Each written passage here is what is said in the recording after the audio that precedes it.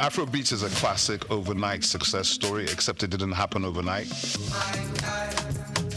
I'm happy to be here. One of the key things about the Omniverse is that it's designed to go beyond an event and designed to be fully something that people can engage beyond the summit. The point being that Nigeria has so much to bring to the world in terms of these things, but we will be bringing fresh energy, fresh ideas, a fresh engagement, and we're obviously open to collaboration. But hip-hop, it never dies. What's the difference between Thor and Shango? Thor is approaching $50 billion in revenue. Shango's broke somewhere outside Lagos. And that's a lack of imagination on our part, Africa, and they're all Nigerian. So to be seen and to be noticed is very hard if you're not in the place where all the noise is being made.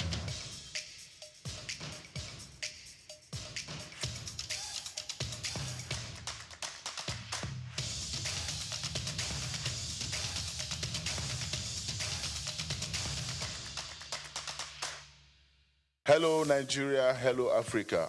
Yeah, this is Sound Man. Keep watching Souq News. My name is Babalola from Excel LED. Keep watching Souq News. My name is Shepherd Michael Adewale Onofuye. I enjoy you all to always watch Souq News TV. Hi, I'm Tom Bogaballs, and please keep watching Souq News. Wale Seriki, SLG Lagos Island East. Souq News, keep out watching them and keep a lookout for them. They're up and coming, and we're proudly to be affiliated with them. You alone where they make me go crazy. This your love in the cool of my brain. You're my medicine, I need you all day. Yo, it's Blackface Nigeria, and you're watching Souq News TV. Keep it locked on this dial, don't change it. You know what I say? Blackface Nigeria, love no bad. We've got just what you need right here at Femi Wash Media. Call it the Midas Touch, and you wouldn't be wrong. Let us record, produce, mix, and master your audio like nobody does. Reach us on our contact today for the best quality job. Woman, the powerhouse of every home. She makes a continuous, deliberate effort to nurture and secure her family. Before anyone else is awake, she is. Before she eats, they do. Before she rests, she makes sure tomorrow is possible. In homes across the country, hunger is silent, but a woman's sacrifice is not. She walks the land, carries the weight, stretches every meal, yet when food is scarce, she is the force to go without. Food insecurity is not just an economic crisis, it is a gendered one. As a woman, I've had to reduce my food portion in order for the food to go round. You know, when I'm serving food, maybe like protein, like chicken, fish, I have to ensure that everybody else gets. So sometimes I have to take out from my own and ensure that the members of my family, maybe the younger ones, are well fed before I talk about myself. Me as a woman, I skip food for my children for them to be satisfied. When food is not going round, you just have to manage ourselves. Like maybe you just one plate, you just have to short it to half, so everybody can take something and eat. It has not been easy because everything has been expensive now. Maybe when I go to market now, I take 50,000 to the market. When I got there, I see that this thing is expensive. I will have to buy maybe one plate I want to buy. I will just have to short the money that, okay, let me buy half pints of rice, half pints of beans, everything half pints. If it's like your loved ones, something like that, if you see the way there is not enough food, so you just need to step outside your own and give them your own to eat, something like that. Normally, I used to buy my food from big supermarkets. Let's say go to the mall to buy food stores. But because of the high prices in baking everything, so I prefer going to the local market. So I go to the local market instead of the mall these days. food shortage and hike in price of food has affected my family in the sense that all the things that we used to buy before, the price of all this food stuff have gone up, and it's becoming more increasingly difficult to buy what we used to buy at the same price. So definitely we have to cut off a lot of options from our meals. So we are kind of repeating the same meals we've been doing that for a while now. Globally, women experience food insecurity at higher rates than men.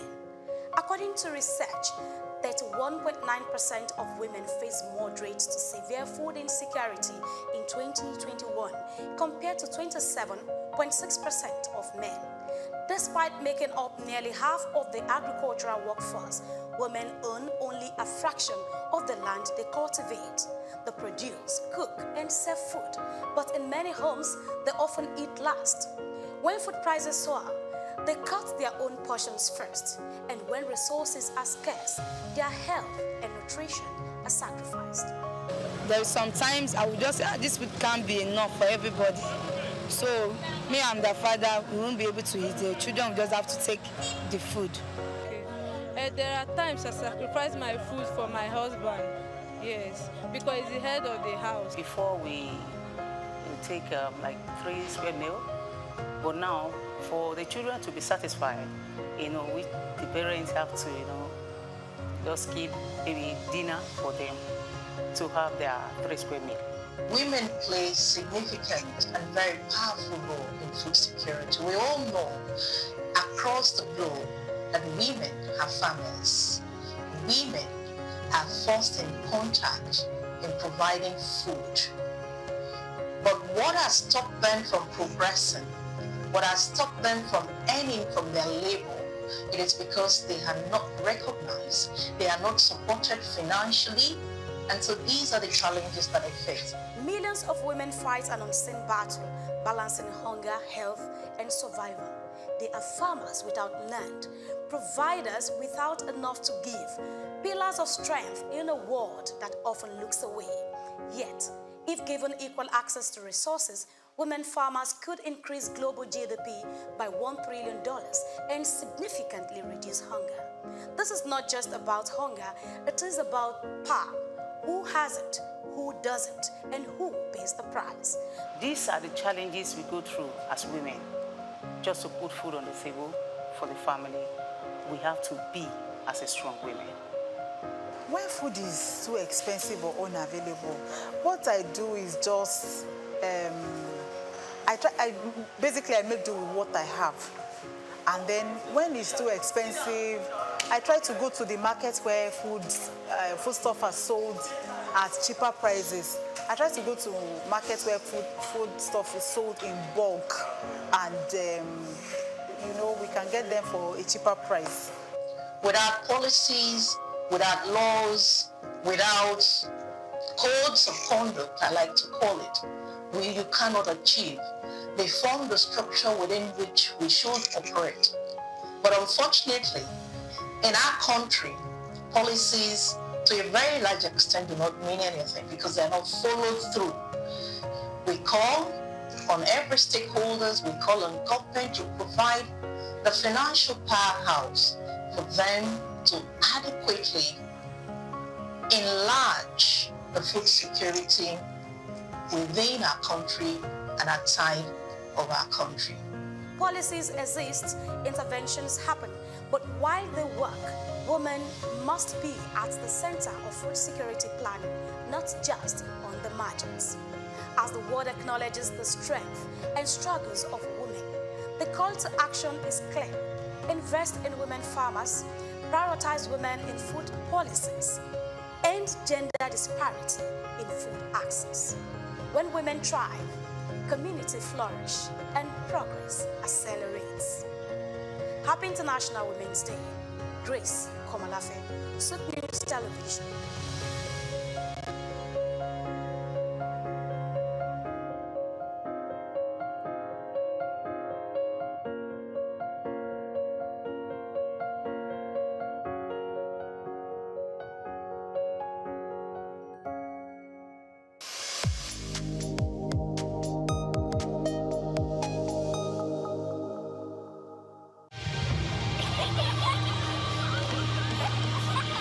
keeps the heartbeat of a community alive?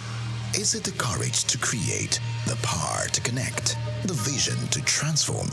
Well, it's all of these and more. It's a symphony of ideas, innovation, and industry. But where do these stories come alive? It's right here on The Isle, 104.9 FM, the station where dreams meet action and growth finds its voice. The Isle, 104.9. Business, economy, development. Stay tuned.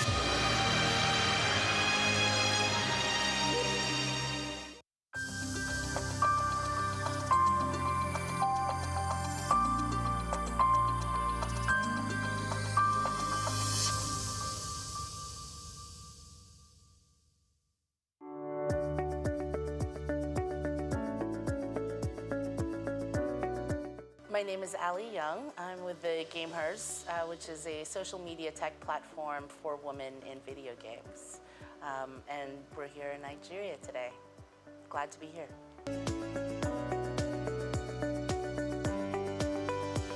People are just absolutely lovely.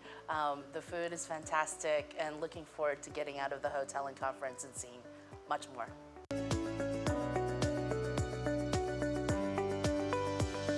I mean, for me, I'm a gamer. I met my husband playing video games 20 years ago, and it actually is something that has been part of my lifestyle. Family time is spent with my daughter and my husband playing video games. We've met online friends in person, gone on vacations with them. They were part of our wedding. It's really been just an amazing connection point and social point for us. And so when I had the opportunity to work with the Gamehers, it really became home to me, right? Because it's with people who are very like-minded and an amazing community.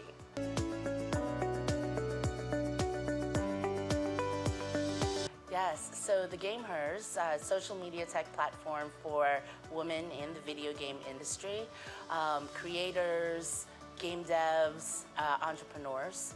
And for us, we are a safe space where people can connect. Something that you and I spoke about earlier around, playing video games and feeling the pressure to be good at it and wanting to, and kind of the toxicity around the online culture a little bit, because it is a little bit male-dominated, right? And I feel like the Gamehers was built around that. In fact, I remember the very first gaming conference that I went to, and literally it was a room that had about 200 people, and there were 3 women, including myself. And I thought, we have to do better, right? I mean, I play video games. I have friends that play video games who are women, and I feel like it's extremely important for us to spread that message that it is okay to play video games as a female. Additionally, Gen A, Gen Z, 98% of the younger generations are playing video games now, right? They don't identify as gamers like people who go to movies don't identify as movieists, right? And so it's just a part of their life. And what's interesting is that even though there are 3.2 billion gamers globally, and half of those are women, we're still underrepresented in the professional esports world, in game development, and leadership positions.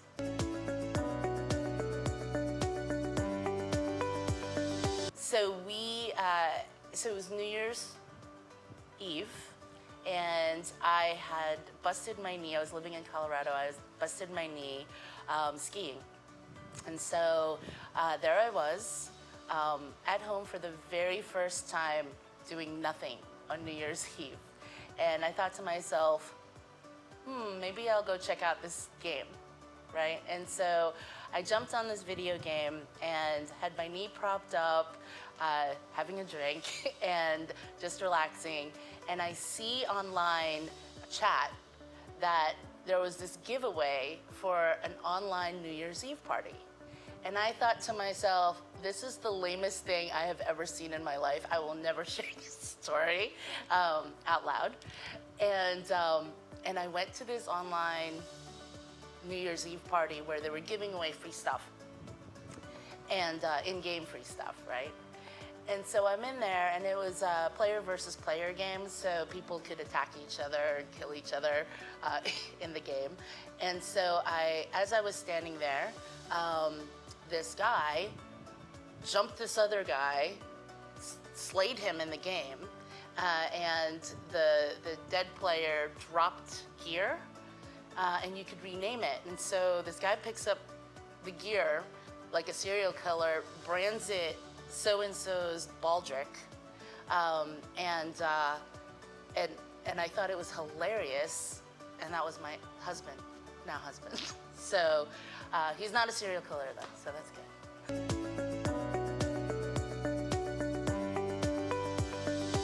I'll share this with you. So the Game Hers, since its inception in 2020,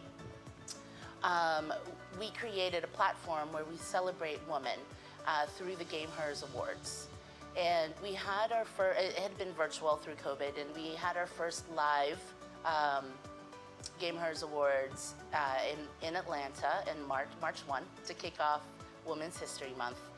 And we had a room full of 300 people, women and their allies, where we celebrated their contributions to other women in gaming and inclusivity.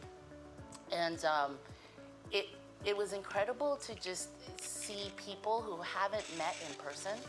I mean, if you think about how you work with people now and remote life is so prevalent, I mean, you think about how you meet people online now anyway, right? And then when you meet them in person, that relationship just escalates and just gets even better. And so the Game Hers provides that space to be able to do that, right? We have an online community. We provide opportunities to meet in person through a lot of different events. Much like Dunhill Ventures brings together, they bring together family offices and investors to connect and create networks and create relationships. That's what the Game Hers does.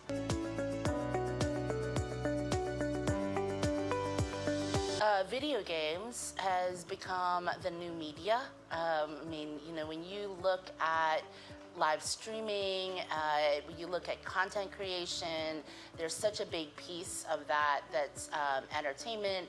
And as a person who plays video games, you get to do both, right? I mean,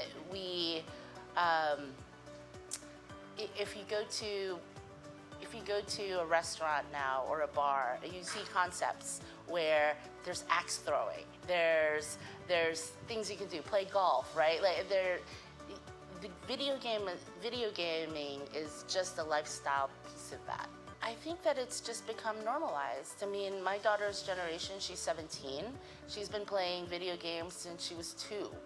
Right, and whether that's learning video games and educational video games, or it's Call of Duty. I mean, she plays them all, and she tries them. A lot of times it's her friend group. Her friends like to play video games as well, and so they do that together.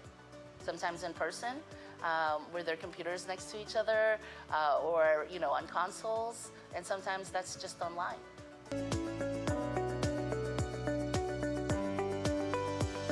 So I think we all play games. I mean, if you played soccer when you were younger, or football, right? If you played basketball or sports, we compete all the time, right? Leaderboards, points, things like that. I mean, everything is a game. And so I think that the Game Hers provides a place where women who play video games can connect. And that's the beauty of it.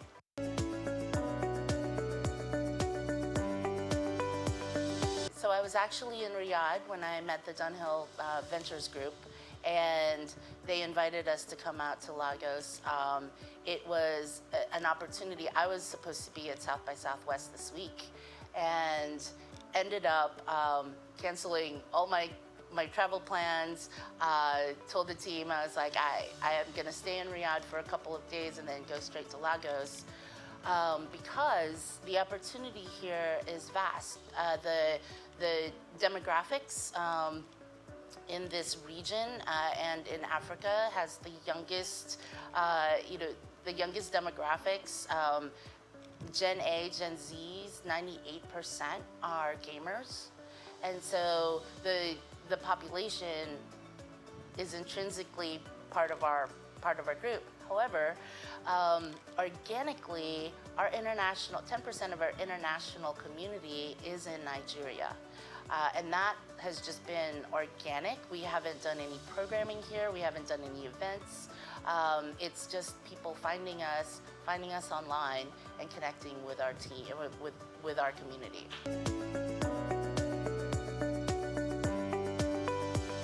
So we are the Game Hers. That's TheGamehers on all socials and thegamehers.com. Please download our app. It's tgh.app. And it can be downloaded on Apple, Google, and we're also on desktop as well. And connect with us. Our community, surprisingly, well, not surprisingly, is very inclusive. While we focus on women and we are femme-based, we do have non-binaries and femme-identifying peoples, and also our allies who are men and male.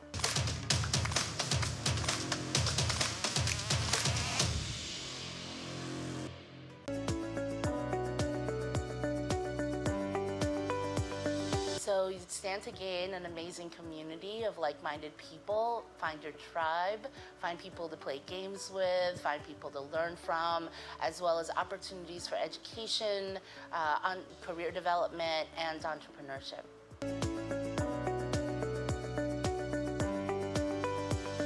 Absolutely. So we partner with a lot of game developers.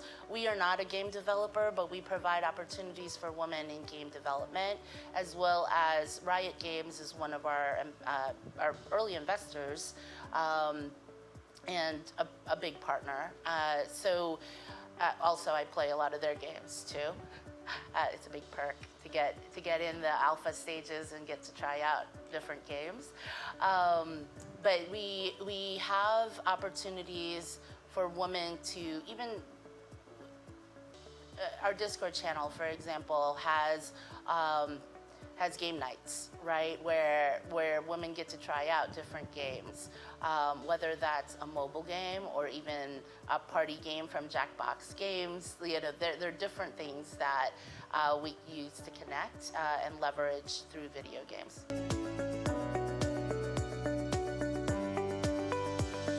I see there's a lot of there had been.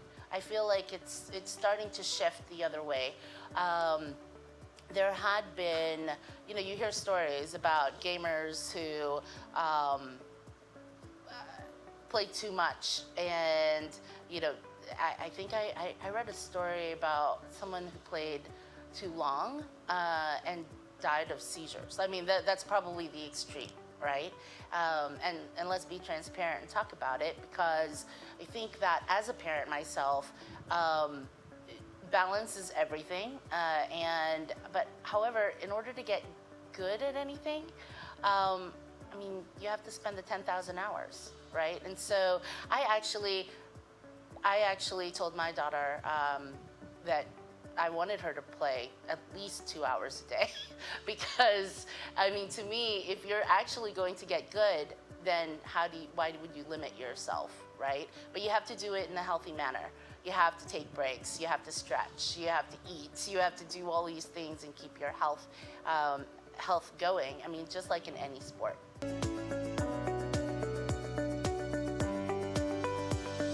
Gaming has been shown to teach our children and to teach ourselves mental acuity, hand-eye coordination, problem solving, which I feel doesn't happen enough, but gamers have to learn how to lose, which is also something that doesn't happen enough, and also the grit to keep going, right? And so I think there are a lot of very good benefits to gaming, just as well as negative things, just as well as anything else. We are very focused this year on our international growth, and this is part of it.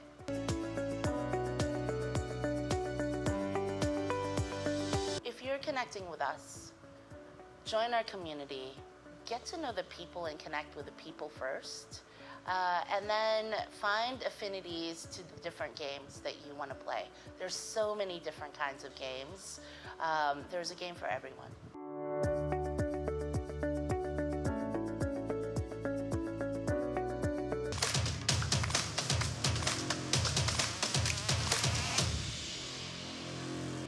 My name is Shino Ogbadegeshin. I'm the CEO Gozi Micro Insurance. Continue to watch Souq News. Adenike Adeyemi, Executive Director of Faith Foundation. Keep watching Souq News.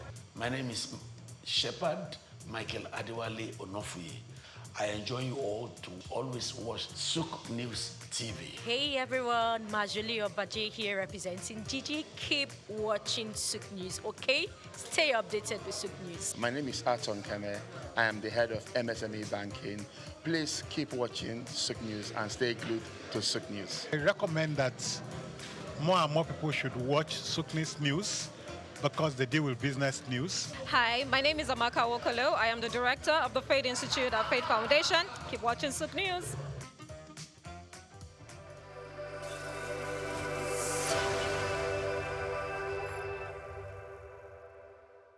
At the African Development Studies Center, ADSC, we are committed to driving sustainable growth and development across Africa through innovative training and research. Our mission, empowering leaders, policymakers, and professionals with the tools they need to create lasting change. With customized training, dynamic research programs, and study exchanges on leadership, management, and other critical development topics, ADSC offers a platform for exchanging cutting-edge ideas and global best practices. We provide comprehensive services in research and consultancy, capacity building and training, education programs, publishing and knowledge sharing. Our esteemed faculty, composed of seasoned experts and researchers, ensures a learning experience that is insightful and practical.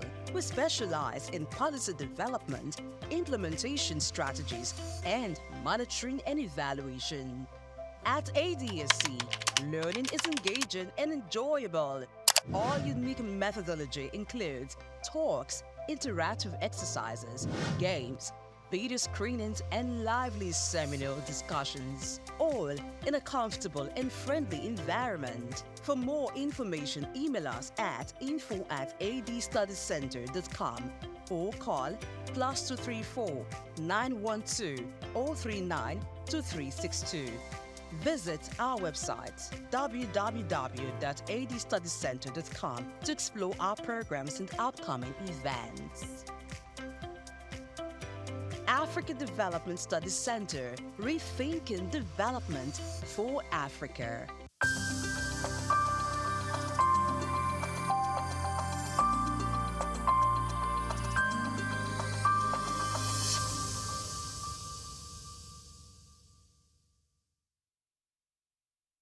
Hi, I'm Blessed Nation. This is Souq Exclusive. You know when it's time for exclusive, we've got a big fish in the pool. All right, this time around is JJ Ekwega, the name that comes to mind when you're talking about talent relations globally, you're talking about media consultancy, as she's been publicist to renowned artists such as the late Judge Michael. All right, I hate to say late, but because his music feels so much alive whenever you listen to it, because they're classics. When you talk about Judge Michael, those songs is done, never fade. But let's meet JJ Ekwega. Good morning, welcome to the show. Good morning, nice to see you today. Yeah, I like to wake up to someone great, and this is it. Waking up to sit close to you and talk to you. Oh, thank you. Thank you. Appreciate that. Thank you. All right. Now, for someone like you who's been around the high and mighty when it comes to the entertainment industry all along, it must have been a journey and it must have been very interesting. Also, good to know that your grand uncle, Orlando Martins, was the first African to go to Hollywood. Yes. So, talk to us. How has it been for you growing up amidst celebrities and even working with them? Well, I have to say the inspiration started with great uncle Orlando, really, in the sense that when we were teenagers, we didn't know in the 80s, just before he passed away, we used to visit him just in Lagos here, near the Marina area. And I think there's a street named after him. This is the Marina area. Oh, my goodness. Yes. Are you serious? Yes. Okay, so this is like somewhere from my childhood. I actually left Nigeria when I was 8 to go to boarding school in the UK. And the journey, I want to say, was almost accidental because I went to university in California, University of Southern California in Los Angeles. And I did want to study international relations, diplomacy, because I studied French, Spanish, and I have colloquial Arabic as well. So you'd have thought I would go into something where I would use my languages more. But I ended up at university in Los Angeles. And where is that the capital of? Entertainment. So I fell into entertainment. There was no other route to take. And ended up working in media relations. My first job as an intern. I was thrown into this agency and they said, oh, you're going to work for this gentleman called Michael Levine. And he's one of the top PRs in Los Angeles. And I was assistant to his assistant. And who was he looking after in those days? We're talking about the mid-90s. He was looking after David Bowie. So I ended up working in my first job as an intern. I was unpaid, so it was like a student job, working for the PR for David Bowie. So that's where my journey started. So it was almost accidental because I didn't actually choose it. It kind of chose me. All right. Even though it was accidental, you wanted to become a diplomat. Yes. But you stumbled into entertainment. Yes, I working did. as a publicist. Yes. What was it that kept you and you decided to make it your thing? I realized that it was a vocation, that's something that came from the family. Going back to great uncle Orlando Martins, I came to appreciate in time when I told people that as a child, he would show us pictures of him with Ronald Reagan or the great Audrey Hepburn, the actress from Hollywood, and other people. And we didn't appreciate it at the time. And when I told the story, when I went back to Los Angeles, people would be like, but we know your great uncle's films. We've seen him in Hasty Heart. We've seen him in The Nun story with Audrey Hepburn. That was your great uncle? He was so eloquent. Because what was so good about great uncle was that he spoke Yoruba in his roles. He would never just make up gibberish. He'd say, no, I have a language. I'm Nigerian. And that pride, I think it came down to us. And my brother, Babatunde, and my sister Yewande were so lucky that we were around him as children because he instilled that thing in us. So when I fell into entertainment when I was in LA, it was a natural progression. And I just thought, no, I should do this. He was an inspiration to me. So I think that's what kept me going on. Did you ever find yourself in a conflict from being the publicist, the one who's behind the scene, working it out for the artist, and wanting to be in the stage, like being in front of the camera, being the artist yourself? Do you know how I got around that? Our late mom, Ibiene Adokie-Pega, she was a journalist in the UK in the late 80s and just before she passed away, unfortunately, in 1992. And growing up with her, she worked for the Daily Mail in the UK and as a freelance for papers in Nigeria, although she was based in London. And one way of me conquering that was also doing my journalism side of things, because my degree was in communications and journalism. So I went into journalism in the sense that I worked for a number of sites like HuffPost. I worked for something called the Luxury Channel, and I was a contributor for news websites. And I also did CNN Showbiz because I had a little spurt at CNN, which I loved. And that was a way of connecting with the entertainment side of things, interviewing people, going to events, writing up stories about movies, about special events, covering the Oscars, the BAFTAs in London. So that was a way for me to go around it, if that makes sense. It does make sense. And I see that you've got experience all round from Yeah. media to entertainment. Yes. Now, when you first met the big artist, in fact, when you were asked to relate with someone like David Bowie, how did it Yes. feel for you for the first time?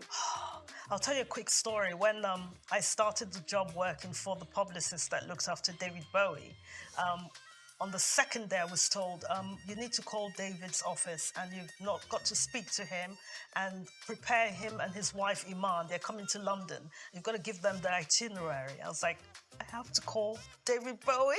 I can What? imagine that. I was trembling, but I just had to hold everything in and say, okay, he's a human being. Okay, let me just get on with it. And that kind of helped in the sense that they trusted me to do it. But then I had to hold myself together, and sometimes you just go with it. You just go with it. So share with me your experience working with Judge Michael. I'm eager to know how it must have been working with him, watching him, on TV. I find him fascinating, unpredictable. But working with a man like that, how was it? Oh, it was amazing. I'll tell you, I first met him when in 1990. Well, I say first met him, worked for him. I spent a day with him. When I worked at MTV Europe in the mid-90s, he was doing, this was 1996, he was doing the MTV Awards in London. And during the MTV Awards, everyone's assigned to a different artist. So back in those days, it would have been people like Robbie Williams, I'm a UK artist. George Michael was there. You had the Foo Fighters. You had Janet Jackson. You had different artists. But that day, I was assigned to George Michael, and they said from 9 o'clock in the morning till 9 o'clock at night, you've got to be with him, you've got to get him food, look after him. So you have to imagine that I had to go and meet his car at the stadium when he arrived. It was at the Alexander Palace, actually. I had to meet his car, introduce myself, say, I'm going to be looking after you today. And they call it a talent escort. Okay. I'm going to be your talent escort. And it was just him that came alone.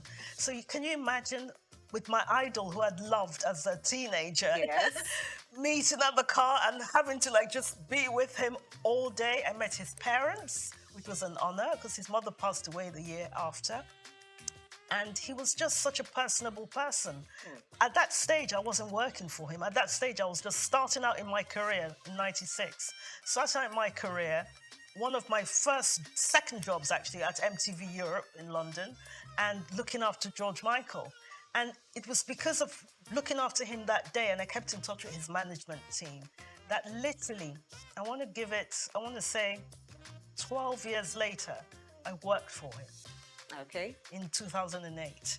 So for me, it was like a journey, and it shows you what a kind person he was, because he remembered. He said, oh, you were that young girl who was all nervous, and you looked after him, and I just loved your company. Come and work in my office. It's because of him I can say a lot that I'm here today, because he gave me so many opportunities. I met so many people with him. One of the people that was looked after in his office was Donatella Versace.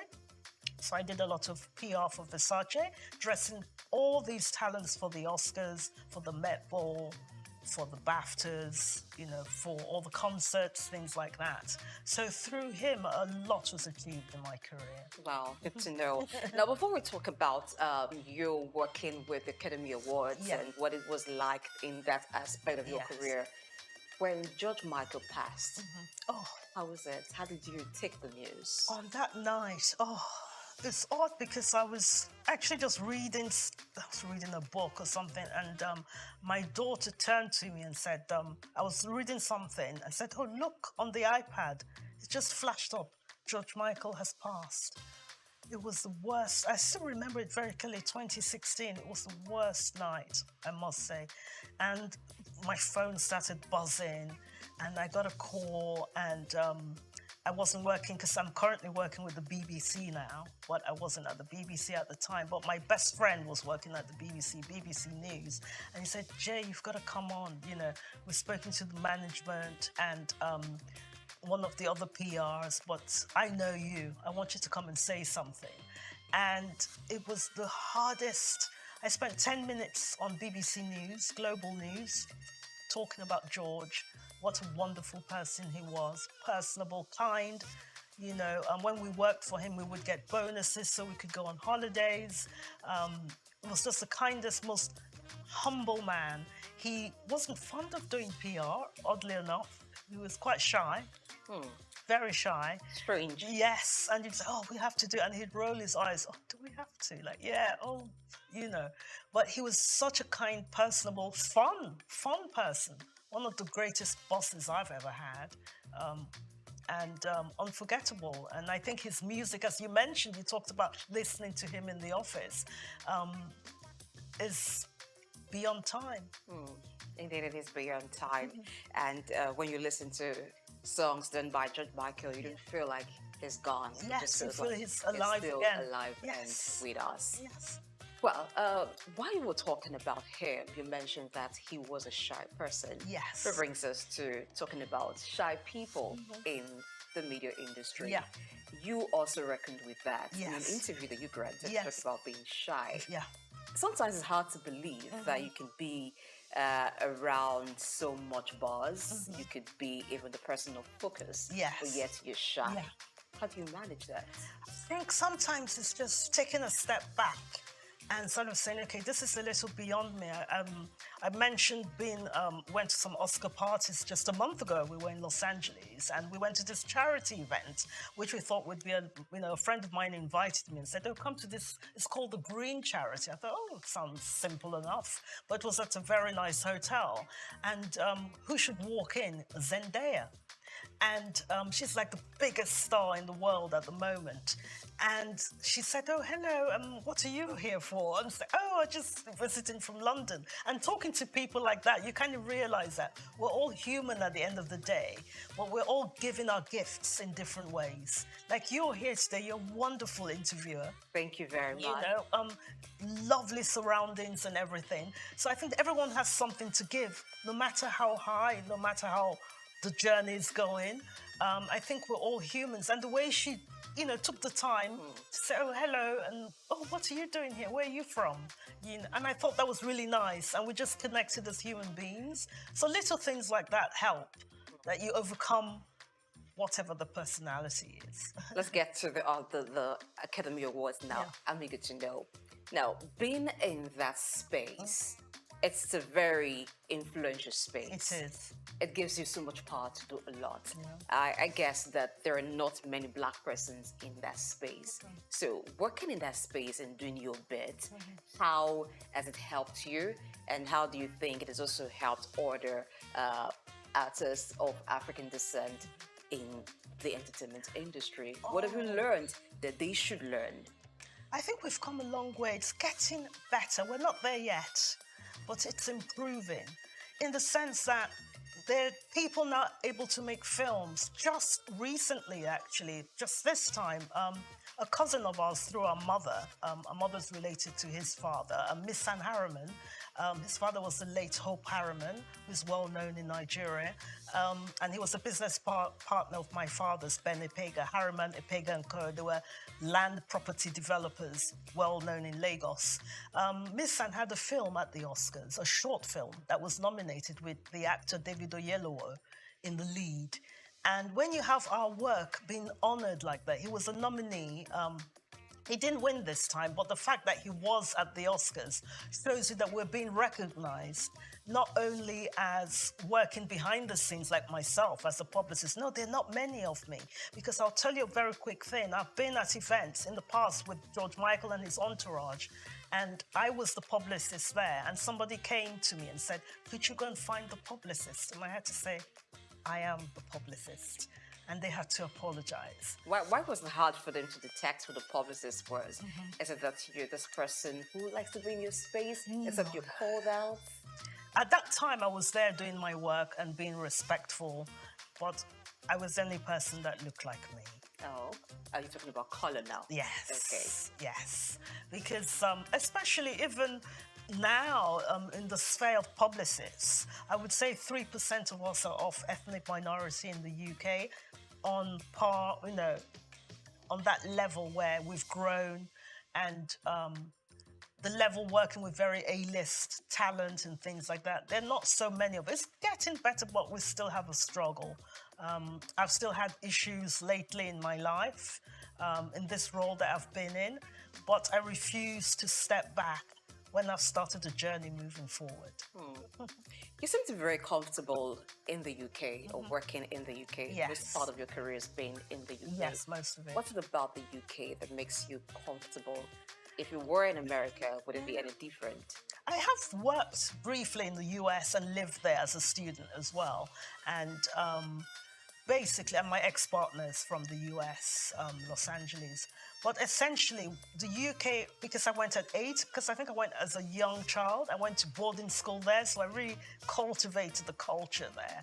And when you grow up somewhere, it becomes more familiar, if that makes sense.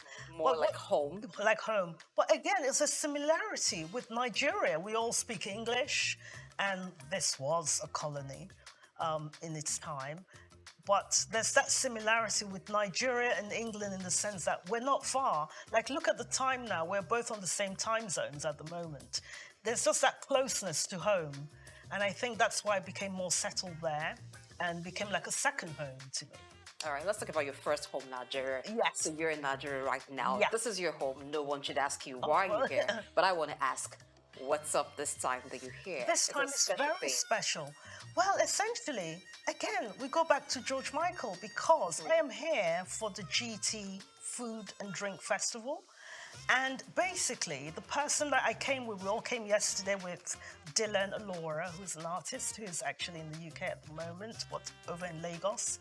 And we came over with Tom Parker Bowles, who's the son of Queen Camilla. And we all flew over last night. And George Michael gets involved with this again because I met him because he was a friend of George Michael and someone that we organized tickets for back in 2008. So we thank George Michael. Because of George Michael, Tom is here. And so we're here for the food festival for a few days to enjoy, you know, see what it's all about. I haven't been to any of these festivals. I think it'll be fascinating. And they have other people attending like Aldo Zilli, Jean-Christophe Novelli, and some US chefs as well. And yeah, very much looking forward to it. So that's brought me here for 5 days to enjoy Lagos. And I'm always happy to come home. So it's a food festival. I'm going to tell you a bit about it because I was at the last year's edition. It was a while. Events talking about having. So you've been? Oh, yes, I have. I haven't been. But I'll leave you to have your experience. Okay. But let's talk a bit about Thomas Parker Bowles. So, being a food critic. Yes. That's not very common. Now, how do you become a food critic? It seems like you've got to be a chef first, or you've got to have great love for food to be able to criticize the cooking of different people. Now that looks like a career that is not quite common. And working with someone like that, from where you're coming from, working with those in music, it's different. It's still in the realm of, in England, it's very popular actually. It's a very popular thing to be a food critic. There are quite a few that I can name in the sense of, you don't have to be a chef per se. It's more like you're an editorial person. It's like you review films, review music, review films, and you review restaurants. So, for example, we took him to, there's a restaurant called Enish in London, Nigerian restaurants, and they have them in Dubai as well. Very popular outside Nigeria. And the people, critics have often said, you know, we've written about food, Italian food, Spanish food, why not Nigerian food? And what I've really admired about him is that because he's written books, he writes recipes and he works with chefs, and that's what food critics do. And it's a very popular thing to do in the UK right now. A lot of people are food critics, you know, writing for the Times. You either write for a magazine or you write for the Bazaar magazine, Vogue, GQ magazine, Esquire. So the role of food critic is really, really something that's done worldwide. But I know maybe here, maybe in Nigeria, it's not so common, but it's very lucrative. Yes, it's very lucrative.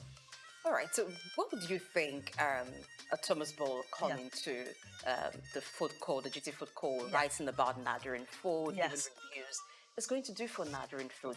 Yes, there is a food that is very popular when you talk about Nigerian food. Even those who haven't had a taste of the Nigerian jollof just want to talk about it and maybe look forward to tasting it. But there are different kinds of food that will be sampled. Yes. What would that do to Nigerian cuisine?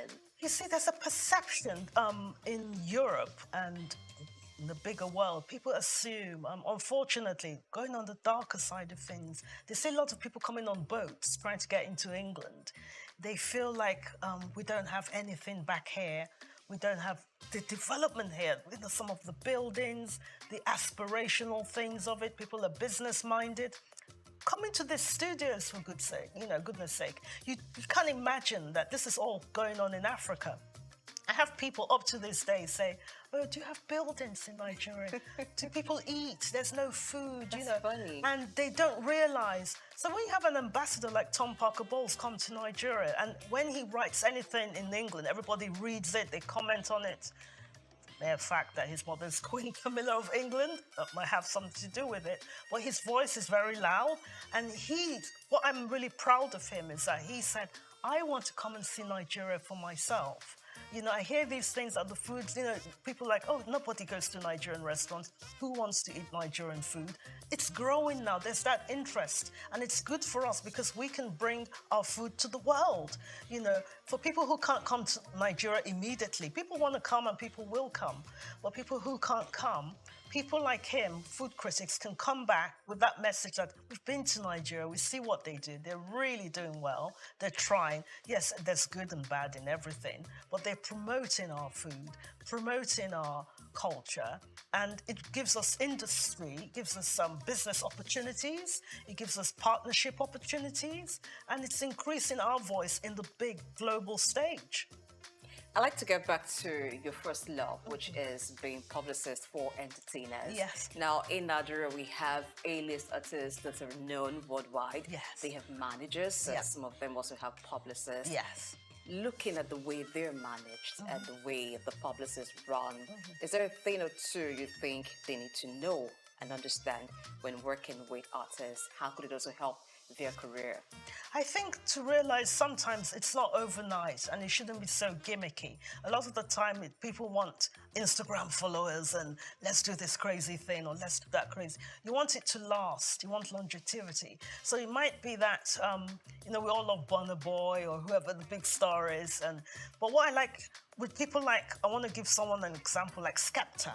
Do you know Skepta? I do. He is wonderful because he's done things like with Channel 4 in the UK where he's done content with young people to try and bring them, you know, let's take them away from the knife culture or any crime and trying to inspire younger people to do business, to do different things with their lives. So I think what the PRs can do is like use them as like an influence, as a force to say, come into this, you can do your career here. It doesn't always have to be in entertainment. You can be a lawyer, you can be a lawyer for an actor, you can be a lawyer for a singer, you can be a lawyer for whatever. Or you can do different jobs, but just to aspire to do better. And I think that's what PRs can do a bit more of and use the talent, that platform they have, those 22 million followers on Instagram, use it as a platform to inspire young people to come up.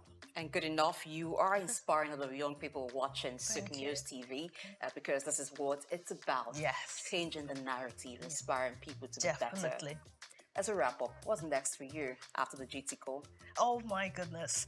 There's a lot because like I said, my main role at the moment is working with the BBC. So working on different shows. I've just done something called The History of Disco. And I was thrilled to see it on the flight over on British Airways. Do you dance? Yes. Oh, okay. I won the Michael Jackson dancing competition as a teenager. Yes, I'd like I to did. see that. I want to do it here. But yes, so there's a lot in the pipeline. Lots of new programs that we're doing with the BBC, and they're trying to make people more cultural and diversity aware. And I want to be part of that journey with the BBC because it has been in the States where people that look like me feel that we're not taken, you know, in the sense that we're not taking the direction that we want to go all the time, but they're trying to readdress that and make things better for everyone. So, yeah, my future, I'm, you know, hoping to, you know, get involved with things like diversity causes and work with teams and everything, and work with new talent and new TV shows. Okay. You know, so it's very exciting time. And get Nigeria involved as well, you know, and do a bit more writing for BBC Culture and write about Nigeria and Africa. Well, you've got Souq News TV with you. Yes. You want to do things, and we want to thank you for being here Thank today. you so much for having me. Oh, yes. I like that you had this energy from start to finish. Thank it you. means that you're very passionate about what you do. And grateful. And you really want to change the narrative for people of color and make the world a better place, like Michael Jackson sang about. Yeah, I know. God bless his mind. So. And God bless the soul too of George Michael. Amen. Amen to that. Thank you. Thank you. It's a wrap on Souq Exclusive. We've been talking with, I like to add the to him. I hope the Judy Tai would not be angry. The Gigi Ekwega, because this woman is awesome. Trust me. It's never been a dull moment talking with her. Thank you so much for having me. I've thoroughly enjoyed it. Thank you. Until the next, I'm Blessing AG. Thank you for watching.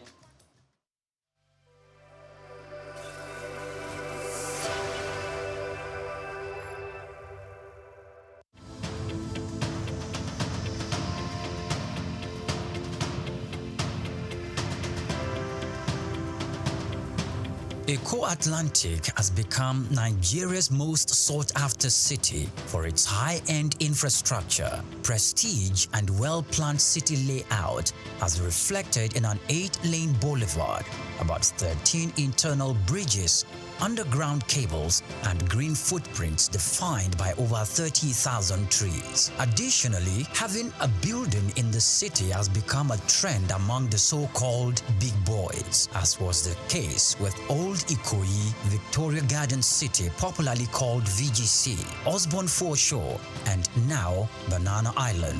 In this special report, Bayo Olaoye states that this talk of "I belong" and the prestige mentality has also spread to the big firms. Before now, Kingsway and Ozumba Mbadiwe used to say that Victoria Island were the go-to locations for high-rise office buildings. These locations are home to iconic developments such as Kingsway Towers, Heritage Palace, Fanfa Towers, the Wings and the Waves, among others, making them Nigeria's equivalent of Silicon Valley.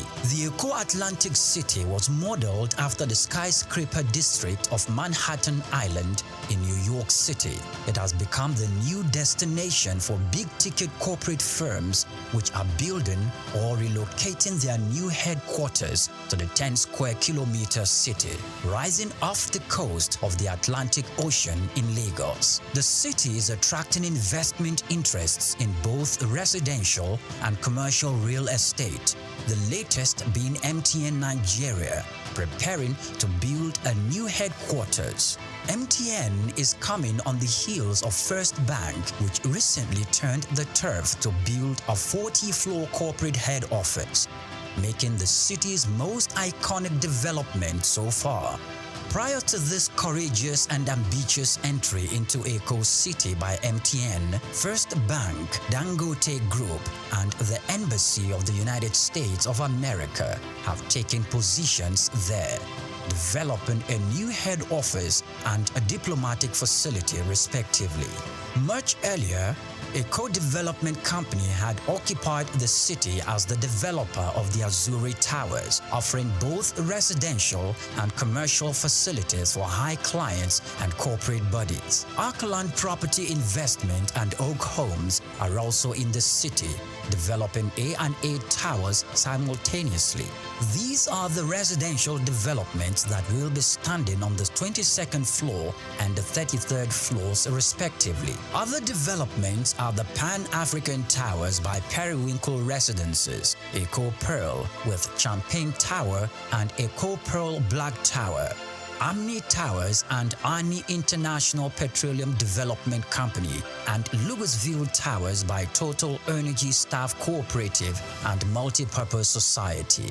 Louisville will comprise 300 residential homes spread between 2 towers, a world-class sporting center and a club, retail outlets, and other facilities.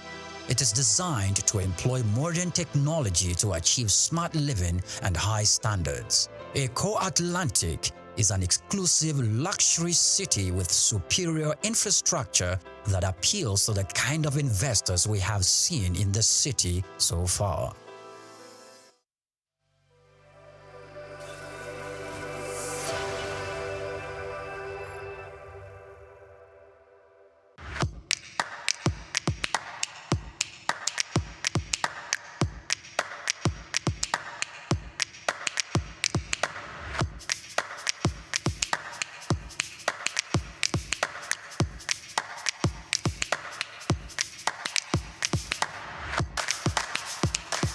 Welcome again. It's that time of the week. We are on our book review show. We talk about the intricacies of specially written books that help mankind and give you the best of life, to add to the best of life for you.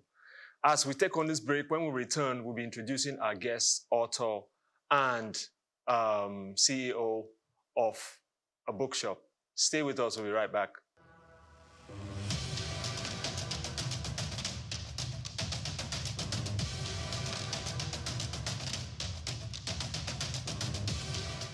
All right, welcome back. This week we have a special guest, author, Lagos Business School alumni. She's a UNILAG PhD holder. She's a certification. She has certification in BizCom and negotiation, connecting with children, non-profit leadership. She just has a long list of qualifications. Her name is Irene Okon Udosen. Welcome to the show. Hi, everyone. Welcome, and thank you for having me. You're welcome. And to my right, my other guest, Mr. Ekom Henry. He's the CEO, All Range Bookshop. Welcome to the show once again. Thank you for having me. Yes. So today, we're looking at the book Lead Out, a special book. I've looked at it myself, and it's quite impressive. But we invited the author today here to shed some more light on what the book is about, what influenced the book, what got behind her to put pen to paper on such an important book, especially in this time. So without further ado, may I call you Irene? That's fine. So please talk to us. What's the inspiration? Let's start from the inspiration behind such a literature. Okay. Lead Out is an education reorientation handbook that was written to be a complementary text for students because we realized that many students go to school without, being prepared to go through academic rigorousness. They want to acquire education, right? But they are more focused on certification than getting knowledge. So at the end of the day, after school, you realize that there is a knowledge gap while they graduate with a mind-blowing certificate. And if we allow things to continue like this, the labor market suffers. For instance, I was with someone who works in a media house a few days ago, and this person has an intern under him, and he was telling me about the difficulty of working with young people. Because after graduation, you see that they are not really, or they don't seem ready to fit into the system in terms of delivery. Yes, capacity. So Lead Out book is a text that is intended to foster academic responsibility among students, to develop readership, and also inspire students to read and be part of their own education. Because we believe that no matter the reforms, if students or learners are not part of their education, there won't be quality education. And if there's no quality education, how do we expect to produce graduates that would in turn drive development in our society? The knowledge will not be there, both the knowledge to transform Nigeria or even compete or to produce something that they can use to compete in the global market will not be there. So if a child says, I'm going to school, you have to help that child realize that it's responsibility, right? I'm not sure how many parents tell their children the purpose of education. All we were told was to go to school and, of course, for the purpose of a better future. But we were not taught how to acquire that future, So there is the likeliness that, not even the likeliness, I think there is negligence towards knowledge, right? We've over time emphasized certificate, excuse me, we've emphasized certificate to the point that people can do anything, to acquire a degree, even if they don't have use for it, just because they want to go to school. But at the end of that, do they have the knowledge to function? I think that's key. And any education that is not functional will not be a useful one. So I think this is the book that raises that consciousness for every student. Awesome. You see, you mentioned it twice. I was going to ask you, but I said, let me let you finish the flow of your thoughts. Why is it so important today to show off certificates? Okay, I think certificate is important, right? We're not demeaning certificate, but we're saying that in spite of its significance, there should be a balance, right?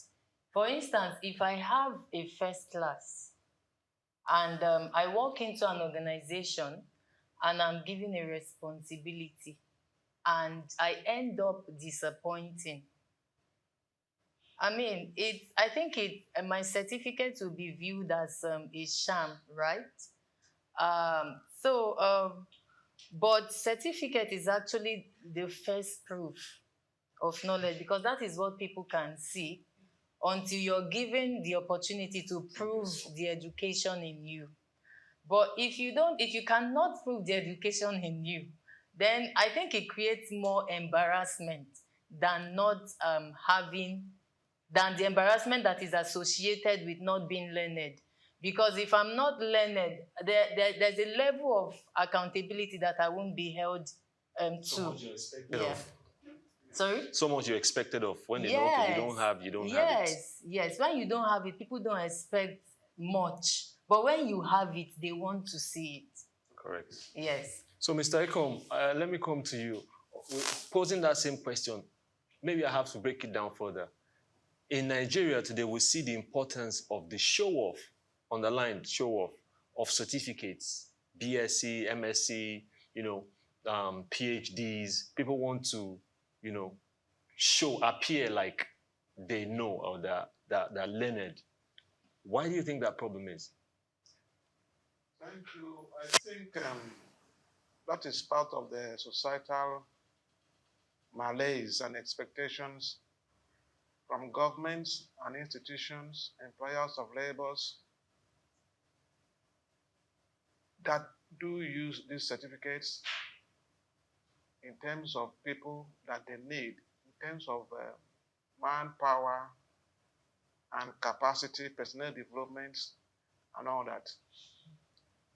You see an advert in the paper, you see what they need is BSc, second class, upper, first class, and all those limitations. And people will now say, okay, if I didn't have a first class, I didn't have a second class, upper, then I have to try and get a master's by all means necessary.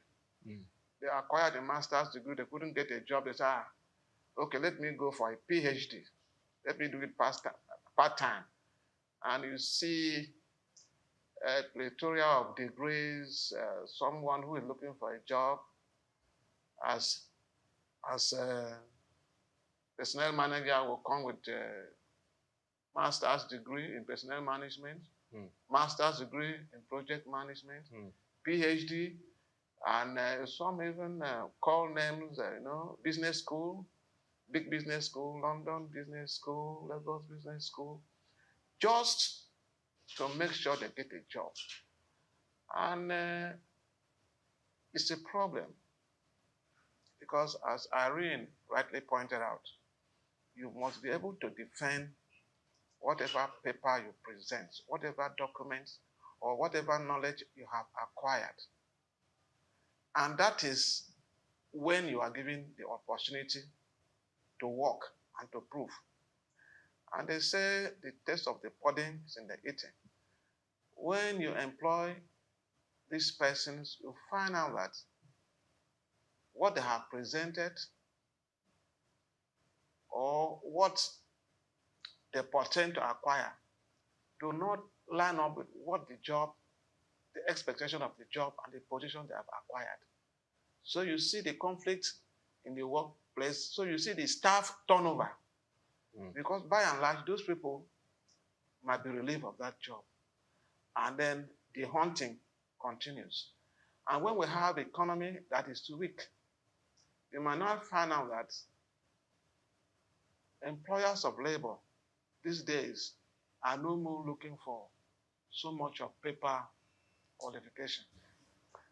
They will ask you to show what you have done, and then they probably might give you put you on probation for a period of time to see if you can actually prove what your papers represent. And these days that we are talking about practical work, people now looking for technical capacity and all other capacities beyond the papers that you have presented. So employers of labors are now looking for your ability to work with other people, social network capacity, the ability to use the systems available, and so many other inputs are being canvassed such that whatever must have been a deficiency in the paper you have presented, probably maybe you have personal marketing abilities, personal selling points. I call it key selling points. Individuals coming to work in a place now, they'll ask you, what are your key selling points beyond your paper qualifications? Thank you. All right, thank you so much, Mr. Ekom. I'll come back to you, Irene. So there are numbers in the book that you mentioned, 75% unemployable, which leaves the ratio at 25% employable. Is this ratio real? This number is real? And if so, what's the process to tackle this? Okay. Going by what you have in Lead Out, based the on book. Statistics, Yes. I would say they are because people did their research actually. Okay. And I've had people see the figures and they're like, am I sure they are not even above this, right? Because until you get to interact with young people, you won't know the mess we're in. Thank God for soft skills, thank God for tech skills and all. That is kind of like covering the whole thing up because he made mention of them, right? So this is real. Especially for students in public schools. I work with them and I don't want to start pronouncing names or calling names. We have students in public schools that are almost graduating that cannot read properly. So as we speak, there's even a learning challenge. Let's not go into that. So I think one of the ways we can tackle this is by being intentional about our education or educating our young people, right? Can you break that down? Okay, I will. Okay. So we need to redefine education for young people, and we need to support them in getting that education. It's not enough to take a child to school and register the child, you know. You have to have there has to be that consciousness of this is for me, this is for my future. The dream I envisage, what I want to become in the next 30 years. This is my beginning. Supposing it's a primary school. You have to create that connection, right? And just let that child realize that you're not going to get to 30 years or 25 years and just find yourself as a medical doctor somewhere. You have to begin now to put in the work. if you don't understand your mathematics properly, if you can't, you just have to tell them the import of each subject or whatever training they are undergoing. If you don't understand your mathematics properly, this is where it's going to land you on this part. If you don't understand communication, this is where it's going to land you. So the child has to be consciously involved. All right. Thank you for that. It's still behind pages. We're talking to author Irene Udosian. Let's take a break. When we return, we'll talk some more on the book Lead Out. Stay with us.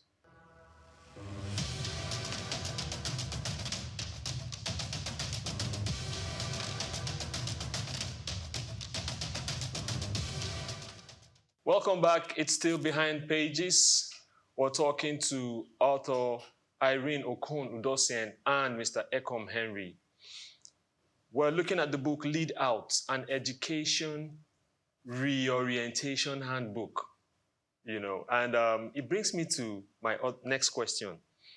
When we look at, it's for both of us, right? When you rummage through the internet, you're looking at news on TV, you're looking at Vox Pop, you're looking at just stuff that exposes you to seeing people talk and express themselves.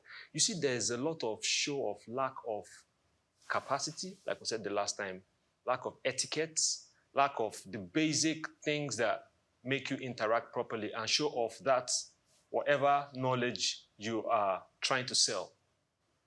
Why is that? And I've seen this for years, like from watching news and all that stuff for eons, actually, for decades and decades till now. It's a problem. You see someone that's, let me break it down further, someone that they say has a BSc, has an MSc, but the tenses are poor. The tenses are wrong. Now, what would a book like Lead Out do for such a person? We'll have a ton of this as a problem. Okay, we talked about what's going on in the education system. And if you look at it, it's an all-encompassing problem, actually. It's not just, the problem is not just focused on students, right? When it comes to education and developing people, we can't overlook the fact that education has not been given the kind of attention it should be given. And that alone can create a lot of problems, which is part of what you're seeing, right? Okay, let me just use a practical example. We went out to a school a few days ago, and this person was supposed to be guiding a student, and the person who went with me to cover the event was a mass communication graduate. So although he didn't appear as that because he went as a photographer. So hearing what the teacher was saying, he just came behind me and was like, is that true? Stuff like that. And I looked at the fact that the setting could have produced that because you have a lot of private schools that aren't properly run. And you have government schools that also have qualified teachers. I don't know about now because I know that what is happening in the system would also affect the kind of teachers we produce. But I always tell people that I would recommend public school over some private schools, right? So it's actually a systemic thing. And if we want to deal with that, it still boils down to us being able to deliver proper education. Train your teachers to deliver proper education. There's a training we do. If you look at this book, we described the circle of education. And you realize that there is a circle that has to do with teaching, right? So if the teaching is wrong, the learner may not receive the right education. Correct. Yeah, so it's an all-encompassing thing. So we are just focused on learners because we know that maybe since they are young people, most of the error, may come from them. Mm-hmm. because we're in a system where because of what is happening out there, parents are striving for survival. There's a lot of negligence. Yes. Distractions. So you call, for instance, I heard teachers complain about calling parents for open day, they won't come. They are not even interested in knowing what is happening at the child's school. So, it's not just, the problem is not just focused on one person. So I think my advice would be that people who are into teacher training, quality assurance, quality control assurance, people or so should also look into that area to ensure that education is properly delivered while we focus on the part of students receiving education properly. Thank you. Properly delivered education. Mr. Ekom, let me come to you with a peculiar question because I'll let you not talk about the other one. Okay. Many people think education is a scam. It was also something you mentioned, and it's pertinent. They're like, okay, what do I need? Buying and selling. I get my goods, I sell, I get my money, and I'm good. What do you say to that? How do you speak on that? And why is such a notion rampant? Now, such a motion is rampant because we are living in a fast, I call it a fast food environment. People want to arrive at their destination so fast and so quick. So you say you're going to go to school, 6334, eh? How many years gone? Then you go to higher studies and all that. And some people believe that within those years spent, you must have used it to do what I call sharp business. And that is so unfortunate because, you see, education is the background, is the shock absorber, is the springboard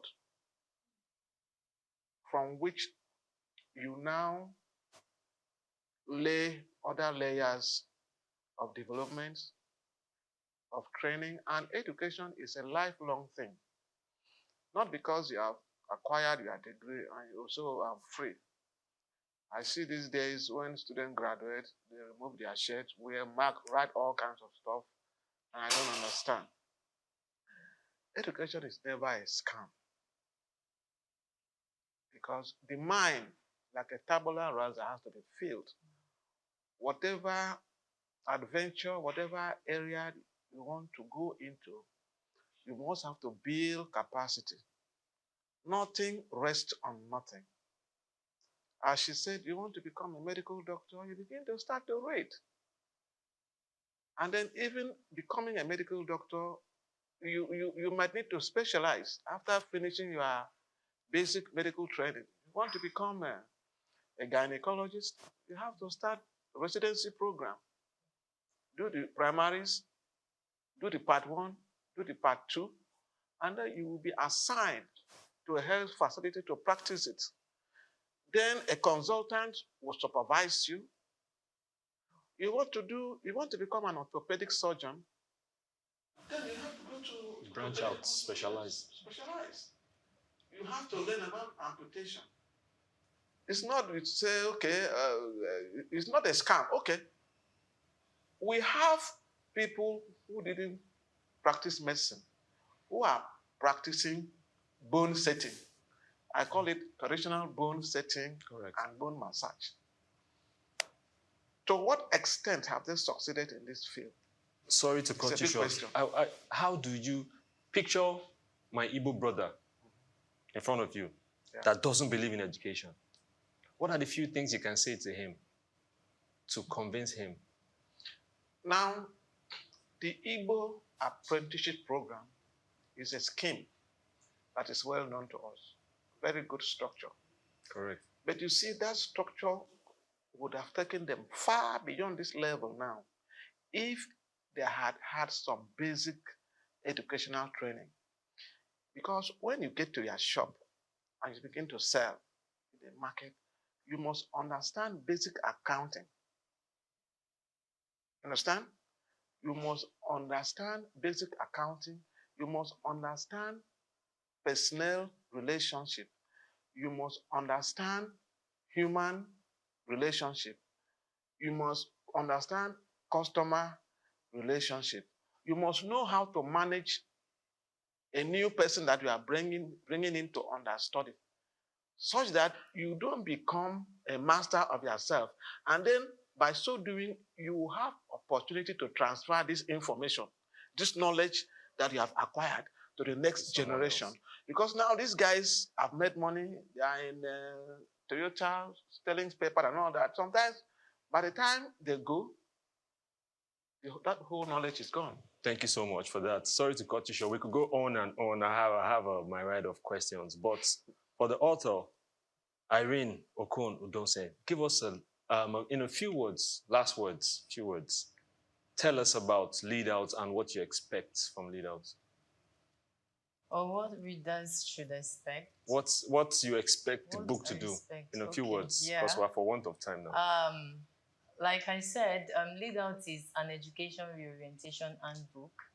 I expect that as many students as would read this book would be driven towards being fully part of their education.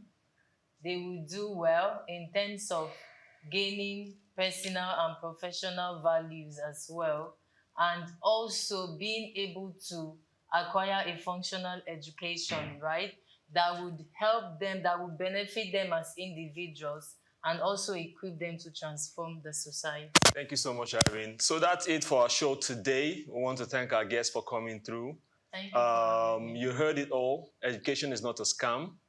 Education is a bedrock for everything you're going to be doing in life. Keep a date with us same time next week. My name is Ikenna Mba. See you next time. Bye.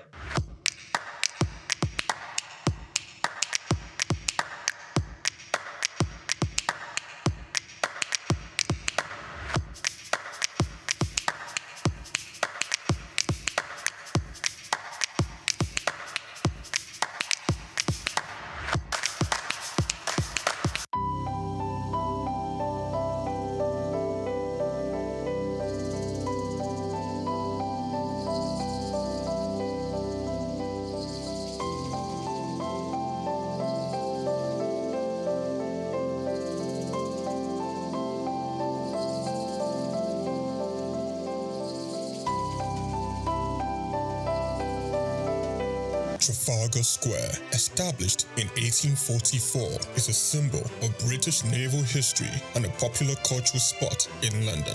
Named after the 1805 Battle of Trafalgar, it has been the site of celebrations, protests, and cultural events, representing the changing identity of the city.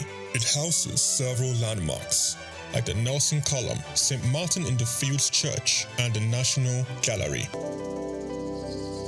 The Nelson's Column, a tribute to a naval hero, is the main feature of Trafalgar Square. Standing 52 meters tall, completed in 1843, it honors Admiral Horatio Nelson's victory at Trafalgar. The column is topped with a statue of Nelson, and 4 bronze panels at its base show scenes from his battles. Surrounding it are 4 large bronze lions added in 1867, symbolizing British power. Iconic part of British culture, not just in its look, but this is very much the sort of centre of London. You know, whenever there's a celebration, a protest, it's a public space that's very important for a lot of not just people that live in London, but for the UK. You know, it's a place where people would congregate. You know, I remember being here all around the 2012 Olympics, but it was very much one of the centerpieces of British iconic culture. Yeah, no, you used to be able to climb on the lions when I was younger, but you can't do anymore. So there you go, that's progress for you. St. Martin's in the Fields Church, reputed as an architectural gem, was built between 1722 and 1726. It is known for its neoclassical design by architect James Gibbs, and is famous for its portico and steeple, and has influenced architecture worldwide. The church also a rich musical history, hosting concerts and helping the homeless.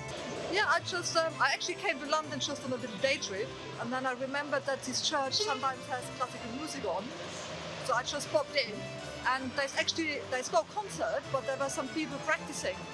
So there's a quartet of violins, and they made some lovely, sort of practice for some classical concerts. So I really enjoyed just sitting there for 10 minutes, listening to it. It's lovely, it's a really nice church, and it's nice that the people don't use it much time.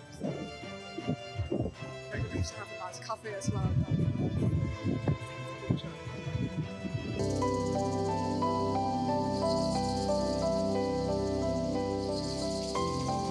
The National Gallery, founded in 1824, is a treasure trove of art. Located on the north side of Trafalgar Square, it houses over 2,300 artworks from the 13th to 20th century, with free public access to masterpieces from major European artists. I'm not really sure. I haven't been through the museum yet, but I'm here for a Christian heritage tour to kind of learn more about the history of the Protestant Reformation in England and Christian history here in England through the paintings that are in the gallery. So that's what I'm here for today. Trafalgar Square blends Britain's naval history with modern art and culture. It remains an important public space, attracting millions of visitors each year to experience London's rich heritage and vibrant atmosphere. Chike Okolo, reporting for Souq News. Known as the father of African literature, Chinua Achebe was born on the 16th of November 1930 in Ogidi, now Anambra State, eastern Nigeria. He was born to Isaiah Okafor Achebe, a teacher and an evangelist, and Janet Anenichi Iluegbunam, a vegetable farmer. Achebe has reshaped the global understanding of African identity through the power of storytelling. Raised during the twilight of colonial rule, Achebe's education was steeped in both Igbo tradition and the Western values of post-colonial Christianity. As a student at the University of Ibadan, he became fiercely critical of how Africa was portrayed in Western literature. Achebe believed that Western literature often painted Africa as a dark and primitive continent, but he sought to tell the African people's lens. In 1958, Achebe's groundbreaking novel Things Fall Apart shattered colonial narratives through the tragic story of Okonkwo, an Igbo warrior. Achebe illuminated the complexities of African culture and the devastating effects of European colonization. Things Fall Apart became more than just a novel. It became a symbol of African resistance against the oppressive narratives of colonialism. Achebe was not just a writer. He was a passionate advocate for African self-determination, and his political activism made him a critical voice in the post-colonial era.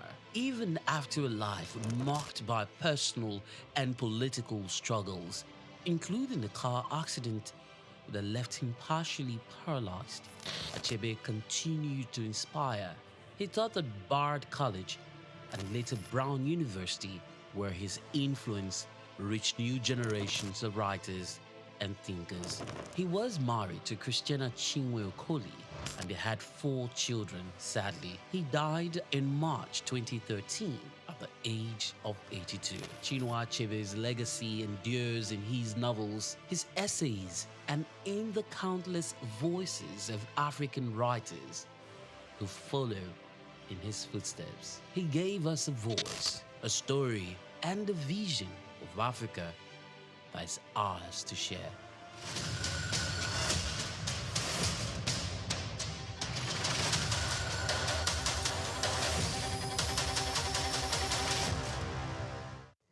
The much-anticipated Super Leader Conference kicked off with energy and enthusiasm in Lagos as the host, Apostle Success Haruna, delivered a transformative opening presentation. The conference, themed Leader Shift, brought together renowned speakers to redefine leadership and influence.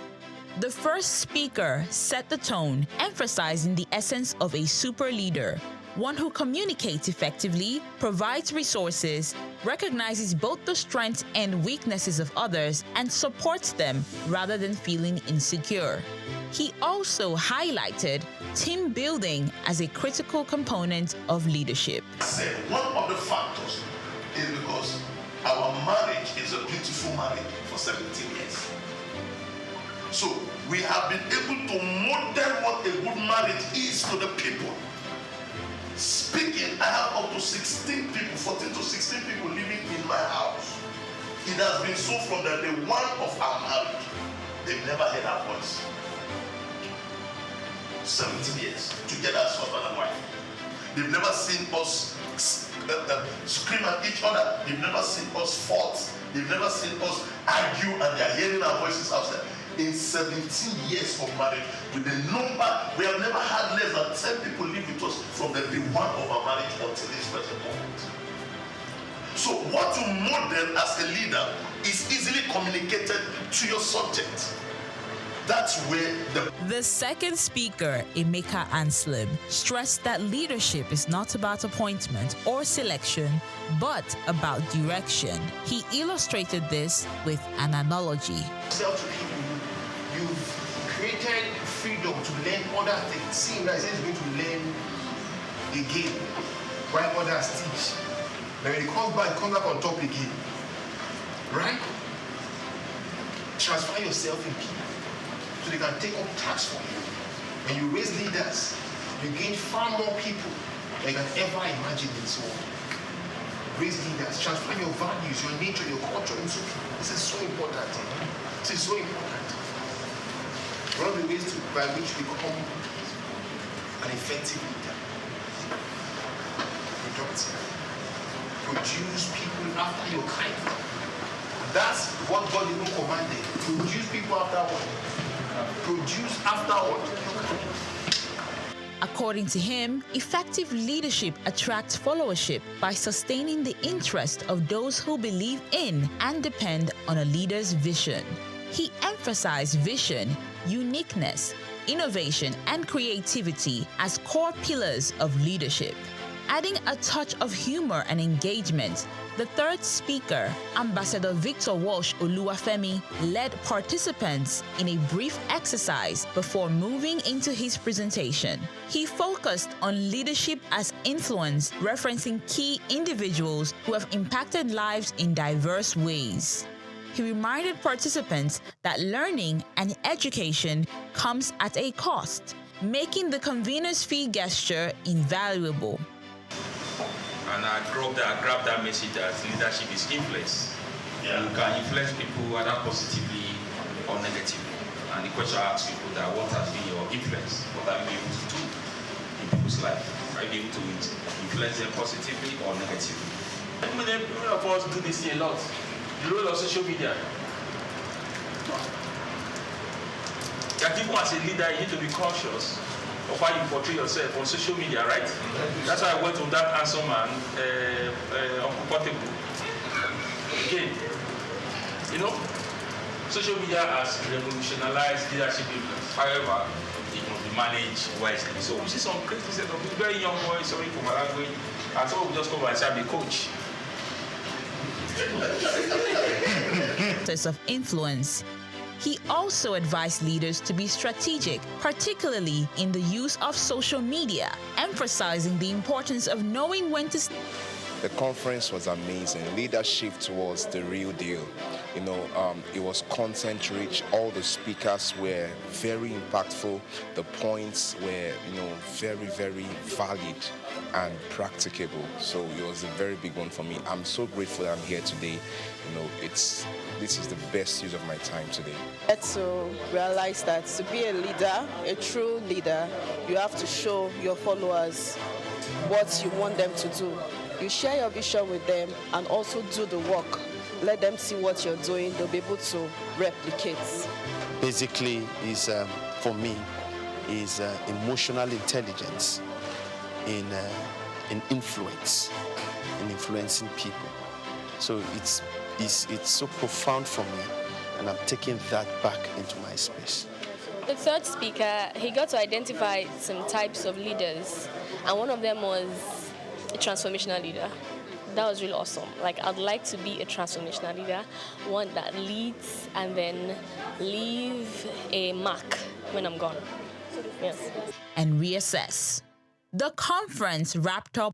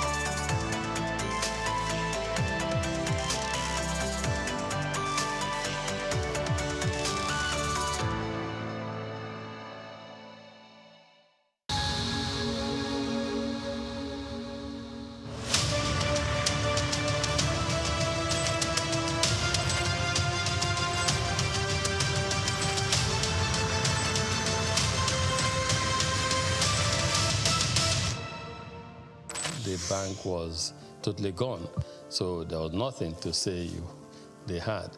But we still approached them and said we would like to take over this bank. The journey since 1997 has been one thing or the other, and I'm happy that many years down the line we look back and we're happy that we're audacious and bold to make them move at the time.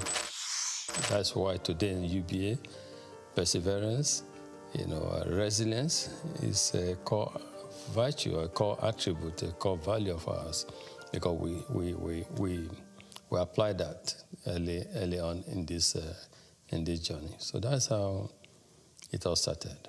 Leadership, according to some Peters, entails vision, enthusiasm, trust, verve, passion, and consistency.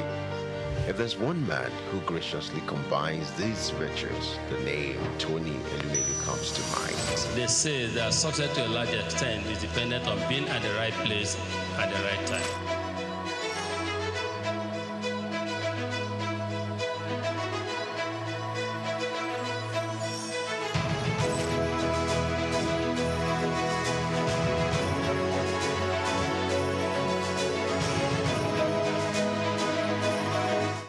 I say to people, my elder brother, who is 7 years older than me, he doesn't have gray hair. I have gray hair. My gray hair started from the merger, because making it work, serving your customers, making sure that everyone in the universe or the institution, which was 428 branches at the time, that it was same level of service across board. Customers of standard trust bank that were used to a certain level of service delivery, you will not want them to come to the new institution and have a drop. From the womb of time, Tony Elumelu has been an embodiment of nobility and excellence.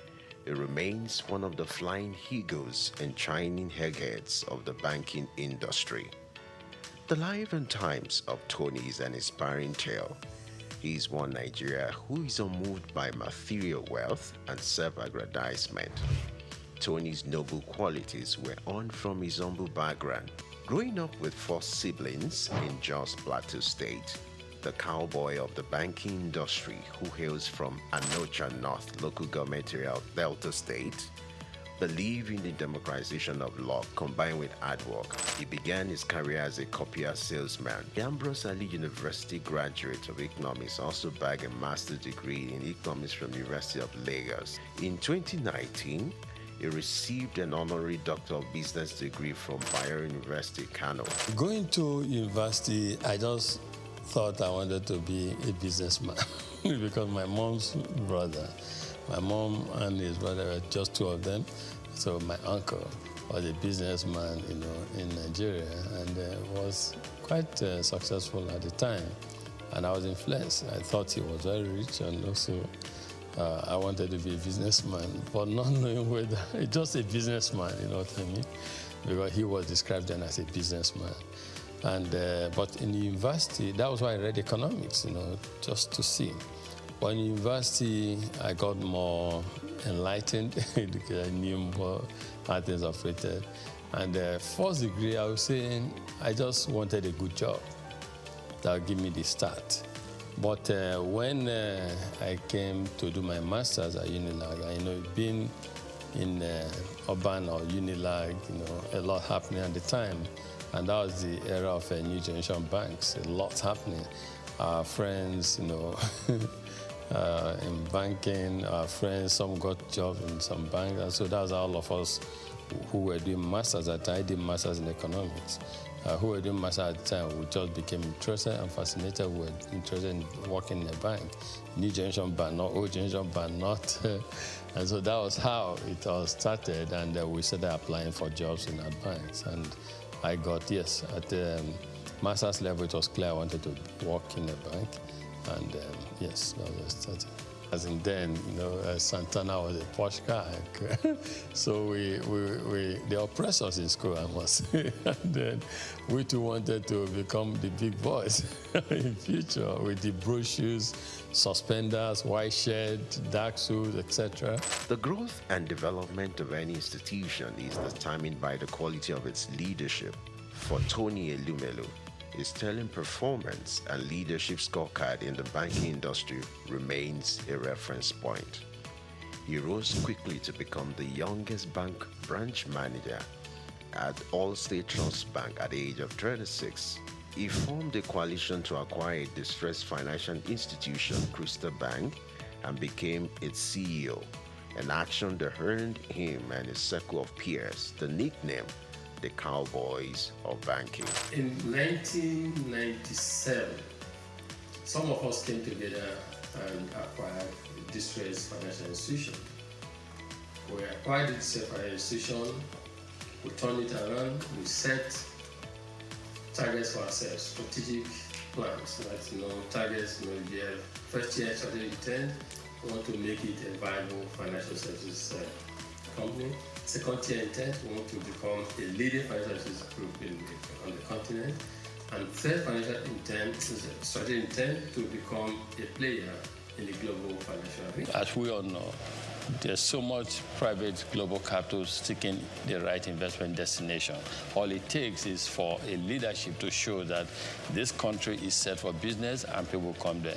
We want to move into an economy where they can invest freely as well as move their monies out when it comes for time for dividend and remittances and repatriation of a dividend. So I will continue to invest because of the signal that we see in the market, because of certain fundamentals that are right. He audaciously led the largest merger in Africa between United Bank of Africa and Standard Trust Bank. Tony's fancy for red tie remains emblem of his appearance. He retired as CEO of United Bank for Africa in 2010.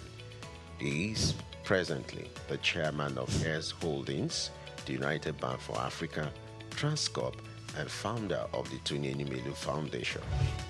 I can't express how excited I am in words to be here and to be selected among the 1,000.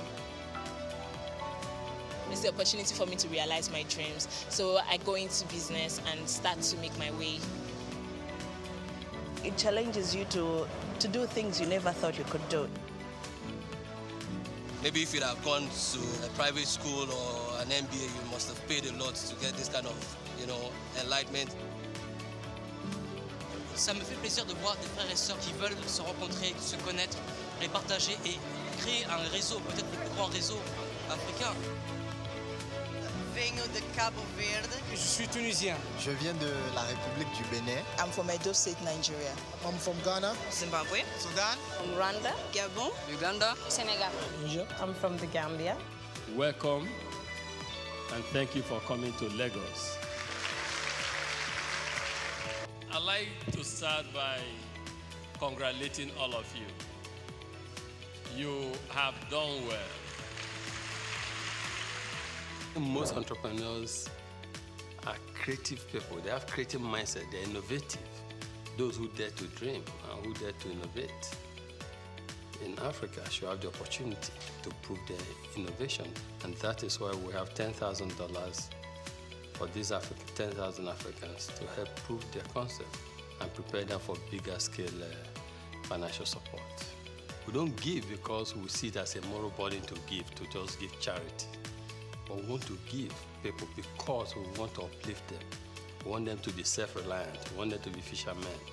We want them to do what we are doing. We want them to prosper in life, become successful. Tony made a tremendous contribution to giving back to the society. His selfless efforts and huge investment into humanity through the Tony Elumelu Foundation is widely admired as the leading philanthropy empowering a new generation of African entrepreneurs, driving poverty eradication, catalyzing job creation across all 54 African countries, and increasing women economic empowerment. Since the launch of the entrepreneurship program in 2015, the foundation has trained over 1.5 million young Africans on its digital hub. Tony, the Nigerian economist, entrepreneur and philanthropist, holds the Nigerian National Honors, the Commander of the Order of Niger, CON, a member of the Order of the Federal Republic, MFR. He has been responsible for creating business that are critical to Africa's economic development. He is a proponent of Africa capitalism, an economic philosophy which advocates for the private sector's commitment to Africa's development through long-term investment in strategic sectors of the economy that drive economic prosperity and social wealth award. He was awarded the Daily Times the Nigerian Man of the Year in 2016. He was honored with the National Productivity Order of Merit Award in 2019. He is also on the list of Time Magazine's 100 Most Influential People of 2020. On October 11, 2022, Elumelu received the National Honor of Commander of the Order of the Federal Republic of Nigeria. Tony, as a staunch professional and chairman of Foremost Bank, may understandably runs a busy daily schedule like that of a bee, but he balances the equation with creating time for sports. His love for lawn tennis and football stands undeniable. My good workout favorite, I think I would say that I like to jump on the sports. I love yoga, as you said. Yeah. But these days I'm trying to get in the group of planking. Tony is not just a champion in the banking hall. He equally balances the equation when it comes to family life. For me, as a family man, though, I try to make sure I balance things. I try to make sure my family side did not survive. In that process, I was also growing a family, having my kids and co. So, but everything came together. Tony is happily married to Awele Vivian Elumelu, who is the chairperson of Harvey Medical Practice Limited. Vivian also oversees the healthcare investment of Yes Holdings. She holds a Bachelor of Medicine and Bachelor of Surgery degree from the University of Benin. The marriage was consummated in 1993 and blessed with 7 children. According to Forbes' list, Tony is among the top 10 richest entrepreneurs in Nigeria with a net worth estimated at $1 billion. We don't just preach. We don't just theorize, we practice. Tony has stooped to conquer not just in the banking industry, but in life. The strides of this living legend, popularly referred to as the Lion of Africa's financial industry, remains iconic. So entrepreneurs who are listening, quick one, short one, straight to the point. Entrepreneurship is a long-term journey. Stop seeing it as a short-term goal.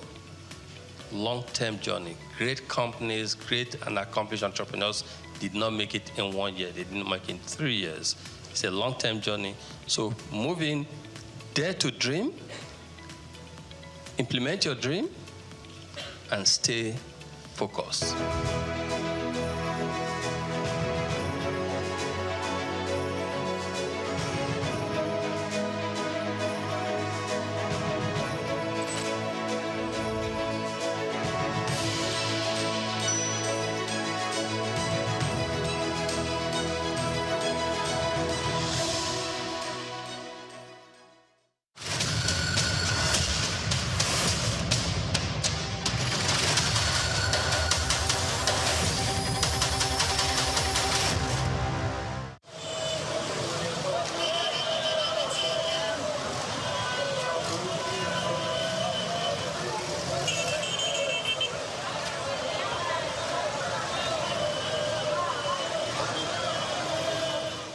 traffic regulations are practices put in place in both developed and underdeveloped countries. They are designed to ensure the safety of all road users, reduce accidents, and promote orderly movement. Either you are a driver or a passenger, every road user is required to understand and follow these laws. Under obligations, drivers must possess a valid driver's license issued by the authorized body. In Nigeria, this is the Federal Road Safety Corps, FRSC. Individual,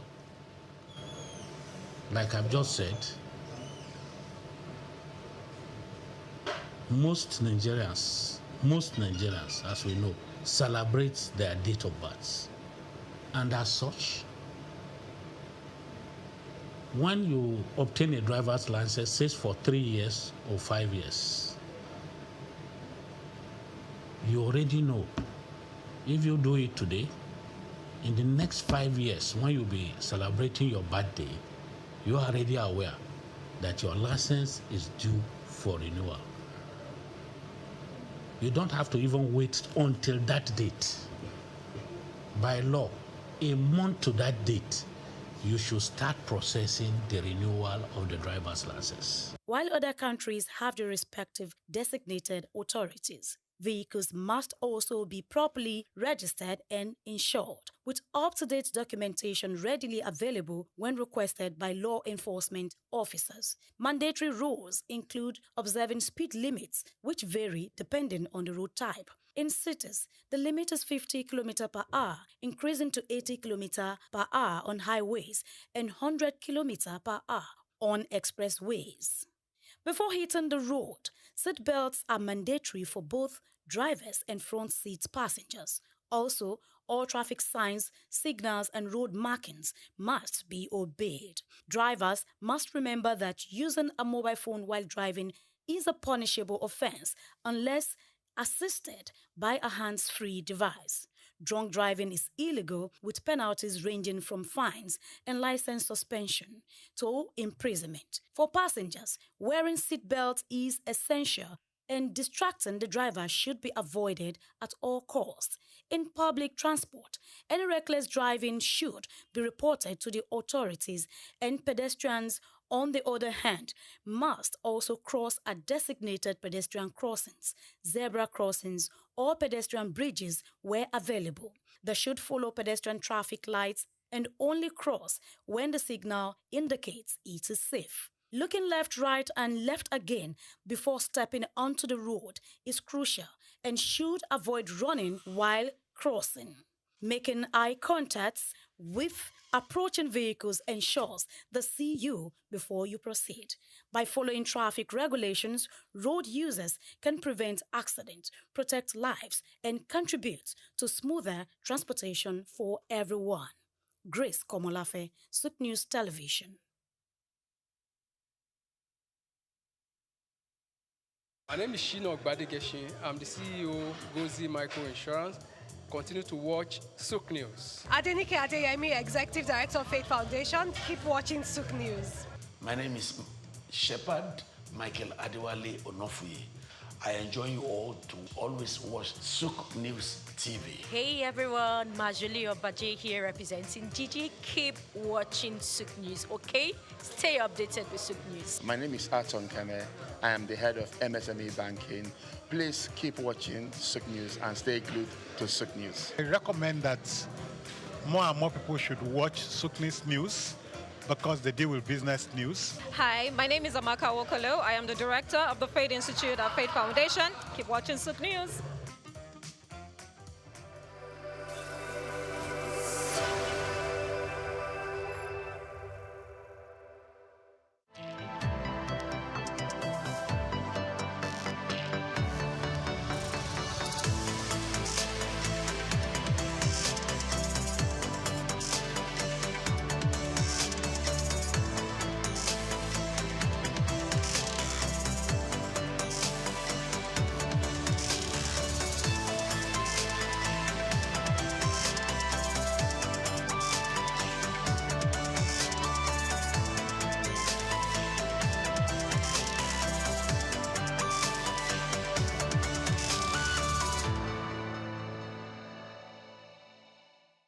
Innocent Chukwuma, the entrepreneurial life of the founder of Innocent Vehicles Motors.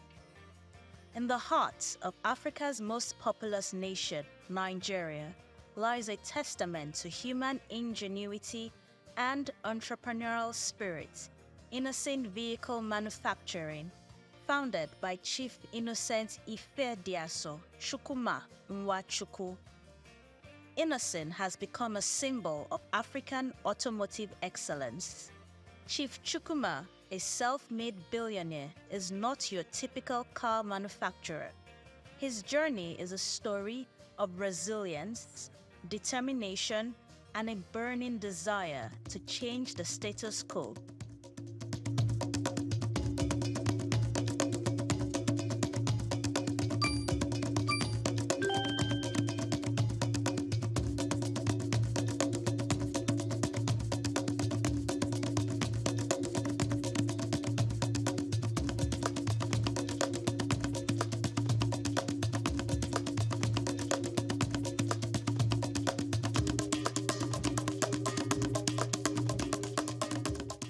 Early life of Innocent Chukwuma, his apprenticeship. Innocent Chukwuma was born on 1st October 1961 into a humble family in Uru Umudim, Inewi, Anambra State. Chief Chukwuma's formative years instilled in him the values of hard work and perseverance. His father, Chukwuma Mojeku, was a junior civil servant, while his mother, Martina Chukwuma, was a stay-at-home mom.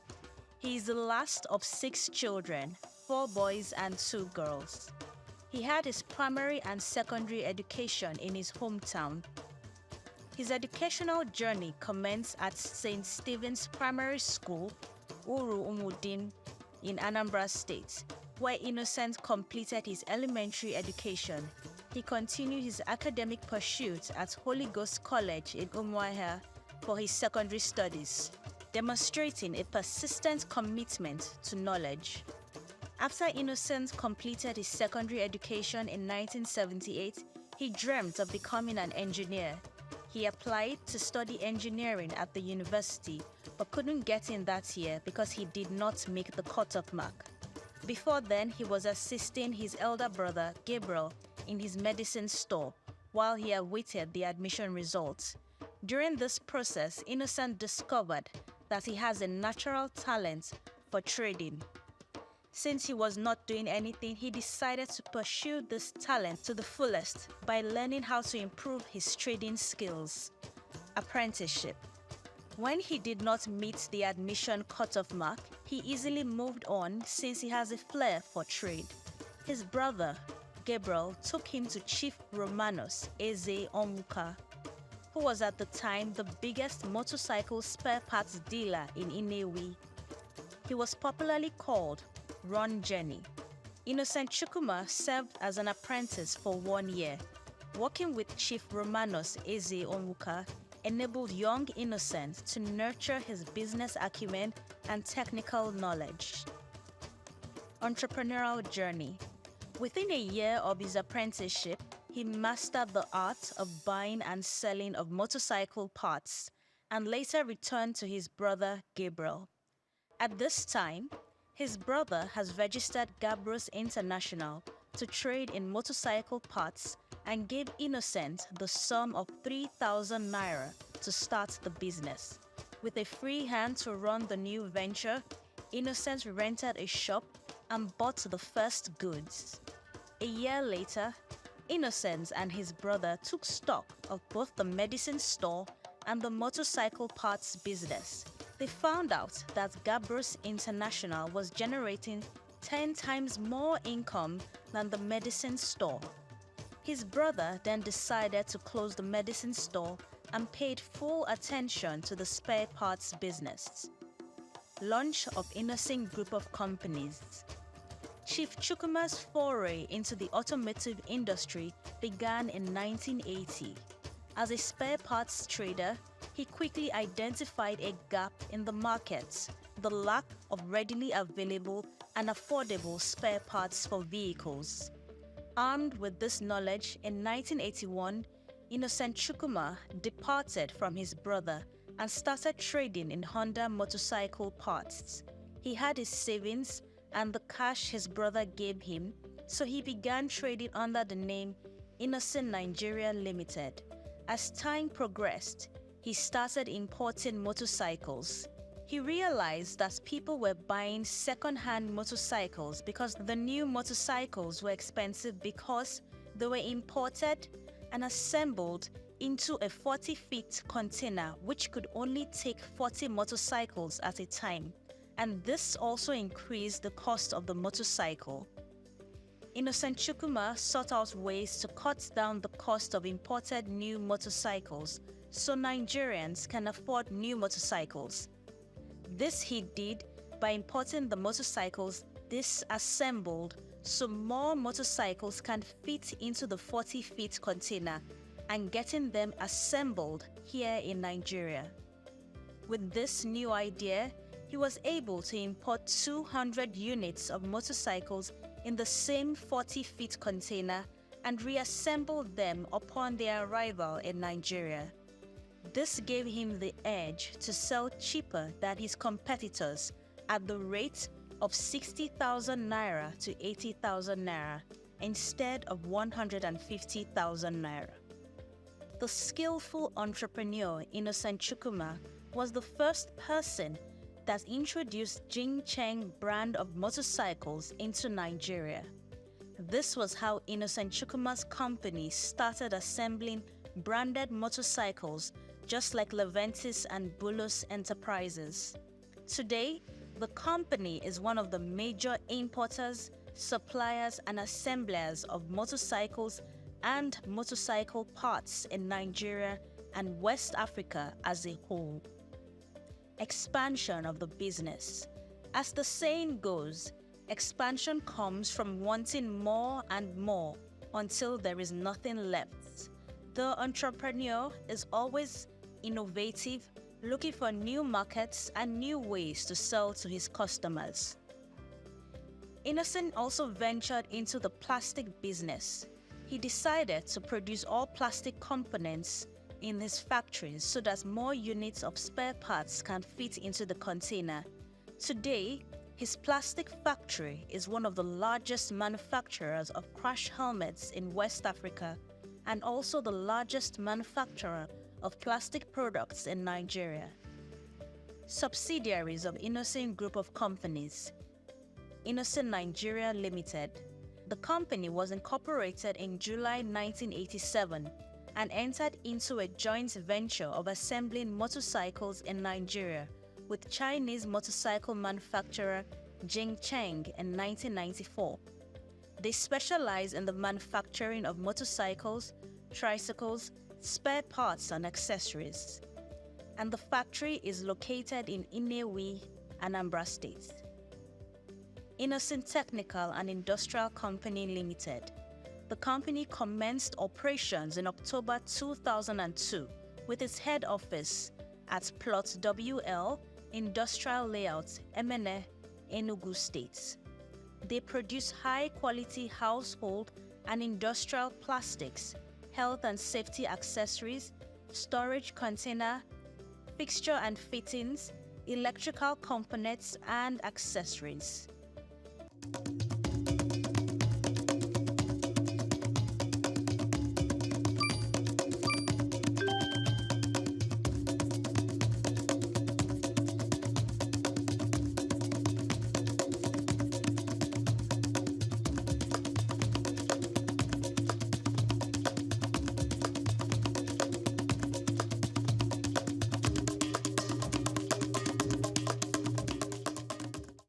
Innocent Vehicle Manufacturing (IVM), the first indigenous vehicle manufacturing company in Nigeria. One of Innocent Chukwuma's cutting-edge achievements is the establishment of an automobile manufacturing company in Nigeria. The business mogul established the first indigenous vehicle manufacturing company in the country. According to him, he noticed everyone was involved in motorcycle business, including the Indians in Nigeria, and also the state government has started banning commercial motorcycles due to the involvement of the riders in heinous crimes and high fatalities. So he decided to go into manufacturing of motors. This insight led him to establish Innocent Vehicle Manufacturing, a company that would not only distribute parts but also manufacture vehicles specifically designed for Nigerian roads and conditions. In his words, he saw a need, a gap in the market, and he knew he could fill it. And he also believed that Nigerians deserved high-quality vehicles that were built to withstand our unique challenges. Chief Chukwuma's vision extended beyond simply assembling cars. He was determined to create a truly indigenous Nigerian brand from design to production. The company was incorporated in 2007 and commissioned on the 15th of October 2010 by President Goodluck Jonathan at Nnewi in Anambra State. Today, Innocent offers a wide range of vehicles from SUVs and cars to buses and trucks. Each vehicle is meticulously crafted with durability and affordability in mind. The company also provides good services for repairs and parts supplies. Innocent Motors versus Guaranty Trust Bank, the legal battle. The legal dispute between Innocent Motors and Guaranty Trust Bank is a significant event in the Nigerian automotive industry. It is also a complex case that has spanned several years and involved multiple court rulings. In 2011, Innocent Motors initiated legal action against Guaranty Trust Bank, alleging that the bank mishandled funds belonging to the automaker. Chief Innocent Chukwuma claimed that GT Bank failed to fulfill its obligations regarding financial transactions.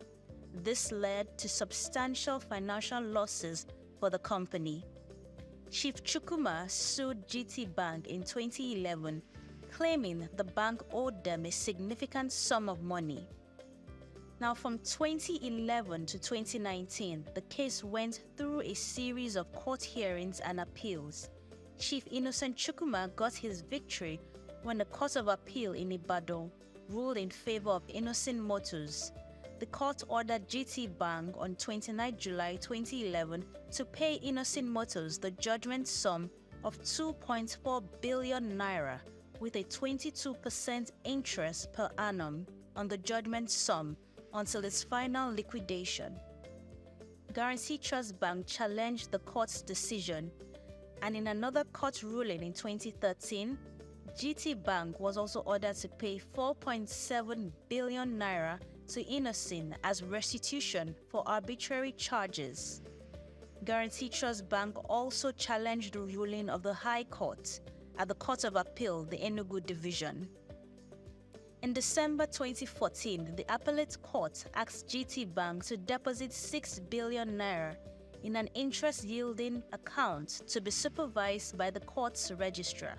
The money was to be domiciled in an account that will accrue interest pending determination of the suit.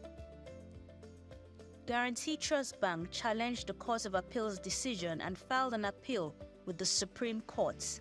And in a surprising turn of events, the Supreme Court overturned its initial dismissal of GT Bank's appeal in 2022. The court acknowledged an error in its previous procedure and allowed GT Bank's appeal to be heard. The final outcome of the case is still pending as GT Bank's appeal is being heard. Innocent General Tires and Tubes Company Limited. Innocent Chukwuma expanded his business to include tires and tubes. The company produces motorcycles, tires, and tubes. They produce about 8,000 pieces of motorcycle tires and 13,000 tubes daily. The company's plant is located in Enugu State's southeast region of Nigeria. Boards where Innocent Chukwuma serves. He was made Honorary Life Vice President of the Nigerian Association of Chambers of Commerce and Industry, Mines and Agriculture on the 23rd of November 2013. Innocent is also a Grand Fellow of the Nigerian Institute of Strategic Management. In addition, Innocent Chukwuma currently sits on the board of IVM, Innocent Group of Companies, and a member of the Manufacturer Association of Nigeria. He also serves as a Chancellor at Imo State University, Owerri. Innocent Chukwuma, marital life and family.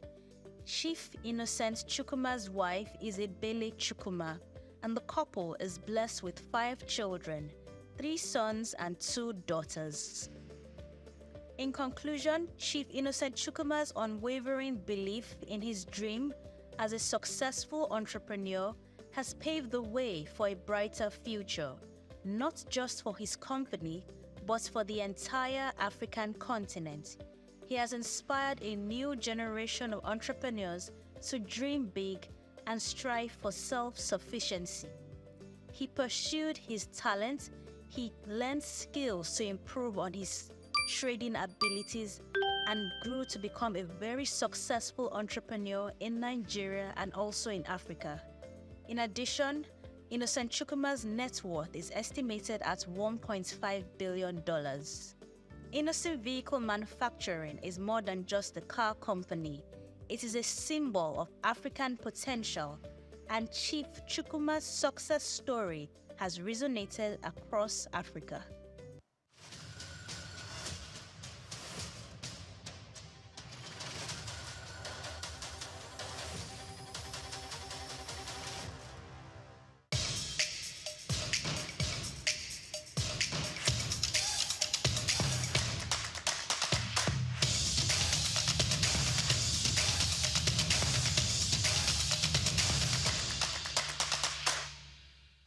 Congratulations on the new channel, and I'm happy to be here. The Omniverse is imagined as a collaboration platform. So it's a platform that, as the name suggests, is bringing together ecosystems. So it's like an ecosystem of ecosystems, aggregating aggregators and community leaders who are able to bring together their communities together to a platform. So the summit in itself was, while it was a big event and a heavy lift for us and the team, and I have to thank our team of volunteers. We had a team of about 40 full-time core volunteers that delivered the Omniverse. So one of the key things about the Omniverse is that it's designed to go beyond an event and designed to be fully something that people can engage beyond the summit. So we will be launching our digital platform. We have about 70 community partners already, including a number of government institutions. So to answer the question, there's public-private partnership within the Omniverse. There's regulators, there's government departments and agencies, there's ministries. But more importantly, there's diverse sectors across the economy coming together with the understanding that tech is the biggest enabler for development across all sectors, and that if we can drive collaboration, we can scale. So that's the ethos of the Omniverse. Collaboration is the superpower that we're trying to bring to the fore. That operating in silos has not paid us, but if we come together, understand that technology affects every sector, then we think the Omniverse is here to stay. Nigerian companies, Nigerian associations, global associations, and when I say associations, it's from things like the Nigerian digital artists who have 3,000 members, right, in the NFT community, the Visual Artists of Nigeria, the Society of Nigerian Art, the AfriLabs, which is the biggest innovation hub network on the continent in 54 African countries, ISN Hubs, which is our core partner, which is the biggest innovation network in Nigeria, innovation support network, with something like 189 hubs in 30 states in Nigeria. And these are primarily private sector-driven platforms, from aggregators who are major promoters of major platforms such as Lola Shone from Ake Book Festival, Choma Ode from AFRIF. We have a lot of these people who are either on our advisory board, they are co-chairs, or they are community partners, because what we're building is beyond any one person. It's about collaboration both at the top level, but through the line down to the bottom.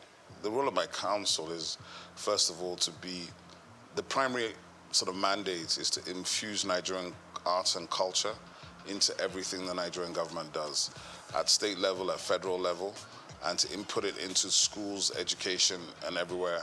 So in that sense, to make arts and culture functional and front line everywhere. This will involve the foreign minister, making sure it's embedded in our foreign policy, in our embassies, in the government policy, in every sector. So we're literally going to be reaching out to collaborate to all government at all levels, all other agencies, MDAs, ministries, federal government and state government institutions, to see how we can find common ground.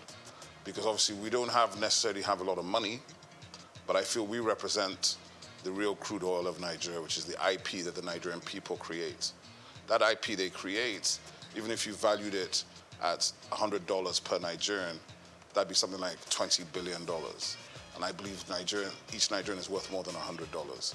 So my own estimation, it's limitless, right? So what we have to do is we have to rethink how we imagine ourselves, rethink our own possibilities, and therefore from there, take off by pushing that agenda. But it's not an agenda for me alone. It's actually an agenda for all of Nigeria.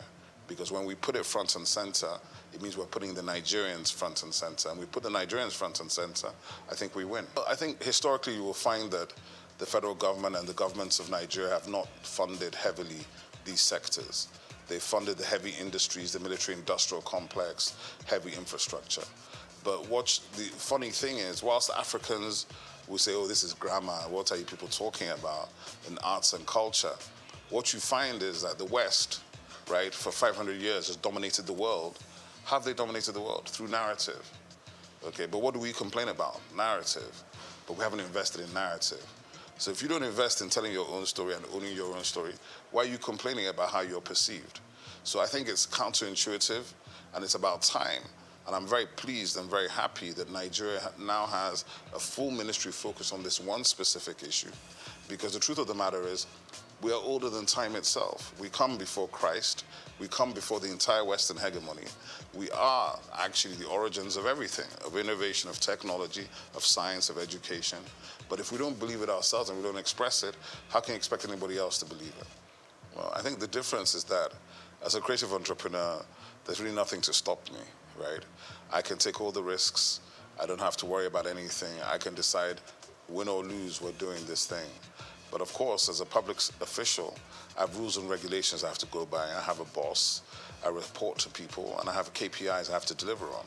So there's a bit difference in that regard. There's a difference in bureaucracy, maybe a difference in response time, but there certainly will not be a difference in my personality. So I think it's really about how you perceive what these things are. For me, it's an elevation, obviously, and it's a privilege and a pleasure to serve at this level, to do something that I believe in, to do something which is that I believe in Nigeria. I believe in Nigerians. I know our ability. I think we are world class. I don't like all this, it's good for Nigeria. I hate that. So I think for me, that is what's important. And to have the opportunity to try to deliver on some of the things we've been trying to do from the private sector for the last 25, 30 years. So there's nothing new for me in that regard. But of course, the position is new. Being in the government is new. But with a lot of support from friends, family, professional colleagues, and other people in the industry, plus my co-DGs and the minister, hopefully we'll do well. We're under the Ministry of Arts, Culture, and Creative Economy, and that's very, very powerful because it means Nigeria itself has taken a decision to own the agenda. Hopefully I have a good time, have a good tenure, and I don't make any enemies. And well, for me, if you leave a place and the people that worked with you have good things to say, if they feel better about their work and about themselves, and if the brand that you're now leading is now appreciated by the people for what it does and how it brings it to the table, then I've done my job. I think Afrobeats has already established the fact that we are originally Nigerian. Or some people say arrogantly Nigerian.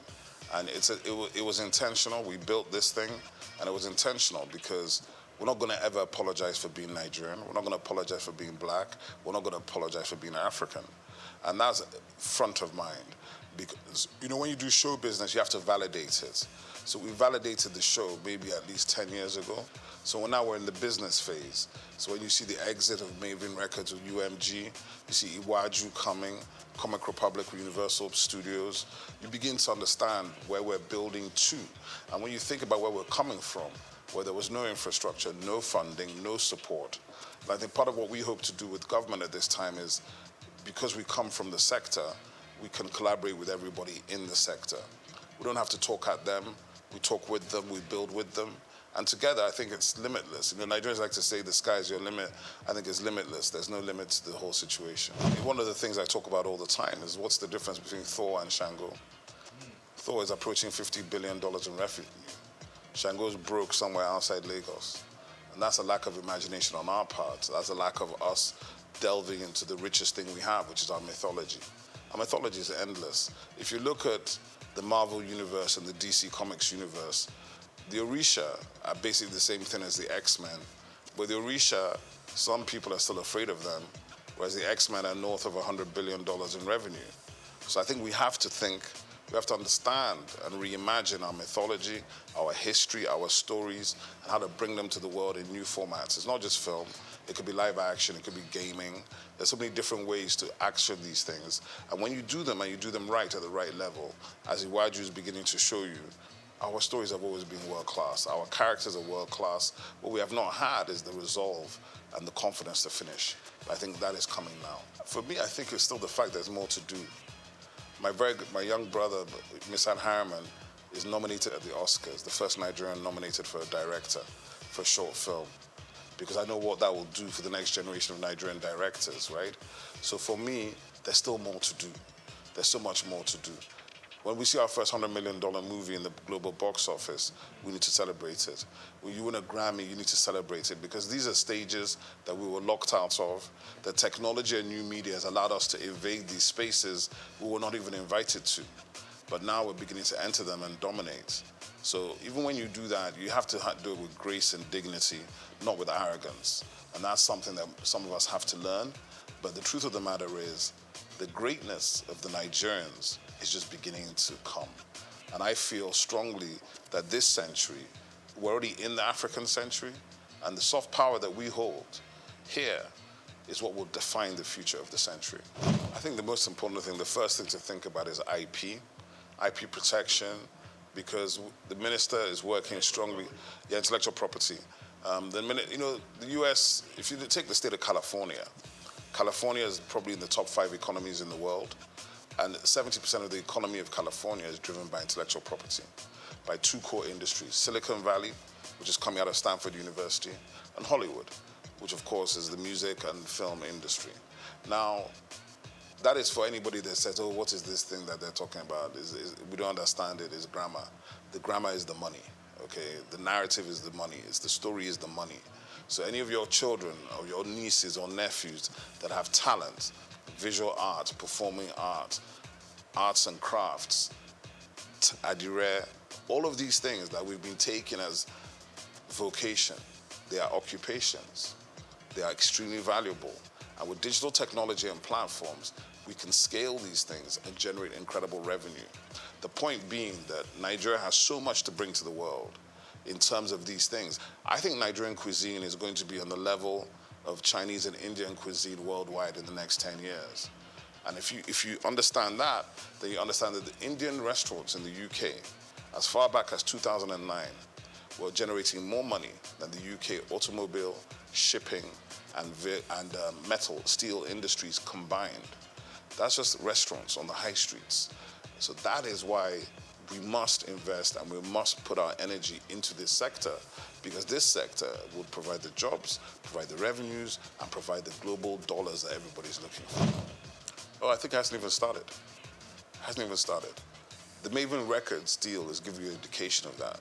The reason why that valuation of $150 to $200 million has been done is because of the upside potential of Rema, who's 23, and Arya Star, who's 20. So they're looking at the fact that in 10 years' time, these guys could have generated $1 billion each. Do you understand? So it's a safe bet when you already have a built global talent at 23, when it normally takes years and years and a lot of money to build the talent, right? So what has happened is that we Nigerians have been able to build global talents, global following, with a percentage of the money it takes people in other places to do the same thing. So because of that, the value and the valuation is much bigger, right? So I would say the Afrobeats wave, it's not even a wave. It's been going for 15 years already.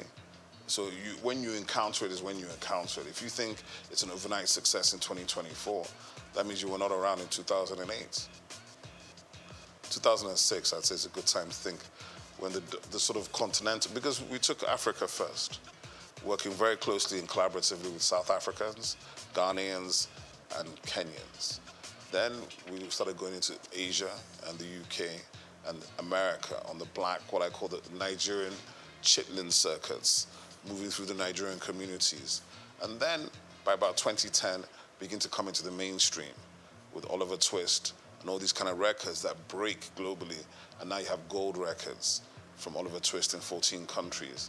And now, in a situation now where an artist like Ashake can come out of Lagos, speaking a language that is not known to most of these people, and generating, selling out arenas.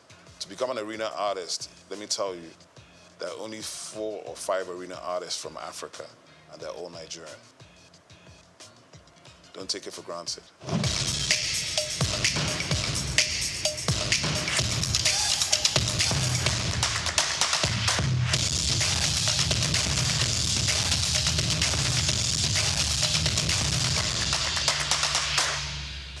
I think a lot of people feel that, but what I should tell the rest of the country is that the rest of the continent is also trying to get to Lagos as well, right? It's not just the rest of Nigeria. From Accra, from Luanda, from everywhere on this continent, they're trying to get into Lagos, because if they can break in Lagos, they can break anywhere else in the world. But what I would say is this, from the perspective of my agency, our purview is national and global. We have 10 regional offices. We'll be visiting all of them. And our duty is to spotlight and showcase everybody. So we can't deal with just Lagos. And I think as we go forward, people begin to see the activations and plans coming. But the easiest way to do it, and the way we're going to do our best to do it, is to provide digital platforms to give everybody the opportunity to be seen. Because in this world, you know, we live in the attention economy. So to be seen and to be noticed is very hard if you're not in the place where all the noise is being made. But I know for a fact there's significant talent in all parts of Nigeria. I was watching last week, a gentleman called Ehi Benite was showing me all this content from Jos with these guys rapping, serious stuff. They're rapping in Hausa, they were doing ciphers. And then he was like, what do we do about these guys? I said, just keep pushing them, because there's an audience for everything. There's an audience for everything. Don't be worried about that. There's an audience for every single thing, including the thing that you may be doing in your bedroom, but you think is not important. Somebody's interested in it. My label was a hip-hop label. I even refused to sign singers. There's almost every singer you could name was trying to get us to sign them. And I used to do it based on, can you rap? If you can't drop a freestyle, don't bother, right? It was that simple. And we helped all the other singers get signed to labels that we thought could help them and develop them in that direction. Hip-hop has changed, and obviously it's generational, right? So hip-hop has changed, and you know, everybody approaches music from their own generation. Like, oh, I like this kind of hip-hop or that kind of hip-hop. What I feel is that Afrobeats became overwhelming and overwhelmed every other genre here. So the hip-hop guys had to fight for relevance, but the best ones always rise to the top. That's just the simple truth. So I don't worry about that. And I've heard enough guys. I even saw there was a whole Instagram series some guy was doing about a year ago, where he was just bringing out fresh rappers every day from Enugu, from Jos, from Kaduna, from Kano, from Benin. I love it. I think they're incredible MCs in Nigeria. A lot of times they need to focus on doing better songs, right? Not just being a freestyle rapper. If you want to get paid to rap, you've got to do better songs. You can't just do the freestyles. And that's something they've got to think about. You've got to balance the commercial side of it with the business side of it. And what has happened is, to a large extent, the commercial side has won because you've got to pay bills. But hip-hop, it never dies. I think, first of all, obviously from the perspective I'm sitting in government, so I'm not in a position to tell government what to do or what not to do. But what I can say is this, is that the agency, my agency will be the home for the music industry, for performing arts, visual arts, fashion, gaming, recreation, festivals, culinary arts, film and television. We're kind of a convening agency for the ministry. So we have a lot of work to do, a lot of places to touch, but we're also going to collaborate with all the other MDAs in the ministry and heavily with the private sector and the developmental sector. Because to answer the question, I've worked in all these spaces for, it's not quite 40 years, but it's a long time. I've worked in all these spaces for a long time. In the institution, we have positive relationships to bring to the table to change the approach and to change the destination of where we hope to go. What I will say as well is that the reality of it is we're just beginning the journey. And there are no magic wands. I'm not going to wave a wand and everything's going to be fixed overnight, and neither is anybody else. But we will be bringing fresh energy, fresh ideas, a fresh engagement, and we're obviously open to collaboration. And that's really important for me to say that, because people feel there are gatekeepers, but in my agency, there are no gatekeepers, right? We're not interested in whether you have the biggest reputation or the smallest reputation. We're interested in the value you're bringing to the table. Because the truth of the matter is Nigeria is massive. There's a lot of stuff going on in Nigeria. We're going to try to aggregate those things and bring them into one platform so that even as Nigerians, we can know what we're doing. Because to be honest, if you don't know and you don't follow, there's no way you can know 90% of what is happening even in Lagos before you talk about the rest of the 36 states and the FCT. So for me, from my perspective, the journey continues. The objective remains the same. We want to see Nigeria win. But in order to do it this time, I don't think government should ever be disinterested in the nature of the industries in which it is operating. But we also don't need to be owning the space. We want to enable, partner, collaborate, and see how we can push people to do more. Because there are already people doing a lot, and maybe they haven't been recognized, they haven't been brought out, they haven't been celebrated. All these kind of things we can help to do, help to get news stories and people to bring these things to the fore, right? Like I said today, a Nigerian who was nominated for an Oscar as a director, the first Nigerian, it's up tonight at the Oscars. It's not news in Nigeria. That's a problem. We have to be able to tell the stories that are of greatness of our people, because if you don't do that, you can't inspire anybody.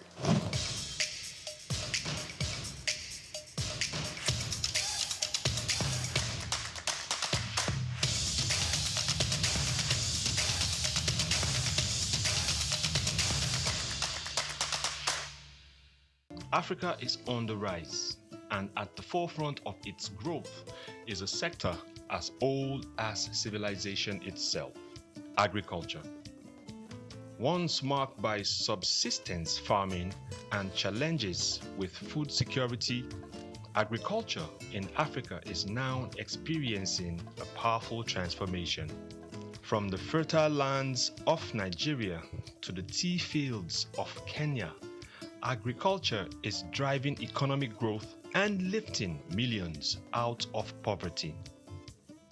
African governments and internal investors are taking notice, pouring in resources to support smallholder farmers and expand sustainable farming practices. Digital innovation is playing a major role in this transformation. Mobile apps provide farmers with crucial information on weather, market prices, and crop management. These digital tools are empowering farmers to make informed decisions, increase their yield, and get fair prices for their produce. Now I know when it rains, I can plan my planting better, and I know where to sell my crops for a good price. It's really changing our lives. We are committed to investing in agriculture as a pillar of our economy. Our goal is to make farming not only viable, but a source of wealth and stability.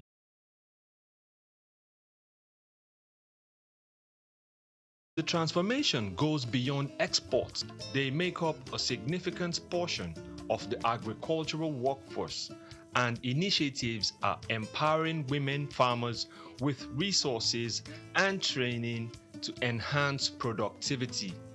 From subsistence to sustainability, the future of agriculture in Africa is bright.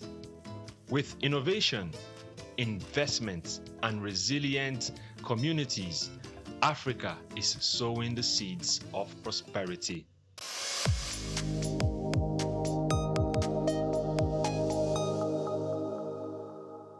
At the core of what makes us human is our ability to pay attention, be present in our experiences, and channel our thoughts and actions towards meaningful goals. However, for individuals with ADHD, which is considered a neurodevelopmental disorder, a medical condition that affects the brain.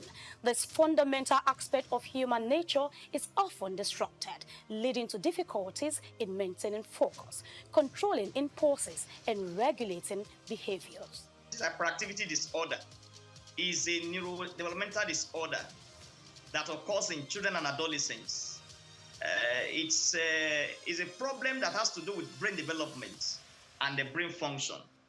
And the ADHD symptoms range from inattention, impulsivity, and hyperactivity. They may be very restless, fidgeting, and they're always on the move.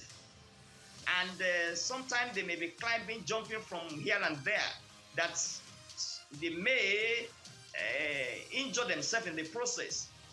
Attention deficit hyperactivity disorder, ADHD, is one of the most common mental disorders diagnosed in children, though it can persist into adolescent and adulthood.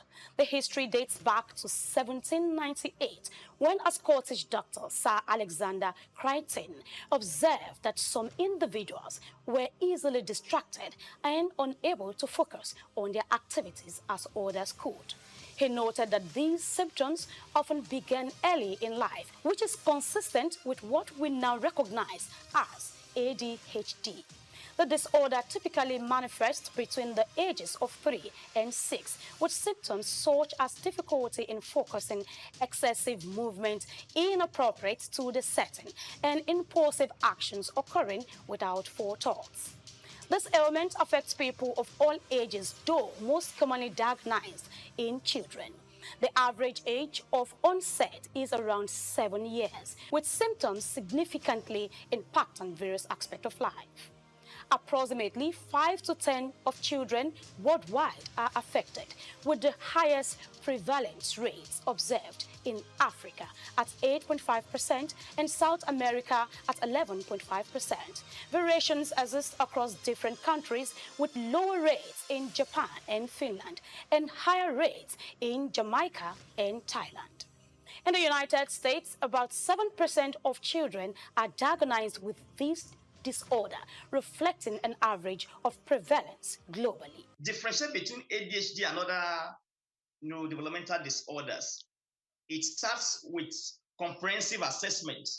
And when I talk about assessment, I mean assessment by child psychiatrists, assessment by child psychologists, and other professionals in the mental health team.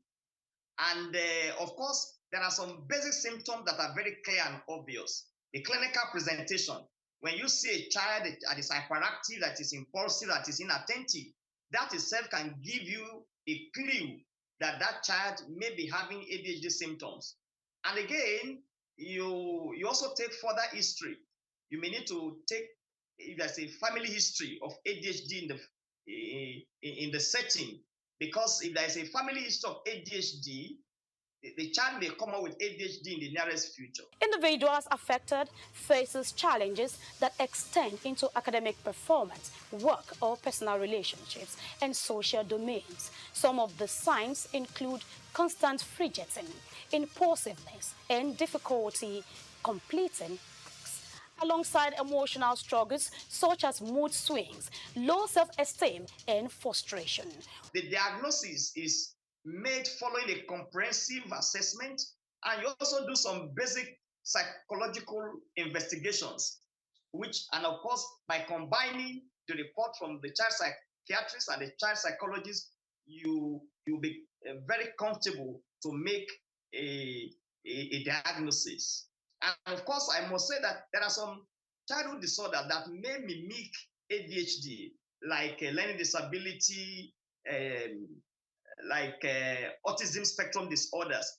But the symptoms of ADHD are so very obvious that when you see a child that is hyperactive and oftentimes restless, oftentimes impulsive and unable to follow instructions, that should give you a high index of suspicion that that child may be struggling with attention deficit hyperactivity disorder. While it's not a physical ailment like a broken bone, it is a real condition that is frequently accompanied by other conditions such as major depressive disorder, anxiety, substance abuse, learning disabilities, conduct disorder, and oppositional defense disorder, which complicates the management and treatment of the disorder. Treatments for ADHD typically involves a combination of medical therapy and behavioral interventions. Stimulants are also the most commonly used, with 70 to 80% of children experiencing symptoms relief. Cognitive behavioral therapy, anger management, and family therapy are key in managing symptoms, along with educational interventions that enhance coping strategies and organizational skills. While these treatments help manage ADHD, they do not cure it, highlighting the need for ongoing support and personalized care. Attention Deficit Hyperactivity Disorder, ADHD, is a complex condition with far-reaching effects on behavior, cognition, and emotional well-being. Continued research and effective treatments are vital in helping those affected lead fulfilling lives and contribute meaningfully to their society. Grace Komolafe, Souq News TV.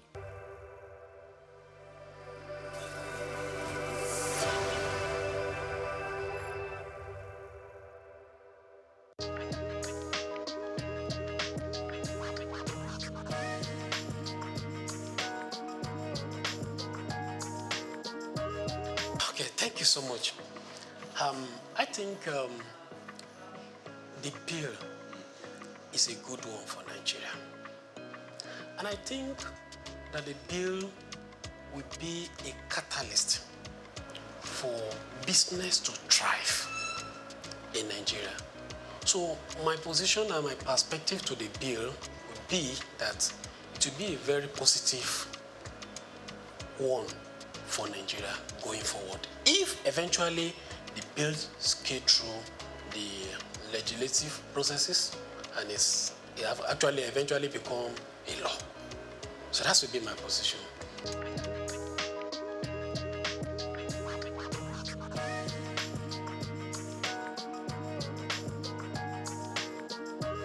Thank you. Yeah, the bill will help business in different areas. Let me mention, for instance, the payee is part of cost for a business. It's part of staff cost.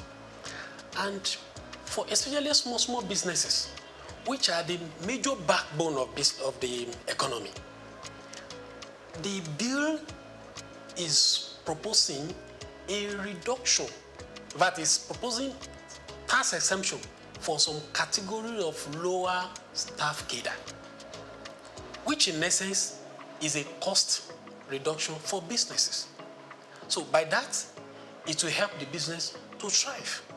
Also, many people will come, by virtue of that, employ more people, which will bring a robust activity for the economy. And at the same time, there's some category of people that their tax will also be reduced compared to what is currently in operation. So it is a positive atmosphere for business. And when you look at it from the perspective of VAT too, you also see that there's going to be zero tax on some product. There's also going to be tax exempt on some products, especially for masses people, low-income earner. So some certain product they're going to be exemption. There's some certain product that's going to be zero tax related. So by that, it will bring a more robust business activity.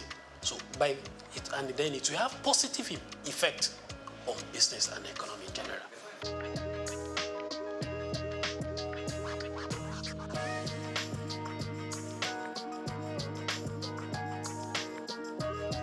Yeah, the argument is important. It's very, very important. But when you look at it, fix and fix, the small business, it will encourage more small business. And also, even the 50 million turnover is not a small thing for business, though it is still small relatively to the economic activity. Then, but it is a plus, right? And again, for business that their activity are more than 50 million, then it's good that they should pay tax and contribute little as company income tax to back to the economy. Now, if their taxes are used judiciously, then it will bring more infrastructure to the economy. Then there will be development in the country. Then we'll also be able to look at the advanced country. We envy them, we look at them that they are infrastructurals in places, then these things are not cheap. They are not cheap. So, but the main focus for now is that is in a positive trend. It's a positive trend. I encourage that the bill should be passed and the implementation then should be followed up so that it will bring a positive effect to the economic generally and the business will thrive going forward.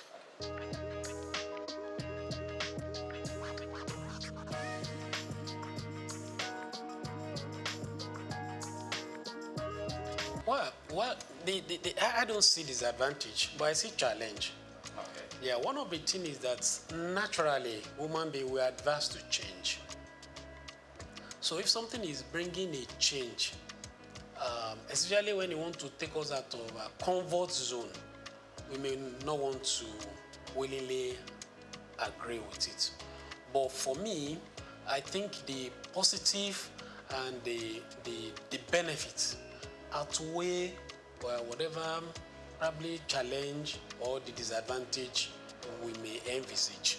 So I still strongly believe that the bill is in the right direction for us.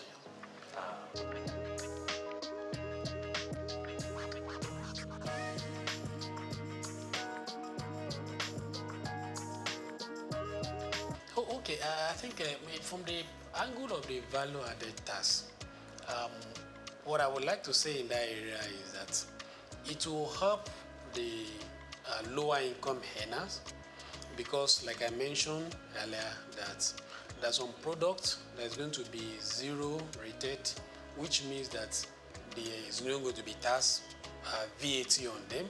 There are some that are totally tax VAT exempted, so which means that, and these products, they are products that are commonly, they are everybody really, but more of a masses low income earner will not, with the VAT that will have been paid on it will have been an impact on them, then it's taking off. So I think from that perspective is also a good and a welcome one. And it compared to what was proposed before, a general increase in the VAT rate across board.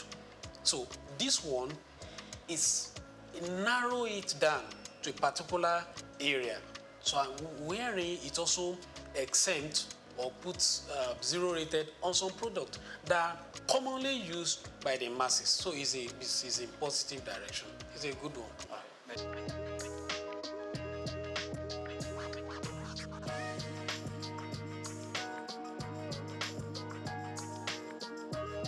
Yeah, okay. One, from the tax perspective, one of the very good things about this bill is that it allows that you claim input fats. VAT is what you sell, what you buy. So the net effect of is what you remit. Then this bill also help to claim some expenses, which currently is not in operation. So it's a positive one. Then again, you mentioned the increase in the VAT going forward. Well, let's appreciate that the increase is going to be gradual. That's one. Then two, let's also remember that the VAT, some of these products, they are not going to be with VAT again. That with common people like me and you, transport, there's not going to be VAT on it. Rent, no VAT on it. Food item, no VAT on it any longer. And many more. Health, no VAT on it any longer. So you can see that the VAT is going to be increased gradually, but it's not across board.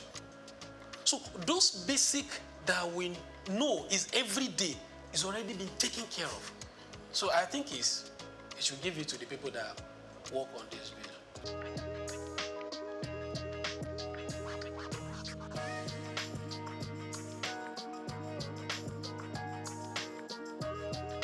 Okay, thank you so much for that angle and the question. I want to say that Federal Inland Revenue Services, they are really trying. And I can tell you, there's no system that doesn't have its own challenge. But FRS, they are trying. And they are moving from those days of Alanok. Now we have tax promise. You can do your filing right from the comfort of your office. You don't need to visit their office, except there is a challenge. Right? So, they are doing well, but they are not yet at the best. So, and there is room for improvement. They are already deploying technology. So, what they need to do is to scale up and up to the task. But currently, they are doing well. So, they just need to improve.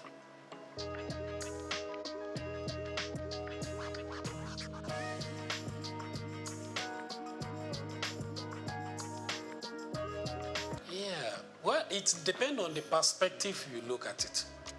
Is it shrinking? Yes, we have some companies that are no more within the soul of the Nigerian.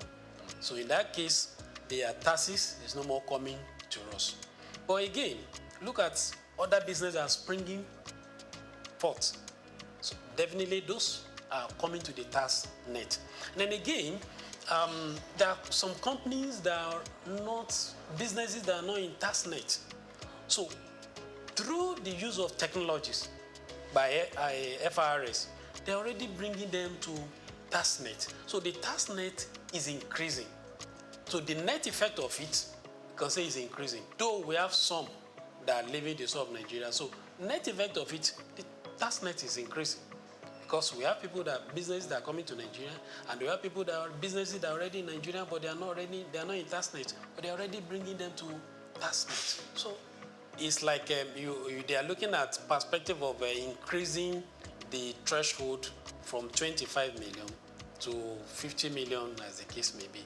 Yeah. So are they saying that government should also still be taxing 25 million? Threshold? So we should applaud the bill that give opportunity for businesses that their threshold is less than 50 million, as the case may be. So, but from that angle, if you are looking at it that the business is shrinking, I don't see from that angle. I see from the angle of if the business is doing well and you are not to pay tax, rent, then your business is becoming robust, then you exceed the 50 million threshold. Then you also come back to the tax to be paying. So it's a way of giving boost to the business. And by the time the business is doing well beyond that threshold, then they'll be able to give back to the society. So it's a win-win situation. It's like giving a kind of relief to a business for them to thrive. And when they become better, doing well, then it's an encouragement to business, which they will also come to the net after that. So it's a good one.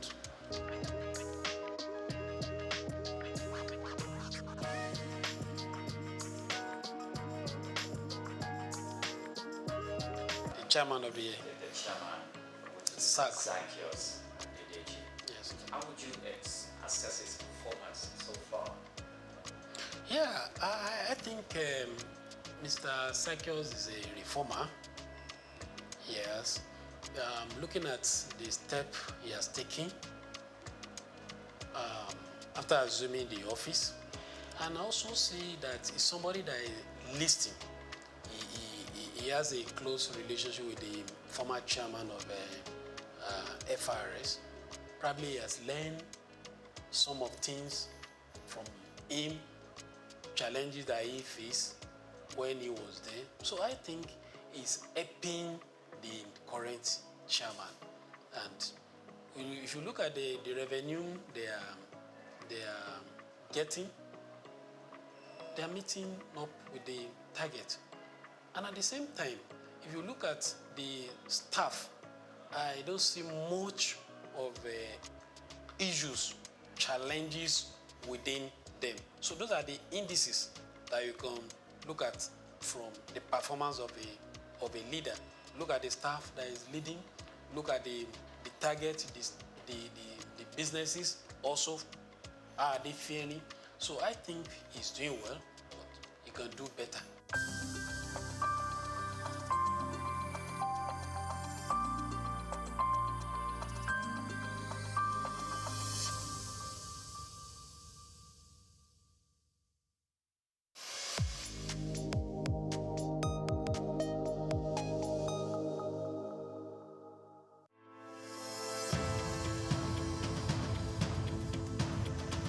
Nigerian leather industry has a storied history, particularly in the northern parts of the country where the art of leather farming and crafting has been perfected over centuries. Traditionally, leather was used primarily for functional items like sandals, bags, and saddles, with little emphasis on fashion.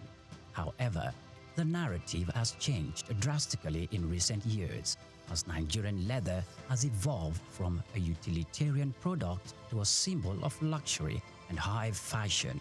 Here is a special report by Bayo Olaoye. The turning point for Nigerian leather came as local designers began to recognize its potential beyond traditional uses. They started to experiment with new designs, creating products that appeal to the modern consumer while maintaining the heritage of craftsmanship. The result has been a wave of leather products that are not only functional, but also stylish and desirable on the global stage. One of the key factors driving the revolution is the exceptional quality of Nigerian leather. Known for its durability and unique texture, Nigerian leather, particularly from goats and cattle, has become highly sought after by fashion houses both within and outside Africa. This demand has encouraged local artisans to up their game, focusing on quality control and finishing techniques to meet international standards. Moreover, Nigerian leather products have benefited from the global trend towards sustainable and ethically produced goods. Consumers are increasingly turning away from massively produced items in favor of the handcrafted, sustainable alternatives. Nigerian leather, made using traditional methods with minimal environmental impact, fits perfectly into this narrative.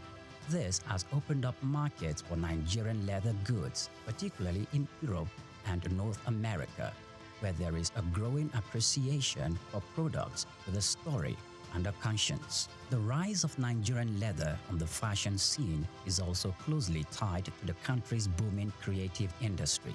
Fashion designers, many of whom had gained international recognition, are incorporating leather into their collections and innovative ways, from sleek handbags and bespoke shoes to stylish jackets and accessories. The Nigerian leather is becoming a staple in high fashion. This trend is not only boosting the profile of Nigerian fashion, but also creating new opportunities for economic growth. The leather industry, once dominated by small-scale craftsmen, is now attracting significant investment.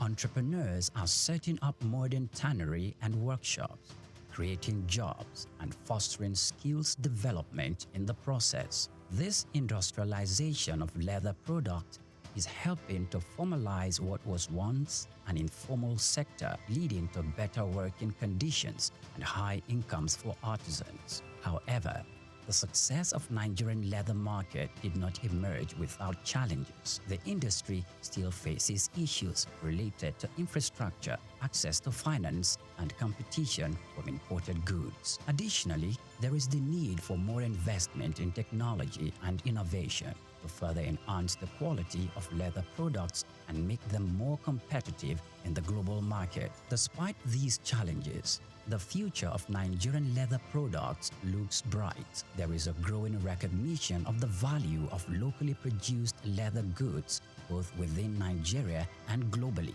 This is evident in the increasing number of fashion shows and trade fairs dedicated to promoting Nigerian leather products, as well as the rising demand from international buyers. The evolution of Nigerian leather from a utilitarian material to a symbol of high fashion is a testament to the creativity and resilience of the Nigerian artisans. It reflects the broader trend in the global fashion industry towards sustainability and craftsmanship. As the world continues to embrace African fashion, Nigerian leather is poised to become a major player on the international stage, offering a unique blend of tradition, quality, and style. This is just the beginning of what promises to be an exciting new chapter for Nigerian leather.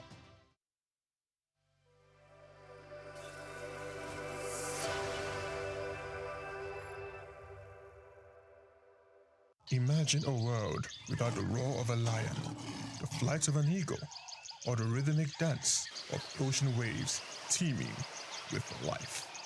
Wildlife is more than just the animals, their natural habitat. It is the lifeblood of our ecosystems, shaping the environment and maintaining nature's delicate balance. Yet, with each passing year, human activities threaten this balance.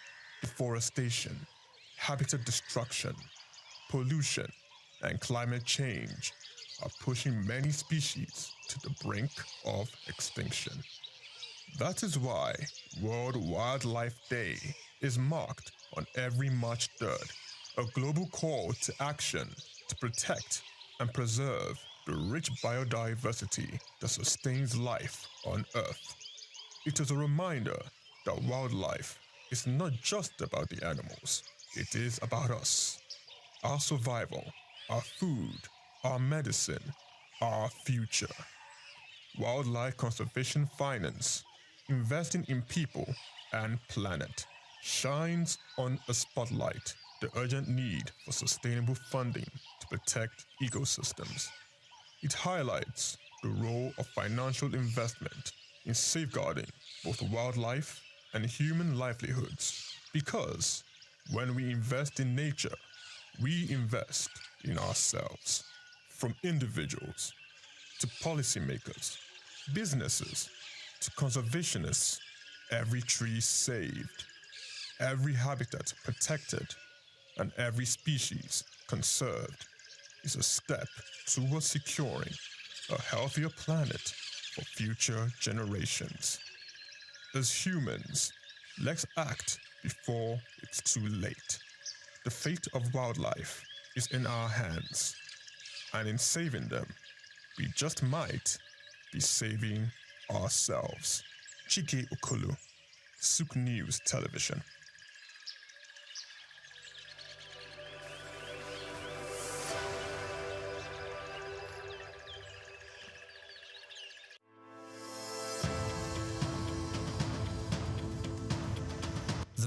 Interest in Nigeria's lithium reserves comes as countries worldwide scramble to secure supplies of the mineral which is essential for powering the green energy revolution. In this special report by Bayo Olaoye, the need to harness this resource for growth and development is examined with the evolution of electric vehicles and renewable energy storage systems. Lithium is a key component in the production of batteries for electric vehicles and renewable energy storage systems, and Nigeria is positioning itself to become a major player in the global lithium market. Nigeria's vast lithium reserves, valued over $34 billion, is no doubt attracting world attention, while lithium factories are springing up in different parts of Nigeria already. The attention of the international mining industry is also focused on lithium because it is critical raw material for the production of solar panels and electric vehicles. Analysts predict that global lithium market could grow robustly over the next decade, driven by the rapid adoption of electric vehicles and renewable energy technologies. Data from a global future market insight showed that the lithium mining industry has emerged as a cornerstone of the clean energy transition, driven by the skyrocketing demand for lithium-ion batteries. The surge in lithium demand is driven largely by the electric vehicles market, which accounted for over 70% of the global lithium consumption in 2024, according to an Iranian-based research firm. With countries such as the United States, China, and members of the European Union pushing for next zero emission by mid-century, lithium demand is expected to escalate further. The federal government, indeed, the Ministry of Solid Minerals Development, should intensify efforts geared at renewing and resuscitating the viable lithium industry in the country to its full potential. As Nigeria diversifies its economy into other sectors, the lithium industry offers hope and expectation that this sector would earn more revenue for the country. Nigeria should not just watch with folded arms, but must strive with the political will to develop and strengthen the country's vast lithium reserves.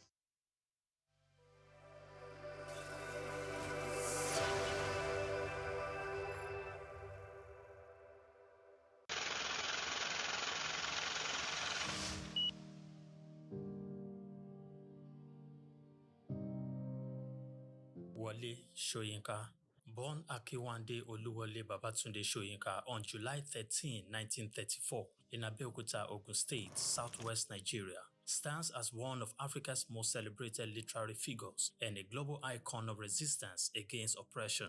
His life and works reflect an unwavering commitment to justice, culture, and the transformative power of art. Soyinka was born into a Yoruba family in colonial Nigeria, an environment that exposed him to both traditional African culture and Western education.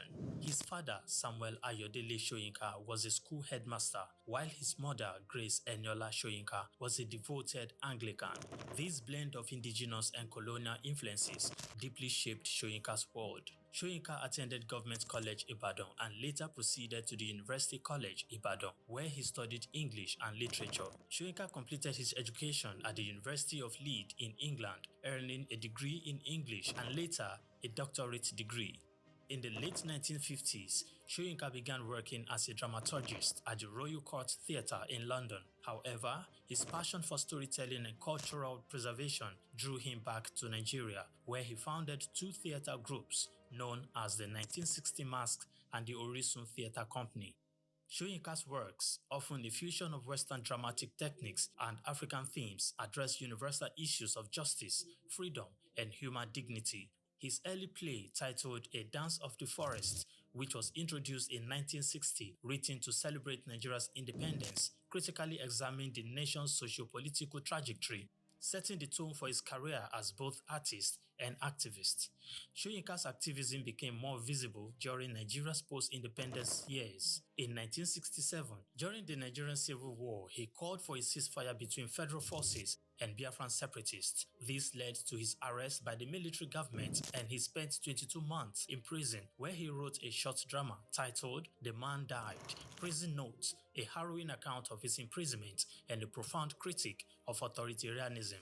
Soyinka has authored more than 20 works, including plays, novels, poetry and essays. In 1986, Soyinka became the first African to win the Nobel Prize of Literature, an achievement that brought global recognition to African literature. Soyinka remained an outspoken critic of oppressive regimes, often at great personal risk. His activism extended beyond Nigeria, addressing global issues of injustice and human rights. During periods of military rule in Nigeria, he went into exile, continuing to write and speak against tyranny. Today, Soyinka is celebrated not only as a literary giant, but also as a symbol of resilience and moral courage.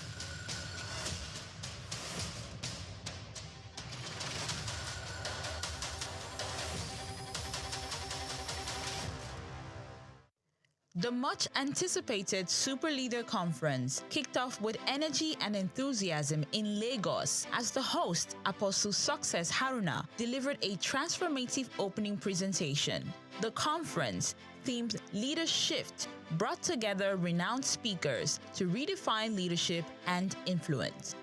The first speaker set the tone, emphasizing the essence of a super leader, one who communicates effectively, provides resources, recognizes both the strengths and weaknesses of others, and supports them rather than feeling insecure. He also highlighted team building as a critical component of leadership. One of the factors is because our marriage is a beautiful marriage for 17 years. So we have been able to model what a good marriage is to the people.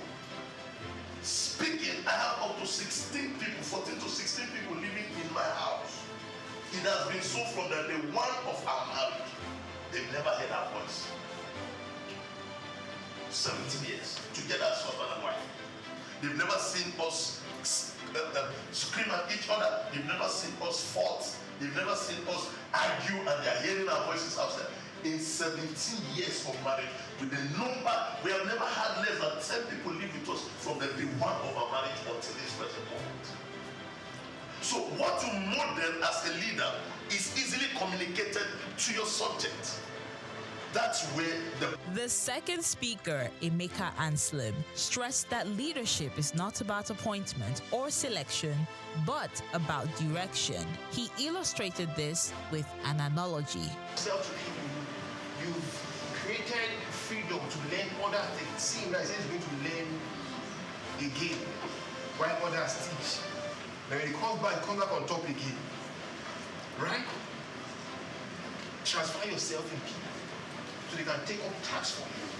When you raise leaders, you gain far more people than you can ever imagine in so on. Raise leaders, transfer your values, your nature, your culture into people. This is so important. This is so important. One of the ways by which we become an effective leader, productive, produce people after your kind. That's what God even commanded. Produce people after what? Produce after what? According to him, effective leadership attracts followership by sustaining the interest of those who believe in and depend on a leader's vision. He emphasized vision, uniqueness, innovation, and creativity as core pillars of leadership.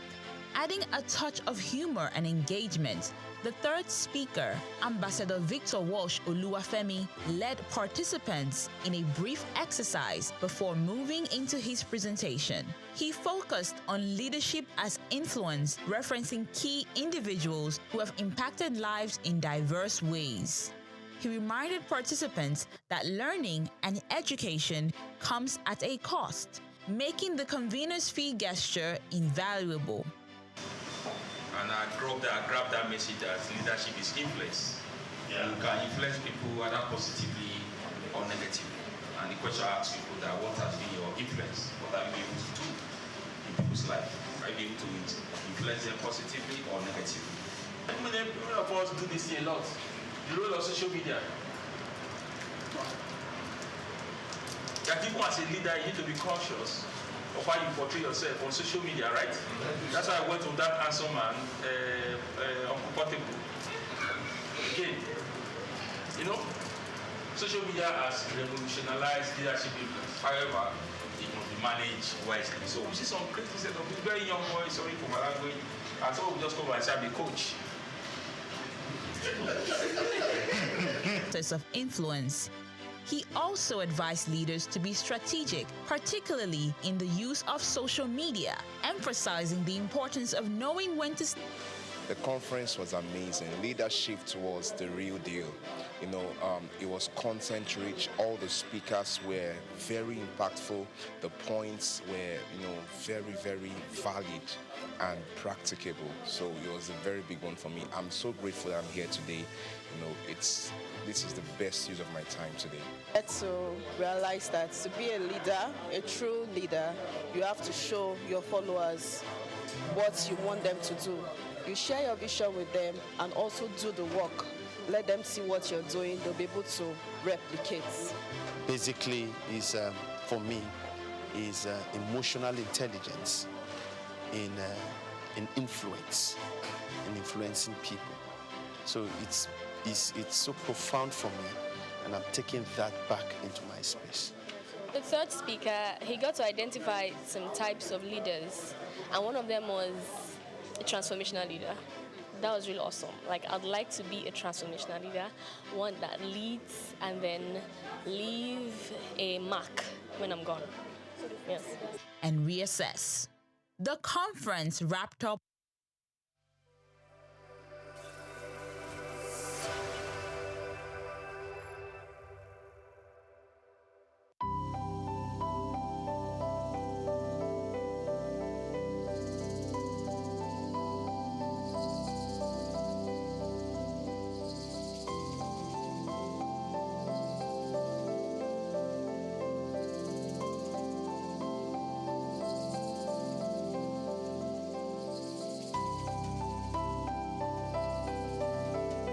Trafalgar Square, established in 1844, is a symbol of British naval history and a popular cultural spot in London.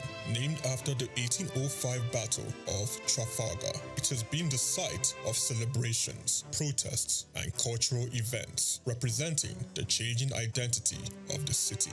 It houses several landmarks, like the Nelson Column, St. Martin in the Fields Church, and the National Gallery.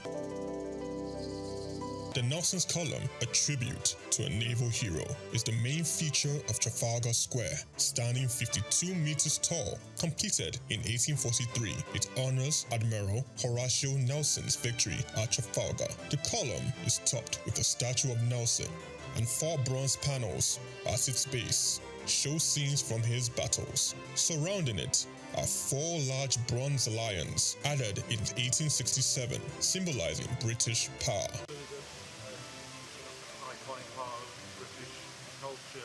Not just in its look, but this is very much the sort of centre of London. Whenever there's a celebration, a protest, it's a public space that's very important for a lot of not just people that live in London, but for the UK. It's a place where people would congregate. I remember being here all around the 25 Olympics, but it was very much one of the centerpieces of British culture. Yeah, no, you used to be able to climb on the lions when I was younger, but you can't do it anymore. So there you go, that's progress for you. St. Martin's in the Fields Church, reputed as an architectural gem, was built between 1722 and 1726. It is known for its neoclassical design by architect James Gibbs, and is famous for its portico and steeple, and has influenced architecture worldwide. The church also a rich musical history, hosting concerts and helping the homeless. Yeah, I actually came to London just on a little day trip, and then I remembered that this church sometimes has classical music on, so I just popped in, and there's no concert, but there were some people practicing. So there's a quartet of violins, and they made some lovely, sort of practiced for some classical concert. So I really enjoyed just sitting there for 10 minutes, listening to it. It's lovely, it's a really nice church, and it's nice that people don't use it much time. So they used to have a nice coffee photography as well.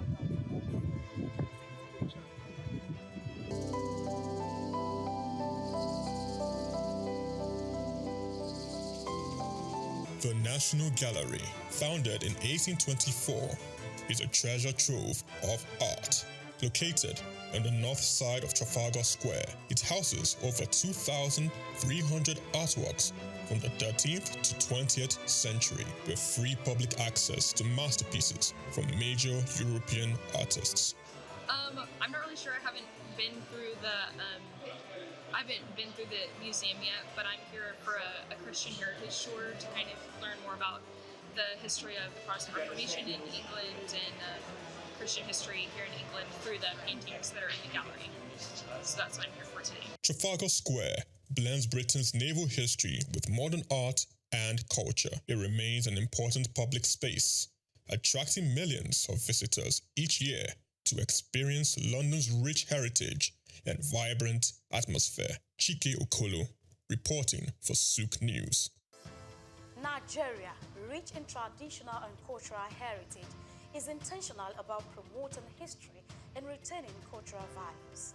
The country has succeeded in preserving its identities and that of the forefathers for ages through folklores, folk tales, traditional ceremonies, community-based initiatives, cuisine, and most notably, museums and cultural centers. These institutions serve as invaluable repositories of history, ensuring that future generations remain connected to their roots and appreciate the diverse cultural tapestry of the nation. In Nigeria, there are over 38 museums comprising national, state, and privately owned institutions scattered across the country. Each of these museums plays a crucial role in safeguarding Nigeria's vast historical wealth, with collections that reflect the uniqueness of different ethnic groups, traditional practices, and historical transitions over time. In Lagos, the National Museum, located at the center of the city in Onikon, claims a notable collection of Nigerian art, including pieces of statuary, carvings, archaeological and ethnographical exhibits, among others. Of particular significance is the terracotta human head, known as Jelma head, dated between 900 and 200 BC, which is part of the renowned Nok culture. The piece is named after Jelma, the village where it was discovered. The museum is administered by the National Commission for Museums and Monuments and remain a key educational and historical attractions for visitors. Another prominent artifact housed within the museum is the famous Benin bronze head, an evidence to the artistic excellence of the Benin Kingdom. The museum has a lot of functions, some of which are to educate, to entertain, research,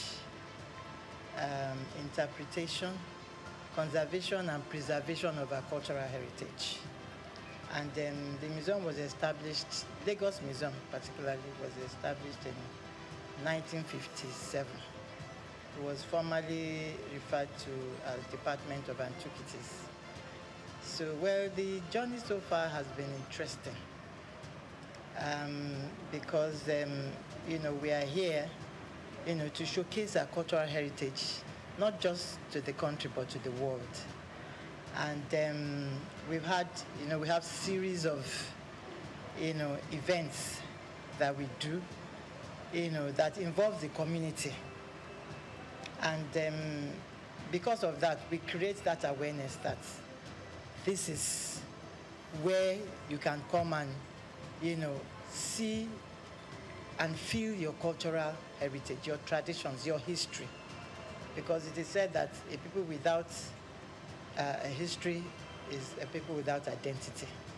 So the museum portrays this to the people. And over the years, that is what we've been doing.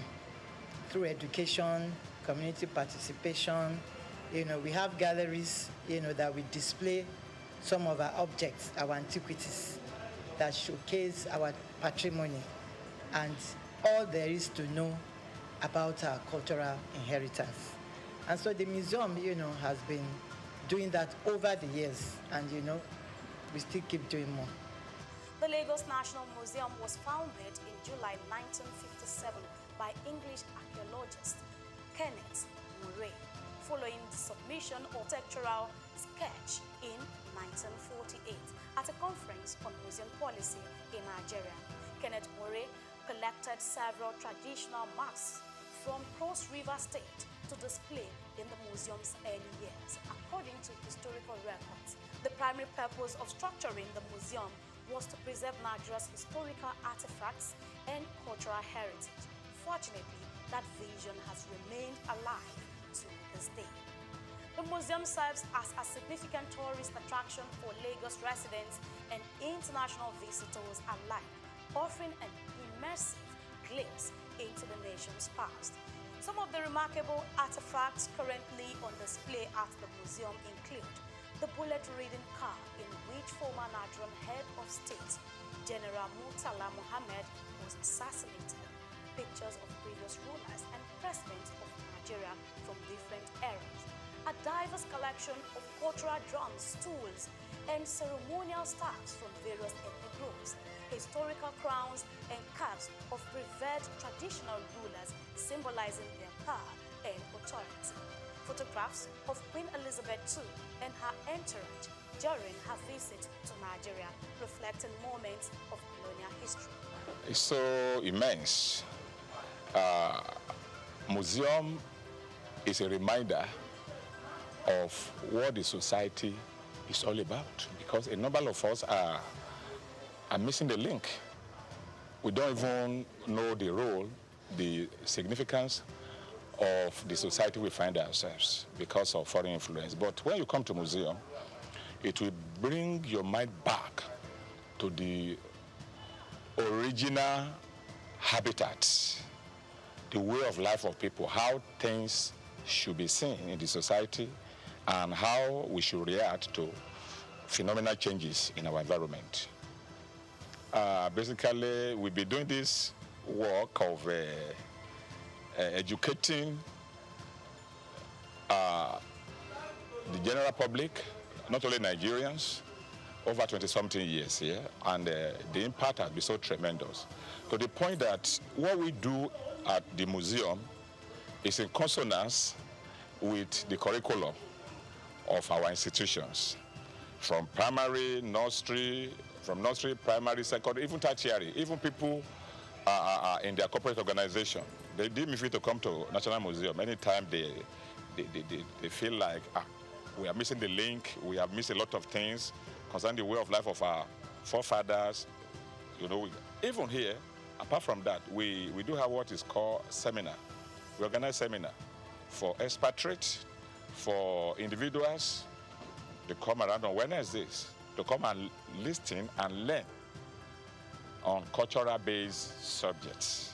I think it was great. I mean, I particularly like the circle of life that it presented in here, right? From birth to reincarnation to external influences. I think it gave a good history of Nigeria. I learned a lot about that. There seems to be some real big connection between Nigeria and Benin in terms of the history that I wasn't totally aware of. I was able to see the different artifacts and stuff that were presented. So it was quite interesting. They did, I think, a pretty good job doing a comprehensive tour or comprehensive history of Nigeria and its culture and its surrounding areas.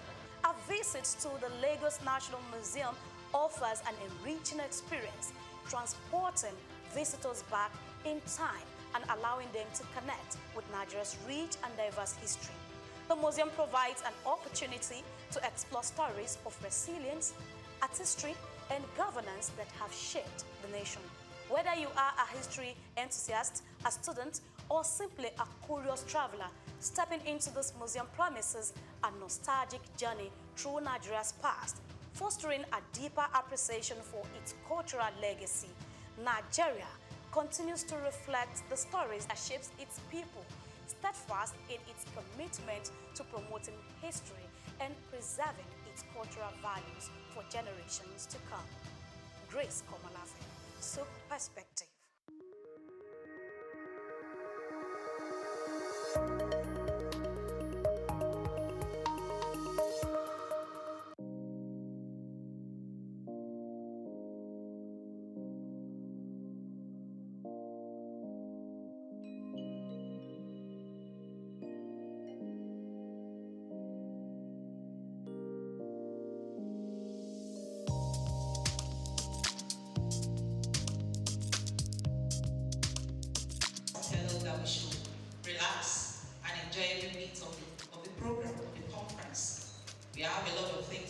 keynote.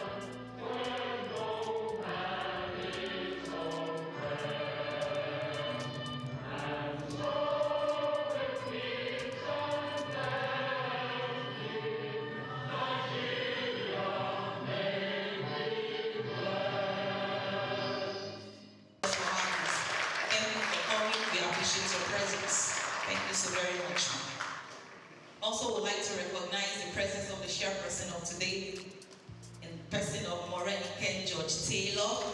She's the president, Restaurant, Cakes, Bars, and Clubs Association. You're welcome. Thank you for coming. We also like to recognize the presence of Mr. Lucas Rahim, who is the director of SIRD, Lagos State Consumer Protection Agency, LASCOPA. You're welcome. Thank you for coming. Also in our midst is Engineer Greg Ashibogu. He's the chairman, GK Foundation and Grashi Global Foundation. You're welcome, sir. Please a round of applause for him, please. He has been a supporter of Mr. Razak's work. Thank you so very much. You're welcome, sir. We also like to recognize the presence of Engineer Oyatoye, who is the Director, Policy Research and Development, Lagos State Safety Commission. Thank you for coming, sir. We appreciate your presence. Thank you. Representing the DG of NAFDAC in our midst is Dr. Ifeoma Okafor. A round of applause. Thank you so very much for coming. We appreciate your presence. Thank you very much. We also like to recognize the presence of Mr. Oluwole Ogundele, who is the guest speaker. Thank you so very much for gracing this occasion. We are elated to have you around. Also in our midst today is Mr. Laja Shomiron, who is also a guest speaker today. A round of applause.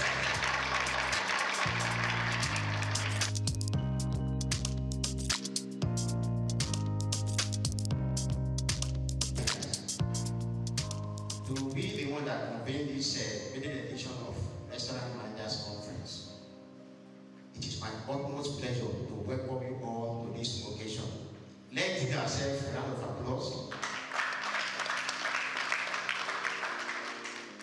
First and foremost, I would like to express my deepest gratitude to each and every one of you for taking your time to join us today. Your presence here is a testament to the commitment to excellence in the restaurant and hospitality industry. Together, we gather under the theme, elevating the art of restaurant management, innovation, sustainability, and excellence. The theme reflects our shared passion for advancing the restaurant industry and our dedication to staying ahead of the curve in terms of innovation, sustainability, and excellence. And as we navigate the complexity of the modern restaurant landscape, it is imperative that we prioritize these three pillars: innovation, sustainability, and excellence, which will form the foundation of our discussions today as we explore the cutting-edge strategies, best practices, and innovative solutions to drive success in our industry. We have assembled impressive lineup of speakers, including our keynote speaker, my own mama, Mrs. Bose Aye, the founder of Atalanta PSC. Please help me to clap for her. He's also the past president of Restaurant and Food Services Providers Association of Nigeria. And another motivator, Morenike George Taylor, the president of the Restaurant, Cafe, Bars and Clubs Association, who is the chairperson of today's occasion. guide through this conference proceeding. I'm equally happy to have the Deputy Managing Director of Street Sensation Confectionery and a host of others. I was happy when we wrote letters to the DG of NAFDAC and I said, we are going to be there. So, this year, Dr. Okafor, I'm happy that you are here. God will bless all of us. Throughout the day, you'll be treated to insightful presentations, engaging discussions with our special guests, eminent speakers, AI experts, social media marketing specialists, financial gurus, regulators, industry leaders, and many more valuable networking opportunities for us. Throughout the day, we will explore the latest trends, best practices, and innovative solutions that are shaping the restaurant industry. As Hospitality Care Company, we are dedicated to empowering restaurant professionals with knowledge, skills, and expertise required to excel in our increasingly competitive market. And this conference is a testament to our excellence to elevate the art of restaurant management. The conference is designed to provide a platform for restaurant managers, operators, and industry professionals to come together to inspire, educate, and empower you with the tools and insights necessary to excel in this dynamic and competitive industry. I would like to acknowledge the support of our sponsors, partners, and collaborators who have made this conference possible. Your contributions are invaluable, and we are grateful for your commitment to the growth and development of the restaurant industry. Equally, I would like to acknowledge the tireless effort of our team who have worked diligently to bring this conference to life. Your hard work and dedication are truly appreciated. Without much ado, the MC has said we need to engage ourselves fully, ask questions, and share our perspective. We're ready to learn, unlearn, and relearn, and enjoy the company of your peers at this Restaurant Managers Conference 2005. So let us work together to elevate the art of restaurant management and take our industry to the next and enviable height. Once again, I want to appreciate you, and I know by the end of the day, we are not going to leave but in good health. And at the end of the day, our return on investment is not going to be a waste of time. Thank you once again.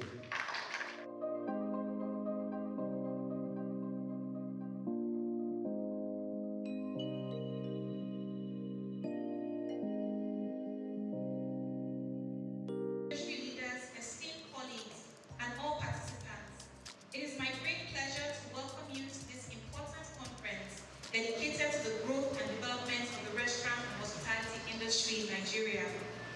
The restaurant and hospitality industry is a vital pillar of Nigeria's economy. It provides employment to millions, drives tourism, supports local farmers and food suppliers, and contributes significantly to our GDP. This sector is not just about serving or providing accommodation. It is about experiences, innovation, and economic transformation. With Nigeria's growing population and increasing demand for quality services, we must continue to evolve and expand our industry's potential.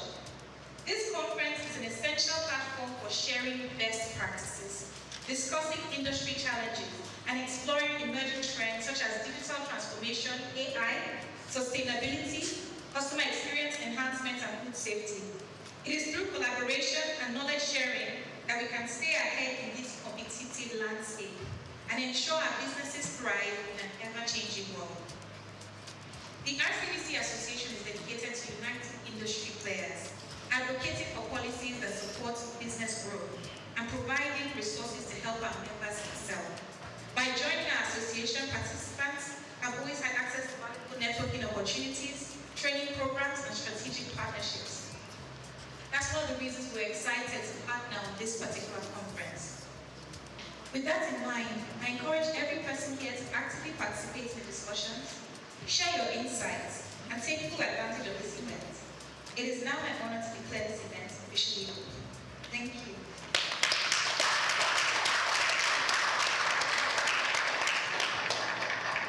I have just a few more things to say before I hand over the microphone. So my question one more time is, did I get my slides up or will I be winging it? Can you see my slides? Thank you. It's okay, don't worry. So this is supposed to be a little bit interactive, right? It's a manager's conference, and I always have something to say to managers. So do we have any managers here? Can you wave your hands? If you're in a managerial or supervisory position, can you wave your hands, please? Fantastic, thank you. So I think I'm in the right room. I wasn't sure when anybody raised their hand at first. Okay, so I want to ask a question. Who is a manager? Someone should help me, please. Who is a manager? Who is a manager? Anyone can take the answer. Okay, but if nobody gives an answer, it's you that need to answer. Who is a manager? Who is a manager? I have my team for 355, so don't worry. I came prepared. It's called Start With Your Why. You are standing in a position and you have an opportunity to improve your life and improve the lives of those around you. You impact people's lives. Someone that wants to propose to their girlfriend and wants to get married, you will be part of their life experience forever. Just by being a manager in a restaurant or in a food establishment. So it's such a critical role that if you're occupying it, you need to understand what role am I in. And from my own organization, not only did I invite managers, I invited supervisors that want to be managers. Because when you aspire towards a position, you need to know what that position is going to be. Okay, let's assume we know what a manager is now. What does an effective manager do? So can I have just a few contributions? What does an effective manager do? Yes, please.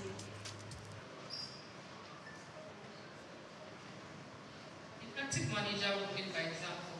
Please give a round of applause.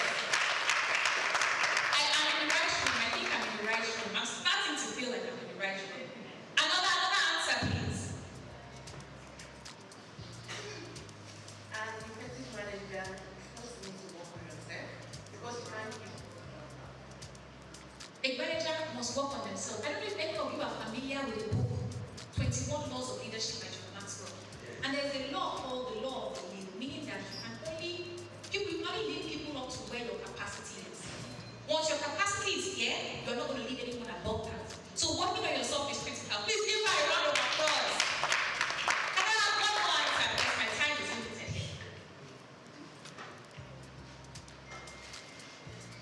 What does an effective manager do? An effective manager must be proactive. Thank you. I like that word, proactive. Let's please give her a round of applause. I spelled out a few things I think that a good manager should be able to have under their sleeve. And I'm just going to take just about 2-3 minutes and I'm going to get off the stage. Don't worry. So I have here you must be hospitable. I call it the spirit of hospitality. If you don't have the spirit of hospitality, what are you doing here? Why are you a manager? Hospitality is such a critical spirit that it influences you. Are you the kind of person that when people walk into the room, you would say hi? Or because it's your job that you're saying hi? When somebody is panting, would you offer them a glass of water?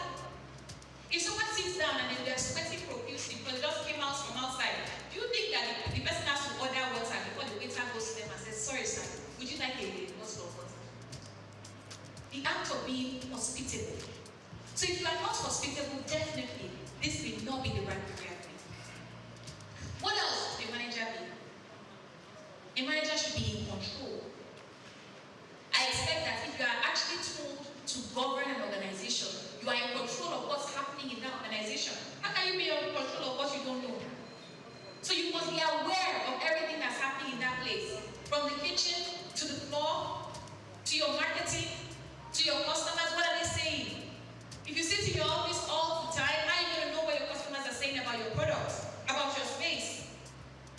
A good manager must be able to supervise. What is supervision? Is it just giving orders? Or ensuring that orders are completed? How many times do we need to follow up with you when something is stated? A good manager must be meticulous. Because sometimes you don't start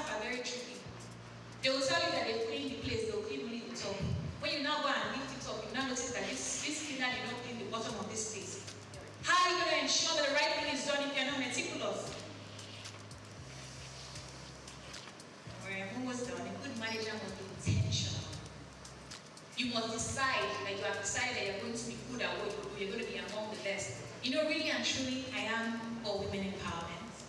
And I do specifically love coaching women to stand out. Because for a woman to have an opportunity, she usually must be 10 times better than a man. So if it's a man that's pretty good, people will just say, oh, let us give that opportunity. But before they give a woman an opportunity to become a CEO or a CEO, you will see her CV. Her CV is double the CV of the man that equally holds a position. Please give women a round of applause. Okay, the men are happy. Give all of themselves a round of applause. A good manager must be a good example. And finally, practice servant leadership. I want you, as you attend this conference, to pick up a few things and decide, what will I do differently following this conference? Maybe I missed something. Before I close up my work day, does anyone want to add anything else that they think a good manager should be? I leave the floor. Any other comments? Thank you, ma'am. Good teamwork and good communication. Give my round of applause! There's no I in team. If you are not a team player, why are you a manager? You can't do everything yourself. You must believe in division of labor. And that's why I asked all of you to join me with my presentation this morning by asking questions. So thank you so much for your time. And I hope that this conference will be as impactful for you as it is for me. Thank you.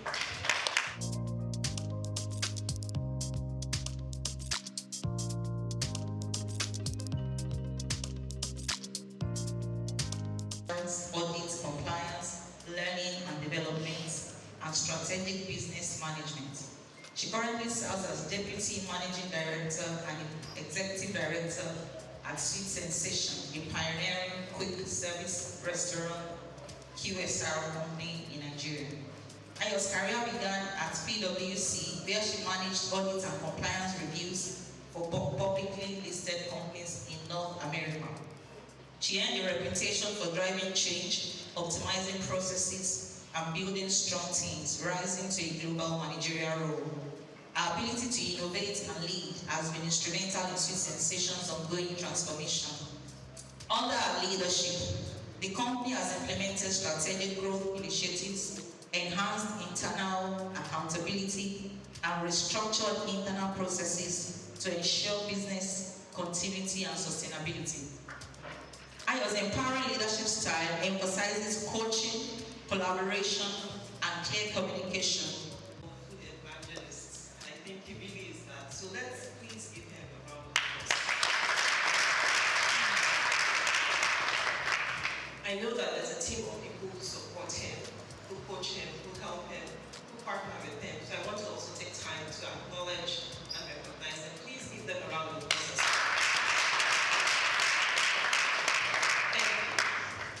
Special thank you to the distinguished speakers and guests. I also stand on all existing protocol, but even with that, I cannot but honor Mrs. Bola Ayeni, who's here. Mrs. Bola Ayeni, who's here, the founder of Fertilizers and pioneer in the industry. Thank you for your continued support of the industry. It's also lovely to meet the chairperson of RCDC, an organization I belong to as well. So welcome. Thank you. I don't honor my NAFDAC people, I will get in trouble. So, well done, man. Thank you for all you do at NAFDAC. Thank you. Making sure that food is safe and that people can live quality lives. Thank you so much. Thank you. Okay. Before I dive into my very, very brief speech, I must honor my mother, Lady Dame Kende Hampson, the founder and CEO of Sweet Sensation. Chairperson of Westman. I'm grateful for the organization she built because giving me a platform, it's giving various people a platform to lead, to inspire others. So she's not able to be here, but I bring lovely greetings from her to everyone here. Okay, so I've been asked to give a very, very short welcome speech, or I think it's opening the short speech by special guest. And you know, this topic, elevating the art of restaurant management, innovation, sustainability, and excellence, is so relevant. So I want to start by just saying, this topic is who's been in an industry for a few years knows how important these topics are. The industry is shifting rapidly. Things are changing so fast. Sometimes you understand your consumers, sometimes you don't even understand them anymore. Technology is reshaping how things happen, and things are moving at a fast speed. So I'm so grateful to be part of a conference that recognizes the importance of these topics and brings people together to learn about these topics. Sustainability is no longer just a buzzword, it is a business imperative. How can we make sure that the organization not just survives, but thrives and can be sustainable for years to come? And I'm really grateful that we have the opportunity to learn about that at this conference. So, for those who are here, whether you sponsored yourself to come here or whether your company has funded you, I want to really encourage you to listen. The ability to invest in yourself, to come for conferences, for trainings, it's a powerful investment in yourself. My team who's here, hi team, they know that we talk about growth a lot. Any investment in yourself, whether it's training, conferences, networking, learning from others, at the end of the day, it's a powerful investment in yourself. And as you grow, you can also inspire other people to grow as well. So please be open-minded, please listen, please take notes, network with your peers or colleagues or people who you admire within the industry. But please make sure you learn, make sure when you go back to your companies, you are teaching others as well, others who couldn't be here, and then you're allowing others to grow as you grow yourself. So thank you again to everyone. Welcome to the conference, and thank you again to the convener for the opportunity to be here.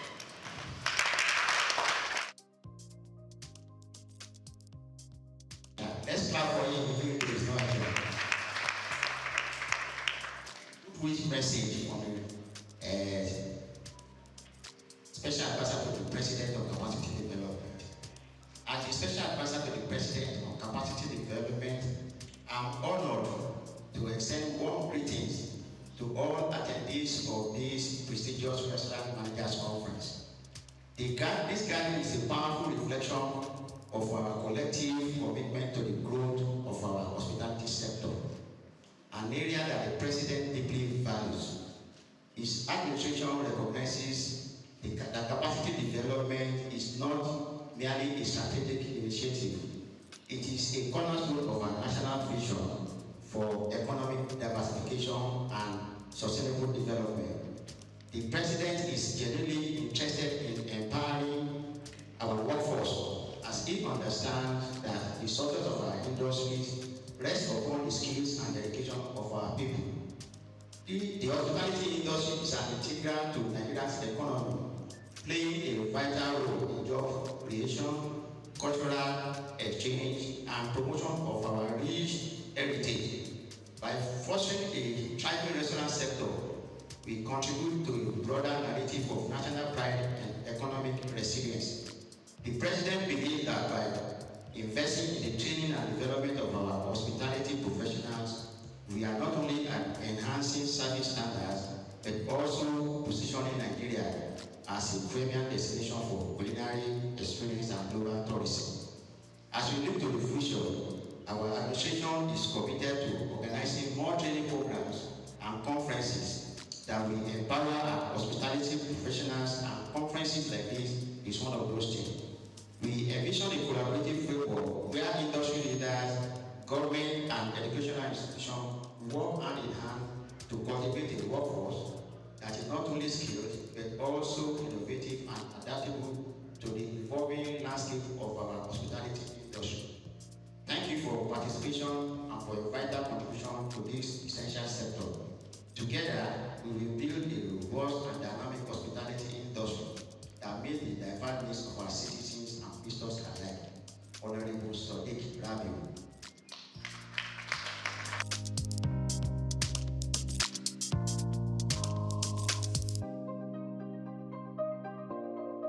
Good morning, ladies and gentlemen. I'm highly privileged to be here. You imagine what this young lady here is doing. I'm particularly excited for this opportunity to stand in this capacity to from the Nigerian Institute of Food Science and Technology, especially where I represent as the chief servant. You know, that name chairman is just a name. They're actually the chief servant of the institute, and I'm privileged to be doing that because the Institute of Food Science and Technology has raised me to be a confident person and to be able to add value to the society. And I think that is the beauty of life. That life is not just who you are, but those you are also able to raise. And so, anywhere I have the opportunity to speak, I always give that credit to my mentors, my several mentors who are now fellows of the Nigerian Institute of Food Science and Technology. Particularly, let me congratulate Mr. Razak, our own food evangelist. We call him Mr. Food. He has several names. I have my goodwill message, but I just feel like speaking to us. Mr. Razak is a blessing to us in the Institute, and we are praying for him. This is just a tip of the iceberg of what God is about to use him to do in Nigeria and beyond that in the world. And so I'm happy to witness this maiden edition of the Restaurant Managers Conference. This is a great one. Please can you give yourself rounds of applause. I'm particularly excited because just yesterday I was privileged to train bakery and pastry staffs, you know, in a big conglomerate when it comes to confectionaries in Lagos, Ogun, and some states at Shagam Artists yesterday. And one of the things I told them is that as leaders, as managers, you are the team leader. It is not just what you tell your staff, it is what they see you do. No food, the best of food safety management system will not fly if it does not start and end at your table. If the staff need PPEs, you are not providing it, what more can they do?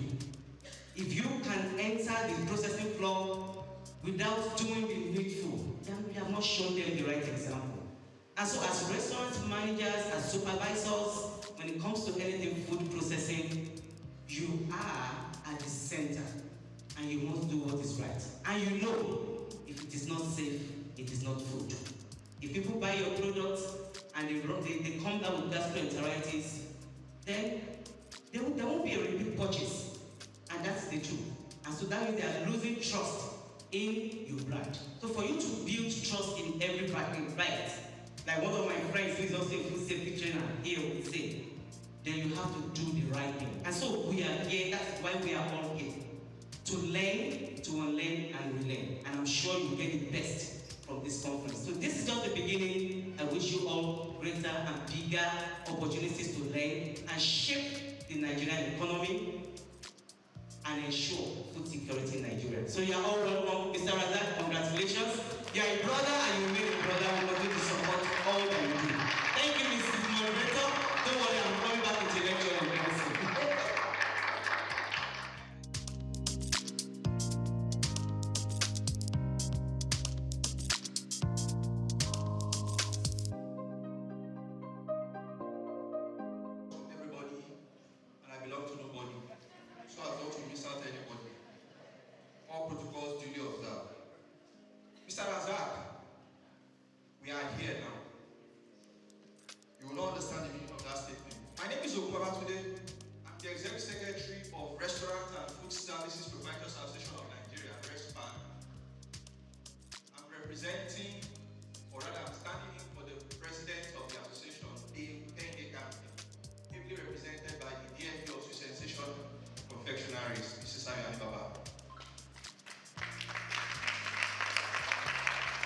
I said, Mr. Razak, we are here now. Almost around this time, November, we met here for a function. And this was the place that Mr. Razak informed me about this program, November. And since November till January, he kept calling and calling and calling and calling. I'm not like, this program is in March. You started bugging me November, December, January. Calm down, Razak. Through January, February, you would think I'm the one in custody of his kidney. At the time, I have to ask myself, I'm not holding this man's kidney now. Why is he disturbing me. And eventually, you know, I picked this call February, and I told him, I know you sent in every necessary December. Be rest assured, we will come. Since I'm not hearing from you, I'm not, you know, getting any feedback. I'm like, the program is March. We will come. So, Mr. Razak, I say again, we are here. Thank you. Now, Restaurant and Food Service Proprietors Association of Nigeria, we're a non-partisan, non-profit making organization established with the aim of protecting the interests of our members in their dealings with regulatory bodies and regulatory agencies. Like the moderator mentioned, that was then. I can give you the assurance that you enter into any of our member restaurants, you will be served quality, not just quantity, quality hot seasoning meals that you will like. Formerly, we used to the Association of Fast Food Confectioners of Nigeria, AFCON. And you know, we try getting more members. We approach the fine dining restaurant and they're like, no, you guys are Association of Fast Food Confectioners, and you know the mentality when it comes to fast food. They believe it's all about junk. And mind you, our logo is there. It used to be Eat AFCON, Eat Safety. They're not like, you are saying eat fast food, eat safety. Isn't that a contradiction somehow? But we ask ourselves, and you also need to ask too. You walk into a tantalizer outlet, you walk into a sweet sensation outlet, you walk into a labule outlet, you walk into a TFC outlet, and you get to be served a big item. You have pottage, you have jollof rice, you have fried rice, you have a efori roll, you have pounded yam. Are these fast food? No. So that is the reason why we decided to change the name and reorientate that conception that we have regarding AFCON. We now became Restaurant and Fast Food Proprietors Association of Nigeria. And our motto still remains, eat RESPAN, eat safety. You can be rest assured that any meal you are eating from our member outlet is safe and is okay. Elevating the art of restaurant management, innovation, sustainability, and excellence. I want to give you the utmost assurance that the keynote speaker for today is someone who is not just a person, but a voice when it comes to restaurant business in Nigeria. Quote me anywhere. When it comes to restaurant business in Nigeria, the person of Mrs. Bossa Edu. She happens to be the restaurant sole representative, myself as well, with the Nigeria Economic Summit Group, whereby, you know, the foundation, the program, the roadmap for the new agenda regarding hospitality in Nigeria is being chartered, is being put together. And she was being given an award for her participation, her full involvement and participation in this program, delivered by the Honorable Minister for Tourism, Art and Culture.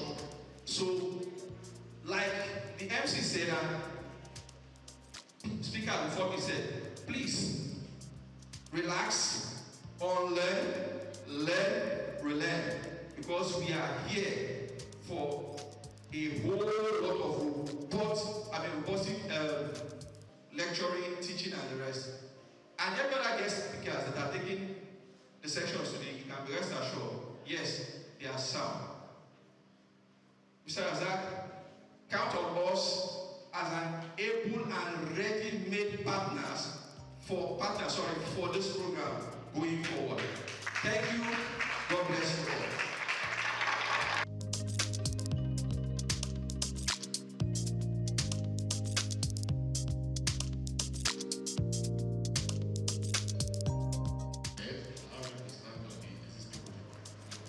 My name is Souq, that is Solar Rahim. I look at you.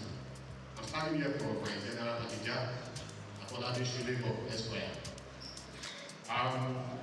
Let me start by congratulating the organizers of this auspicious program that is going to be highly educative. I can see that. Lagos State Consumer Protection Agency was actually established in 2015 by Lagos State Consumer Protection Law to ensure that consumers in Lagos State get value for money spent on either goods and services.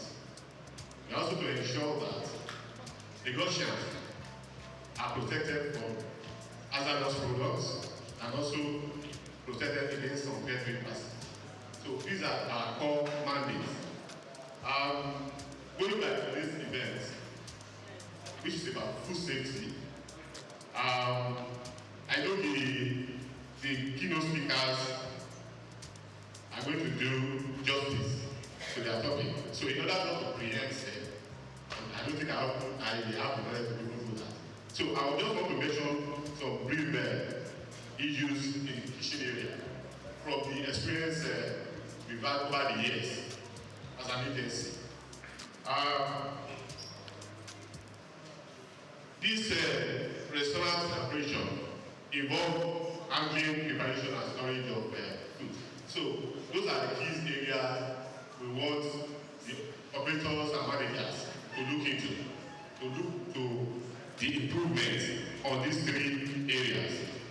Also, while preparing food for consumers, they should try as much as possible to avoid cross-contamination and food spoilage, so on and so forth. But the area I want to really dwell on is service, how consumers are treated on and off the restaurant. So the first point of contact for every consumer or every customer in the restaurant is the on-the-spot service, how they are received. So I want to say that since the managers are here, over the years, most of the complaints we attended to in the agency has to do with how consumers are received.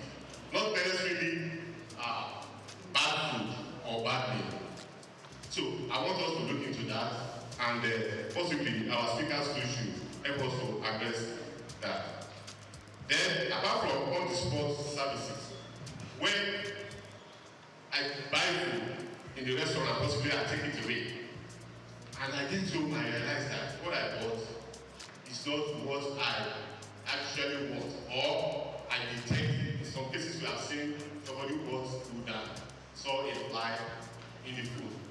You cannot rule that out. So now, while trying to reach out to the restaurant, the person at the other hand failed to do justice or to attend to the complaint queue. So I want us to, apart from putting somebody that is correct, I think that is the most practice. We put somebody that can speak well. Not that. We should endeavor to ensure that the person at the other hand knows well about the business. He can answer questions, treat issues on the spot. And if the person that is receiving the complaint at first hand cannot do that, he should be trained to escalate the problem to a senior manager or somebody who is well equipped about how the business is run, so that we avoid sanctions and penalties from government agencies like ASCOPA. I want to inform you that the 2015 law has been reviewed and signed into law by His Excellency Mr. Governor, 2024 law, that empowers agencies to seal all premises without referring to the court. Initially, we have to go to the court to seek for a seal order. So I'm not saying that we are out to, like my general manager would say, allow business to thrive in Lagos. We are not out to destroy businesses, but then we are not going to lose our focus, which is to ensure that consumers in the Lagos State are protected. We are all consumers. So this is a very big opportunity for everyone here, both managers, the operators, and of course all of us are consumers, to ensure that we improve on the service delivery in our restaurants. To round up, like we always say, consumers in Lagos State are kings. So I want to enjoy all of us here. should always treat consumer as kings. That is the message from my general manager, Afolabi Shiribo Expert. Thank you, and God bless you. The distinguished guests, esteemed restaurant manager, industry, stakeholders, ladies and gentlemen, it is my great pleasure to extend warm greeting to you all on behalf of the Lagos State Safety Commission at this prestigious gathering, the Restaurant Manager Conference. I commend the organizers for selecting such a crucial and forward-thinking team, elevating the heart of restaurant management, innovation, sustainability, and excellence. The hospitality industry, particularly the restaurant sector, plays a vital role in the economic and social fabric of Lagos State. As a hub of diverse culinary experiences and a key driver of tourism, restaurants are more than just places to eat. They are spaces of creativity, culture, and commerce. However, ensuring safety, sustainability, and operational excellence is paramount to their continued growth and success.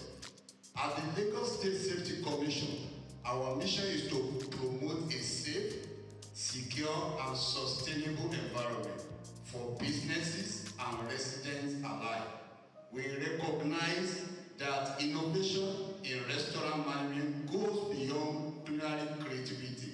It also involves embracing modern practices and adhering to health regulations and implementing sustainable business models that protect both people and the environment. Sustainability in the restaurant industry is no longer an option, it is a necessity. From responsible waste management and energy efficiency to ethical sourcing and consumer well-being, sustainable practices contribute to business longevity and environmental preservation. I urge all restaurant managers to adopt best practices that align with global standards while enhancing customer experience and food safety. Excellence in restaurant management is achieved through continuous learning, strategic leadership, and a commitment to quality. As you deliberate on strategies to elevate your businesses, I encourage you to prioritize staff training, adopt digital innovation, and maintain compliance with regulatory standards to ensure the safety of both the employee and patrons. Lagos State remains committed to supporting businesses through policies that foster growth while ensuring public safety.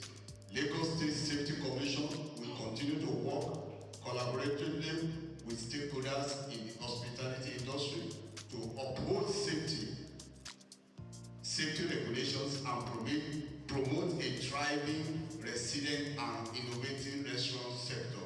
Once again, I applaud the organizers of this conference for creating a platform to discuss these vital issues. I wish you all exciting deliberations and successful outcome that will drive the restaurant industry towards greater heights. Thank you. May this conference inspire transformative ideas for a safer, more sustainable, and more excellent restaurant industry in Lagos. Director General, Lagos State Safety Commission, Mr. Larry Mojala. Thank you so very much, sir. That was very well said. Very well said. I actually don't know what that means. I recognize everybody that is here, and I have not addressed you in person, it's not that slide. But I think we are beginning to look at the time to see how we can manage our time.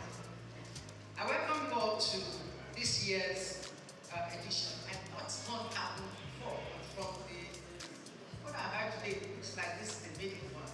Forgive me if I'm wrong. I welcome you to this conference, and Let me start by again joining everybody to salute the doggedness and the passion of the convener, Mr. Razak. They have described it many ways. I used to know him as a foodpreneur, but I've heard today that he's actually a food evangelist. Whatever name we call him, and what thing we can't take away from him is his passion for this industry. This avenue that he has provided for us today, where we as restaurant operators gather together to share and to sharpen our knowledge, is a major gap that he sees in our industry that he's trying to fill. I congratulate you on your achievements so far, and all the people that have worked with you, and I wish you success in your future endeavors. I'm excited to be here, and I count it as an honor to be called upon to share with you from my limited knowledge and experience, and also to learn from the different experts that have been put together, that have been invited to help deepen our knowledge in specific areas of restaurant operations today. The theme of our conference, as we have heard over and over again today, is elevating the art of restaurant management through innovation, sustainability, and excellence. I will start by talking a little bit about our industry. The Nigerian food service market is estimated to be about $10 billion and growing. About half of this market is held by the service restaurants, while the other half is shared by casual dining, fine dining, cafes, and the cloud kitchen industry that is not only large, but also has a great potential for growth. As restaurant managers, do you see yourself as of today in this huge market that I've just described? Do you see yourself as a tiny drop, like a pinpoint? Or do you see yourself as a significant player in this big industry? Wherever you think you are, one of the things that you should begin to think about from today is how can you increase your portion of this large market that I've just described. The restaurant industry itself has changed rapidly in the last 5 to 10 years. From the imposing brick and mortar structure days, where the idea of social entertainment was limited to visiting fast food restaurants, to today, where the customer would rather be in the comfort of his home and just get his food delivered. Pop-up stalls, food trucks, or sometimes you see them as food cars, are becoming a trend in urban and densely populated areas of our country. These are beginning to account for a good portion of the restaurant, of the revenue of this industry. How then do we ensure that as restaurant managers, we also get a significant portion of this growing pie? Our industry is not without its own share of challenges operating in an environment such as ours in Nigeria. These challenges, which cannot be underestimated, range from rising costs, multiple taxation from different tiers of government, poor infrastructure, strong and formidable competition, manpower skills shortage, and to changing consumer preferences. How do we then, as restaurant managers and restaurant owners, sustain our business in the face of these challenges? Again, when we look at the theme, elevating the art of restaurant management through innovation, sustainability, and excellence, the aim of this theme is to ginger our thoughts as restaurant owners or restaurant managers. First, let's look at innovation. There have been changes in the lifestyle of our target audience, as there have been changes in the demographics that we target.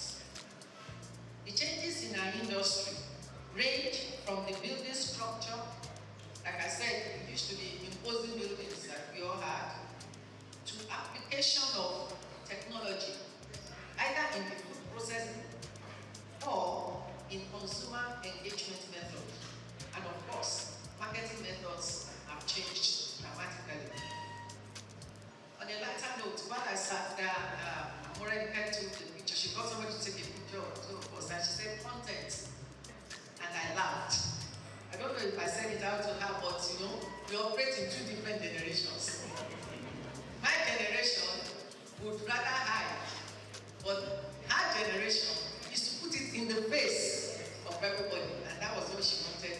When she said content, that's again a difference that has happened in the environment that we are currently operating in. COVID-19, with the attending lockdowns and movement restrictions, forced many companies, like some of us who hadn't invested in technology, to embrace digital innovation to survive. Innovation in restaurant management can be in the area of technology, can be in the area of offering unique products, can be in the area of introducing new processes, and then of course, it can be in the area of enhancing customer experiences through unique customer service methods. Embracing innovation, no doubt, has its own definite benefits. The benefits could range from increased visibility. You can also leverage technology to reach a wider network of your consumers or potential customers through all these mobile devices that you carry around. Innovation can help us in improving our service delivery. We can leverage technology to tailor services specifically to meet the needs of our customers. Innovation can help to reduce costs through process automation or the use of technology to replace, where possible, all customer-facing activities. There are businesses that don't even have the front of the house activities anymore. They use technology to take the orders and they deliver. Technology is therefore playing a key role in food processing process, how to order, when to order, and how to pay for the order. These apps are also being used to manage customer loyalty. The use of technology itself impacts the need for brick and mortar stores. Like I've said, not only will it impact or has it impacted the size, even the existence of those structures. And of course, the size of the restaurant itself. Who needs a whole building if you can reach your customers through technology? Or if your customers can reach you through technology? Customer engagement is another area where innovation can be seen in our industry. These engagement methods are geared towards giving the customer unique dining experiences from, for example, outside restaurants where your food is put right in front of you. It's a unique experience just to hook the customer. And of course, you can use technology to modify your recipes to suit the customer's preferences, unlike where we have fixed recipes that is made to fit a general populace. These emerging changes mean that the restaurant operators, as restaurant operators, we must be ready to also have a mindset shift from the way we used to do things, if we are going to remain contemporary, or if we are going to remain relevant in the industry that we currently operate at. How do we adapt to changing consumer preferences if we do not innovate? Innovation must therefore reflect not only in our marketing methods as the customer profiles and lifestyles are changing. These days, we talk about brand ambassadors, brand influencers, and social media influencers. These never existed 10, 15 years ago, but in present day, they constitute a major chunk of the marketing budget. I go on on to sustainability.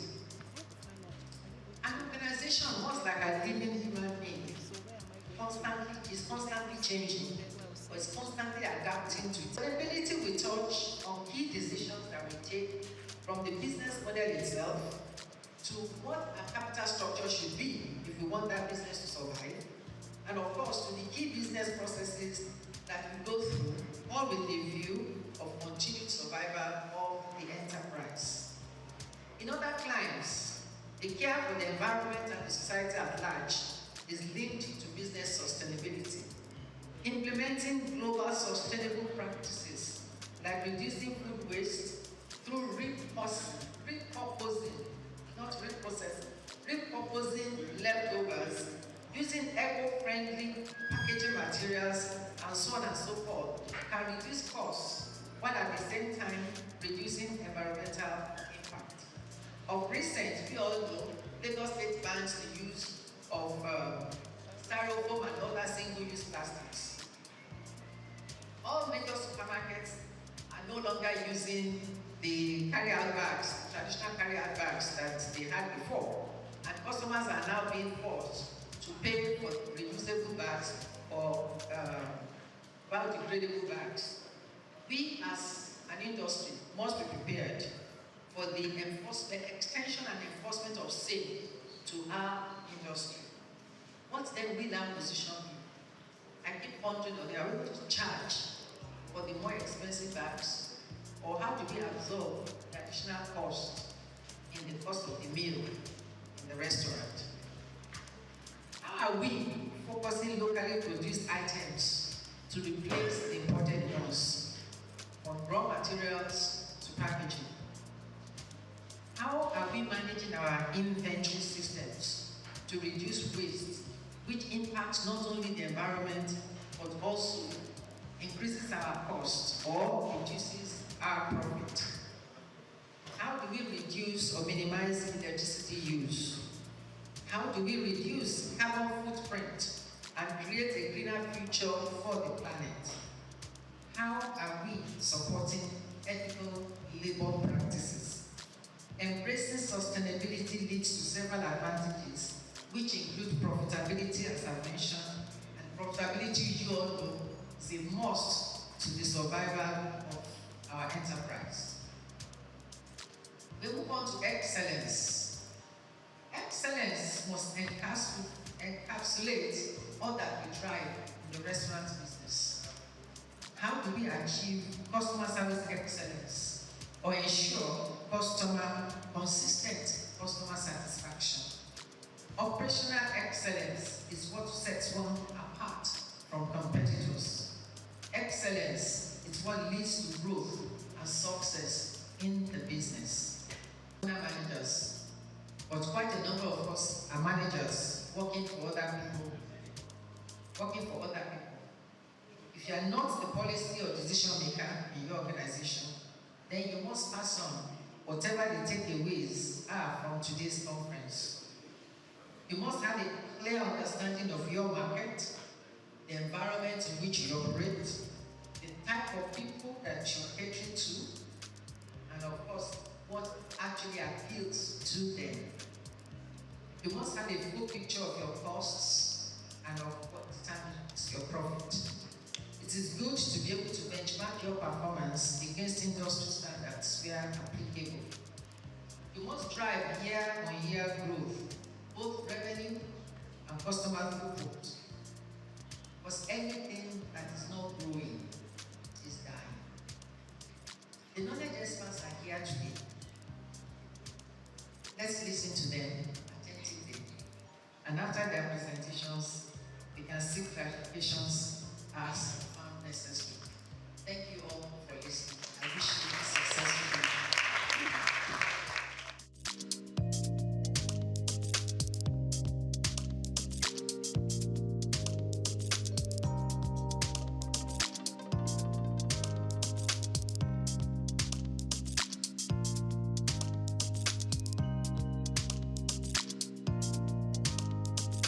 Overproduction, temperature abuse, very important. Madam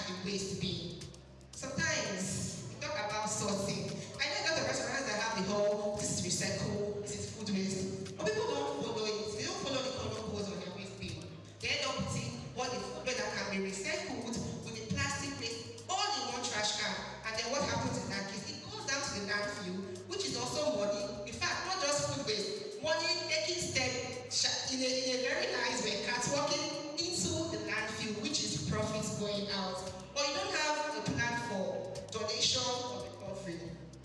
Now, there are many charity organizations that restaurants can partner with when you have excess food. You can partner with the Lagos Food Bank and also other charity organizations that you can say, okay, we have this whole pattern of excessive food, and people can come and take some of this food. I mean, why can't we feed the nation? Are we not one? Anyway, moving on. Now, what is the role? Am I communicating? How about not too fast? I want to enjoy this discussion here. Very good, thank you. Now, what is the role of food safety failure? Poor food handling practices and quality control in food loss and waste. Food safety failure, improper storage. If you don't store your food properly, you will end up having older products, or you will not follow FIFO, right? She has mentioned it, she has given me explanation of what FIFA and FIFO is. I won't dive into that. But if you don't store your food properly, you end up having food waste. Most times when I audit restaurants, right, it's very simple for them to have a failure in non-conformity in this aspect, because they'll just tend to go clean the product on the shelf and nobody's really checking for dates. Another thing that can cause this problem is when you have all of your products on the shelf. Why? Or you buy a lot of this product and you end up not even using it. Especially those ones with a short best before, a short shelf life. Temperature abuse. That's another food safety failure, and cross-contamination too. Now when it comes to poor food handling practices, again, you can never take away FIFO from this. It's handling during preparation. If you don't handle your food properly, and they go to the floor, that's waste already. Except of course in your restaurants, when food drops on the floor, you pick it, you clean it, and you serve the customer. And I'm sure that I don't have any restaurant managers that are doing that poor quality practices. The lack of hygiene. She has talked about washing your hands, your earrings, all of those things. It's very important as managers or as food business staff, we need to have proper hygiene. If you lack good hygiene, it's as well as putting money into the waste bin. And lastly, quality control, overcooking, undercooking, inconsistent portioning, getting food for minor defects. I don't know if this is news to many of us, right? But sometimes people reject product because they look ugly. Not for food safety cases, or not for the sake of food safety, but because I don't just like how this tomato is looking. It's not looking very fine. So they end up throwing it away. But you need to understand that nobody knows whether a tomato is fine or ugly when it is being cooked. So you need to have a very good relationship with your vendors. Tell your vendors, okay, these are the qualities I am looking out for. Have a checklist. Train your vendors and train the staffs around, those who are handling it. Training is very important though. It's not you come to work, you resume work that first day, wear your hairnets, wash your hand, move your earrings, and that's the end. Training should be continuous. You can have on-the-job training. You can have trainings with external people. You should have a trainer who is already in a restaurant that can train down on those who are upcoming, okay? So the role of food safety, poor food handling, and risk control can never be taken away from food loss and waste. Remember, food safety failure can make you bleed money. Poor food handling practices will make you lose money. Poor quality control, you are losing money, and that is money and that is profit that should have been generated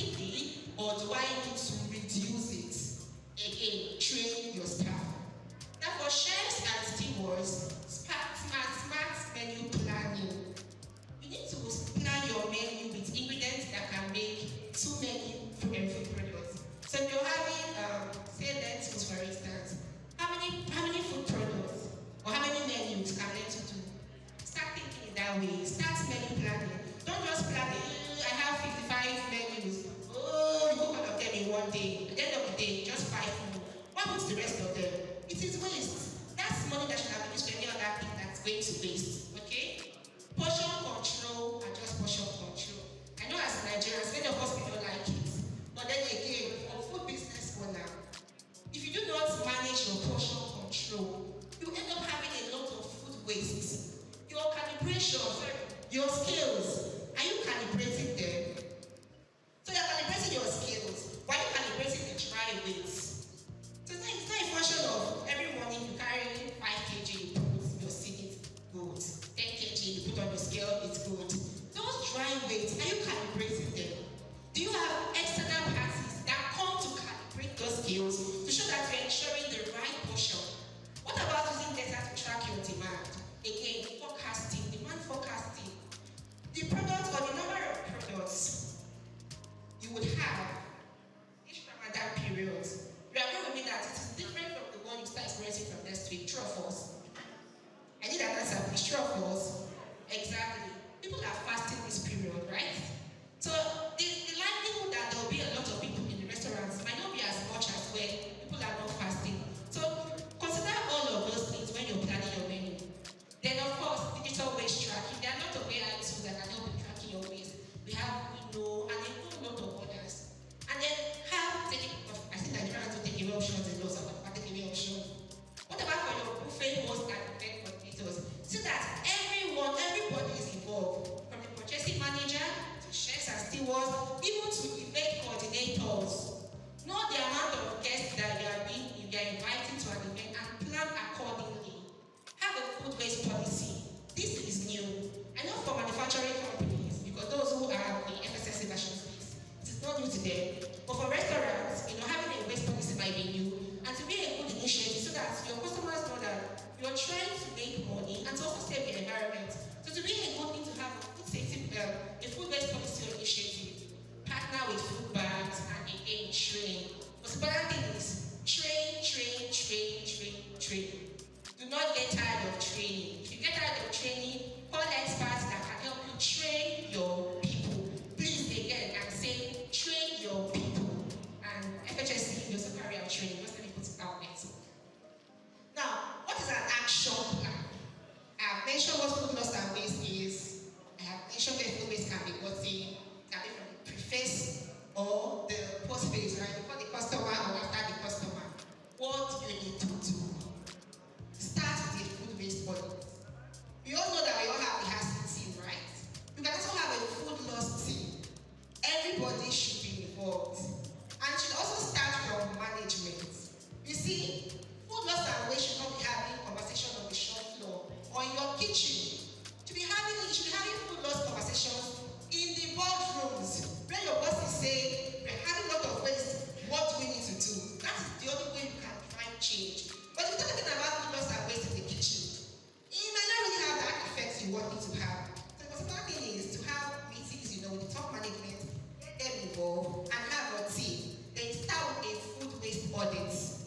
Every food business is a system to identify where waste is happening, to track reduction and enforce prevention. So we talked about where the waste can happen. Now, I do not know your individual kitchens, so I cannot tell you where your hotspots are. That is the work of everyone here. After this conference, remember that the lady with the glasses said, know where my hotspots are. Go to your kitchen. Managers tie into their KPIs. Let everybody identify where the hotspots are. And then there's a strategy of methodology that we talk about. It's called the TMA. You target, you measure, and you act. But I'd like to expand it a bit. You target, you measure, you use, and you act when you communicate. It's very simple. Have a smart goal.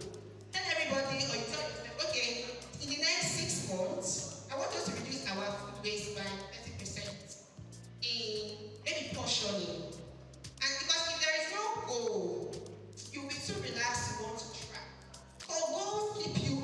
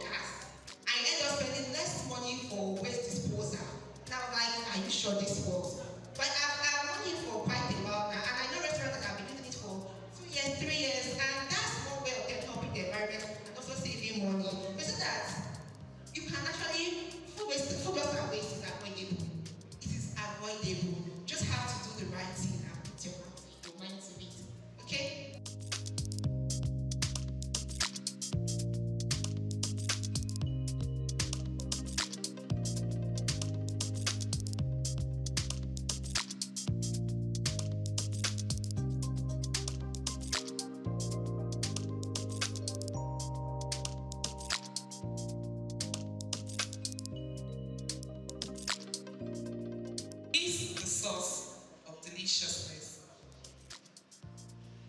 We've been in existence since 1909. Did you know that? So for those who don't know, some people just screamed, eh? We are an ancestor brand. Thank you very much. You see, this is what we know how to do the best. Bring deliciousness to homes, to your meal time. And this was the initiative of two Japanese persons. One is a scientist who discovered that glutamate was the ideal substance to make meals. And then the other one, an entrepreneur who has the money to start the business. So you see, idea, meeting, capital, and then a business is born. So this is how our Ajinomoto came to be. By the way, it's a Japanese brand, and Japan products are quality products. I re-emphasize, quality products. So we've been in Nigeria since 1991, and what are we doing? We are founded on the aspiration to contribute to well-being of the human being, well-being of the society, well-being of the planet through amino science. Amino science is the technology and the specialty of the Ajinomoto Group. The NAFDAC people here know us, we are registered. The SON people here know us, we have a man cap. So we are very regulated and very compliant. So what is Ajinomoto? My targets are here, the caterers are here, LSCDA, and my other catering group. Yes, ma'am. Thank you very much. So these are my targets. And I know restaurant people are here who use it. The people used to say that all those big restaurants, they use Ajinomoto, but they hide it. So I want to ask, what do you gain if you don't use Ajinomoto cook? And what do you gain if you don't use that cook? You still they hide them. Tell people the source of your deliciousness, because you understand that it is safe. It is made from sugarcane. It helps you to reduce salt in your food. People call it magionio, thinking because there may be salt. Not salt. It is a product that has glutamate, and glutamate is an essential amino acid which gives the taste of umami. Umami is not sweet, not bitter, not sour, not salty, but delicious. That is the fifth taste, in case you don't know. We don't have only 4 taste sensations now, we have 5. The taste of tomatoes is not sweet, not sour, not salty. Every speaker has talked about tomatoes now. It is to make almost every meal. And so it is not sweet, not bitter, not sour, not salty, but it gives that umami taste. That's the 5th taste around the world, and it's not different to Nigeria. And that's the taste of our Ajinomoto. Ajinomoto is produced through a fermentation process of sugar-based sugarcane, beets, cassava, maize. So all of these are products through which Ajinomoto is made. And then it is made up of, our MSG is made up of simply sodium, glutamate, and water. This is it. And it contains 1/3 of the amount of sodium in table salt. So if you think your food is not delicious enough, you're just adding salt, you're adding to your hypertension.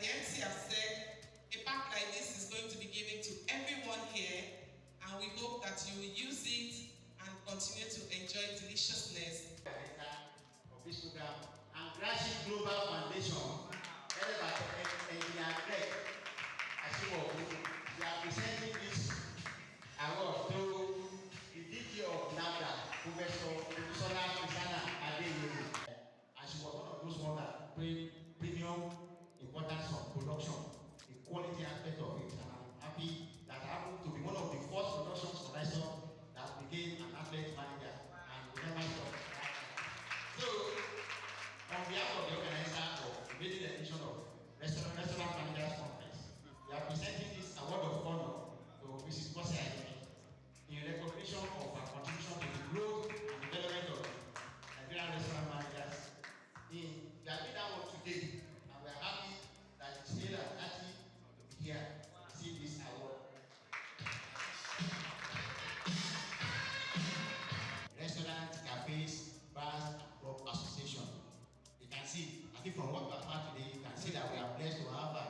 And ever since, she has been taking me up and down. Mr. Razak, we are having a cocktail meeting. Can you come? We are having this one, can you come? Forgetting the fact that I stay in Korodu, they want me to be in Lama. But I have to squeeze my time to get there. So, she has been very supportive. The chairperson and president of RCBC Association, appreciation of your visionary leadership, selfless dedication, tireless effort, and understanding.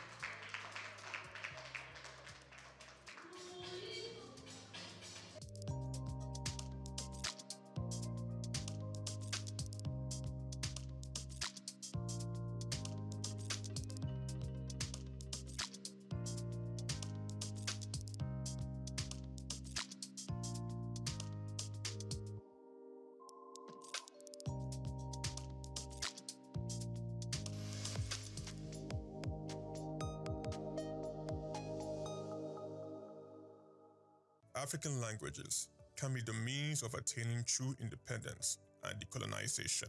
In fact, language is the vehicle with which culture is rightly or wrongly expressed. Culture is deeply implanted in the language of a people, but the slave trade has tarnished and demeaned the essence of our culture, language, arts, and values. African languages are catalysts for the consolidation of the African cultural heritage. Developing the various cultural heritage associated with these languages that are currently scattered around Africa is important. Less than 20% of African languages have written forms, thereby making their learning practically impossible. To redirect African languages from disuse and extinction, more enlightenment campaigns should be vigorously pursued by the various governments of Africa on the potentials and benefits of various cultural heritages in various indigenous languages. It is compulsory to promote teaching and learning of indigenous languages and replacement of foreign languages that currently serve as official languages. People gain the ability and authority to make informed decisions and implement change in their own lives and the lives of other people. It is a means of encouraging youth to do great things for themselves and also to make great impact on the people. The empowerment of youth in the 21st century in Africa ensures a lot of good for the continent in curbing poverty eradication. This is because youth empowerment can curb the rate of poverty to a large level. When a youth is equipped with essential skills, he or she can utilize them to feed or assist others and even invest for future use, aiding the nation economically. The creative industry economy or the cultural industries could be used to empower African youths in this century where everything had gone digital. These industries have a big role to play in the development of African youths of this generation. The empowerment of youths in Africa can therefore be achieved through training, loans and grants, equipment and productive environment, and tapping into culture and creative arts as tools. The new media can also be used to increase the popularity of Africa's creative economy. Social media has become a space of cross-pollinating cultural knowledge that sustained Africa in the past, hence providing a versatile space that has placed the contemporary African art forms at the center of transformative possibilities. Content creators should reproduce traditional cultural songs to reimagine alternative Africa different from the one shaped by colonial history and patriarchy. TikTok, for instance, has become a space mediating the visibility of marginalized voices within reproduced literary pieces. We must also not lose sight of the African Union Agenda 2063, which envisions an Africa with a strong cultural identity, common heritage, values and ethics, as well as integrated continent, both politically united, based on the ideals of Pan-Africanism and the vision of Africa's Renaissance. To put it best, true independence devoid of reliance on powers that are external to this continent is one of the many visions of the African Union. Literature, precisely, drama as a genre, can assist the realization of these visions. African nations should be encouraged to make concrete pronouncements on the need to use the various indigenous languages for official purpose. In addition, governments at the various levels in Africa should set aside funds that can be used for research purposes by educational and cultural institutions within the African continent.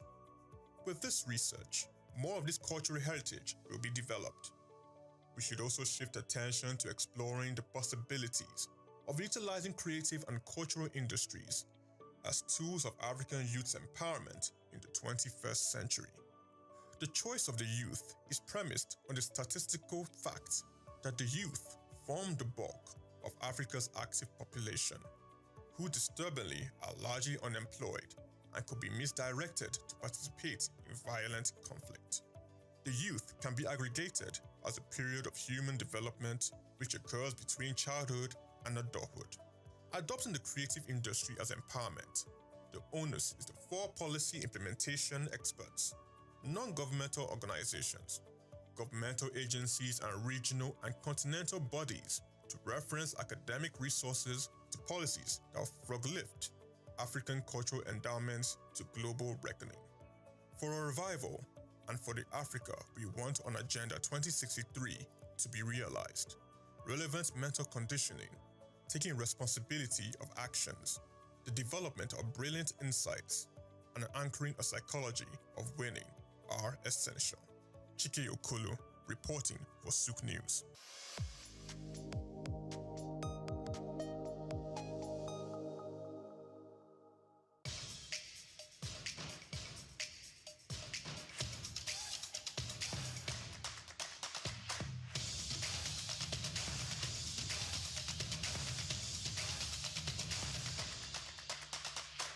I'm not saying I'm going to give up on busking, but I'm not going to do busking forever. Welcome to another edition of Inside Live. My name is Hans Mba. We are on Souq News Television, as you already know. On the show, today we have another special guest, like we always do, every time you see Inside Live on your screen. Now, this is a musician, like one of my friends likes to call it, like to say.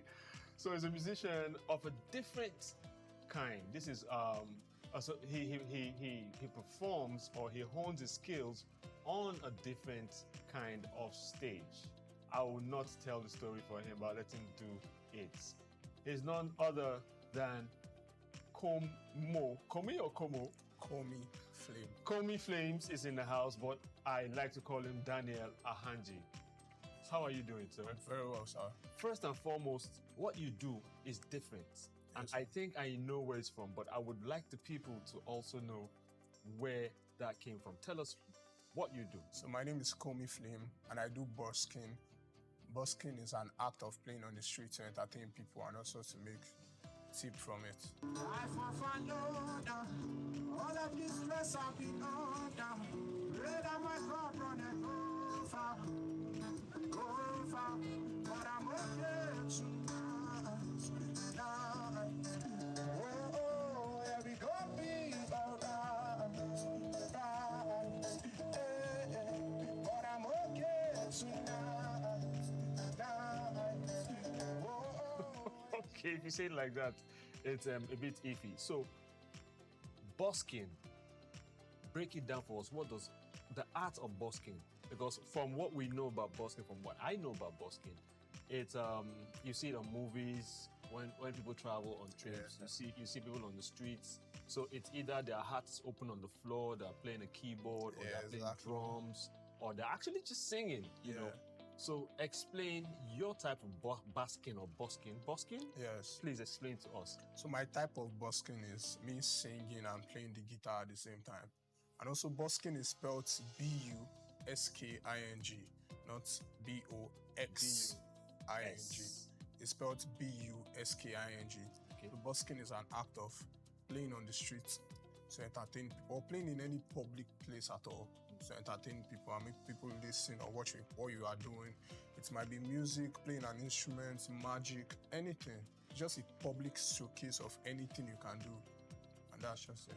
What makes me in awe of this art, right? It's a different kind of art, It's iffy almost. Why busking? Why did you believe in busking? Because I know from around here, I've been around a while. I've been around music circles. I've been around, entertainment for a while. Yeah. I've never seen anyone do busking. In this part of the world, right? In this part of the world. So I really we want to get into your mind space. How long have you done this for, by the way? I've been busking since 2019. So let's just go back a bit. So why busking for you? How did it start? And why did you choose it? I started off playing the guitar around 2018.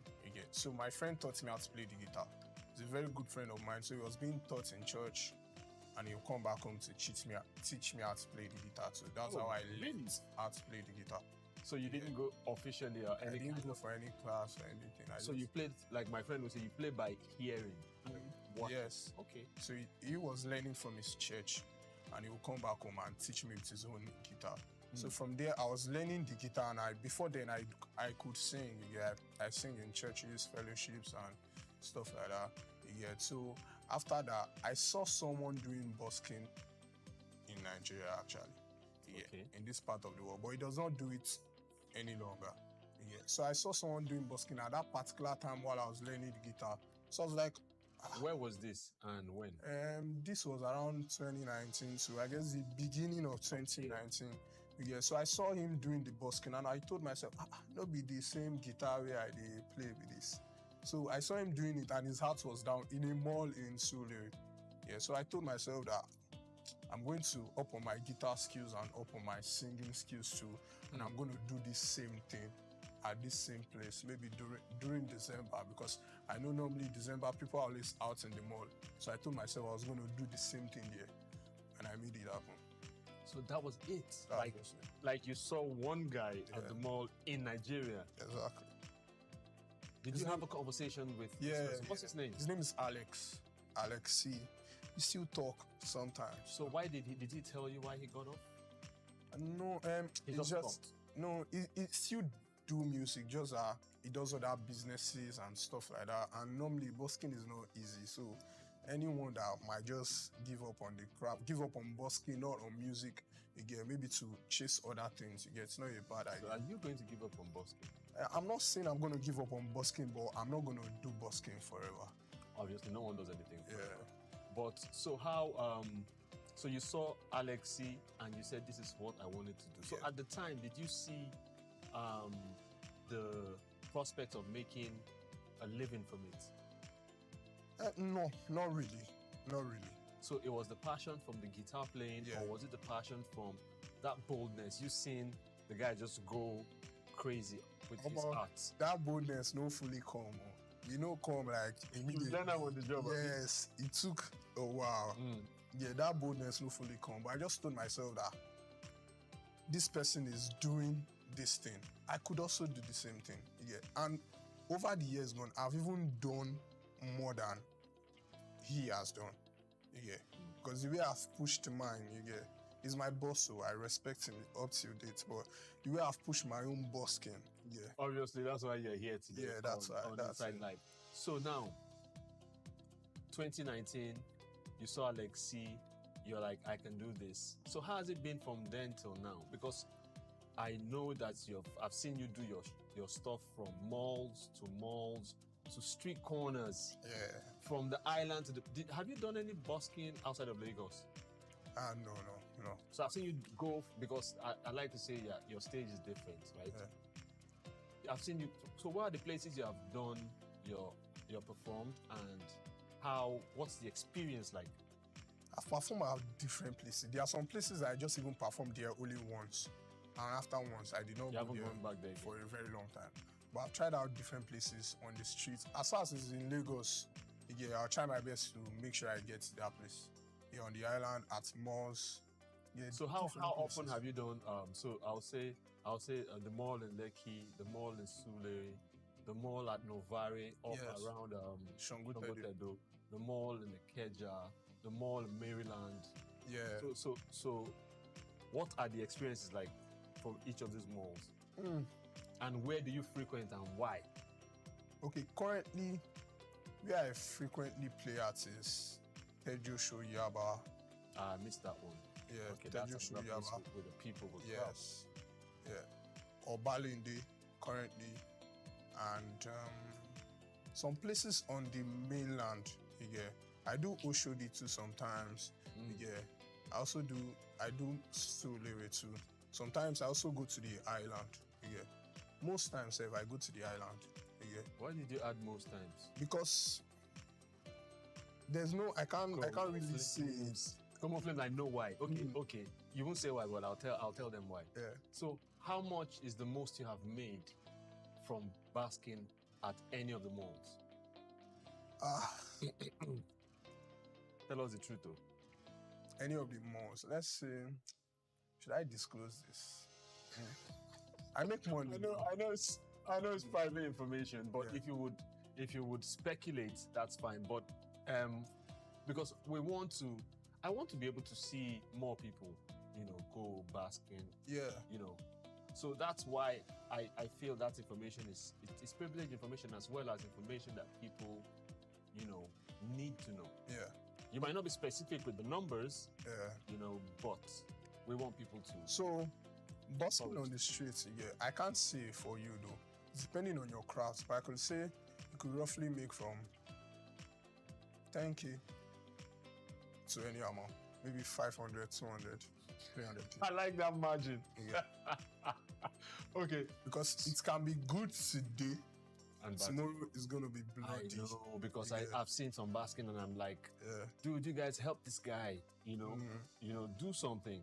Yeah. So which of the malls have you performed more frequently at, and why choose those particular malls to go back to? The malls I perform, the malls I can say I really perform currently, frequently, is the Palms Mall. I do there most times. Okay. Yeah, I guess that's the only mall. And Novari Lekki Mall. But it's been a while I went to Novari Lekki Mall. But I do Palms Mall frequently. For now. Why? Is it because of the money? No, not because of the money. Because they appreciate why I do. That's where I was going to with that. They appreciate and they're always welcoming me. So how do you know that they appreciate you? Because anytime I speak to them, because it's the money. Currently, you're staying away from the money. No, not more. Boss. Currently, for Palms Mall, most of their workers in the management, once they have their birthdays, I'm the one they do call for their birthday surprise. Oh, beautiful. So they welcome me to that point. Where we are now family. Anything that's happening, okay, we want you to come play for this person. I'm always the first person they call. So do you play any other instrument? I play the keyboard, I play the drums, but any wind instrument? No, because when you say come and play on for their birthdays, what came to mind is that whole sometimes they ask me to come with a saxophonist too. So I just so you just come to. And we do it together. So have you been to Ikeja Mall? Yeah, I've been to. Because they say arguably that's the biggest mall in Lagos. I've been to Ikeja Mall, but I don't play inside. Yeah. Okay, how do you mean? I play outside. At the parking lot? Not at the parking. Outside the compound? Outside the compound. How? There's no conducive place. Because I know there's a road in front. That road's on the side. That road's in front, the small gate. Yes, that's people can drive in from. No, that people walk in from. Facing the double lane. There's a slight bar that you just come in, that you go to the end and drive in. Yes. But how does that work? Why can't you play in the mall? I can't play in the mall because I've sent letters to them like twice and I've been... Oh, you have to do that? Yes, I have to do that. And you have done that? I've done that 3 times to Ikeja City Mall. So who do you... Ikeja City Mall. Let us breathe. So So who do you give these letters to? Because you have to be sure that they're being delivered. That's another thing. I guess that's not in my power. My own job is to go present the letter. Yeah, and It's I in get your that. power to give it. If you come, for instance, you come here and downstairs, you walk across the road and give someone a letter. I go to the central management office, okay, and I present the letter to the secretary I find at seat at that particular moment. Yet sometimes if I go now, yeah, the person I'll meet there when Someone I do else. the ceremony, it's someone else. Yeah, but what I know is I've sent my letter to them 3 times. 3 times. So this is the same thing you've done. And I got 3 notes. They've been responding to you and they said no. No. Is there a reason why? They said it's not done in the mall, that they can't do such a thing. Did you tell them about other malls where you perform at? Of course. They said if I could do it there, does not mean I could do it here. Ah, I see. Okay, I thought you didn't get any response. I was going to tell them that they should do something about that. Yeah. So, street corners. Yes, sir. Streets. You mentioned Oshodi. Where else have you? Street corners, Oshodi or Balindi. Do you choose, like popular bus stops with human traffic? Or do you just, as you're led, you just stop somewhere and you start to play? No. I don't, it's not as I'm led, though. I'm strategic about it. Yes. Right? Yeah. So, if you get to a place, just like Lagos is Lagos, right? Do you need to inform certain people that you are going to be performing? For instance, if you come to my neighborhood, there are certain people you gotta see, and say, Baba, we have come, what to do? If I notice that some guys around here, like the area boys and stuff like that, I don't really even speak to the area boys. I go to their boss. And I speak to them. Obviously. And I speak to him. As soon as almost time go, I don't speak. I just start doing my thing. I know they will come around. So when they come around, I'll say, who I want to know your boss. So as soon as I speak to your boss, it's an okay thing. Yeah. Awesome. You start doing your thing. So you said 2019. Yes, sir. So prior to 2019, you never held a guitar? No, I said I was learning the guitar around that year time. I've been learning the guitar with my friend. Yeah, and there's a particular, when I even started learning, I did not have my own. So I was learning with his. So from time to time, I got a smaller guitar. Was it every day? Yeah. Was it every day you were learning? No, not every day. But I just wanted it. I loved it. Yeah, I wanted to learn the guitar, and I just liked the instruments. So even sometimes when I was not opportune with the guitar, my mind was still there. Yeah, my mind was still there. And don't mind me that I cut you short. I wanted to, because I'm a novice myself. I have a guitar at home. So it's like a decorative piece, right? So as you began to play, I thought about what you had said about 2019, and I'm like, prior to that, you hadn't played, and you played by ear, and someone teaching you. So it's giving me goosebumps and ginger to go home and do something about mine before it starts to collect cobwebs. And so please, show us what Combo Flames does.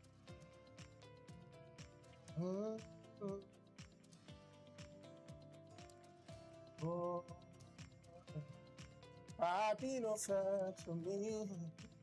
Say I never call you through it.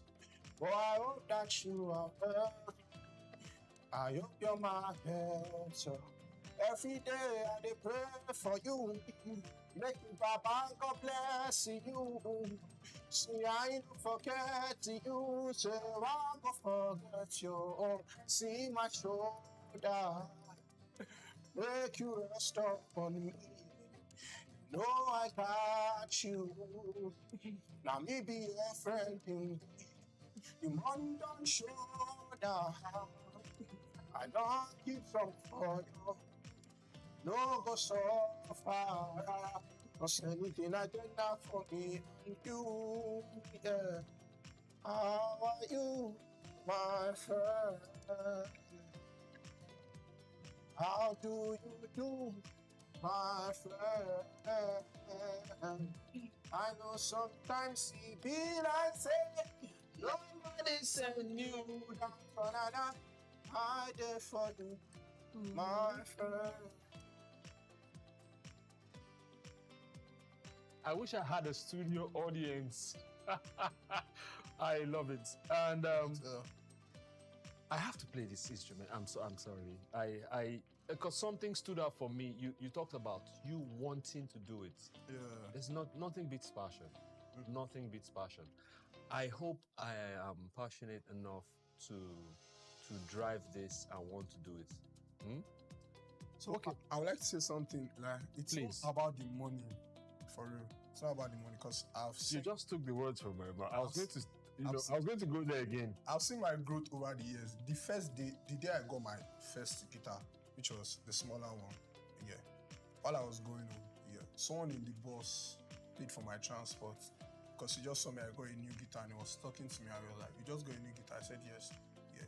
Then he paid for my transport and he told me, "Yeah, hopefully one day I'm going to pay to see you at a bigger show." And at that particular point, I did not know what he was talking about.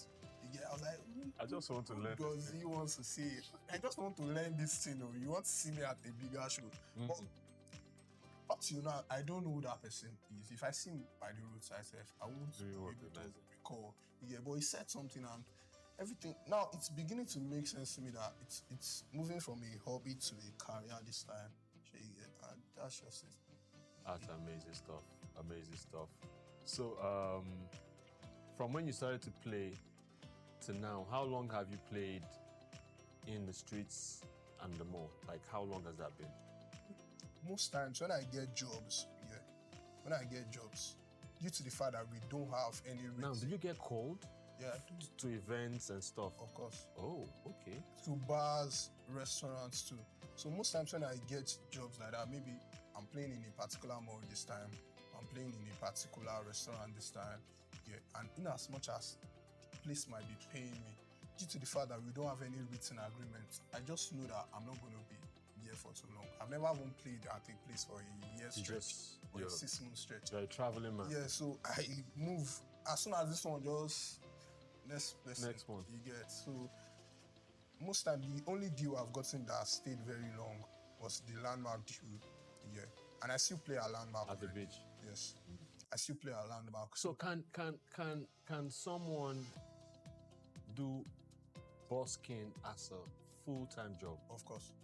Speak on it for a little bit. So a person can decide to brand himself as a busker, not even as a recording artist, but as a full-time busker. In the sense whereby you have different locations that you play. It's just about planning different locations that you play in every day. But you just have to understand the craft you get. You don't have to do the same thing. You have to add ginger. You have to add different things to what you're doing. You have to make it interesting so that if I see you today and I'm seeing you maybe next 2 weeks, there should be I should be willing to see you again. So it takes a lot of work so that it does not get you have to keep upping your game. Yes, it does not get boring over. It's actually it's similar to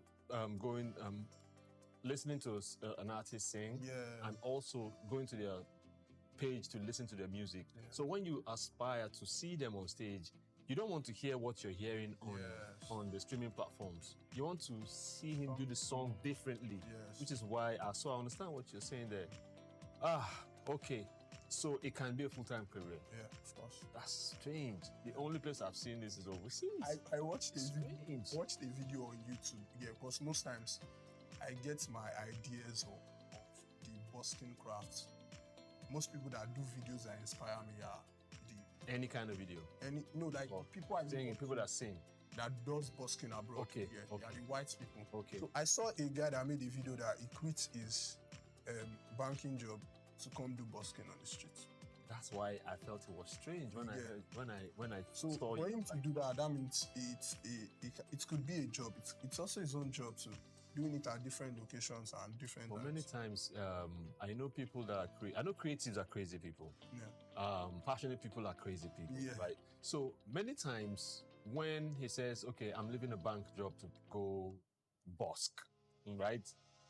He's not looking at the money. He's looking at the satisfaction, the fulfillment. Now, tell me about what that is for you. Okay, me, while playing on the street, most times while I'm playing too, while I'm performing, I must enjoy what I'm doing.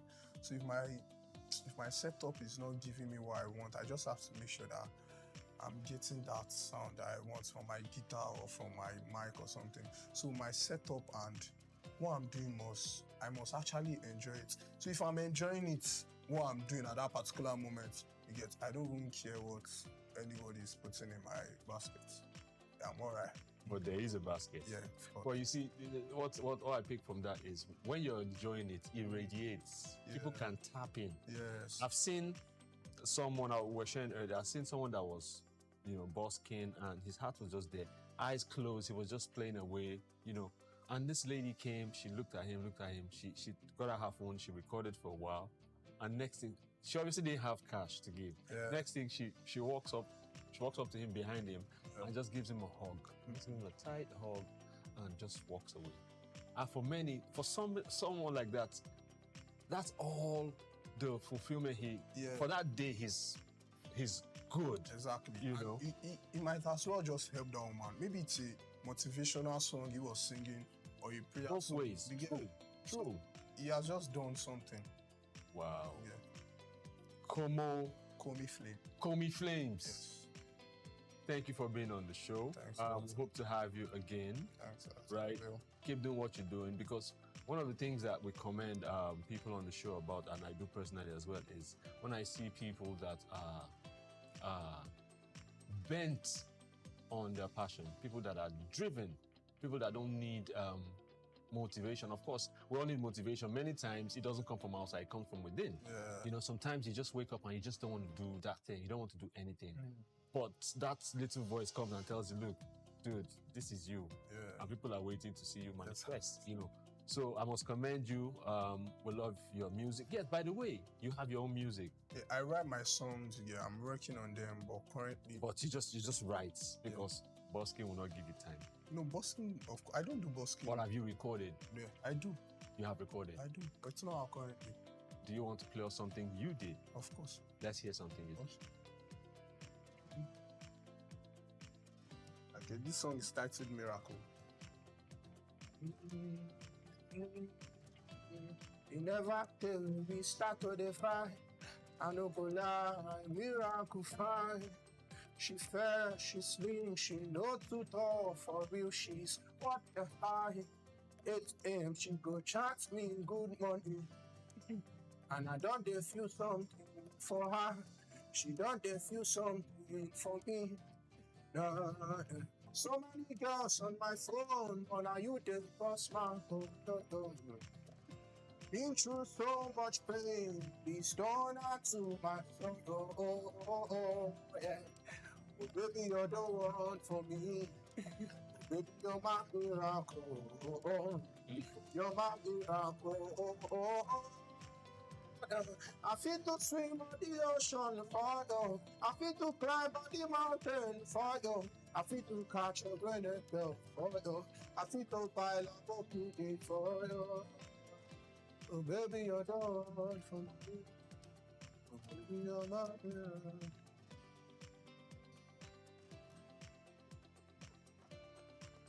Daniel Ahanji. Yes, sir. Popularly known as Komi Flames. Thank you so much for being on Inside Life. Thanks. Thank you for sharing your inside life with us. Hope to see you again same time. Yes. Again. Thanks, sir. Yes, well, still Inside Life. You heard from Komi Flames. Check him out on social media. He's Komi Flames across board. Check out his music. He's gone, like I said earlier, his stage is a different kind, from street corners to malls, and he sings, and he touches people's hearts. And if you feel touched, you support him. But the important thing is the fulfillment that is gotten from the art called basking. Same time next week. See you. It's Inside Live. My name is Handsome Ba. Bye for now.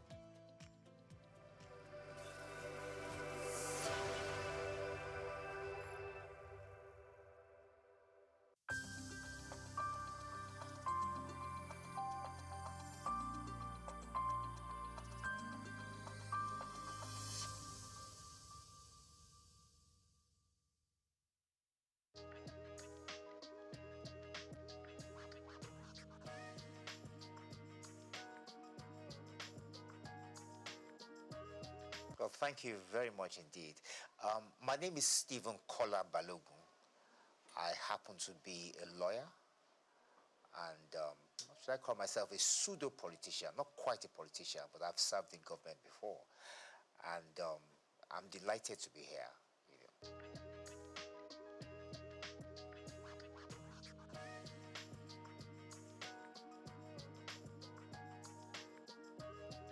Well, thank you very much. Well, yes, is it my family or the wider family? I mean, like I said, I'm the son of Chief Dr. Kolawole Balogun of blessed memory. Like I said, he was a former politician, a frontline politician. He was the General Secretary of the National Council of Nigeria and the Cameroons, later National Council of Nigerian Citizens. He was the General Secretary of that party for about 8 years. From there, he was appointed by Souq to become a federal minister. He was initially a federal minister without portfolio. Consequently, after that, he became acting minister for labor, social services, and then he became Nigeria's first federal minister for information in 1956. He held that portfolio to 1958. Thereafter, he resigned from government. He had disagreement with the party. And Tafawa Balewa felt that he was a useful politician that could be sent to Ghana. And he went to Ghana to find out what was. Ghana was a bit ahead of us in terms of politics at the time. And I think it's fair to say they got independence just before us. And Tafawa Balewa wanted someone to understudy, to find out what we're doing. So he sent Kola Balogun there. Initially, he was commissioner, and later, when we gained independence in 1960, he became High Commissioner.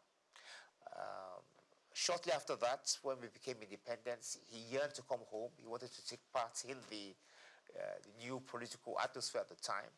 He asked the Prime Minister to relieve him, to let him come back, and he did come back home. And immediately he took up the position of being chairman of the National Shipping Line. That was the position he held on to until the military struck in 1966. But even then, when the military did strike in 1966, he still continued. I think General Debayo of blessed memory invited him to join his cabinet, and he served as a commissioner for about 3 years or more. I think he was commissioner for health and was commissioner for education. Later, he also became chairman of the Sketch group of companies as well. And that was about it. I think after his stint in government, he decided to go and do a PhD at the University of Ibadan. And then he went back into private legal practice. And then he started this agitation for the creation of Osun State. He and a few others set up the movement. He was the chairman of the movement. And then to the glory of God, in 1991, Osun State was created. And that's it. Tell us about mommy. Well, yes, my mother. Well, in those days, the woman wants not so much in the forefront, But my mother has been my bedrock. She stood by me, and she has backed me in most of the things I've set out to do, And she's still alive. She's 89 this year, and she's still doing well, and she's still and your wife going and strong. The kids? Yes, my children. Yes, I have 3 girls, 3 daughters. My oldest is 31. She studied at King's College London. She did reasonably well. She got a 7th class offer. Proud of her. She's an art curator today. And I have twin girls as well who are also in university now, that they haven't graduated yet.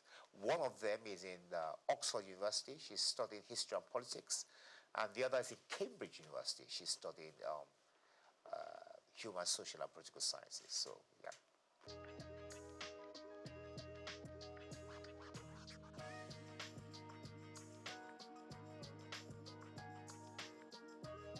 I did. I mean, my father, Chief Kolawole Balogun of blessed memory. Yes, he was in the first cabinet in the First Republic, the first ever cabinet Nigeria had, and he served as the Federal Minister of Information and Research. As a matter of fact, he happened to be Nigeria's first information minister Later, T.O.S. Benson, of course, became the independent Nigeria's first information minister, but independent Nigeria. But Nigeria's first ever information minister happened to be Chief Kolawole Balogun, God bless his memory.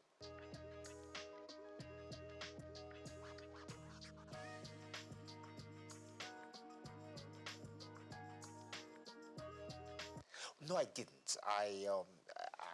I took an opposite route from my father. My father went into politics immediately after he finished his education, and then he now ventured into law a little bit later. I decided to look at things differently. I thought that after academics I should practice law a bit, and that's what I've been doing. But at some point, I think that was in about 2011, I was called upon to serve in the Ocean State government as a commissioner, and I took up that opportunity, and I enjoyed myself.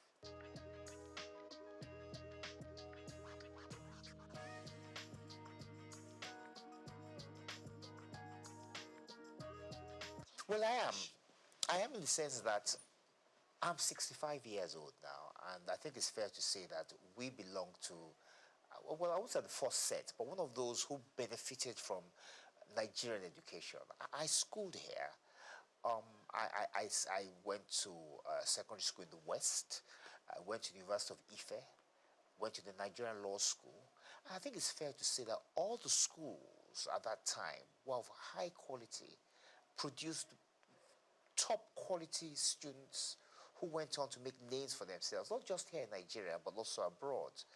I think we still do that now, even though the standard of education has dropped. The sad thing about it is that Nigeria could have been a lot better in terms of the potential, because Nigeria does have a lot of potential. We do have very brilliant young men and women, you know, and I just think that if we had invested more in education, that we could have, the sky would have been the limit, actually.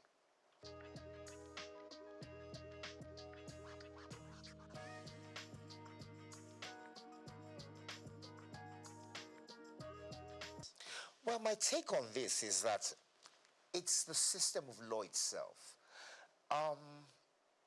As a young lawyer, I experienced a few challenges myself, and I think one of the obvious challenges is the appeal structure.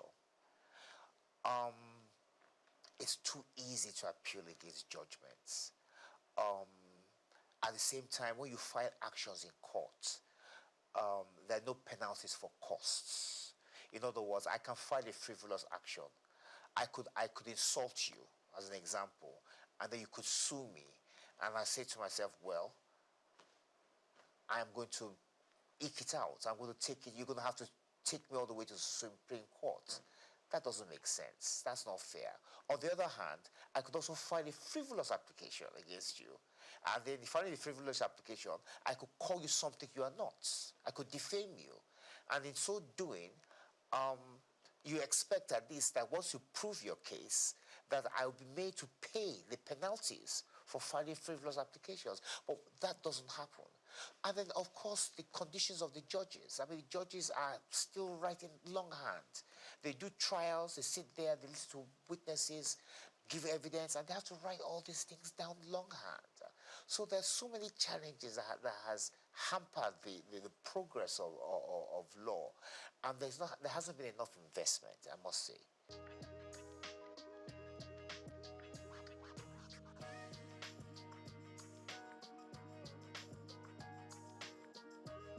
Well, I agree with that, and I'm going to give an example as to how that I think we could possibly do that.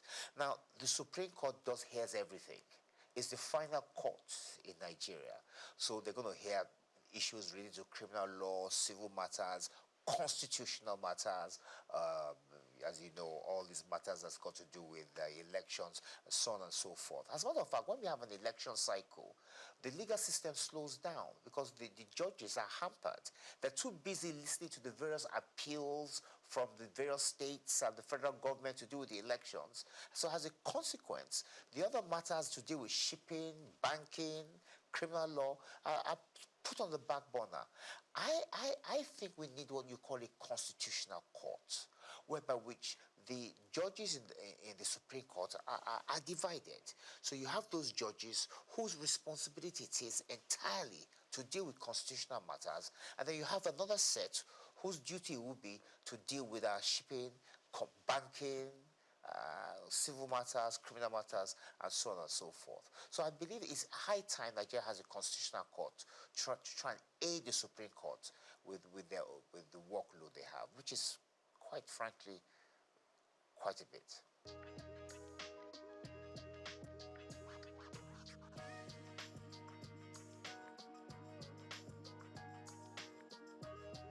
Well, Nigerians, with respect, are very brilliant, very intelligent, and they are very aware.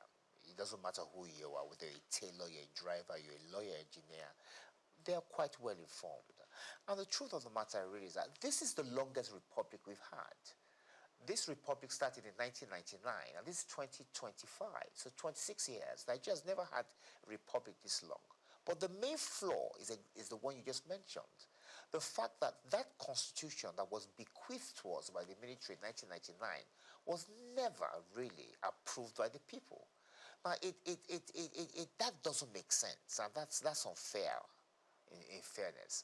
We ought to be able to look at the constitution, improve upon it, and put our own input into it. Now, there's a way around that, and I've always believed, many people oppose this, but I'm of the view that what Nigerians need to have is a referendum. Have a referendum to ask the Nigerian people whether they want to persist with the 1999 constitution, or do they want to drop a new one? If the answer to that question is yes, we want to drop a new constitution, then that puts paid to the 1999 constitution, and then you can now have a system, a constituent assembly, whatever the case may be, where people will sit around the table and fashion out a new constitution. If the people say no, that means they've indirectly approved the 1999 constitution, and then we continue with it. But what we can't do is continue having this debate, these arguments, as to whether the 1999 constitution has been approved by Nigerians or not, because it has not been. So I think the way around that is to ask the Nigerian people through a referendum, asking them whether they want to persist with this constitution. If they say no, then we have a new one. If they say yes, we continue with the old one. And that ends the debate.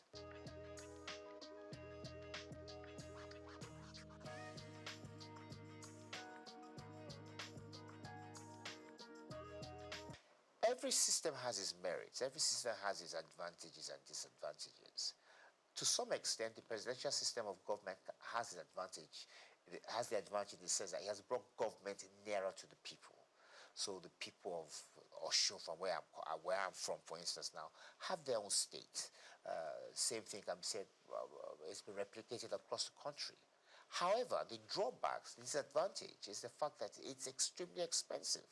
Now, look at Nigeria, for instance, now. We have 36 state governments. So that means we have 36 governments in Nigeria. If you add the government of Abuja, if you add the federal government, that's 38. Now, each one of these governments have some form of legislature, judiciary, an executive as well, local government, civil service. It's too expensive. Look, in America, where we borrowed this system from, the states came together to form a union. This is totally different. We are doing it the opposite way. So we've had a structure that we're now going back. So at the end of the day, many of the state governments are still dependent on the federal government. And as a consequence, the kind of progress we ought to be making, we're not quite making it. So I personally, and this is a personal view because others would disagree, I would prefer that we reduce the size of government by having some kind of regional structure. And I believe that that will reduce the burden of governments. And if we can reduce the burdens of government, we can use this money to do many other things. And I also think it will also improve standards as well. Not just standards of government or parliamentary standards or whatever the case may be, but there'll be less people involved in the political system. And that would help us a great deal.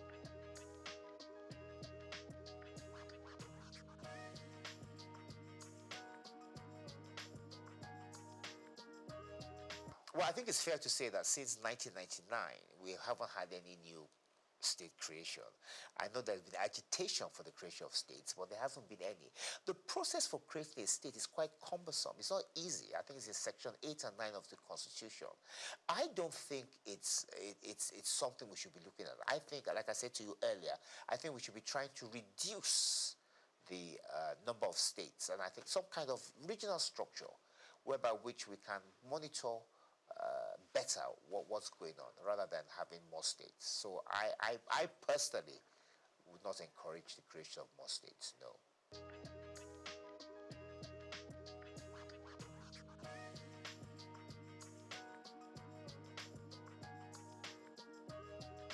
In the 1950s, we had 3 regions, if I'm correct.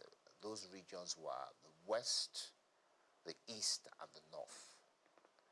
We had the colony of Lagos, but if I'm right, I think it was the MacPherson Constitution, I think it is, I'm not too sure, that now put Lagos under the Western region. Now, when Lagos was placed under the Western region, lots of people were not happy about that. I remember my father was in the NCNC. The NCNC people were not particularly pleased, neither were the NPC, because they felt that Lagos belonged to everybody. Like you said, lots of people from different walks of life, different tribes, different backgrounds, and all schooled. I mean, Zik schooled in Lagos. He went to MBHS. So the issue was sent to London to arbitrate. I think it was Oliver Littleton that arbitrated over the matter. And it was decided that Lagos should stand on its own, that Lagos should not be merged with any of the regions. And that was how Lagos was able to free itself from the shackles of the Western region. It's fair to say that the position of the NCNC was actually argued in London by my father. That's why I'm quite familiar with this. But talking about Lagos, when the military, after that, we had what you called a minister for Lagos. I think there was Ribadu, and I think there was one other person, but I think it was Yaradua, not the same Yaradua, but his father. And then later after that, when the military struck, they created the state of Lagos. So the issue of giving Lagos special status has more or less been taken over by events. Lagos is a state, you know, and as a state, it's still home to different people with different backgrounds, from different tribes, and it's thriving. I think it's fair to say that Lagos is probably the most prosperous state in the country. And it's just a question of its continuing with good governance and improving the strides they have made.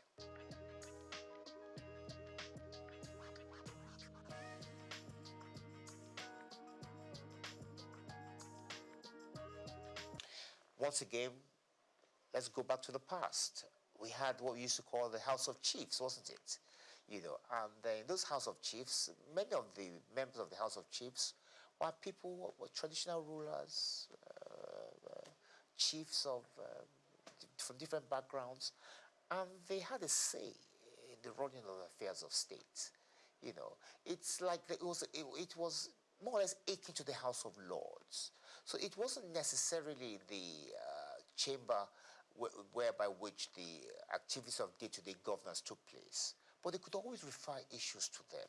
And I think that if we change our structure of governance, if, that's a big if, then yes, we can have something like that. We can have a second chamber, which is more or less advisory in nature, similar to the House of Lords, whereby which we will have obas and chiefs and people of influence who will be able to advise government from day to day from of the experiences and the way forward, but not necessarily binding. I think that's important. That decisions won't necessarily be binding on us, but at least they'll be able to share their views and experiences with the people.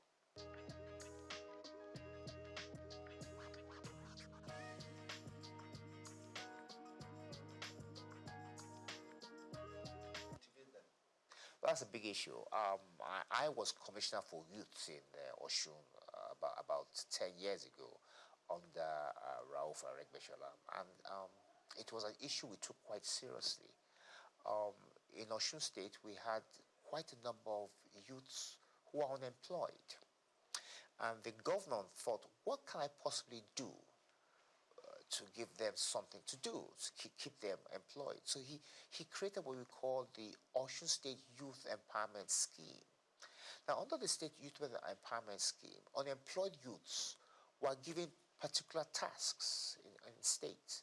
Help us sweep the roads. Some were part-time lecturers. Some were doing all sorts of things. They were given a stipend.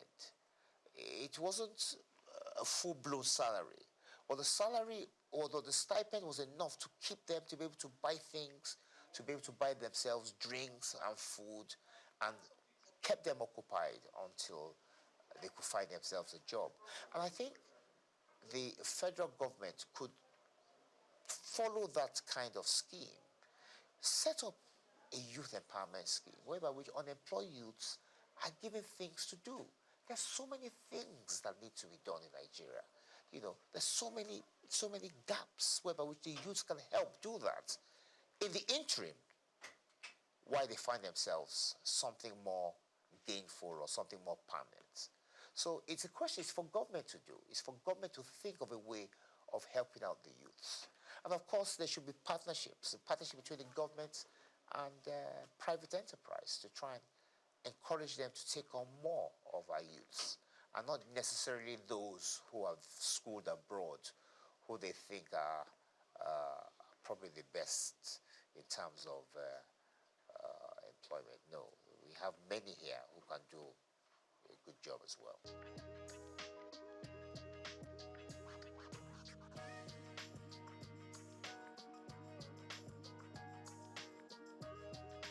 Sustaining democracy is about discipline. It's about the people being disciplined. It's about those who rule us being disciplined. I started out by telling you that this is the longest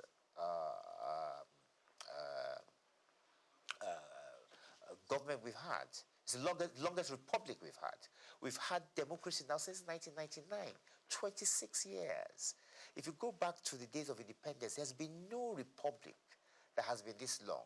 So it shows that the people have embraced democracy. They've come to it's part of us now. They've come to enjoy it. Yes, there are hiccups in terms of the fact that we could do a lot better in terms of how we implement things. But in terms of the people yearning for democracy and imbibing it, I think we've done very well. And what we just need to do is just to try and perfect it. One of the ways, like I said much earlier, is to perhaps take a second look at the Constitution, see where areas where we can improve, and try and make people happy, and at the same time reduce the cost of governance. But I don't think democracy is going anywhere. I think it's here to stay.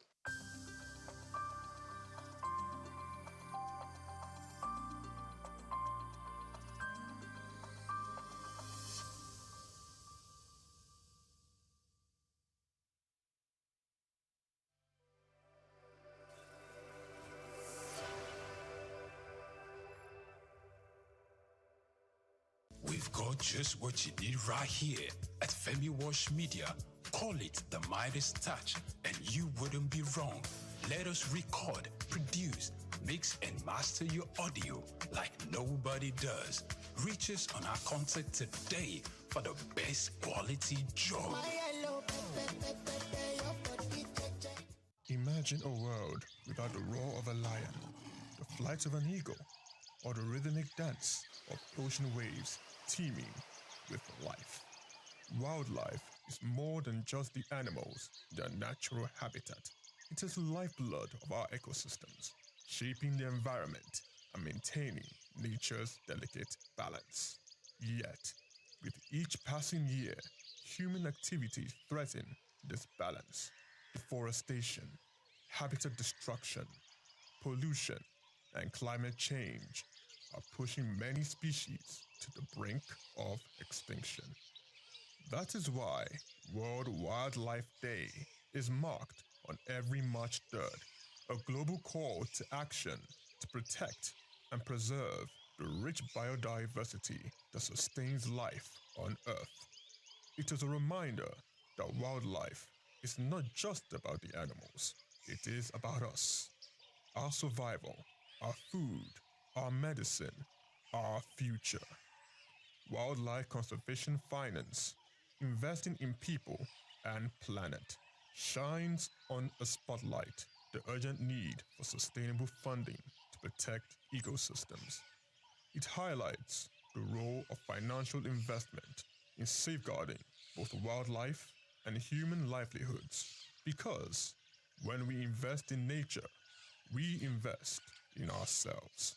From individuals to policymakers, businesses to conservationists, every tree saved, every habitat protected, and every species conserved is a step towards securing a healthier planet for future generations.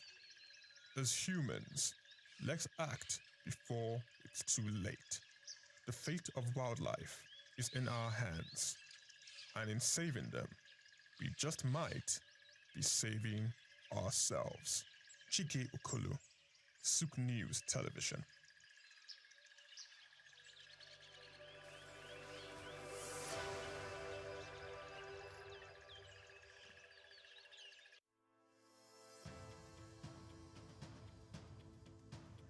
Plastic waste is a mounting crisis, but it also presents an opportunity for business and government to lead the vanguard for systemic change. While regulations, corporate initiatives, and citizens' engagement have made progress, much more is needed in how businesses shape consumer behavior, how governments enforce environmental policies beyond rhetoric, and how public perception is managed through strategic communication. For decades, Nigeria's reliance on single-use plastic sachets, bags, and food packaging has grown, driven by affordability and convenience. However, this has come with a cost. The country generates an estimated 2.5 million tons of plastic wastes annually, with only about 12% recycled. In urban centers like Lagos, Abuja, Ibadan, Port Harcourt, waste is a leading contributor to clogged drainage systems,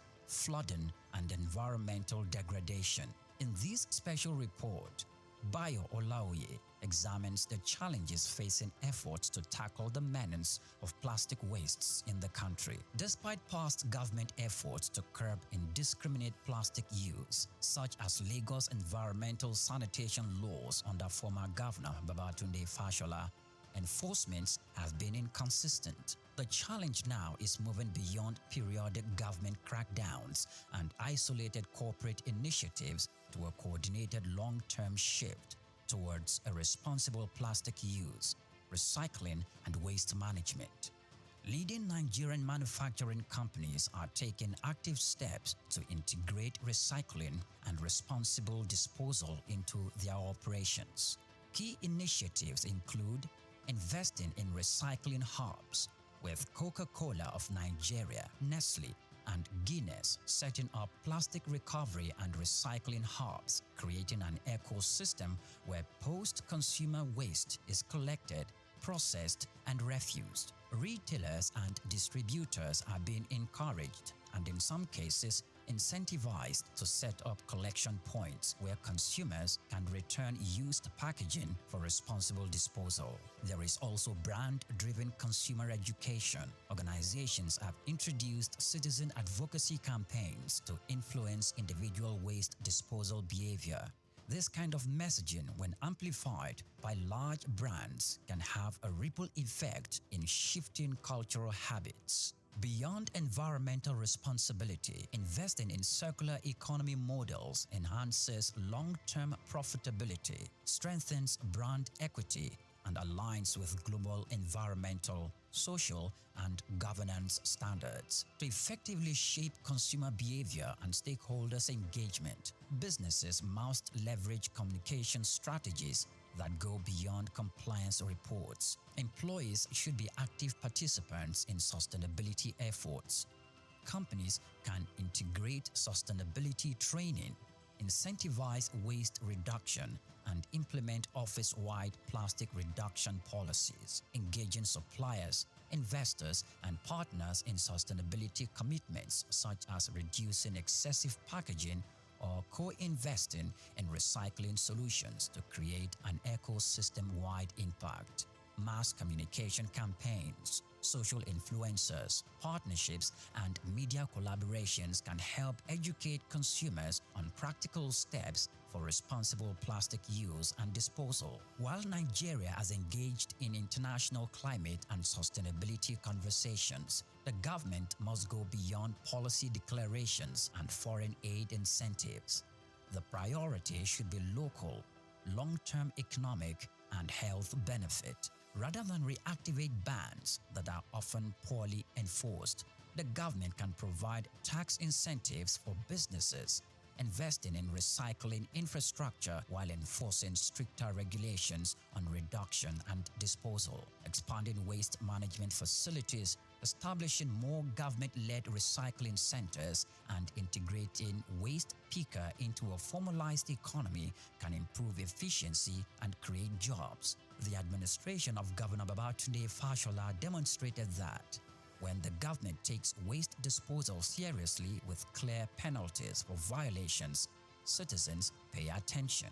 The government must invest and consistently engage public education on the economic and health impact of plastic waste. A cleaner environment leads to a lower public health costs, fewer disease outbreaks, and increased workers' productivity due to better air quality and more usable public spaces. The Nigerian plastic waste problem is not just an environmental issue. It is an economic and reputational challenge for businesses and a government issue for policymakers. By adopting strategic communications, businesses can shift consumer behavior, governments can enhance enforcement, and citizens can embrace a cleaner and more sustainable future.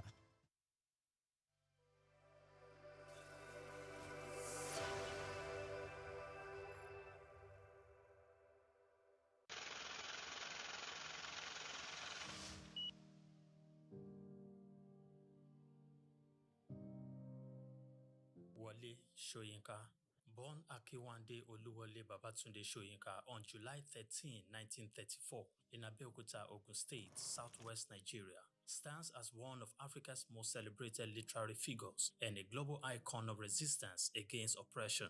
His life and works reflect an unwavering commitment to justice, culture, and the transformative power of art. Soyinka was born into a Yoruba family in colonial Nigeria, an environment that exposed him to both traditional African culture and Western education.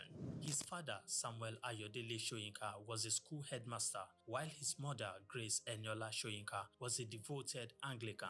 This blend of indigenous and colonial influences deeply shaped Soyinka's world. Soyinka attended Government College Ibadan and later proceeded to the University College Ibadan, where he studied English and literature. Soyinka completed his education at the University of Leeds in England, earning a degree in English and later a doctorate degree.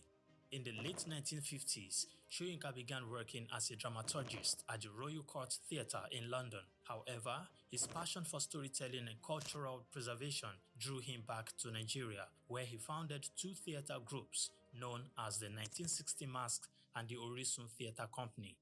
Soyinka's works, often a fusion of Western dramatic techniques and African themes, address universal issues of justice, freedom, and human dignity. His early play, titled A Dance of the Forest, which was introduced in 1960, written to celebrate Nigeria's independence, critically examined the nation's socio-political trajectory, setting the tone for his career as both artist and activist.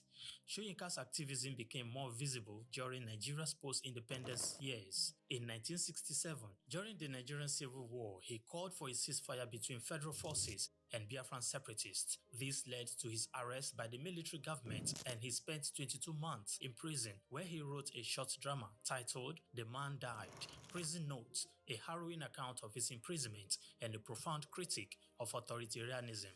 Soyinka has authored more than 20 works, including plays, novels, poetry, and essays. In 1986, Soyinka became the first African to win the Nobel Prize of Literature, an achievement that brought global recognition to African literature. Soyinka remained an outspoken critic of oppressive regimes, often at great personal risk. His activism extended beyond Nigeria, addressing global issues of injustice and human rights. During periods of military rule in Nigeria, he went into exile, continuing to write and speak against tyranny.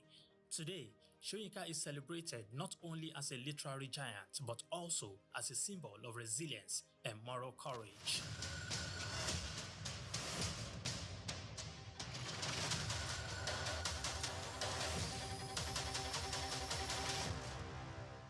Afrobeats is a classic overnight success story, except it didn't happen overnight. I'm happy to be here. One of the key things about the Omniverse is that it's designed to go beyond an event and designed to be fully something that people can engage beyond the summit. The point being that Nigeria has so much to bring to the world in terms of these things, but we will be bringing fresh energy, fresh ideas, a fresh engagement, and we're obviously open to collaboration. But hip-hop, it's never dies. What's the difference between Thor and Shango? Thor is approaching $50 billion in revenue. Shango's broke somewhere outside Lagos. And that's a lack of imagination on our part, okay? And they're all Nigerian. So to be seen and to be noticed is very hard if you're not in the place where all the noise is being made.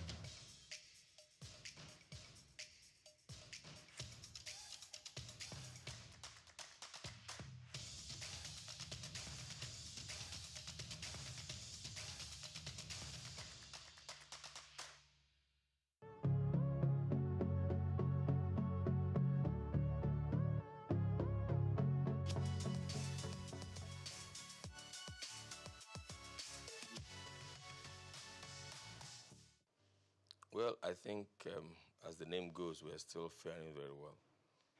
We're still holding on. Basically, Niger Delta Power Holding Company Limited is a Nigerian company owned by the federal government of Nigeria, the 36 states, and the 774 local governments. The federal government has 47% shares in NDPHC, and the 36 states and federal capital territory, plus the 774 local governments own the remaining 53%. Originally, it was supposed to be a stopgap, build and sell power plants to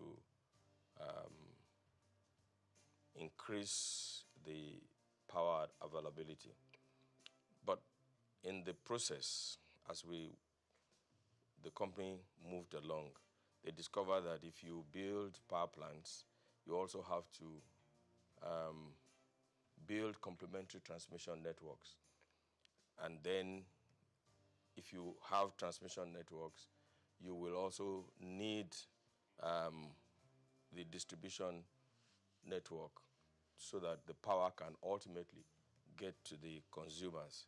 And so because of the gap that was in the sector at the time, Niger Delta Power Holding Company Limited was asked to build more power transmission networks, substations, injection substations. So over time, we had grown into the behemoth that we are today. Principally, we have 8 power plants functioning now, and then 2 are in the process of being completed. So that's what Niger Delta has been. But basically, I can say without any iota of contradiction that Niger Delta Power Holding Company Limited has been able to increase the capacity, the network capacity, by about 50%, and of course the distribution capacity by about 60%. We are capable of producing up to 4,000 megawatts now, but there are still some constraints in the transmission network, which is being addressed by the various arms of government and the various stakeholders in the sector.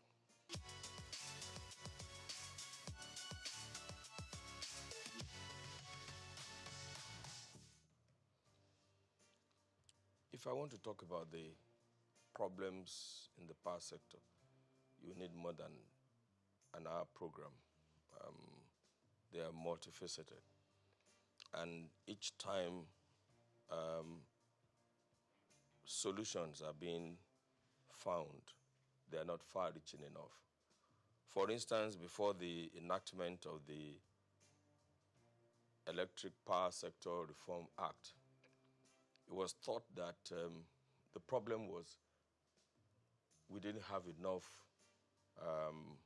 generation power, and that's what gave rise to the NIPP, which is the National Integrated Power Project, which was basically to increase the power availability in Nigeria. And there were gaps because at that time, I don't think the solution was holistic enough. I'm talking of during the time of President Olusegun Obasanjo. You remember the National Integrated Power Project was conceived at the time. And it's strange that for the past many years, we are talking about 4,000 megawatts, 4,000. In reality, the available power in Nigeria is about 16,000 megawatts now, between 13,000 and 16,000 megawatts. So you wonder, why are we producing or generating or putting on the grid about 4,800 megawatts? So there's a gap. And the gap is basically the fact that the present network is aged. It's inadequate. There is fragmentation in the sector. You have, as of today, about 26 different bodies in the power sector. And it's a typical Nigerian problem. Once Nigeria identifies a problem, they create another agency to deal with that problem, rather than looking at the problem in the eye and say, this is the problem. And I can give you so many examples. For instance, traffic, which is very basic to everybody. When after the Udoji Award in the early 70s, I think it was in the early 70s, and people had phone to purchase cars, traffic began to grow. Now, instead of taking a holistic attitude and train the police to do what they're supposed to do, expand the road networks, and begin to put a culture of driving properly in the country, we created the yellow fever, the traffic wardens at the time. You remember at the time, traffic warden was separated from the Nigerian police. And the problem was not solved because the people were still constrained to virtually the same network of roads, more cars on the same network of roads. And then we stopped training drivers. So Federal Road Safety Commission was formed. And of course, I'm sure that you all know that the problem became worse. And now all of the state governments are creating their own variants of the Federal Road Safety Code. An example is LASMA in Lagos. And the people are still on the same roads. You know, so whereas we had 200 cars on a stretch of road, now we have 1,000. Now we have drivers who cannot read traffic signs, which are not even there. So today, when people see traffic lights, either in Abuja or in Lagos, I mean, they don't even know what to do. I'm sure that, I can't remember the last time we trained drivers in Nigeria. I cannot remember the last time we trained drivers in Nigeria. You know, it's the same thing with the issue of corruption. When we detected, corruption was increasing, we started creating so many variants of, and I always ask the question, where is the equivalence of EFCC in the countries that we are trying to be like? So we have created EFCC, we have created ICPC, we have created Bureau for, what's that other agency? Sorry? No. Those are another problem entirely. The BP and the BPP, you know. I mean, I'm talking of Code of Conduct Bureau. But in all honesty, can we say that corruption has reduced in Nigeria? Can we say that? So the problem is that we don't look at problems in the face and deal with the issue rather than creating bodies and bodies and bodies and bodies. We don't have the variants of EFCC, ICPC, and Code of Conduct Bureau in the countries that we're trying to be like. In this age and times, honestly, it's not rocket science. There is hardly anything you want to do that has not been done before or that is not being done in some other places. I mean, so you see in various sectors that once we identify a problem, rather than look the problem in the eye and providing solution to it, we create another body. It will appear to me that it is finding job for the boys, you know, and that is one of the reasons why we are where we are today.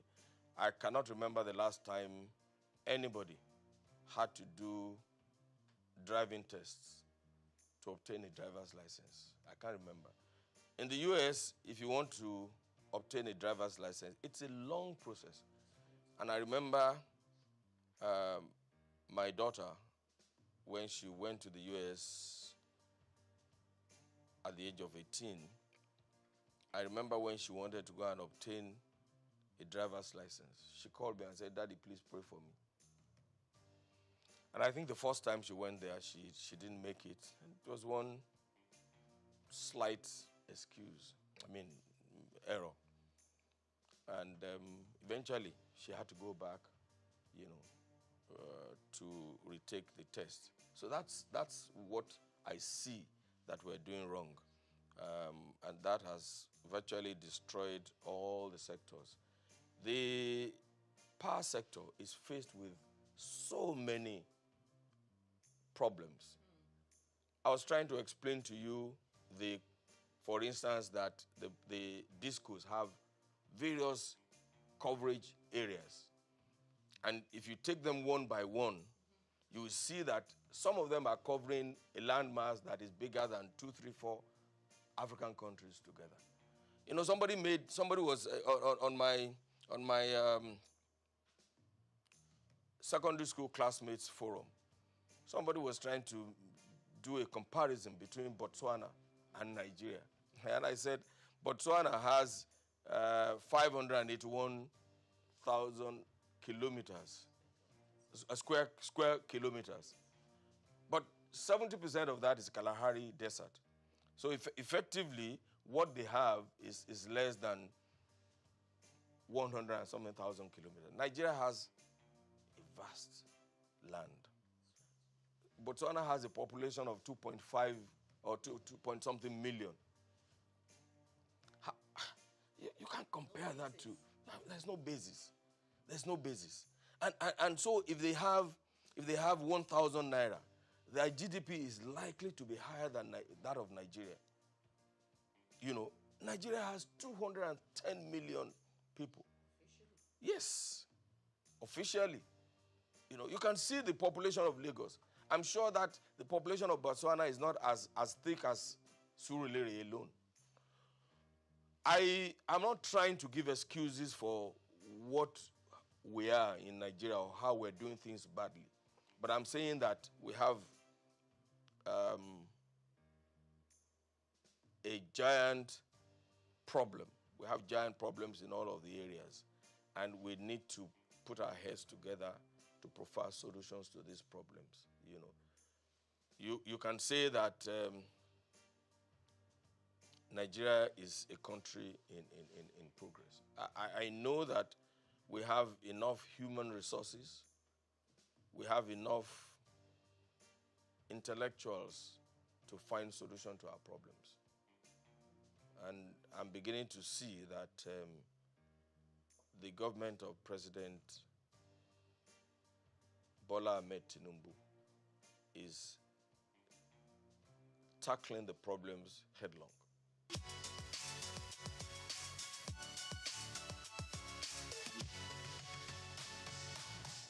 I don't want to say that they work in silos.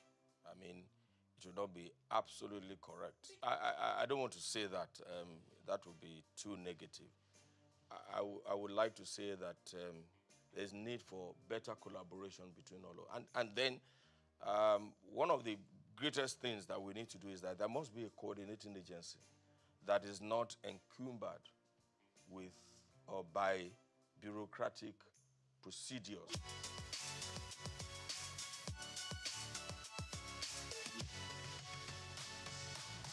Okay, NEC is supposed to be the regulator in the society. Now, like I said before, if you have a regulator, they must be trained. And we shouldn't be ashamed to train our regulators and to ensure that we have the right people in those positions. But like I said, almost all the agencies in Nigeria, you find a lawyer heading an engineering company. It's not done. And what happens is that I don't want to create a war between professions. But the truth of the matter is that if you are a lawyer and you have you're doing legal consultancy in the sector, that doesn't make you to be chief executive of a purely engineering company. The last time it was an accountant that was in charge of one of the parastatals in the sector, and even now that there's a new government, you see all kinds of people trying to outdo each other here and there. TCN, for instance, is supposed to be in charge of the transmission networks. Okay. But you have the independent ISO under them. How is that going to work? I mean, that is supposed to be an independent, and it cannot be under TCN. The discos, for instance, who is supervising them? NERC is supposed to supervise them. But you have on the board BPE, that has 40% of the shares, and they're supposed to monitor them. Are they doing that? And then now the Yoruba people say, Amukun eru ewo, oni ewo saleni. That is, if a man is crippled or has bent knees and is carrying a load, it's not likely that the load will be straight because the legs are bent anyway. So that is the problem that we have. The root cause, we are not attacking the root cause.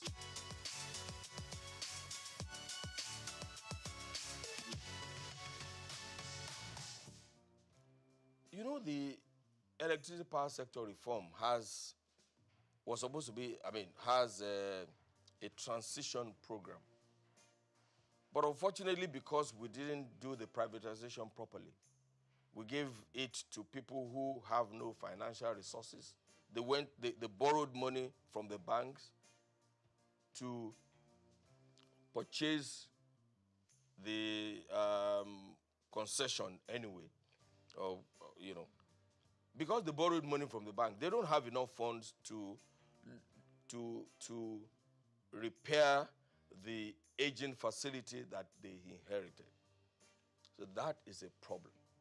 Now the bank is on them. The bank lent them money for 5 years, whereas this is a sector that is, you need long-term fund. You need to have enough money to lay new cables, replace transformers. Some of these transformers have been there since 1960-something, to replace them. Look, where I come from in Ondo South Central District, we have not had power for up to 15 years now from the national grid. Everybody is an electricity generator company on his own. When we stepped into it to see what was happening, we discovered that the distribution company did not have enough money to repair the damaged distribution networks. So NDPC stepped into it, and we've spent almost 3 billion to repair all of that. Or almost 3 billion. I mean, we're talking about 6 local governments. At a point, by the time we had finished the reticulation of the networks in 5 of the local governments, we discovered that there is the source of supply is from Ondo. Ondo has a 2 by 30 MVA substation. One of that substation is gone. So it means that the distance of almost 100 kilometers from Ondo to Ore and to Ilaje, to Igbokoda area, to Mahin and Co. Just one single 33 kV line is coming from that. So by the time the light gets to Okitipupa, what you have is candle light. It's the same thing we saw in Lafia, for instance. For years, Lafia, even the government house in Lafia, was being operated on generator because the single line feeding Lafia and the entire Nasarawa state is from Abuja. So that's why we stepped in and built the 330, 132, 33 kV substation, which was commissioned early last year by President Muhammadu Buhari. And you can see the joy in the faces of the people. Now, in Ondo South Central District, for instance, they are the NDDC, not NDPHC, is building a 132 kV substation in Uderinije, which should help to bring power from Omotosho and to that area. But they have been on it for years now. And without the completion of that, there's nothing that can happen in the place. They will still have candlelight. So these are the problems. Now, NDDC is independent of NEC. It's virtually independent of the DISCO. It's independent of but they are doing a good work because they have offered to do, they have identified the problem and they have offered to do it. But who is coordinating these activities to ensure that everybody is working? And you know, one of the things I always complain about is that since this past 6-10 years, for instance, TCN has many of its projects are 85-90% completed. Some of the problems are just way-live that the government should collaborate with the state governments to resolve. But what do you have? A substation is ready in Akure, for instance. A 330 kV substation is ready in Akure. The transmission line is supposed to come from Oshogbo to Akure, and another transmission line is supposed to come from Benin and drop in Akure. Because of way-live issue along the route from Oshogbo to Akure, that project has been stalled for almost 6 years. So there has to be an organization that is above NEC, that is linked only to the president, that will look at all of these things. I talked about the fragmentation in the sector. You know, look, and let me tell you something. I know that electricity is a commercial venture. And when you put your money there, you should be able to recover your investment. However, it's also a social contract between the government and the people. It's a social contract. You know, so if you have such a transmission line, everybody should be involved. And I remember that it has to be a responsibility. I remember when we were doing a project in Owerri. And because the transformers have been there for a long time, we needed to remove the transformers to a workshop somewhere in Ikorodu there for repairs, so that when they take them back, it can function properly. And we had given authority to the EPC contractor to go and remove the transformer. But of course, when the community saw that they were removing their transformer, this was a transformer that has not been functioning for the past 10, 15 years. They refused to let them go, and the governor had to intervene. The governor also refused to let them take the transformer away. I had to personally intervene with the governor, speak with the governor, write an undertaking before the transformer can be moved to the workshop for repairs. It's not repairs, but they need to change the oil and make sure it's in good working condition, because it's been on the plinth for 15 years. So there has to be a coordinating agency that is devoid of bureaucratic encumbers. Initially, NDPAC was created from the Federation account. The initial seed money for NDPAC was from the Federation account. However, since we started producing electricity, let me put it that way, we don't receive subvention from the government. So our revenue is from the sale of electricity, sale of energy to the network and to what we call willing buyers. For instance, you will see that we still, even outside the country, we sell power to countries outside Nigeria. Yeah. So that's how we derive our, but because also we are owned by the 3 tiers of government, we have also embarked on working with the other sectors to improve the network. For instance, we build distribution. So from the profit that we have, we build distribution networks virtually in all. There is no state in Nigeria that has not felt the impact of NDPAC. And then we, like I said, the transmission substation in Lafia was constructed by NDPAC.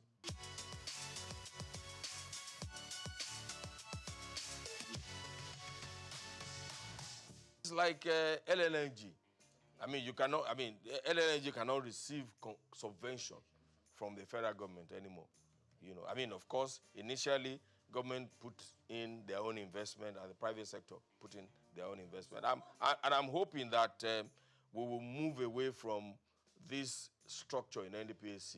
I'm really hoping that we'll and adopt the NLG structure, for instance, and bring in a huge investor to acquire 49% so that we can start operating like an LNG. There's a lot of confusion in the society, and even those even some high government officials don't even know the functions of NDPAC. They don't even know.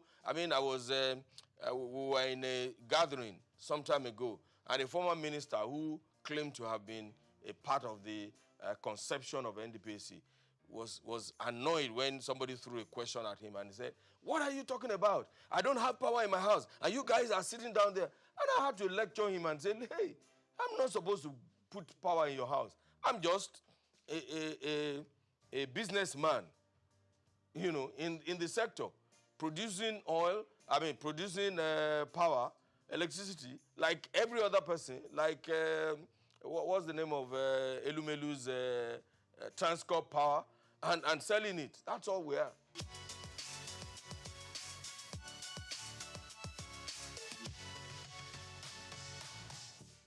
The problems are enormous. But I believe very strongly that the discourse as they are now don't have the capacity. There has to be a restructuring of that sector.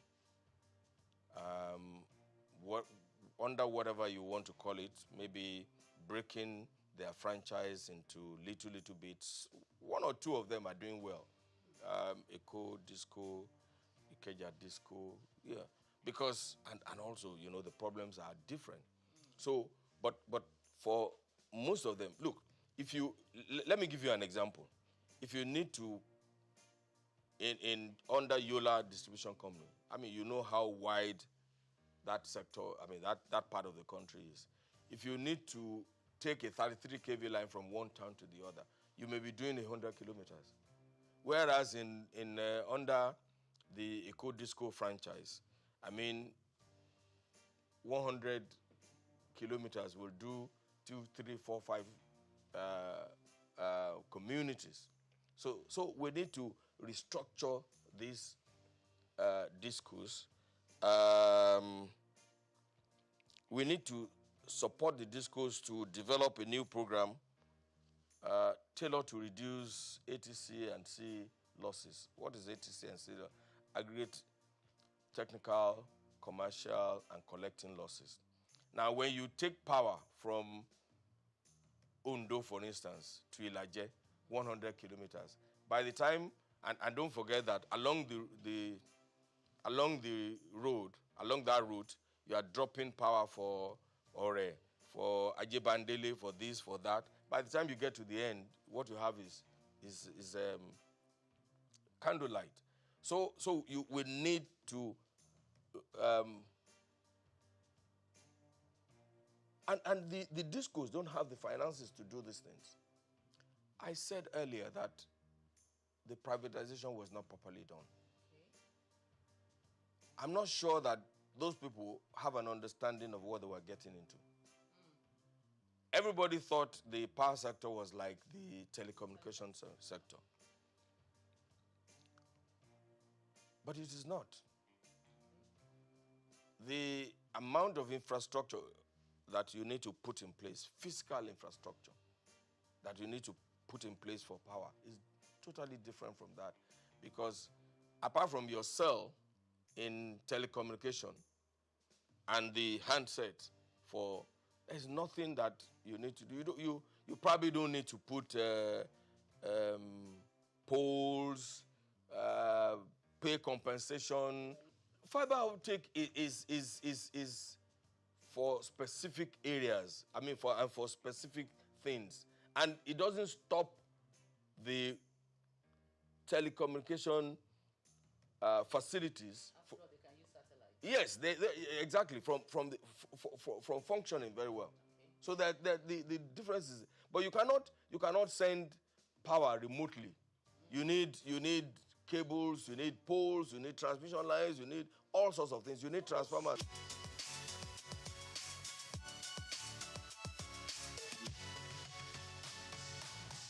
The discos should be responsible for them. But when they don't have the fund, what do? You can see that many of them, about 7 of them, are under receivership now. Some sort of receivership or the other. You can see. Because they borrowed money from the banks and they were not able to pay back within the time they thought, I mean, they were going to be able to pay back. They were taking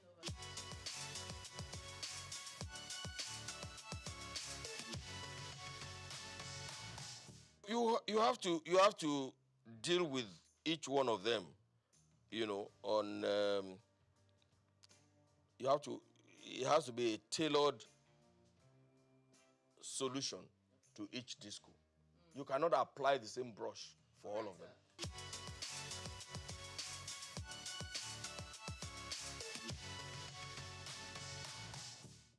Well, the truth of the matter is that at some point there will be increase in tariff. However, this is not the time for it. I mean, Nigeria, I mean, we are doing a lot of reforms now. The removal of the subsidy has increased the cost of living in Nigeria. The exchange rate, harmonization of the exchange rates is also going to affect the economy and the earning power of the common Nigerian, even though that should not be the case, because I can tell you for free that no business organization was charging their customers based on the 400 and something naira to the dollar that the CBN was and that's a fraud on its own, because CBN knows that there's nobody who is selling anything in Nigeria decides the cost of that good based on the CBN exchange rate. It's simple, because they are not sure that they will get, I mean, when they need to replace machinery, raw materials, they were not sure that they could get the dollars from CBN. So this is the best thing that could have happened. The Naira float. The Naira float is the best thing that can happen to our nation, Nigeria. And I'm surprised, because every expert and non-expert had been advising CBN to do this for so long. So I'm surprised that the CBN was reluctant to do what is needful, and that's about the corruption in the system. So this is not the time, and I'm advising government too. This is not the time to increase tariff. Honestly, subsidizing the power sector is not good for the economy, because the truth of the matter is that 80% of the subsidy in the power sector is being enjoyed by people who can afford to pay for electricity. That's the truth. The low tariff pays only the rich. You know, the poor people just take advantage, just like in fuel too. Look, if you have 10 cars and you put all the 10 cars on the road, the poor man has only one way to go, just to go to office and come back, and you know. But the man who has 10 cars will want, the wife will take one, the children will take one, the workers will take, and that's what is happening in the sector. So yes, this is not the time to think about increasing tariff. It will look, in the past, the cost of diesel was very high, right? Now, a lot of people migrated to using petrol generators. Now, the cost of petrol is even almost higher than the cost of, because petrol burns faster, you use more petrol for your generator than diesel. So, generating power in your house now, where you don't have power supply from the national grid, is a big problem.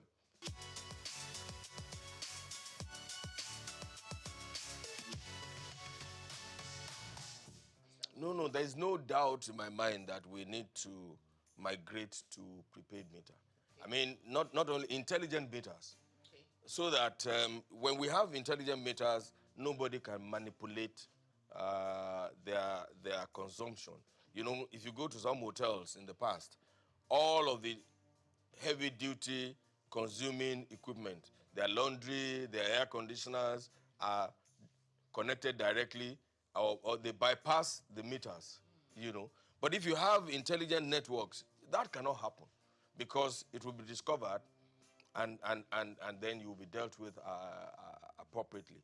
So there's no doubt in my mind that everybody, and it's in the interest of the consumer too, to acquire prepaid meters. And it's not the only prepaid meters that the discos should supply. It should be intelligent networks. Of course, I said earlier that they don't have the money to do it. They don't have the funds. What will the intelligent network, or what will it do? Look, if you had an intelligent network in a place like this, for instance, you can determine what is happening without you being there. Even on your phone, you can control your this thing. So I'm just trying to use that to explain what it is. So if you have an intelligent network, the discos in their control rooms will be able to monitor and ensure that energy theft is reduced to the barest minimum, and they can ensure proper operations in their own sector.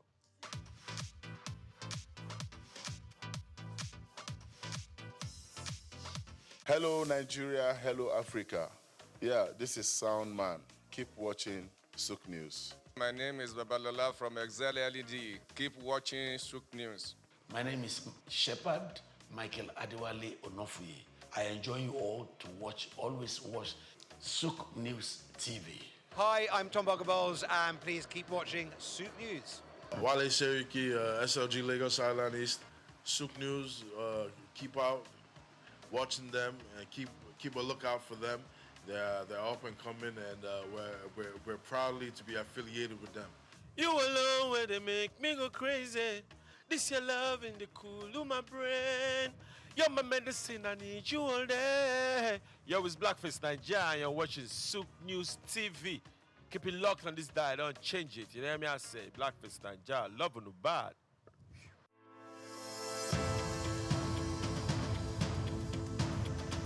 Nigeria leather industry has a storied history, particularly in the northern parts of the country where the art of leather farming and crafting has been perfected over centuries. Traditionally, leather was used primarily for functional items like sandals, bags, and saddles, with little emphasis on fashion.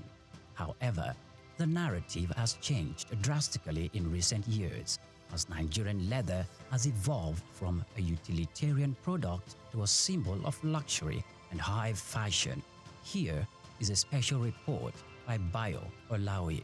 The turning point for Nigerian leather came as local designers began to recognize its potential beyond traditional uses.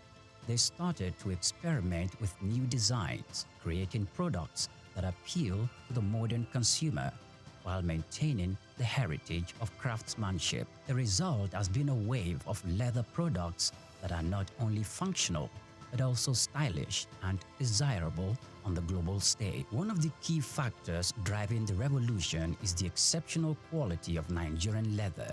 Known for its durability and unique texture, Nigerian leather, particularly from goats and cattle, has become highly sought after by fashion houses both within and outside Africa. This demand has encouraged local artisans to up their game, focusing on quality control and finishing techniques to meet international standards. Moreover, Nigerian leather products have benefited from the global trend towards sustainable and ethically produced goods. Consumers are increasingly turning away from massively produced items in favor of the handcrafted sustainable alternatives. Nigerian leather made using traditional methods with minimal environmental impact fits perfectly into this narrative. This has opened up markets for Nigerian leather goods, particularly in Europe and North America, where there is a growing appreciation for products with a story and a conscience. The rise of Nigerian leather on the fashion scene is also closely tied to the country's booming creative industry. Fashion designers, many of whom had gained international recognition, are incorporating leather into their collections and innovative ways, from sleek handbags and bespoke shoes to stylish jackets and accessories. The Nigerian leather is becoming a staple in high fashion. This trend is not only boosting the profile of Nigerian fashion, but also creating new opportunities for economic growth. The leather industry, once dominated by small-scale craftsmen, is now attracting significant investment. Entrepreneurs are setting up modern tannery and workshops, creating jobs and fostering skills development in the process. This industrialization of leather products is helping to formalize what was once an informal sector, leading to better working conditions and high incomes for artisans. However, the success of Nigerian leather market did not emerge without challenges. The industry still faces issues related to infrastructure, access to finance, and competition from imported goods. Additionally, there is the need for more investment in technology and innovation to further enhance the quality of leather products and make them more competitive in the global market. Despite these challenges, the future of Nigerian leather products looks bright. There is a growing recognition of the value of locally produced leather goods both within Nigeria and globally. This is evident in the increasing number of fashion shows and trade fairs dedicated to promoting Nigerian leather products, as well as the rising demand from international buyers. The evolution of Nigerian leather from a utilitarian material to a symbol of high fashion is a testament to the creativity and resilience of the Nigerian artisans. It reflects the broader trend in the global fashion industry towards sustainability and craftsmanship. As the world continues to embrace African fashion, Nigerian leather is poised to become a major player on the international stage, offering a unique blend of tradition, quality, and style. This is just the beginning of what promises to be an exciting new chapter for Nigerian leather.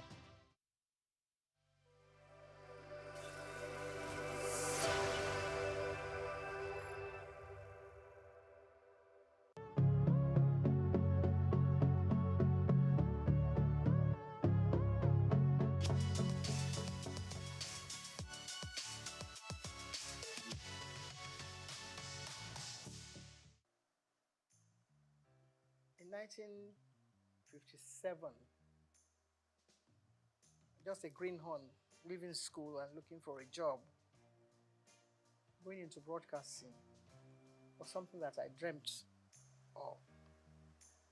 But that's only meant going into radio, because my old school, Holy Child College, still on the same site in Obalende, 2 streets away from the old NBC.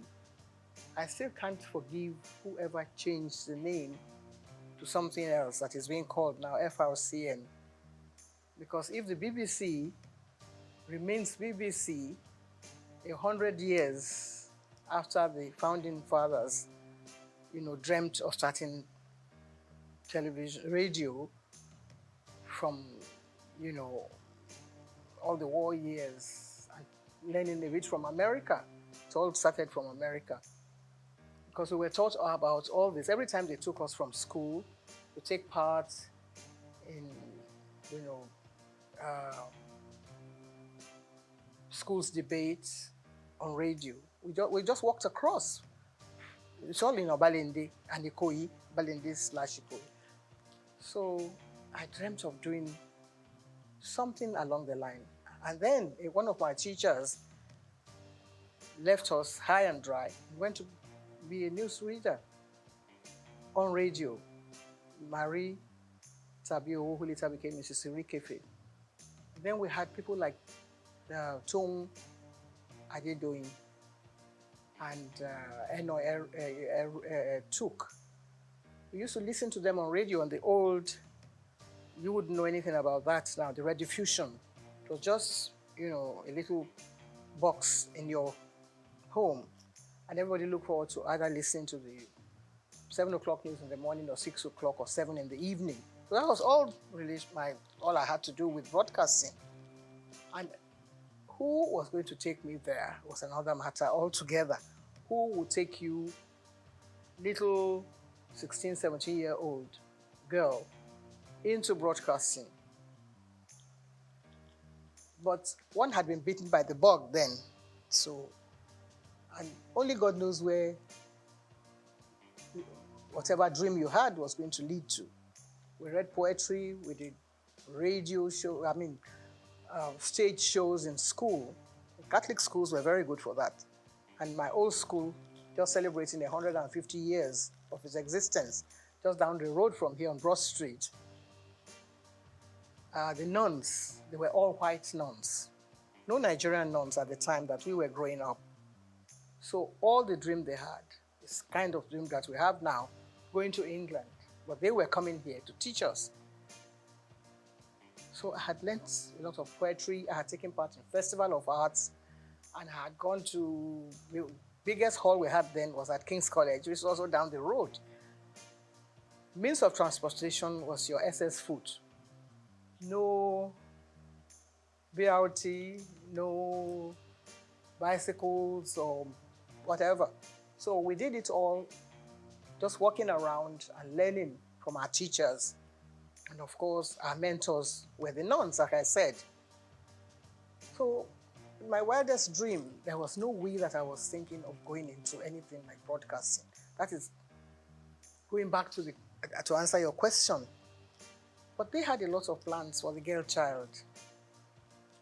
And not along the religious lines now, but actually they came to actually engender this whole idea of pushing the girl child forward. And not just me, a lot of us, people like Mrs. Francesca Emanuel, they also went through the whole gamut of all this dream that I'm talking about. Television itself was brand new in the world. I have to talk about radio because that was what I knew as a child. But television, when it started, we didn't even know. Maybe in America, and then it went to Australia, and then to France. No. France came after Nigeria. You wouldn't believe that, would you? That we were number 6. America, Britain, Germany, Australia, one other country, and coming now home to Nigeria, where you cannot help but give a lot of credit to the dreams of people like the late Chief Obafemi Awolowo and one of his ministers then, Chief Anthony Enahoro. So that's how I believe this whole package was placed on their laps and sold to Nigeria, to the Western Nigeria government. On the radar were lots of other people like me who had dreams about becoming Miss Nigeria. So maybe that will now give you a little background about how I took part in the Miss Nigeria pageant, Western Nigeria, and I became Miss Western Nigeria. Somebody must have fine-tuned some little knots somewhere and said, okay, you probably might be able to deliver. Because you are being interviewed when you go before the panel of judges. And somebody must have said, okay, that's a good material, you can come and take part in this. Before then, we had other people, Anike Agbaje Williams, Poliola Sokwe, who were working on radio. My dream was to work in radio, but then I missed that.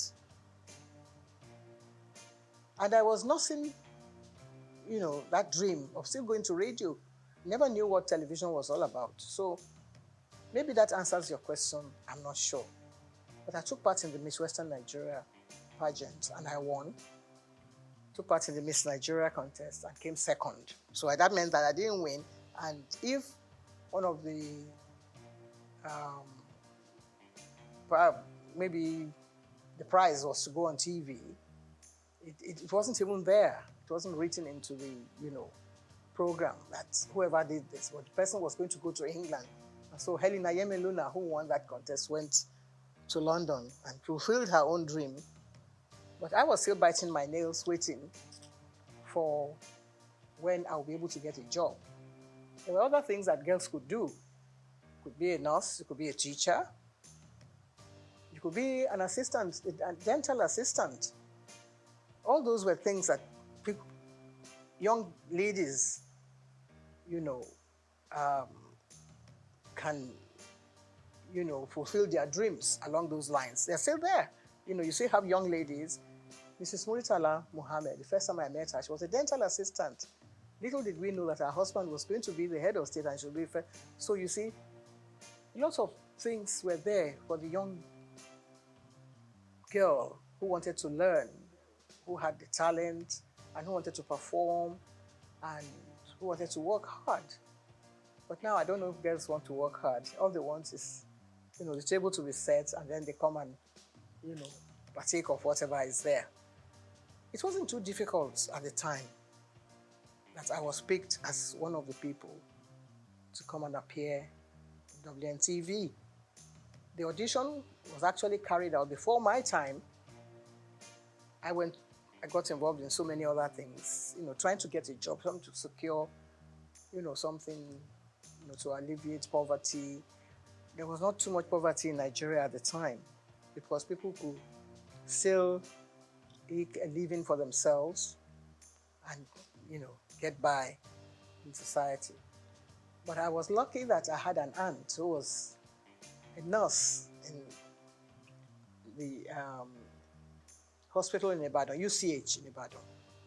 And she was married to an Englishman, and the man's friend happened to have been the man, Mr. Mathers, who was brought as one of the technical partners to WNTV. So we met at a dinner party, and just as you and I are chatting, I was only 18 plus. I was 17 when I took part in the pageant. But by this time, I was growing up, and I thought I was a big girl. So I opened my mouth, and I said a few things. And the man looked at me and said, "How come you are not speaking with a Nigerian accent?" And I didn't know what he meant because we were taught at St. Mary's to deliver whatever lines we were given to deliver. The Festival of Arts, I came second after an English boy from Corona School. And I was given a beating for coming second. Not because I didn't perform well, but because I forgot to curtsy. And one of the judges, I think, who was then Mrs. Abayomi, Lady Abayomi, said that I delivered my lines very well. So I was the Lord of Tartary. I would do this and that and the other. And so I came second. And when I got back to the school, the nun, Sister Marieta, said, "You were not paying attention." So whatever you do in life, you have to be consistent. You have to perform well. The way we're trying to do now, the way we're trying to project your voice and whatever it is you have to offer with a lot of humility, not trying to show off or to project your own image, or whatever message you have to deliver, you have to make sure that it is well delivered. The following year, St. Mary's Convent School, which is my old school, which is 150 years old in existence, went to the same King's College Hall, and we beat a lot of secondary schools. We came first. Pied Piper of Hamelin. Have you ever heard of that poetry? Pied Piper of Hamelin was about someone who wanted to get rid of all the rats in Europe. And all he did was to play the pipe. So that is what we were more or less doing. That's what you and I have felt. Being a Pied Piper, trying to get off all the ills in society. That's the main job of a broadcaster. There's so many things happening in the country, and it's only TV and radio that binds the country together. If the country falls apart tomorrow, you will rely on someone from radio or from television to make the announcement, to introduce the head of state who has just won the election, or the one who has just taken over. It's a huge responsibility. At that age, at 19, we had to introduce people like Chief Obafemi Awolowo on TV. We had to introduce people like Akintola, Oladoke Akintola, as the premier. And when everything broke down and it all went into smithereens, they brought in Chief Majekodumi as the administrator of the Western region. All this happening before our eyes. There were no other stations in the country except WNTV. And we were there, so we learned quite a lot. In fact, I believe that the whole country revolves around broadcasting. And if you are part of that organization, how would you feel at my age, at 80-something? As young people, perhaps you don't know all this history that I'm telling you about. It's a long, long story. But when you sit down, you have to put it all into perspective. You see that, well, some people are actually meant to be in different positions. Some people are meant to be doctors. Some people are meant to be nurses. But those of us that are in broadcasting, it's a huge responsibility. It's a passion. Something. Sometimes you don't even know how you got there in the first place.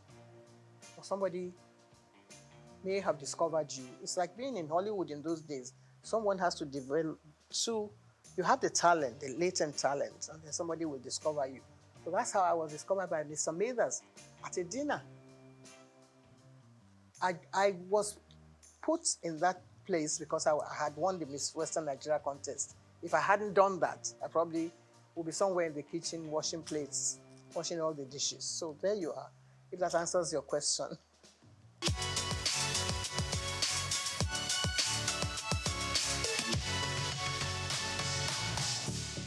Well, there's no one that actually picks someone and puts you plonk without, I mean, of course, if you don't have any experience on the job, you have no business being there in the first place. But if I had taken part in Pied Piper of Hamelin Towns in Brunswick, I was only 13. By famous Hanover City, I was speaking like an English person. When I was only a Nigerian, little girl, being nurtured, by my mother, who was a seamstress, how would you ever get there? But you already have that background, that solid background on the rock, as it were. So, by the time I was ready to go on TV, I had learnt from all the other, people that I mentioned their names earlier, like Anike Agbaje Williams.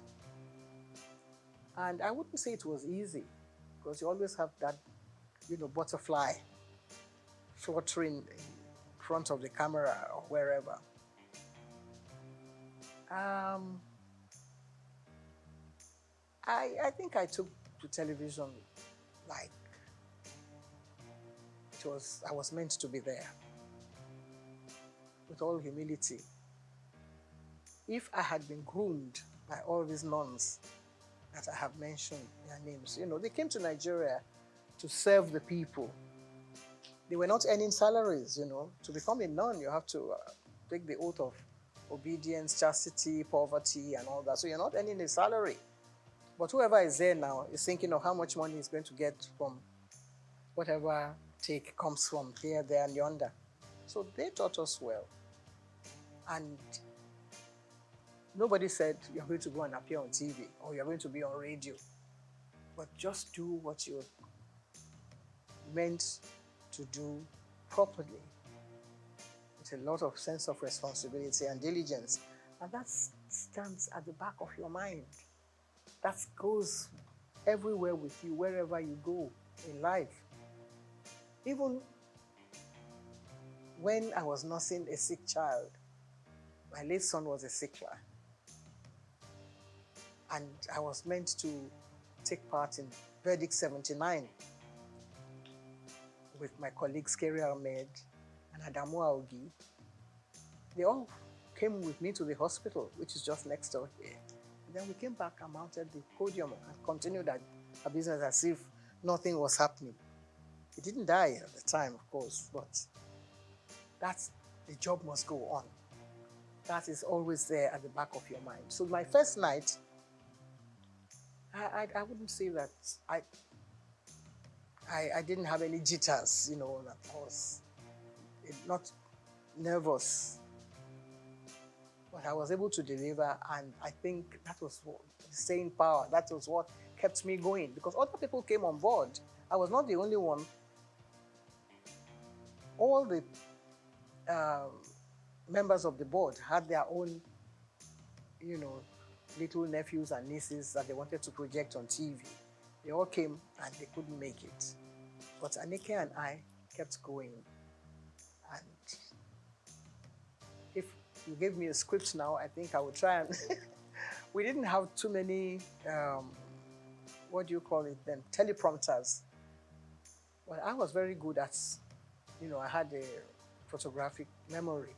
So I was able to get hold of the script, and in less than 60 seconds, I'll be able to deliver it straight to the camera. That was one of the assets that I had also, which was God's gift. It's not by own might or whatever you think you have. You have the talent, of course, but also there has to be some other little bits of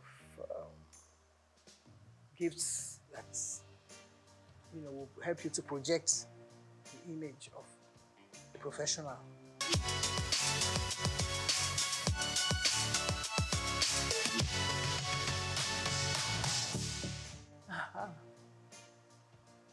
A lot of controversy. There is hardly any TV, radio, movie personality that can scale through that without any, because people are watching, people are trying to find their own little, base of criticism here, there, and yonder. You can't be a goody, two shoots without, any, how shall I say it, problem here, there, and yonder. So everybody has their own way of looking at people. People say, well, what has she got to do? She went to take part in Miss Western Nigeria the other day. So what's the big deal about her? And then somebody will still add their own salt and pepper here and there. But I was lucky that I was being nurtured by someone like T.O.S. Benson, who was then our Minister for Information. And he felt that, everything should not stop here. There were things happening in America. He made sure that my name was there. I was at the inauguration of President Johnson, Lyndon Johnson. And we commanded a lot of attention there, myself and my colleague who came from Lagos, the station in Lagos. And for the president to notice that there were two black people sitting behind him at his inaugural ball, I think it was very overwhelming for me, because not many black people had invitation to that event. But Charity Adadevo and I were there, and he stood up and shook our hands where we were sitting, behind, 3 rows behind the president. Then Kennedy had died, and we were still not seeing, we were still feeling very hot about, the loss of Kennedy. And here was the new president coming up. We were not particularly keen on being welcomed by him. But then, things like that happen to you, and it makes headline news. 2 black people, they didn't even say Nigerians. They thought we were from Ghana, because some journalists came around and said, how is your man Nkrumah? And we said, no, our own Prime Minister is Tafawa Balewa. They never heard of him then. But then they had to go and carry out their own study and find out who Tafawa Balewa was. And of course, the whole country was very proud of us that we went and actually stole the show at the inauguration of President Lyndon Johnson. So many other things happened. When I came to London, the British Information Office, they were trying to look for someone to host their program. That host happened to be around, so they picked me to host their program. But you don't ad-lib on any of those stations. Everything is written out. The questions, even your answer will be written. You can change it around a little bit, but they make sure that you said the right thing at the right time. So that was how we were able to gain attention. German television also invited us because they were interested in Nigeria. See how the German Chancellor came to Nigeria. That was what happened at the time. In 1963, we had just gained, we had just become a republic then, from being an independent station in 1960. By 1963, we then became a republic. And we were chosen to go and appear on German television in Berlin. And they wanted a little bit of culture. So Benson had his own band. So we were chosen to go and represent Nigeria then. Nobody knew who the ambassador was, but they wanted to know who was presenting something on TV. So that's how important television has been. And that, in fact, we were the first television in the whole of Africa. The very first station, WNTV, that was a call signal WNTV, first in Africa. There's nothing like that now. Nobody wants to know whether you are first or second.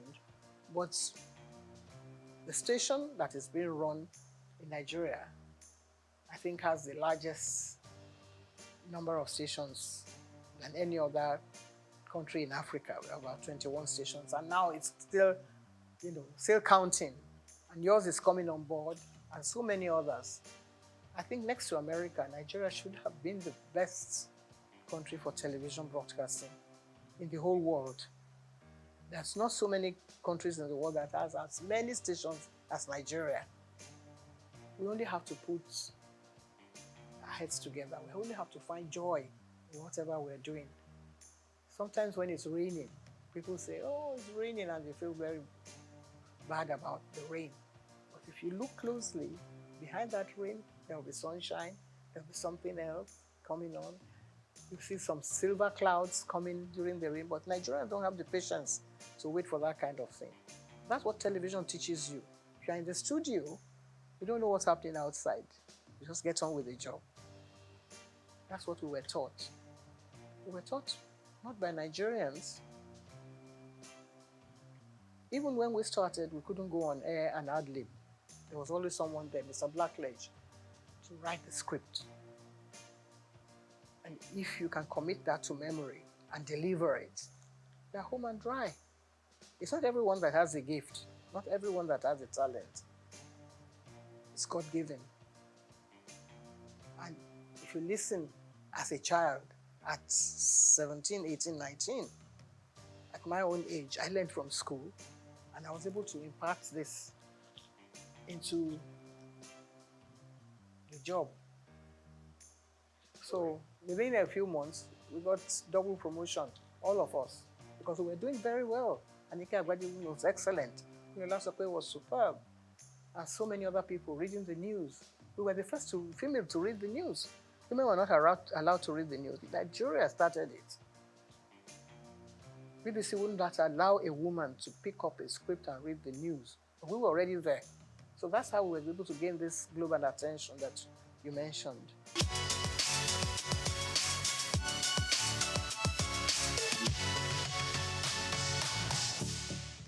It's not easy. It's not easy. Like I said, when we were taught by, not by Nigerians. But somebody came along the line and said, we don't have to speak like English people. You can just carry on and use your own parochial background. If you are a Roboman, you can speak English the way you like. That was his own idea. Because he didn't believe in us doing all this la-di-da and trying to, say things the proper way. But that watered down the standards a bit. Because then everybody, maybe he had a relation who wanted to appear on TV, and he wasn't allowed to because he couldn't speak like Ikena Ndagoba or Bodelalade and things like that, or Friday Fude or Mike Nahuru. So somebody must have gone to him and said, because he doesn't speak like any of those people who were taught by, foreign teachers, people who had learned, people who knew what a DJ, we had a Bible then, that you had to pronounce your words correctly. So he came and said, now that I'm DG, I'm not going to tolerate all this, your English way of speaking. And some other people, of course, that watered down the standards. That's not our own making. We were still ready to continue the way we were doing, but then they pushed us to the background. But there were others who were able to perform well. Ruth Benamesia, Opia, Sienna Weber, and of course Bimbo Oloyede, who was born in England. If you already employed those people to deliver the goods and to present your programs, you're not going to sack all of them because they speak with English accent. I don't see how that can be an offense. You cannot be, guilty of speaking English well, like the English people. But they then brought out other people. And you had the head of presentation. I became head of the presentation after I came under Guba. And you're trying to prepare your roster. You wanted to put such people online to read the network news. They say, okay, bring somebody who can speak like Didu and do a little bit of a on the side. It's part of our culture. So that is what is happening to TV broadcasting in Nigeria. It's all very interesting. So, this cultural milieu and bringing, a touch of Nigeria. Nigeria is doing well. In that aspect, in the music world, I think we're leading. Some of us who grew up on Handel's Messiah and Mozart, we have to sort of put our hands behind our back now and watch, all the way things have turned around. And Nigerian music is doing well. Afrobeat is reigning everywhere in the world. So really you can't find faults with that. So when they watch a bit of Fela and his children and all his grandchildren doing well, then listen to the channels on TV, you have to take what you get from there as well.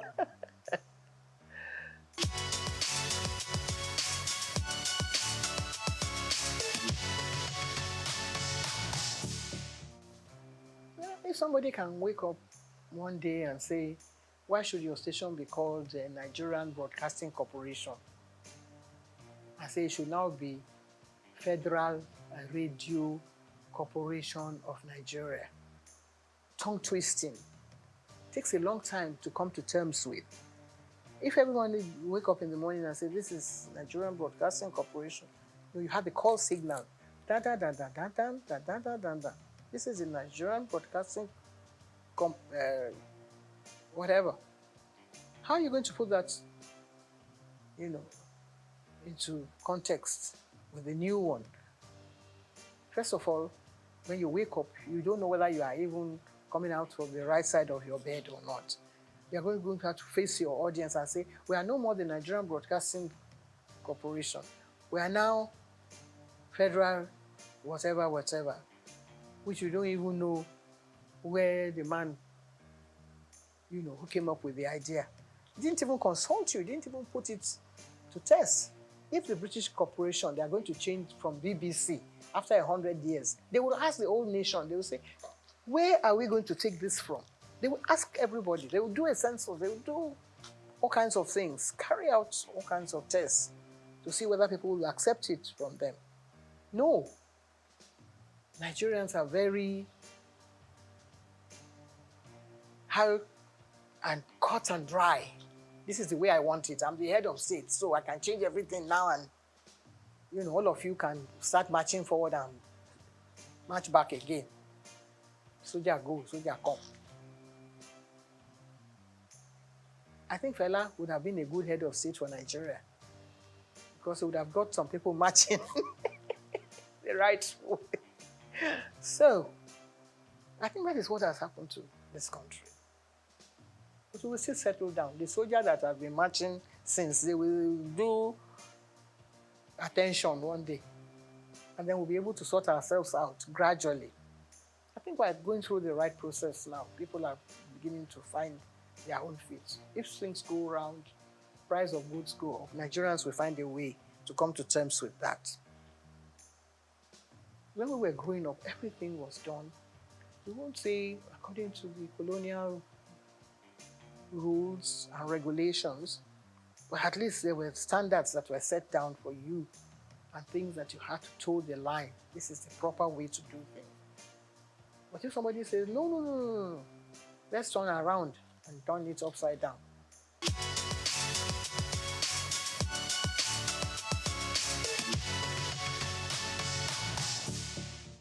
First stack. It's the only thing that has moved to the whole world from Nigeria, that shook the whole world, that brought everybody attention to see what Africa has to offer the whole world. It happened here on this soil in Nigeria. I was a member of the ceremonial committee. I remember the opening ceremony. There were about 15 heads of state. We've never had anything like that since then. That is what we should ask ourselves. Every head of state that takes over from Nigeria should find out again.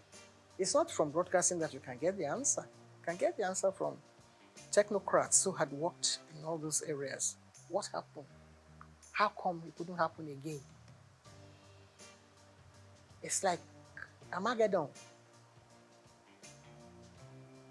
Every country was represented. Every culture was represented. Miriam Akiva was watching us and called us at the station one day and said, even the way we linked programs, they couldn't expect that it could be happening in Nigeria. We received phone calls. People were sending us bottles of champagne on the air. The links. Bimbo Oloyede was there with me. I was at the opening ceremony. I was yanked from there to come back to the station. From, interacting with the head of state or with our head of state at the time to come and man the station because what was phenomenal. How come we've not been able to do it? 77 years, how long ago was that? I was only 37 years old then. I'm going on 90 now. It hasn't happened again. We should examine that. Even the head of state that was there is still alive. Let us ask him again. Let us put him down and say, Oga, please explain to us what happened. Some people came up with a theory that the symbol that was used was fetish, that is what has happened and Nigeria has turned upside down. If that is acceptable, it may be superstitious in your eyes, but let us find out. Let's not call the Babalawo. Is it bad that it is a Nigerian that carved this image? And it is making news outside the world. Now you say, no, it is not good that Nigeria should be able to project an image that would attract the whole world, something that will bring everybody on their knees. After the first attack, we were still recovering, just batting in the glory of first attack. What's this artist, the blind one, who was not part of it, who didn't believe in it? He came and had his own first attack, all on his own, from America. Stevie Wonder, he came with his whole team. We had to mount all the cameras back in the studio for him. He had his own 7-day festival here in Nigeria. What prompted him to do that? Other people came. They wanted to know what was happening in Nigeria. What has happened? We couldn't have another festival since then. What do you think went wrong? Nothing went wrong. Everything went so well that people wanted to destroy our own Nigerian people, wanted to destroy the glory that's this whole thing that emanated from it. It hit the whole world. People are asking, when you go to Britain, you say, what happened? Why aren't you having? I had a friend who was head of the, he was from the British Guyana, a black guy. He was friends with everybody. He knew all Nigerians. Said, what happened? Why are you going to have another festa? Professor Ian Hall, he keeps asking me. Even if we can't have it because it was very expensive anyway, Nigeria had all the money. Even though we had a coup after, it was first of all the brainchild of Gawan. And then Muritala came on board. Muritala was killed. But in spite of that, they couldn't kill that dream of having a festac in Nigeria. If we are able to bring out all those programs again, I think we'll be able to answer those questions. I'm still alive. There are a lot of people who will still want to know the answer to that. It's a very, very brilliant question that you have asked. I think if it was another country, we'll set up an inquiry and say, what happened? Can we resuscitate this whole dream? some of the tapes that we had then in WNTV, some people put them in one place and set fire to them. Because they felt, maybe somebody in their religious organization said, you are the one projecting all these things, so Nigerians are bringing idols around. Who gave them the idea to make the idol? It's God now. It's from God. Whatever thing you were able to put together.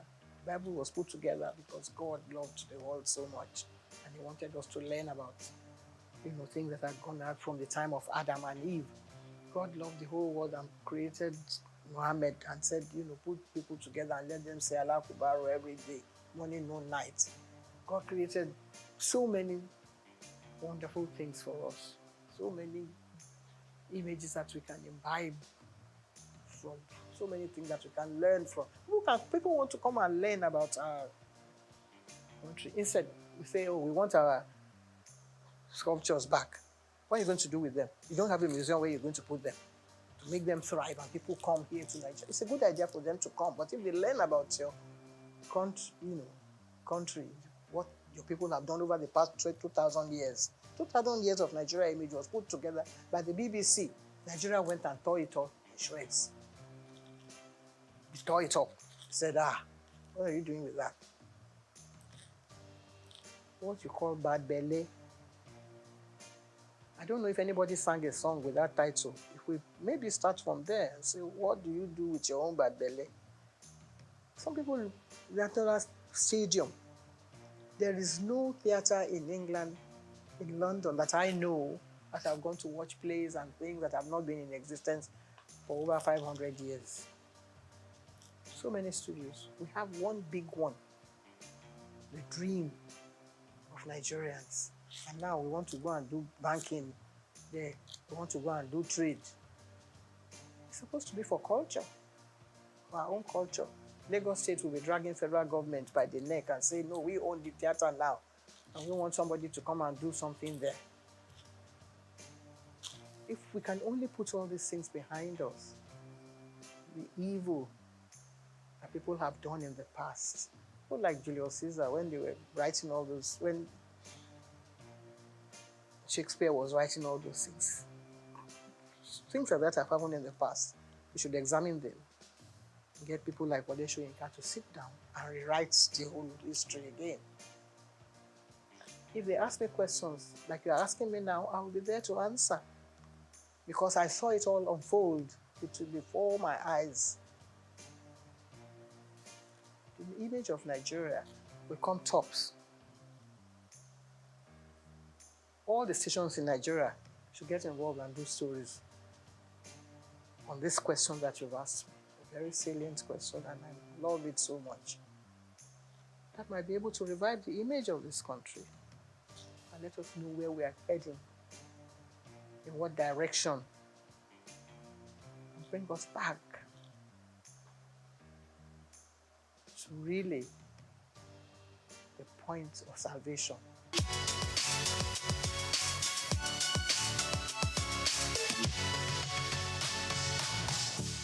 Well, I haven't seen it. I must have mentioned it somewhere. I think on one of the channels. When they was trying to build the scandal around it, and I tried to put the record straight. That wasn't really what happened, and that it was from, I think it was from a book that was written by one of the wives that said that I was party to his breakdown of their marriage. And I was trying to put the record straight that wasn't really the true picture. I have due respect. I have to,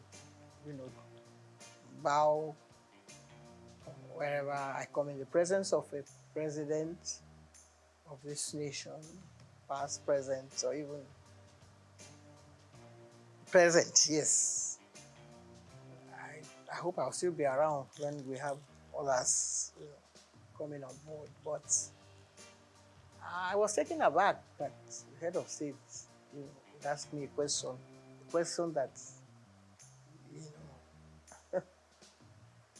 Because in the past, we were in the studios when the head of state came, and we were given scripts. If there had been, there have been several coups, and it's always the presenter or the station like that, the managers that take the brunt of the whole, the issue when things like that happen. You don't know who is coming. You don't know how many jeeps are going to be coming in. You don't know how many, what you call all those heavy equipment that they drive in as they are coming into the studio. You don't know where they are going to shoot the station down. Nobody knows that. It's only the people who have worked during that period that can relay those experiences. Sometimes you're at work in the morning, by the time you come back in the afternoon, the government has changed. And if you haven't got maybe your ID card, you won't be allowed into the station, or somebody can throw you in or into jail. So all this had happened in the past. Nobody has told any of these stories. People like Segun Lushola or Dr. Kolade. Somebody might come and say, so has happened. I was driving my former husband to work in the morning. I dropped him at the station. By the time I reached home, there had been a coup. Murtala had been killed. And they were under siege, the whole station. Just imagine that kind of scenario. Things like that had happened in the past. But Nigerians don't have that sense of history that wants to sit down and say, well, we want to ensure that it doesn't happen again. Of course, we'll pray that it doesn't happen again. And you wake up in the morning and somebody is announcing something else, different from what you have. A colleague of ours had been, pushed into something that he wasn't aware of. Those are kind of situations that have happened in the past. But this one, we were all dressed in ceremonial costume and trying to, I was the only one that was asked to stay in the presidential, what do you call it, special area that is demarcated for head of states on issues like that. And all of a sudden, the president is following me all about. And I said, this is getting too close for comfort. And I said, what's your name again? I said, my name is Julie Coker. I was trying to play innocent, that I didn't know what was happening. He said, hey, how much did your dress cost? Can't happen. Sorry, sir. I don't think I'm the proper person to answer that question, sir. Yeah, you don't have answer. It's a bit unprofessional. I mean, not in the profession per se, that we mean, but I wasn't prepared for that kind of thing. So I must have given a rude answer to that. And then, before I knew it, Ade Lanwa, who was then the head of Navy, came to me and said, you have been very rude to the president. The president said, he asked you a question and you couldn't answer. I said, good morning, Mr. President, sir. Because when we introduce them on TV, that's how we introduce them. We're now going to be addressed by a new head of state, Mr. So, sir. And I said he should go and ask the president of Souq. I'm sure he has a record of what the question is asking me can be answered, better answered by the president of Souq. If he finds that unbearable or rude, then either that one is not doing his work well or I'm not doing my work well and I don't belong here. But I carried on regardless. Shortly after that, another top army officer, Joseph Garuba, that one was the tallest man next to Ufwe Bonye, or the one from Mali. And he said, Julie, I know you can be rude at times. I said, not on this occasion. This is a wonderful occasion for the whole nation. And I'm trying to be my best behavior. And he said, the president said, I'm being very rude to him. He said, I know you, maybe you can say things. And I said, no, I never.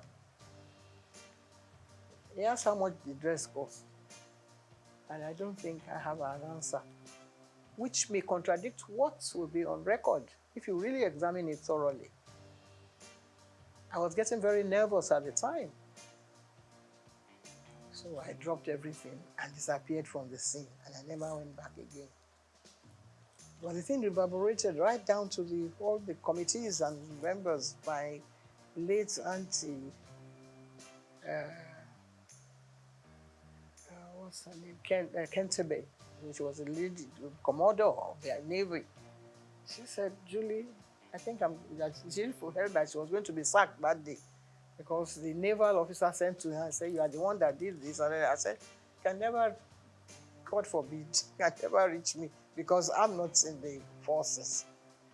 I'm doing my own job here as a professional broadcaster.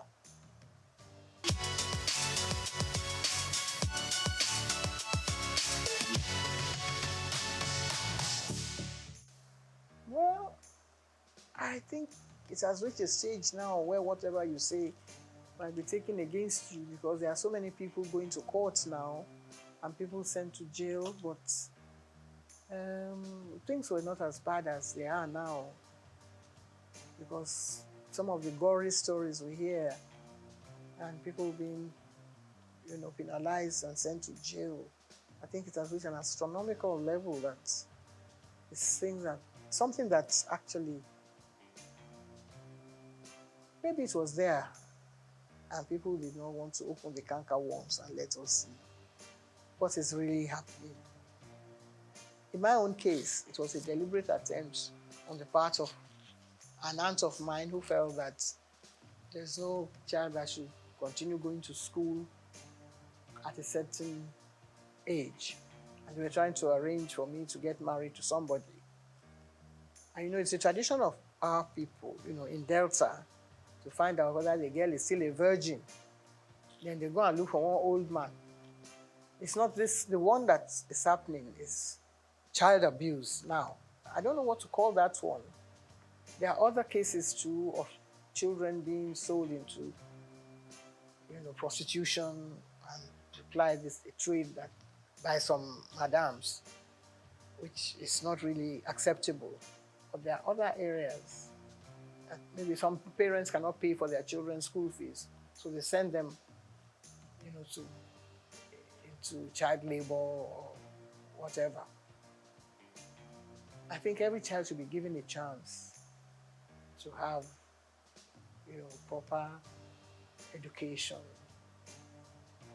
If Awolowo can start free and fair education to children, whether, all genders, boys and girls, see what the results that have come out of that. But in some other parts of Nigeria, they believe that, that it's not acceptable in their religion, and so they still keep the children down and send them into early marriage. And a lot of people have dealt, people like Dr. Simi Johnson, they were in the, forefront of that vanguard to liberate the children who have been kept, into Porda at age 13. And when they have children, they are not able, either they die, premature deaths from, being too early to go into pregnancies and have the children properly and things like that. Different stages, it's a very serious issue that actually I think has been well looked into, not by the United Nations or by, but Nigerian government itself should look at it more, more serious terms and try to find how to deal with it. But there's something that happened in some homes, which is now coming out now, which in the past, members of the family will not allow maybe a woman that is a victim. The child is a victim, but there are other, things that sort of trigger down the line, like a wife, for instance, who is watching her husband, trying to abuse children that are under their care. And the children definitely cannot, rise to the level that a child who's been abused at an early stage cannot continue with her education. So I have been involved in issues like that because I was affected as a 13-year-old when an aunt of mine felt that I should stop going to school. But I was rescued by another aunt. So I was lucky at the time. Not many people have been able to, get through all this kind of trauma. I was lucky that just at the time, the man was busy talking to some other people, and it's like somebody being kidnapped and another person coming to your rescue. So I was lucky at my own, to escape that unscathed and get on with my life. If I hadn't gone through, maybe I would have been having 13 children. It's good to have children so that the population will multiply. But then you have to make sure that the children are able to, get on with their education. And when you educate that child, he's able to look after other children. I've raised so many children in the process, because I was able to earn enough money to take care of members of my family. And that is what everybody should sort of, try and rise up to that challenge.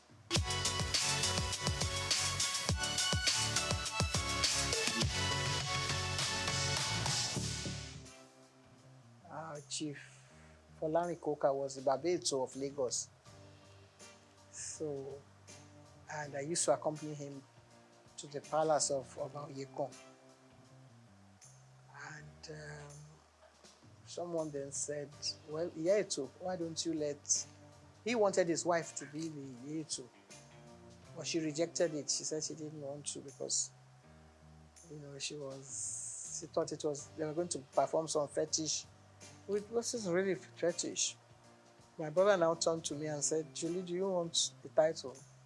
I said, no, it's not for me to say, because I wasn't terribly keen. But he said he was going to carry out all the preparations. And I said, well, if you're going to do that, why not? And the late Oba Adeyinka Oyekon graciously offered me the title. I accepted and went through the ceremony. So I've been a Yeto of Lagos now for getting on 40-something years. We only have one majesty in England. And that is one of the oldest institutions in the world. Some other countries are getting rid of their heads of their traditional rulers. France doesn't have one, for instance. There are some countries in Europe, I think in Finland, that still have, kings and queens and all that. But Nigeria, every little village, every doorstep has one title. This is the palace of the so. It wasn't like that in our own time. You had only one Oba in Lagos. Now you have so many. You have several Obas. This one claiming this and that. Itiosa. Iti whatever. After a while, there's going to be a clash. Maybe not in our own time. So if they're playing traditional roles, somebody will lay claim to some title that belongs to somebody else and another one. There's no end to it. So let them stay the way they are now. If they want to multiply, that has nothing to do with me because we don't have any say in that. It's not, because you can say now that this station is trying to sell this idea to be propagating an idea that should not be. I don't think anyone should play any constitutional role. If each one has its own, in the states, at the state level, they take it, I think it's rotated. After a while, one steps down, another one takes over at that level. If they want to go and attend the meeting at the House of Assembly, that's up to them. But at the federal level, I think, no. No. I don't approve of it at all. Because then you will have some woman coming on and saying that he's the one that is entitled to the title. It's I don't know whether any African country actually accepted that sort of thing. So Nigeria shouldn't start. You know, Nigeria at certain points in any of these things. Once Nigeria starts, other people will start. And before you know it, the whole thing will skyrocket and another war starts. We have enough problem on our hands as it were now.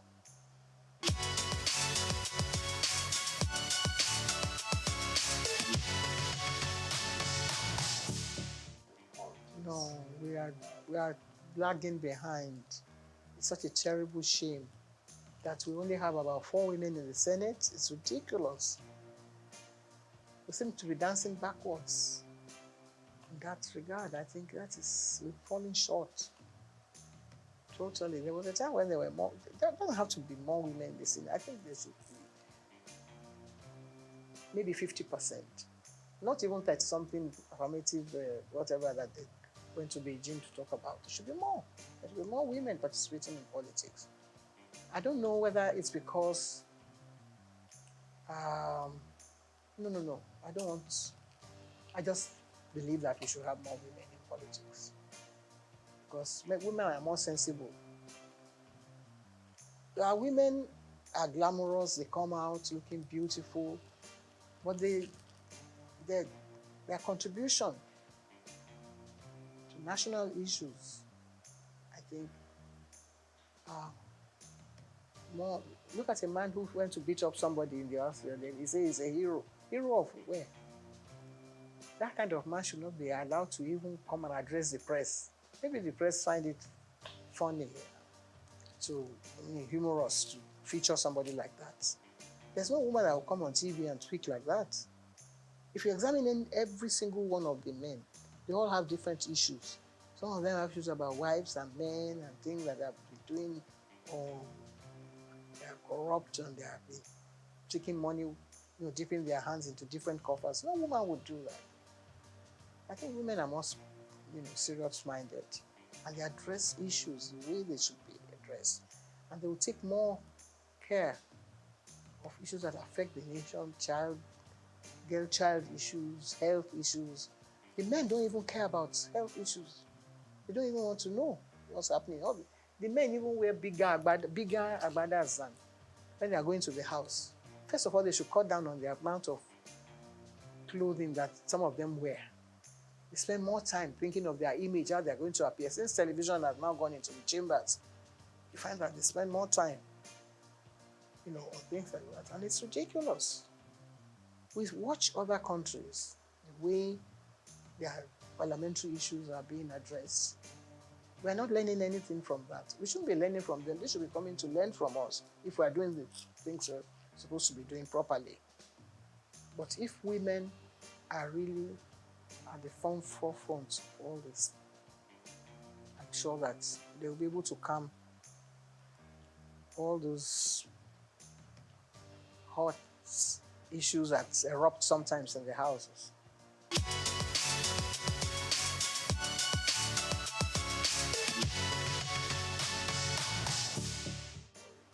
With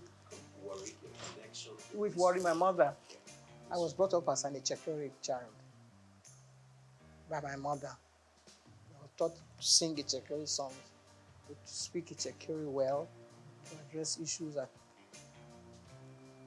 affects the people of worry.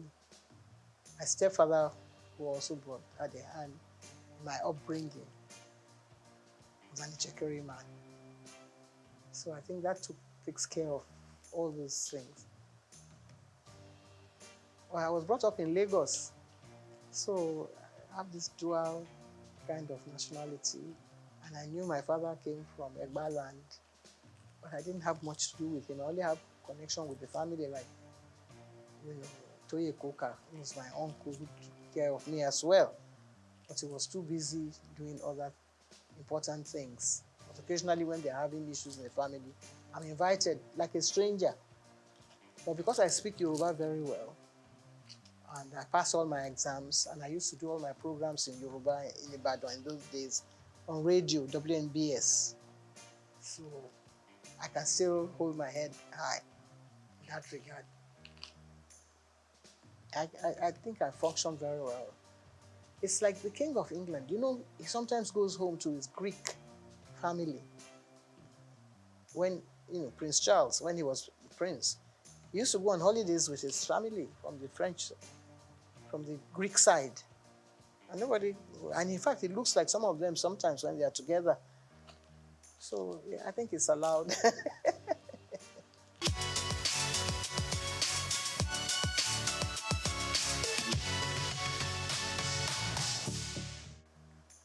Well, one of the first one, my 40 years in TV, which is actually showcasing all the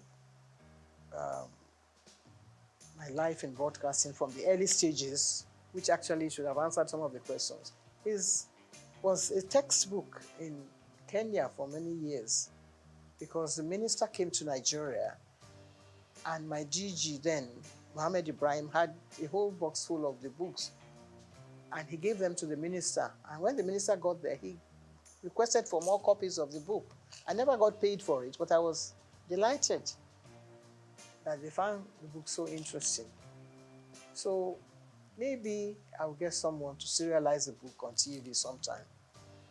We tried to do it some years ago because I cannot be telling the stories all over again. This is about maybe another 30 years story. Again, we've done another sort of edition, My Life in the Limelight, which is the latest one. So if you have time, if you create space, you might be able to tell the stories and take it stage by stage. That's why I sell the book, and also, you know, we get some media attention from sponsors and get things going. The sky will be the limit then.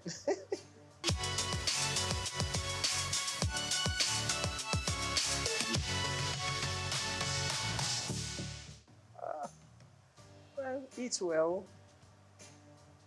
eat the right food, type of food, eat chicory pepper soup, or anybody else who's cooking pepper soup now, because then you don't have too much oil. I think that damages certain things in the tissues. And if you want to avoid having cancer, there's nobody in my family that has ever died of cancer because of the type of food we eat. So get someone, you know, to prepare. You know, there was a time when chicory food was being prepared in the museum, and people used to go there to collect the ingredients and the menu, and people lived well. So like people are eating Chinese food, which is good. It's healthy and lots of vegetables. I recommend that for people. I'm not saying that very good health, but I still walk about on crutches. I don't know, my knees are not functioning very well. But still, if you say paid me compliments, I accept it. Thank you very much indeed.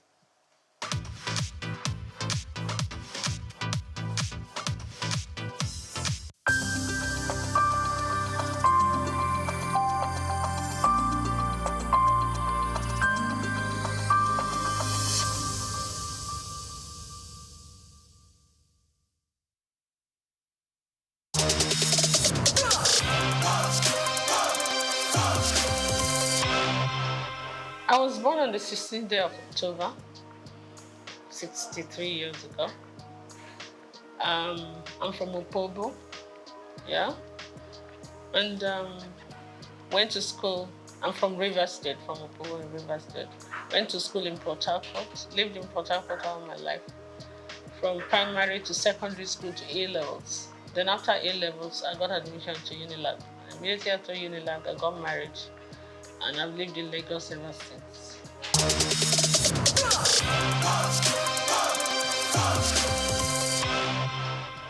Well, it was fun for us because me and my husband were very young. My husband was 25, I was 21 and all that. But we learned on the job.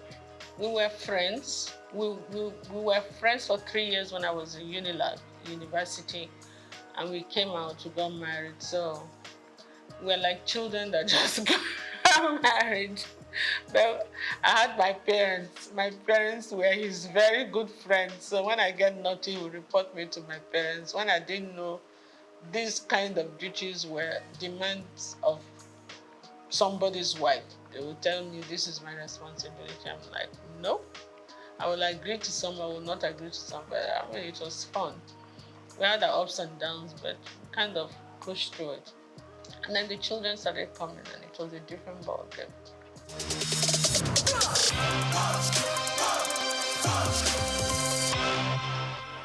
You know, when you come from that kind of family, it's like part of your system. You don't really regard it as anything anymore.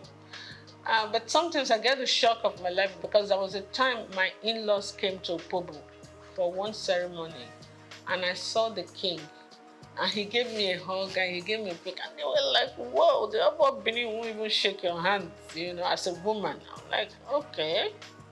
I mean, it's the same family, you understand? So we're used to that. I think we take it for granted. But maybe some other people say, you must call me a princess, you must call me that. I'm not into all those kind of things. I'm not at all, I've never been. So I can't start tomorrow. But yeah, great King Jaja of Opobo, my great-great-grandfather. And my children, when they studied it in school, they went to Corona school.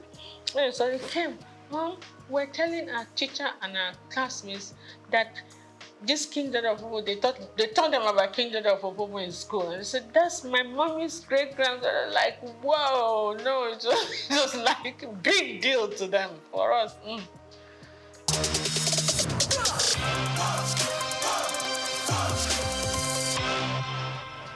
Absolutely, upbringing. Upbringing and my personal choice too, because you could be brought up one way and choose to go another way. You understand? One of my philosophies in life is like this. You're not the tallest in the world, you're not the shortest, you're not the prettiest, you're not the ugliest, you're not the richest, you're not the poorest. Oh, of course, get with it. Do you understand? If you're looking for beauty, there are more beautiful women than you say. If you're looking for ugly, there are uglier women. If you're looking for tall, you're looking for it. So what is it? Do you understand? You didn't come into this world with anything. You're not going to go with anything. So just be grateful to God for whatever you have or whatever you are. Work towards improving on it, improving your relationship with God Almighty and improving your relationship with your fellow human beings. That's my philosophy in life. So what's the point carrying all the air and chips on your shoulder? It makes life heavier for you.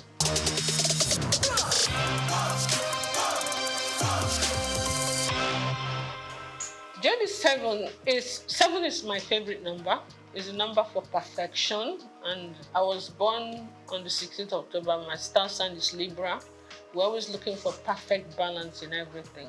It's just an influence from the horoscopes, I'm told. But J is my husband's name, D is my name, and 7 is my favorite number. Lazy way of forming the name of a company, isn't it? So I did, and it stuck. And I knew I was going to go into couture, so that was it. Easy.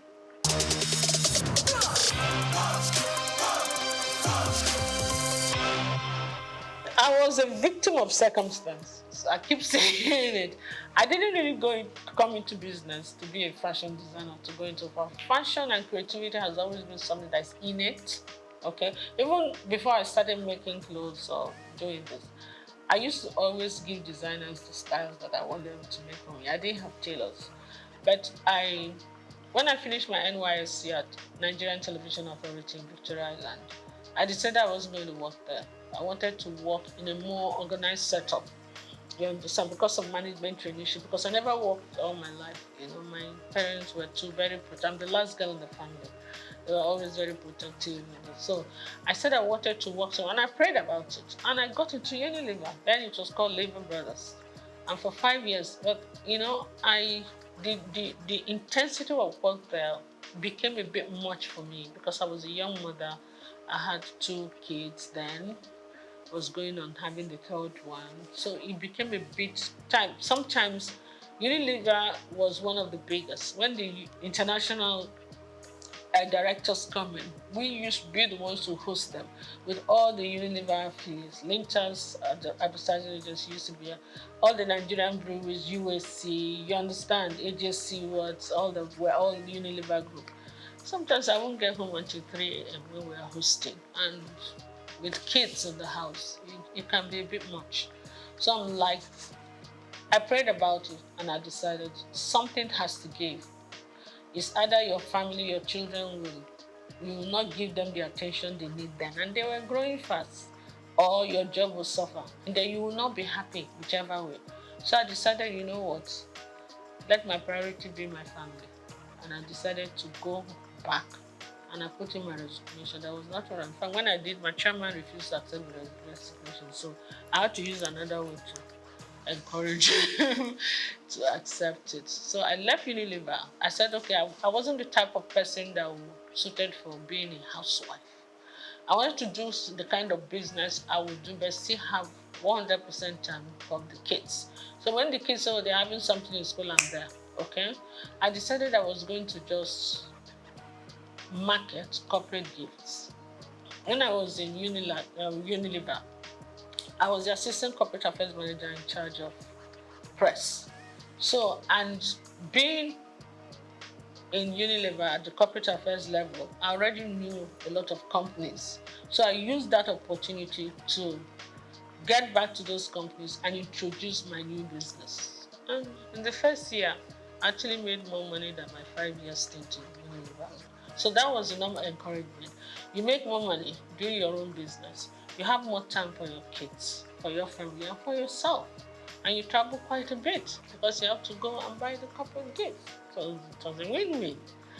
Then, a few years down the line, the president, Olusegun Obasanjo, came in and said they were doing backward integration and they were going to stop the importation of all this corporate gift and a lot of other things.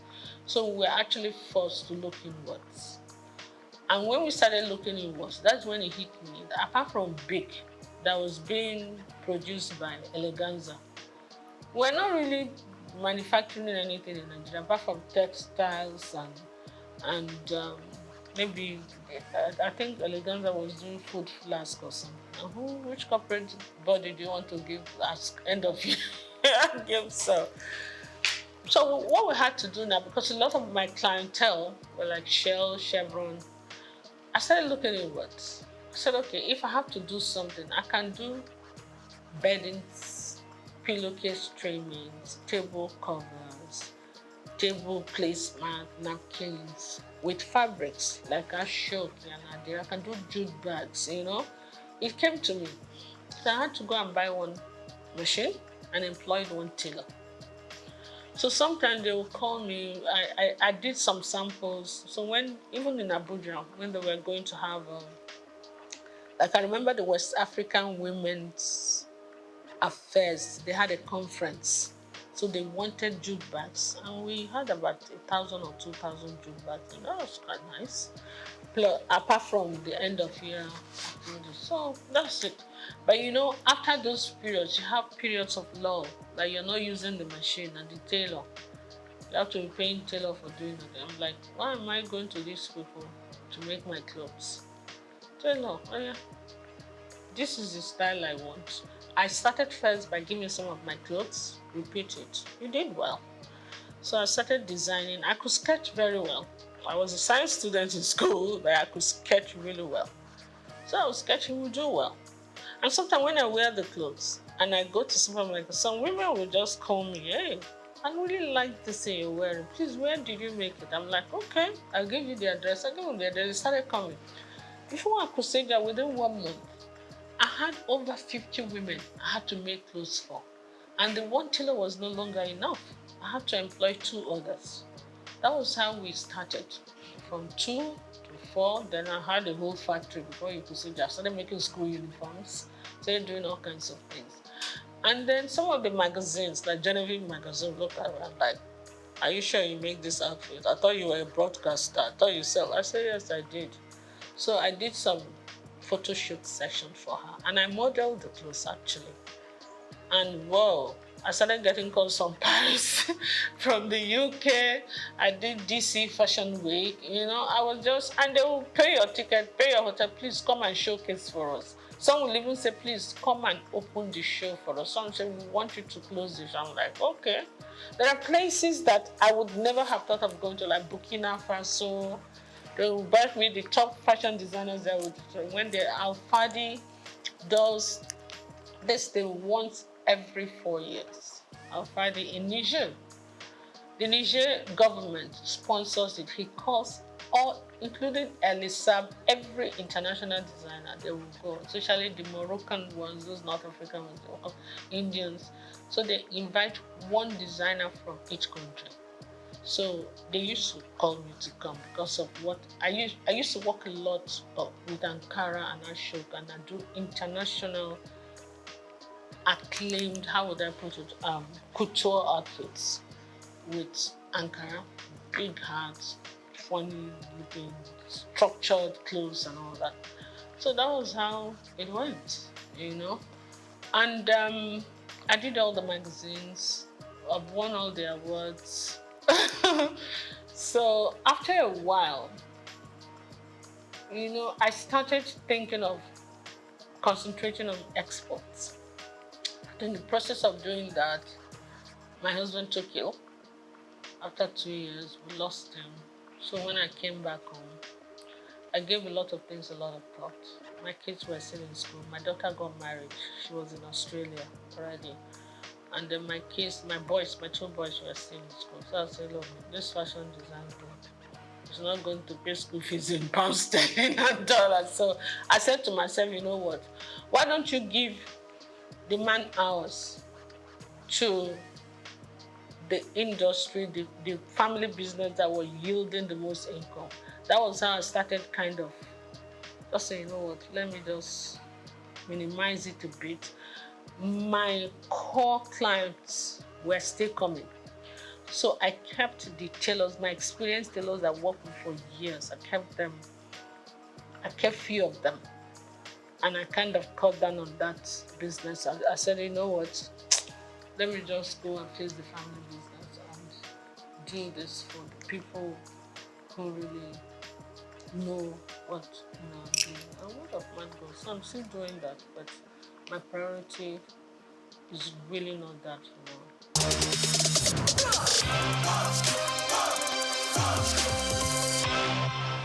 When you look at me the first time you see me, you see a fragile woman that don't like to sweat, that's spoiled, that like to be kept. I'm like, what?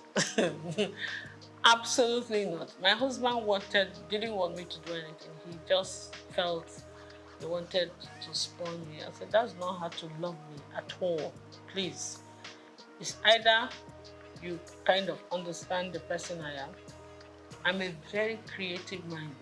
This mind has to keep working, or I'll make life miserable for you, What I will advise, even women who are willing to work, you don't even do one job. You must get at least more than 2 streams of income. Otherwise, you will not make ends meet. That is the truth of today's world. You understand? Then those ones that want to be kept, no matter how wealthy your husband is, wealth is not static. Some people start today. When they retire, everything goes downhill. Some people mean well, they love you, they want to take care of you, but nature calls. They part ways. Some marry other women, some leave, some die. You understand? So anything can happen. I would advise them, everybody, try to be as independent as you can. Financially independent. I think you actually earn more respect when you do that. And then also, when things don't work out too well for the husband, no matter how rich you are, you don't have to put him through too much stress. You can take care of yourself, you take care of him, you encourage him, but let him not feel that the world has come to an end.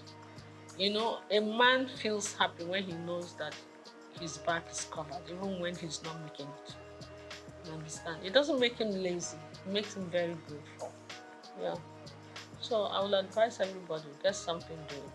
Do something that will enable you earn good income if you can. Do something that you also enjoy doing.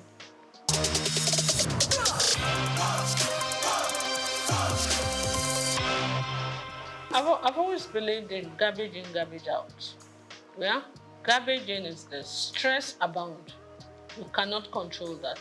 But you can control your attitude towards stress. Stress is the #1 killer and ages of everything in this world. It's your attitude to stress that you have to manage, and that depends on you. What you put in your mouth also depends on you. Your mind, your heart, your spirit, your soul. You have to be loving. You have to be forgiving. You understand? All that depends on you.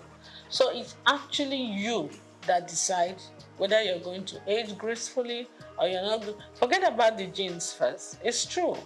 You understand? Some people are so malicious. When you offend them once, oh my goodness. They will carry it in their chest and the chest will be expanding and they won't sleep well and they begin to have problems. Meanwhile, the person you're angry with does not even know you exist. It's crazy. So for me, it's just be free and take life easy. Take it as it comes and always be grateful to God.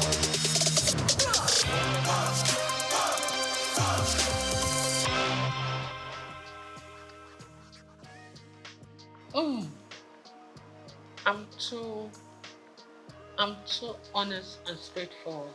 It's either I will be killed immediately or because I will tell you the truth, no matter whose house is God. I don't think I can play politics. I'm not a politician at all. I am a very straight shooter.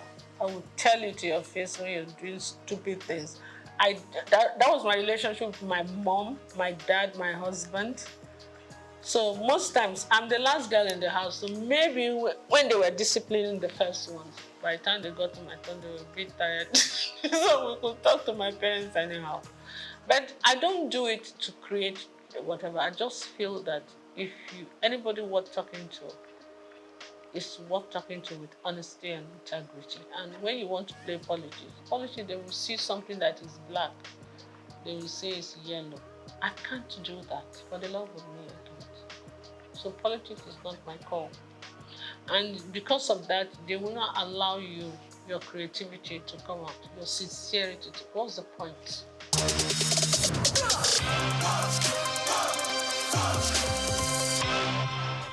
Yes. I'm actually planning some kind of, I met some of my old models that are doing very well. And you know, when you deal with a lot of these girls, some of them have traveled with me to Niger. Sometimes they'll tell you, bring 2 of your models. You know, some of them, we have very good relationship. We're going to do a reunion one of these days. It will be fun.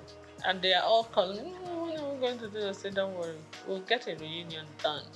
Because we need to revisit the fashion industry, see how things are going. They're doing well. The new ones are doing well. And I just pray that the environment will not discourage them, you know?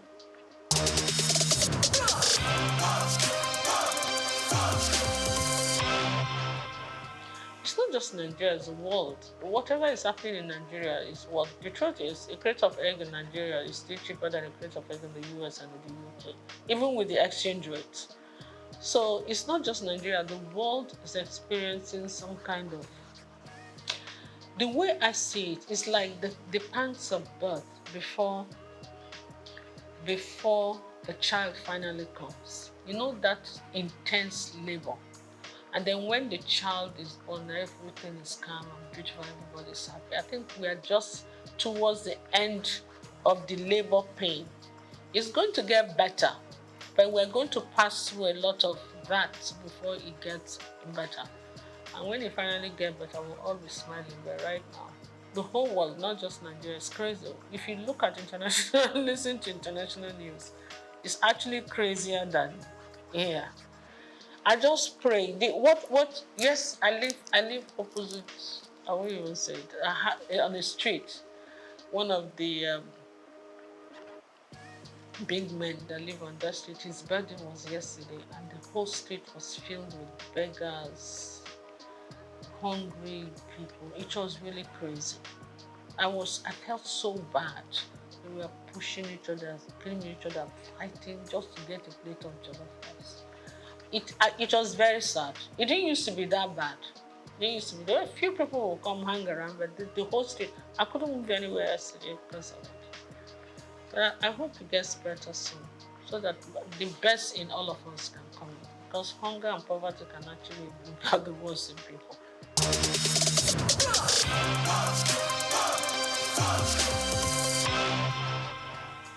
Naturally, yes. I have an NGO that I do. What I do, I take girls, young girls that are not able to complete school because of poverty, and I educate them.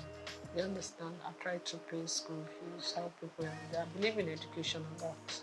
Yeah, because I don't believe in giving you the fish. I believe in teaching you how to fish. I have few of them from my place come stay with me. Some of them are able to stand the discipline. Some of them are not able. So the ones that are able to stay, they stay, and they do very well. Some of them, I train from a distance, and they do well. So I've had university graduates, I have A-levels, I have all kinds of things. That's what I do. And most people come to me naturally, not because I'm a trained mentor or anything. When you do anything out of love, an act of sincerity of purpose, and because they see you as genuine, they listen to you. You understand? When you mean well, you tell people the honest truth, and they, it's not easy sometimes, but yes, a kind of mentor.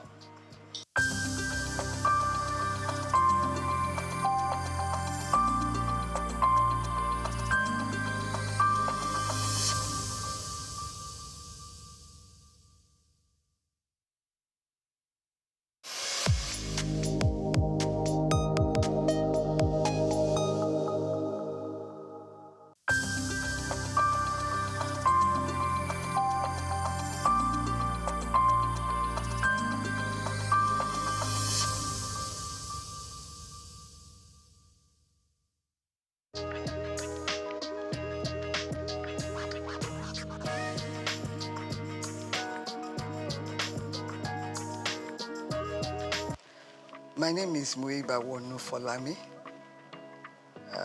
an indigenous of Lagos State, Ikorodu, to be specific. I was born in Lagos 86 years ago, and to the glory of God, I'm still alive and well, and trying to be a relative in the cause of women.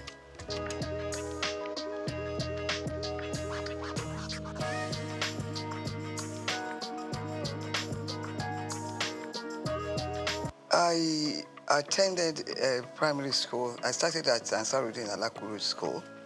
From there to CMS Girls School, and then Queen's College, Lagos. From Queen's College, I went to the Portsmouth College of Technology for my A-levels, and then University of London for my first degree in law. The same university for my master's degree in law. I had, between obtaining my master's and my first degree, I was in Nigeria to do the mandatory law school course. I was one of the last people to do a 3-month course before it was changed to 1 year. And then went back to England for my master's. And from there to lecture at the University of Zambia. Back to Nigeria. I was appointed by Dr. Taslim Elias, the CJ of Nigeria, to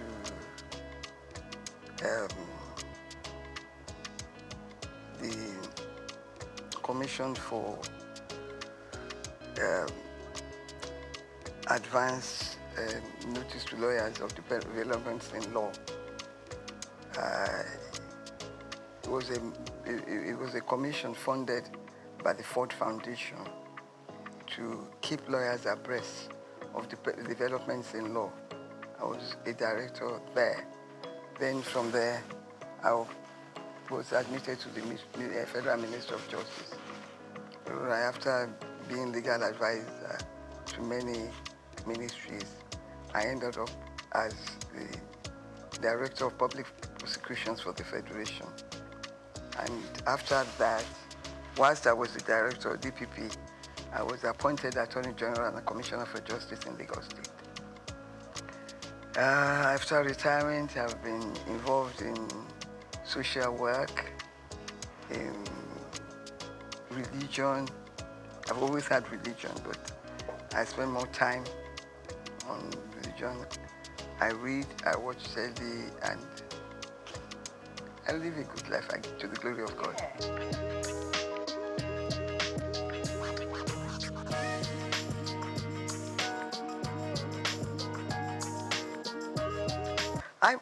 You see, when you begin to think that it was not until 2007 that women started to get equal pay in tennis tournaments.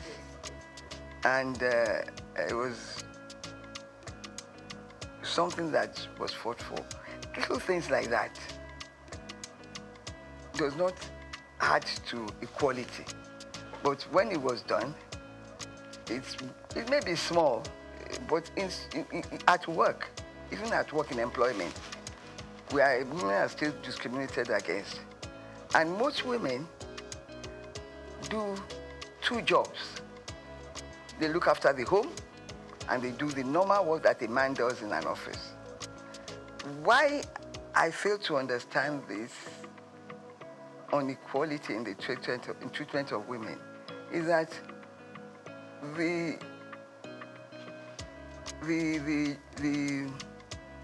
work, the responsibilities in the workplace is not reduced for women, even though we do not want to be paid the same salary as men.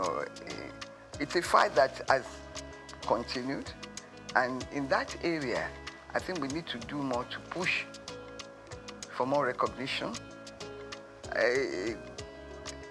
Women have contributed immensely to the society. The men that are now resisting equal pay were brought up by women. Exactly. That's what I do not understand, that they can think like that. We continue to push. But how can we speed this up? By bringing it to the attention of world powers, recognition by every country of equal opportunities, equal pay. I want to know, I want somebody to explain to me the jobs that women cannot do. Yeah. They've contributed immensely. Even in the new thing, IT, we're at par with men. So I do not see the reason for it.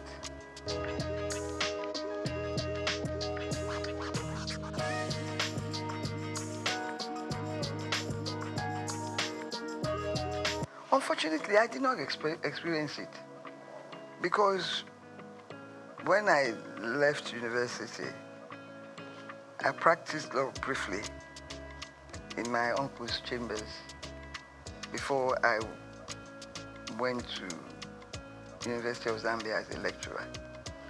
There, my position was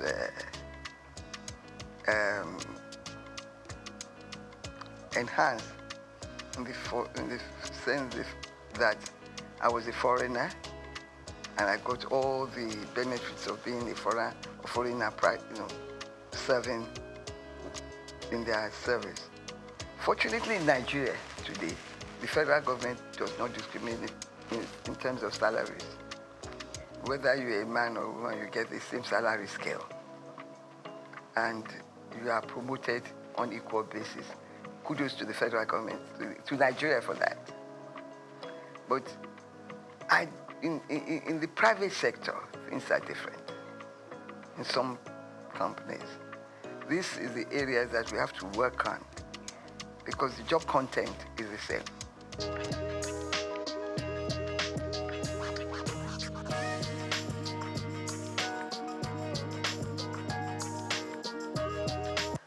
some of these facilities are available in Nigeria. I learned by being a member of the Society for the Disabled that every government body must admit a certain percentage of women and of disabled people. So most times this opportunity is not taken. They are bound to employ them. We continue to push for that to be implemented in most ministries. It's important because it's there. You have to take a certain percentage of disabled people to work in government positions. It's important that we work to enforce that rule in our society. When it comes to discrimination, Nigeria is way, way ahead of some developed countries because we, through slavery, we faced discrimination right from the beginning. We now know how to resist it. But in my country, Nigeria, in the federal government, in the state government, there is no discrimination. It may happen in private organizations, but they must continue to push to let them understand that the job content is the same.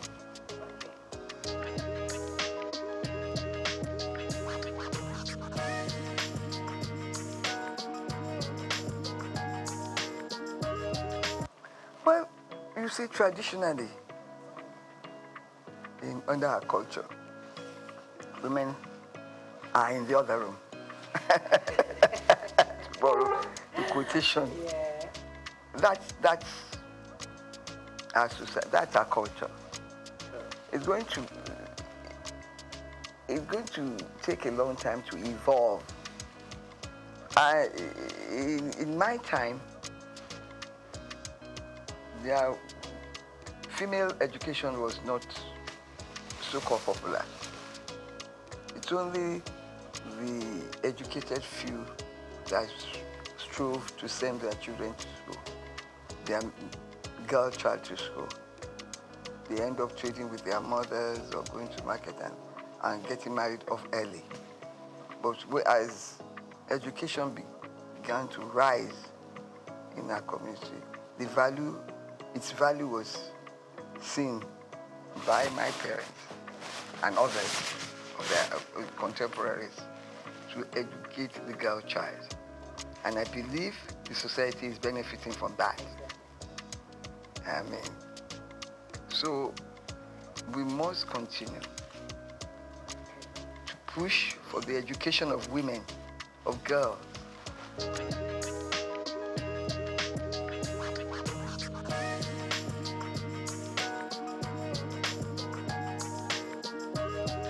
I have fought that, when I read that, the certain state government has appointed look at our National Assembly, 4 women in the Senate. Isn't that shameful? And that is the society. We have to continue to push women up. Let these political parties know that we want women. Let us organize ourselves to continue to vote for women massively. I give kudos to our governor, Babajide Sanwo-Olu. His cabinet women is well represented in his cabinet. And I enjoy that, I love him for that. And I continue to urge him to do more. He's done a lot. I think Lagos State has the largest representative of women in cabinet.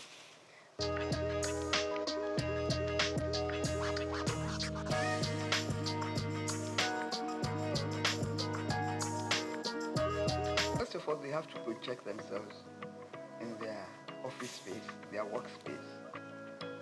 let everybody know that they are equal to the task. Let us organize. There's a lot of society groups and societies that cater for the interest of women. I believe now violence against women is reducing in the society because there are sanctions for such behavior.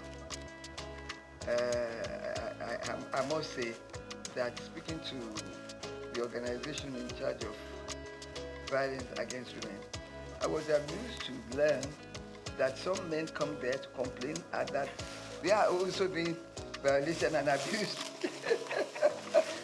Yes, it's a two-way thing. It's a two-way thing. So that is reducing our society. Education of the girl child is important. We have to let the locals know that education is important. Let them showcase to them the lives of those who have been educated and who are holding high positions. I'm glad that our president, Bola Ahmed Tinubu, has returned history to the classrooms. It's important. Let them know about people that have contributed to the development of our societies and country. It's important.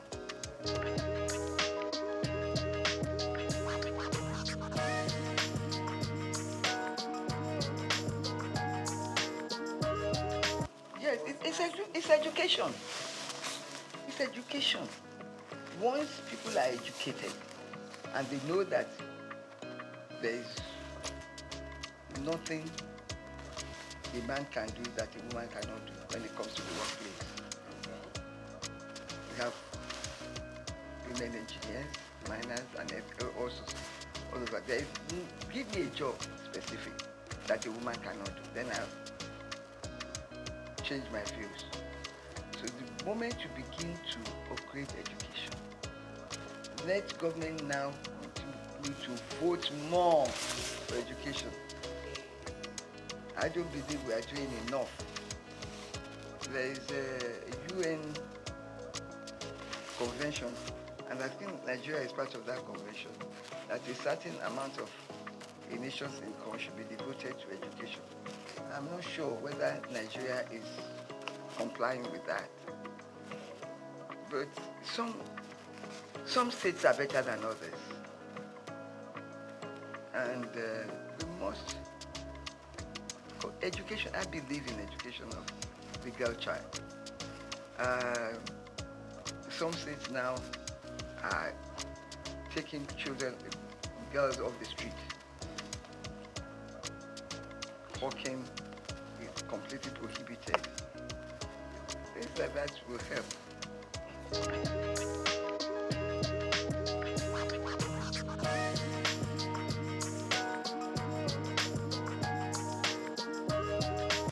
Unfortunately, in Nigeria, we are not advanced enough to use our votes to change things. We are still not voting for individuals. We are voting for parties, irrespective of performance. Education will help. And when we join other nations for the same purpose, we will get results. Our organizations who are fighting for women in Nigeria should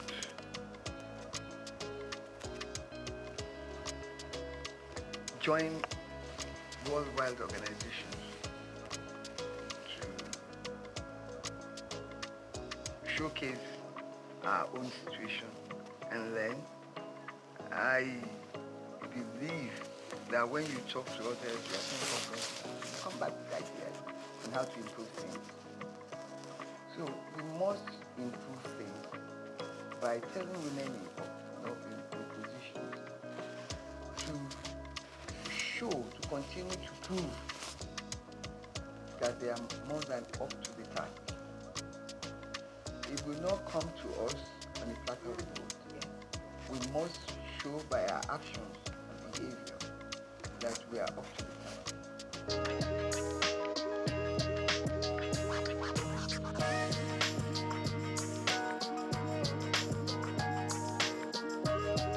Of course, some women are wrong in claiming equal rights to their husbands in the house. I completely abhor that behavior. Even though they are husband and wife, in my culture, remains the head. You should be respected. You should be respected. It's only now the condition of living is so high that you join the two incomes together to run the house. In the past, it was the men that ran the house to pay for everything. Maybe some of these women are thinking that because they are contributing a quota to the development, that they have equal rights. Yes, they have equal rights on the upbringing of the children in their homes and everything. But respect is important. That will keep the home, and the children will learn and imbibe it into their own children too. Equal right does not, in my view, mean that you can be rude, can not submit to your husband's wishes. Equal right means something differently. Respect comes out of it. It's important.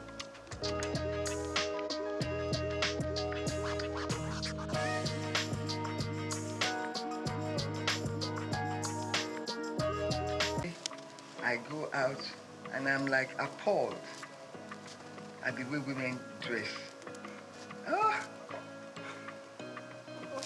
There's a competition to show as much of your body, to do that much as your, to do as much of your body that you can. It's absolutely difficult. They're not women. They're no longer women. The exposure, things that if you did in my time, a member of the community will cover you with a cloth and send you home. Because community mattered at that time.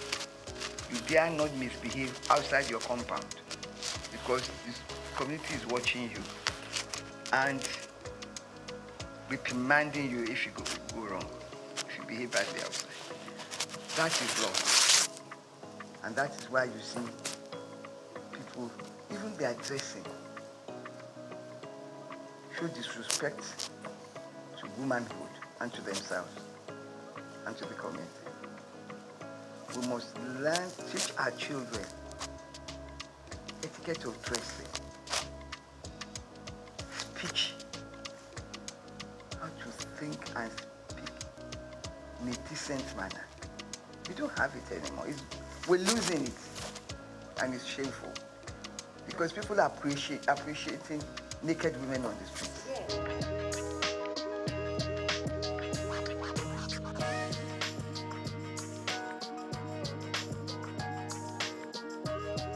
Both sides. If people dress badly and you tell them and ignore them, they won't try the next time. For instance, I believe nobody can dress to come to my house or to come to my party like a naked woman. I will turn her back. I will turn her back. So that's the type of thing that we should all do. Let the people doing this know that we do not appreciate things like this. When the society itself corrects it, we must correct it individually.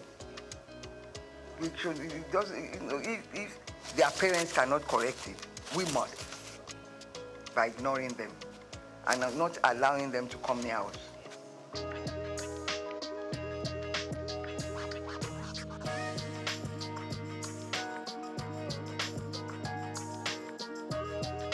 Show our women that have contributed to the society. Yeah. Show them, showcase them, showcase them. Yeah. We have the first woman senior advocate of the idea. We have Okonjo, we have, in the UN, we have all sorts. We have what's this pharmaceutical woman? She's done so much. The younger ones are there. Little ones like Shadi Okoya is managing her husband's company and doing well. Let's encourage them. They are young. The young ones, they are working to improve the society. There's so many of them out there. We should showcase them. Let them know that we have women who are of top quality, intelligent, and well-behaved, and they dress well. Dressing well is dressing in a manner that is appealing to the eyes, not nakedness.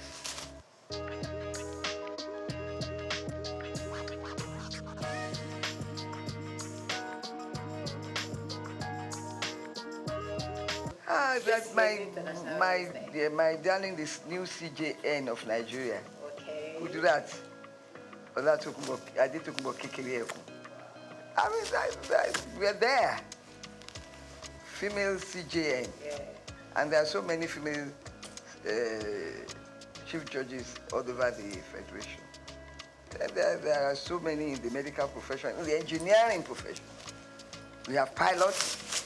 So let them know that there's nothing that a woman cannot do. In IT, in everything, women are moving forward. We should showcase them. We should let their pictures be seen in our newspapers, in our news, in everything, to encourage young girls that you too can get there. If they don't see, and if they don't know the history of these women, how they got there,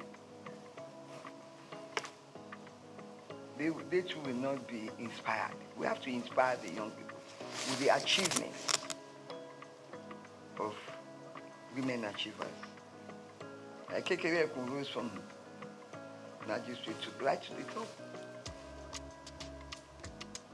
I admire her. She's well composed, well behaved. Some of these people, when they become something, they lose their heads. They start with, no, she's so respectful, well behaved, well dressed. I don't think she would allow herself or her children to come out naked. Never. So people like that, Okonjo Iweala are the same. We have a lot.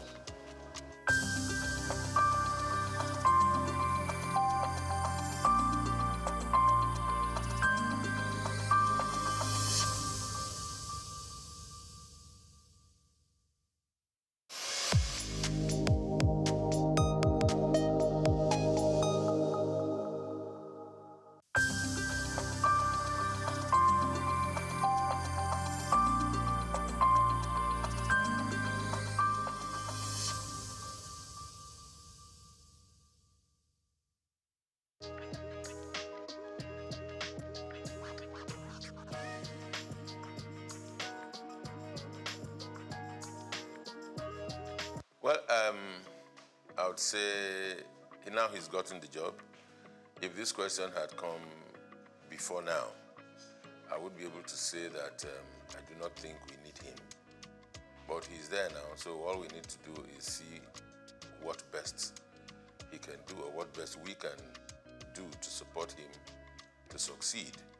Now, going by his previous records, going by all that he's achieved in sports, ordinarily, one wouldn't have said he's the best for the Super Eagles at this time.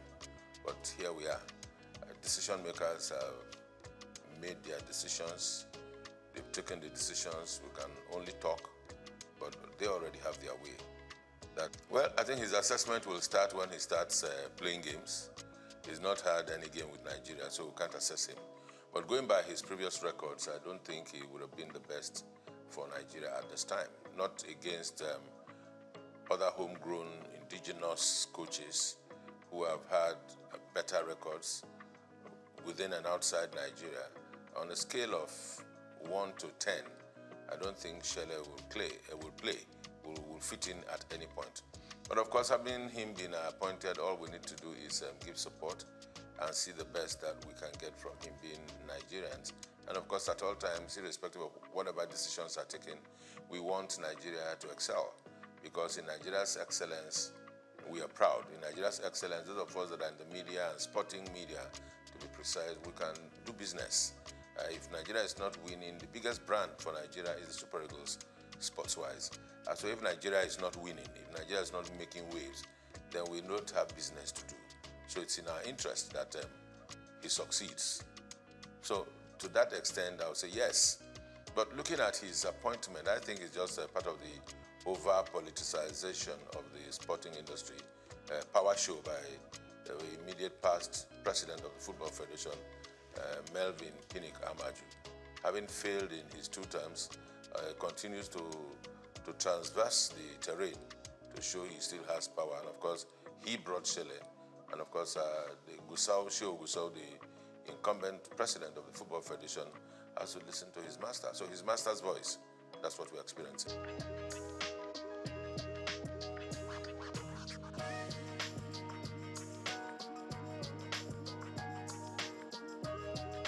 If they like, let them bring the Sadi.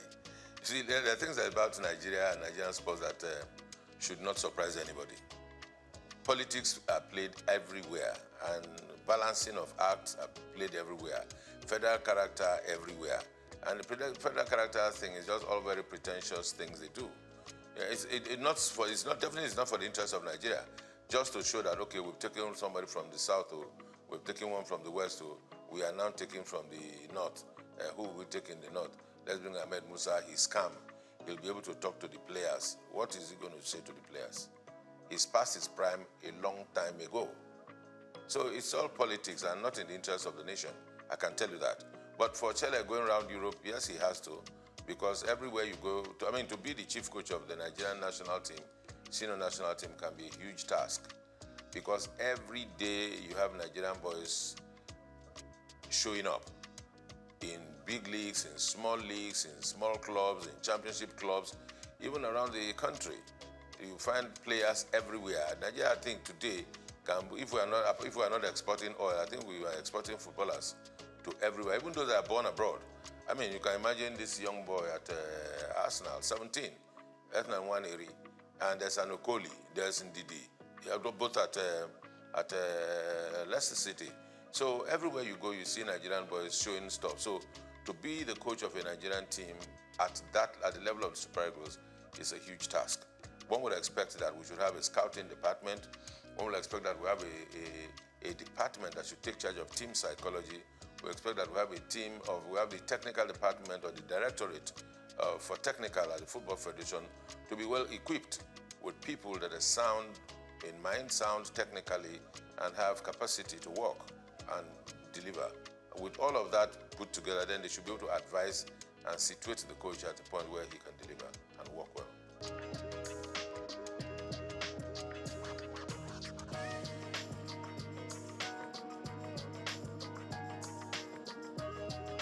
Well, you see, I said yes, because I've been one of those that have always been clamoring that there's need to have a National Sports Commission. Now, having a National Sports Commission that is populated or that is headed by politicians, it's neither here nor there. It may not take us anywhere. We need to separate our sport. Yes, sports, you cannot do away with politics at some level. But in terms of the administration, in terms of the management, in terms of the execution, there's need to be able to separate sports and politics. In the days where we held sway in sports, where the National Sports Commission functioned effectively, all of those that occupied the position as Director General, as directors in the then National Sports Commission, were professionals. If you recall from the days of Abraham Odia, Awotro Eleya, and of course Isaac Akioye, that laid the structure and foundation for a proper National Sports Commission just after the All-Africa Games, was a thoroughbred professional from the University of Ife. And there are other such professionals all around this country. And you begin to ask, if we are not able to seek and give these people jobs and give them tasks to deliver, we always will go look for political loyalists to put in positions so that they answer to us.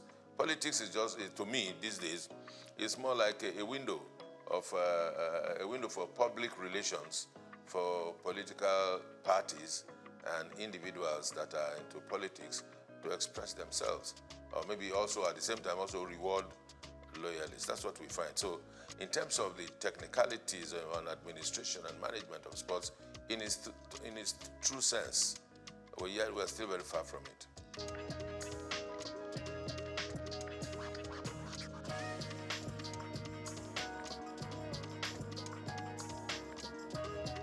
Plenty improvement, I would say. The current managers of the league are doing everything they can to ensure that our league gets back to a competitive level at the continent, gets back to a competitive level at the rate at which we, those of us local people like myself, can appreciate our football and our footballers once again. The question to ask is to say, are we doing enough? The answer will be no.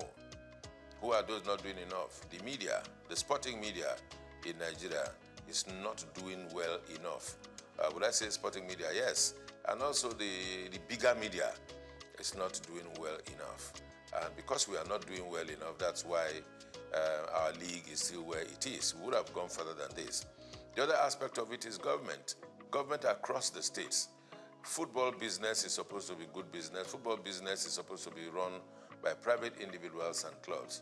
There's nothing wrong to say that the people of a particular state cannot run a football club in conjunction with other private individuals who will be stakeholders and are interested in the promotion of sport and football in the sense that we're talking about it now. But what we have is that we have state governments owning football teams, and those that are administering the football teams are SA this, SA that have been appointed as a reward, that have been appointed because they are loyal, that have been appointed because they can talk a little bit about foreign leagues. Somebody can talk about the league, talk about the La Liga and the EPL, and that qualifies him to be SA in charge of sports in some states of the federation. And these are the bunch of persons or the group of persons who are running our football around the country. So who runs the clubs, the texture of the clubs, what names the clubs are bearing, what history behind the clubs, and those are the things that tells you that the states are not doing enough, the Football Federation not doing enough, but I think largely the media, check out our sports programs.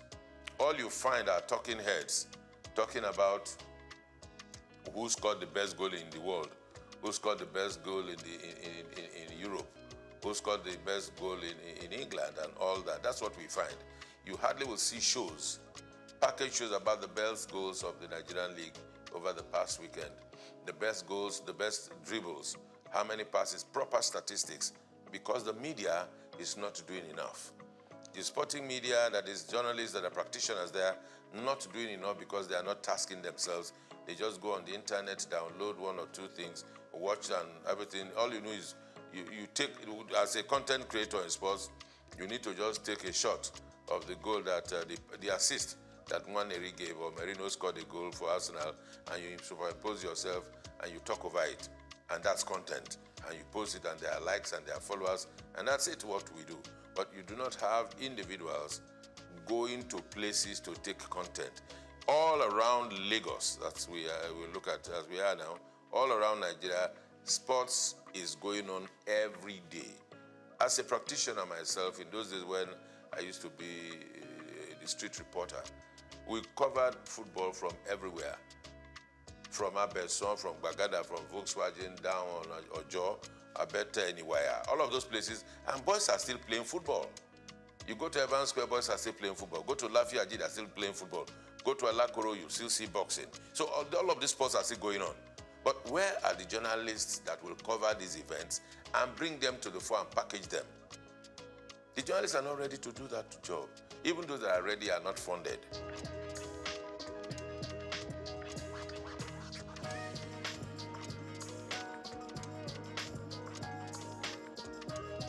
Even those that work are not paid salaries. So everybody is just finding the easy way out, cutting corners and doing their best. Now for our league and our sports to grow, there has to be heavy investment in the media. Because everything you see about the EPL, the La Liga, you take the EPL and analyze it, you see a variety of shows all about the weekend games, the weekend rap, the best goals, the best flops, the referee angle, even the advertising and marketing. Because when all of this are put in a fray, then people can relate to it. People can leverage on it. Brands can come and give sponsorship. But we are not able to attract sponsorship because there's nothing for the brands to take away. Because if you give brands value, they will attach to it. And it never used to be so. Before 2006, the La Liga was not popular. The EPL was not popular. The Champions League was not popular. What were Nigerians watching? Because the media itself sold out. By investing, Nigerian media organizations came together, put money together, and went to buy rights of the EPL and started broadcasting it on Nigerian television for the consumption of Nigerians so they can make cheap money from telcos and from the brewing industry. They made more money for themselves. I mean, the media houses, rather than invest in the local league. Then they will tell them, who will watch Nigerian league? I mean, those are the questions they asked at the time. Some of us that were able to find courage, we found courage and we asked them, why would we be doing this? But of course, we were not many enough for our voices to be heard. And that's why we're here, we are where we are. So it's not far when we lost it. Can we redeem ourselves? Yes, we can, if we want to. But it will take a whole lot of courage. It will take a whole lot of work. It will take a whole lot of commitment. God help us.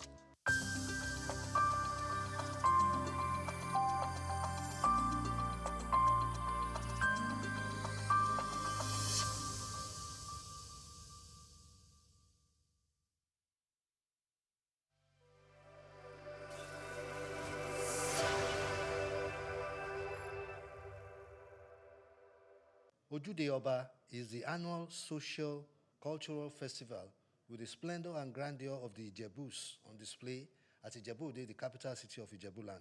It is a nexus of cultural and sartorial elegance, social grace, and evocative dance steps that has attracted indigenous as well as local and foreign tourists over the years.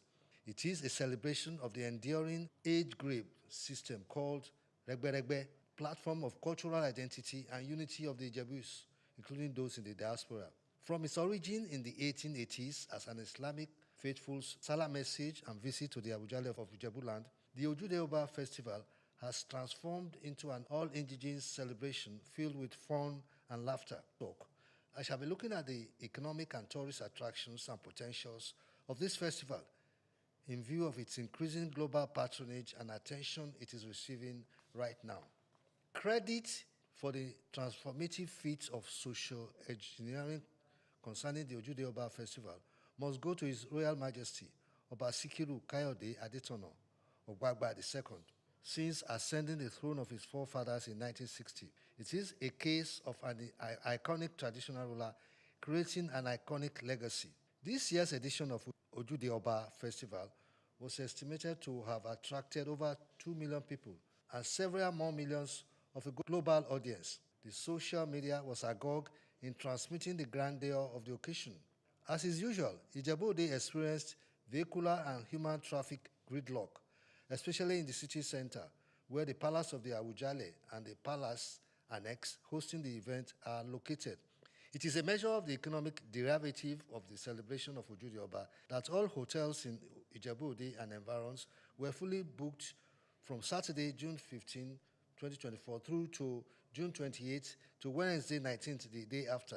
Food and drinks vendors also made boom sales, catering for the teeming patrons at the celebration. At the venue of the celebration, opposite the palace, the Awujale was resplendent in the majesty of his royal regalia, supported by other traditional rulers in Ijebu land, with Governor Dapo Abiodun of Ogun State, also an Ijebu, adorned in a desired native dress of sunshine colors that stood him out as a sartorial connoisseur. But then, in all good things, there are few contrary people sold to skepticism and negativism. The 2024 Ojude Oba Festival attracted such people who erroneously and mischievously described it as a fashion jamboree of no consequence, to the welfare of the hosts and the environment. These skeptics and critics wondered why the Regberegbes should not offer scholarships, build health centers, and construct roads and boreholes. Some people even dismissed the Regberegbes outing at Ojurioba Festival as a wasteful fashion extravaganza.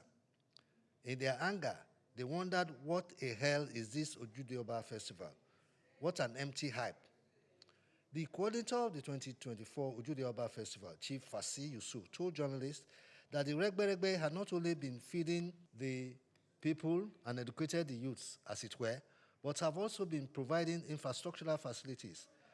He described the Regberegbes as interventionist development agents, citing such instances of their interventions to include the 20 million naira renovation of the male surgical ward at the State Hospital in Ijebu-Ode, renovation of Nigerian Police Area Command Ekpeba, Ijebu-Ode, and building of police posts in different parts of the city. The 108-page Ojudioba Festival 2024 brochure listed some of the other activities engaged by the various Regberegbes as the resuscitation of the moribund School of Nursing and Midwifery, Ijebu-Ode, scholarships to indigent students, construction of 4 blocks of classrooms at Omu Ajose Comprehensive High School, and 3 classroom blocks at Imososi Primary School, Agoiwoye. Other activities include the rehabilitation of roads, provision of boreholes and solar street lights, support to orphanages, homes, and homes for special needs, and free medical services for indigents. Chief Fasi Yusuf, who is the backbeam of Ijebu-Ode and secretary to the Awujale Council of Chiefs, stressed that it had become imperative to enlighten skeptics about the extensive ramifications of the Regberegbes as a unique, populist, social, cultural, economic platform where services were provided for the community and also for members. He pointed out that the Regberegbes had become unifying and uplifting platforms with the enhancement of the well-being of members, financial and health-wise, considered collective responsibilities of the age group, where investment loans, payment of hospital bills of sick members, and donation to families of deceased members are made. Talking personally and professionally after my private investigation, interaction, and discussion, I will say categorically clearly that the glees and colors associated with the Ojuodoba Festival is outside the ranks of any cultural festival in Nigeria. What Nigeria advertises to the world in Ojuodoba is cultural elegance and communal cohesion.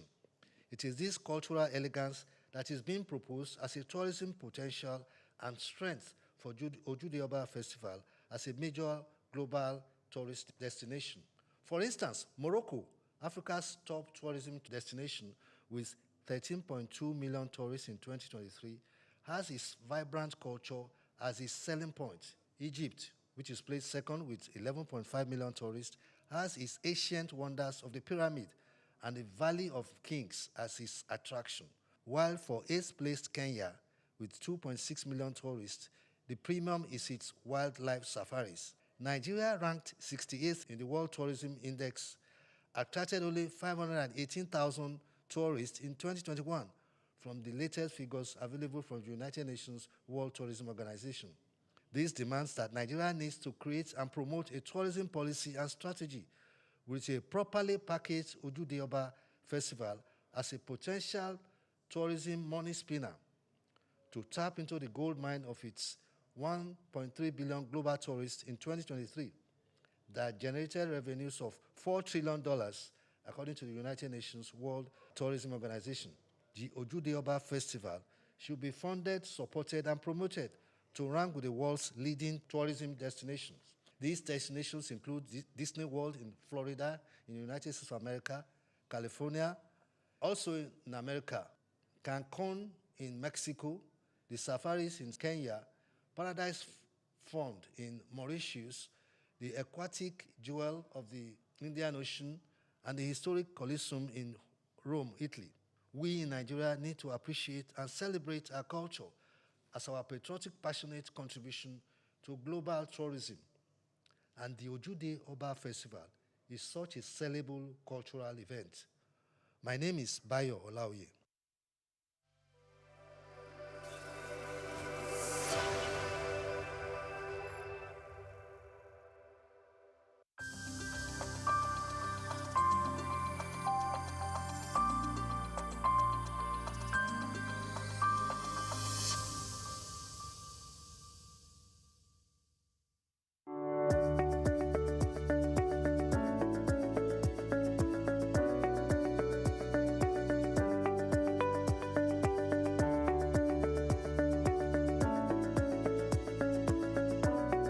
I hail from Lagos State, from Isaleko. My father hailed from the Olumegbo family. I attended my primary, secondary education in Ibadan at the time because my mother was there. But my religious practicing was always done during the holidays at Holy Cross Cathedral. I was working in the sacristy. We used to prepare for the Mass on Saturdays, and we sell the news magazine on Sundays in front of the church. And I remembered fondly that we used to tease the man called Sunday Boku Boku at that time, and he used to run to chase us and throw stones at, how dare you call me Sunday Boku Boku. Those were fun times. Harvest, Corpus Christi. And I was born, raised, baptized, confirmed, married in the Catholic Church. But I got married to Engineer Larry Phillips, who is an Anglican.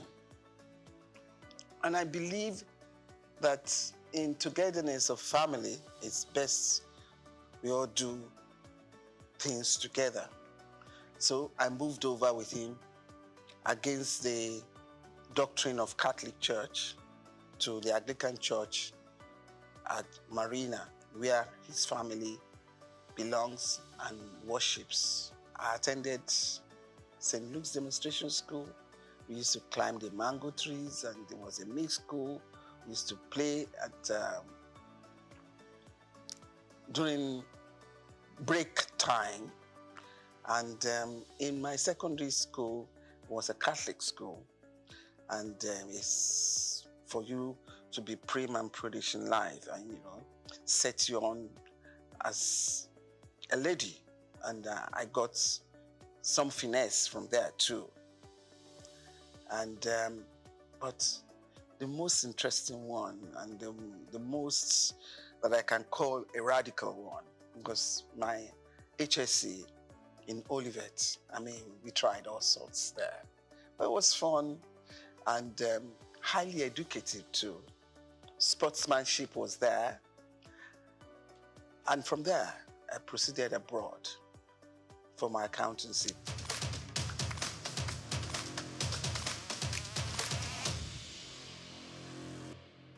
And I was lucky to finish in a record time, and I came back. Did my articleship, but married in between. I met my husband abroad, and we came back home, got married in Nigeria. I worked as an accountant with USC, very proud of the drill professionally that I got from USC. It had set me on a discipline for working. And I thank God that I had that opportunity, which still helps me today. Apart from the fact that my educational background sets me to be a diversified person in so many professions. And you know, as an accountant, accountancy is the best of all, is the creme de la creme. And I've been able to fulfill my professional exposure in every species of responsibilities that I had opportunity to take upon me. And from USC, I proceeded to work for the bank. I went to politics. I became a commissioner in Lagos State, served with the present president of Nigeria. And you know how Lagos is. Lagos is like a country to other states. We went through governance. My team, as you can see, I have some of my colleagues in Abuja now. I have Honorable Minister Wali Edun. I have Honorable Minister Dele Alake.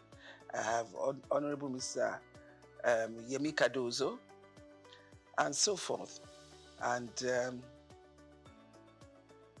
I served in the bank as a director in Keystone. I've been a chairman of so many committees. You can say that again. In different aspects of life, professional, political, social, and currently I'm now the chairman of Souq Insurance PLC.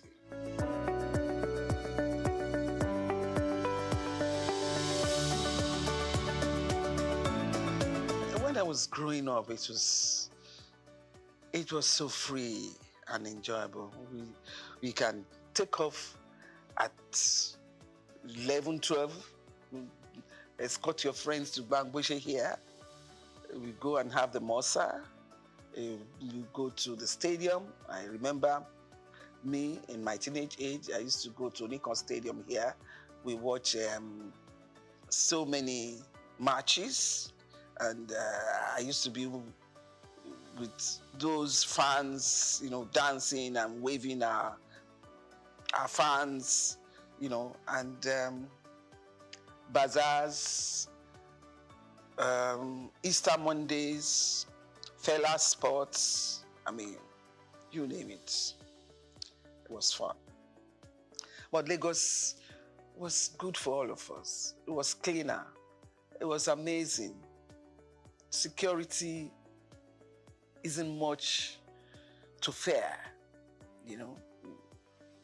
You can just live the way you want. And money and values of life are completely different to what they are today. I was with my grandparents, and we had so many tenants, and we didn't realize they were tenants.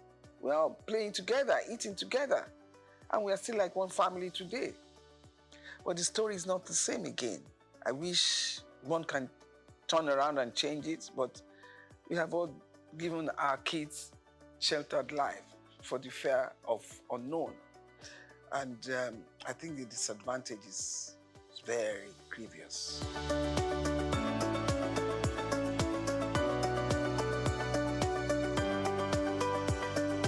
I think first and foremost, God gave me the chance, the opportunities to pass through that in the journey of life.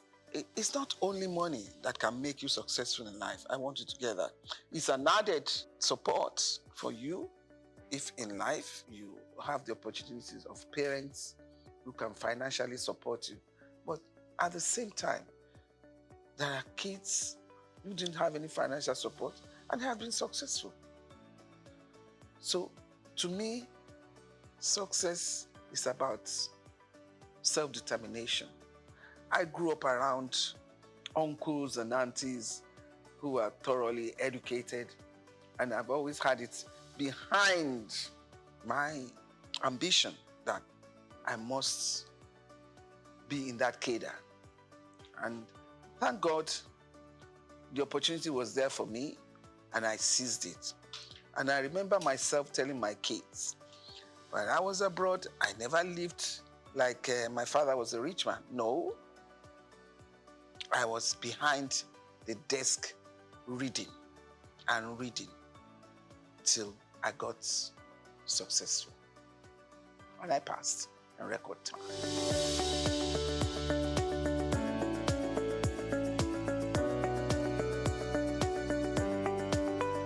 First and foremost, I think I'm a people's person. Secondly, my educational background. Thirdly, my pedigree. And you can't be a Lagos person and don't have a bit of intelligence about how you can maneuver yourself, even in the midst of challenges. And I can tell you that boardroom politics, especially when you're a woman, is tough.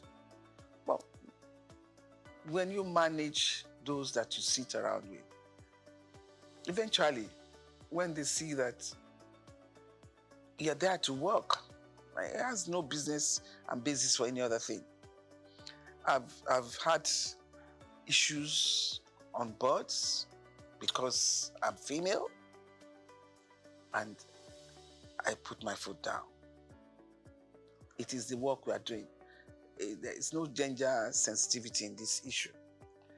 Even in my early days as an accountant, when I head the accounting department, it was even tough at that level because the young accounting class, some of them can be daring to say, how can you talk to me like that? How can you make it? And I'll say, please, what do you mean? We need to get this target work done. So it's the work that is talking. That's not to do with whether I'm a man or a woman. So I will like the idea of gender reasonableness to be better played. At least for now, we are not having it at 3 1/3, no. But I guess we are in the region of 20%. And it should be better.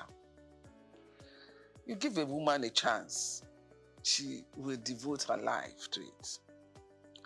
But, I mean, when we have 1 or 2 issues from women who have been there, that should not create hurdle or boundary that you say a woman shouldn't cross. No. Nobody's perfect in life. And I want to let you know, it's tough for a woman. These men, when it is a woman having a corrective measure to be taken, they do not handle it the way they do for the men. They're in a rush to pack the woman out. You see from what has happened all over the world. So I will still make an appeal that women should be given better chances, better allowances. It's so quick to make a woman a scapegoat, the sacrificial lamb. Let's take it easy. And please, women, when they put you there, make us proud. I should remember the other women coming after me. If I make this trouble now, they turn around and say, this is why we don't give them the chance to get to the top. So you manage the situation, you know? And let us remember that Africa is still very chauvinistic. It's still a man's world here. We are only trying. So just give us, for now, our required 33 1/3% as per Beijing recommendation.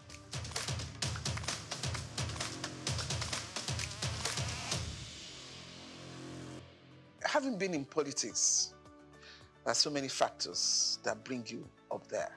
Some sensible, which I would call sensibilities. Some sensitive based, which I would call sensitivity. And some as per geographical distribution. If it's not the turn of your section, your district, there's no way they can put you there.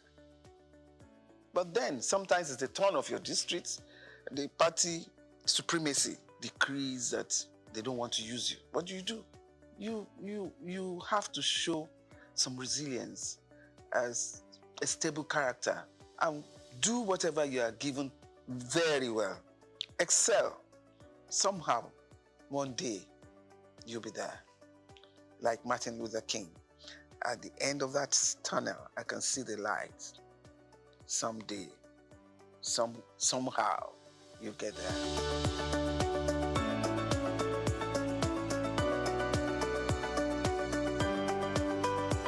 I was in tourism shortly, and it's not enough time to propagate the excellence of your work. But in special duties, I give the ministry class. I was able to represent my Lagos State very well. NYC was under me. Proudly, I served.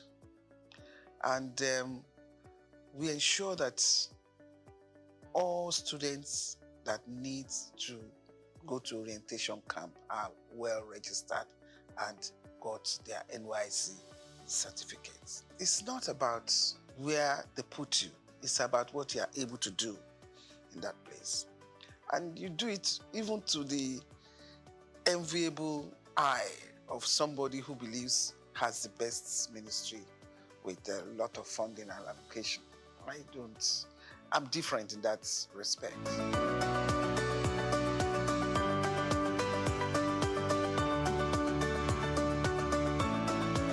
A hard-working man, a man with a lot of sagacity, a man that is very kind, he has human kindness in his heart, a man that is highly focused.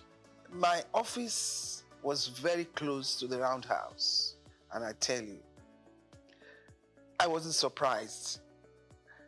And I kept telling everybody, I wasn't surprised he got a clinch that position, because I knew that even when in 99, from the day we stepped in, he's been working towards his election in 2003. So a man like that who is focused, his business is the end of the tunnel. All the distractions you are given, it's not, he doesn't consider it. So don't waste your emotions. You know, when you provoke yourself unnecessarily, and the person you are provoking yourself upon is not even responding on that line, you know you're wasting your time. But he's an astute politician. He knows what to do at every point. And don't try him, because he's a hard knock. And he's easy to forgive. That bit, I don't know how he does it, but it's easy to forgive and move on. He understands politics, maybe from a young age, I don't know, but he seems to have the knack of it at all times.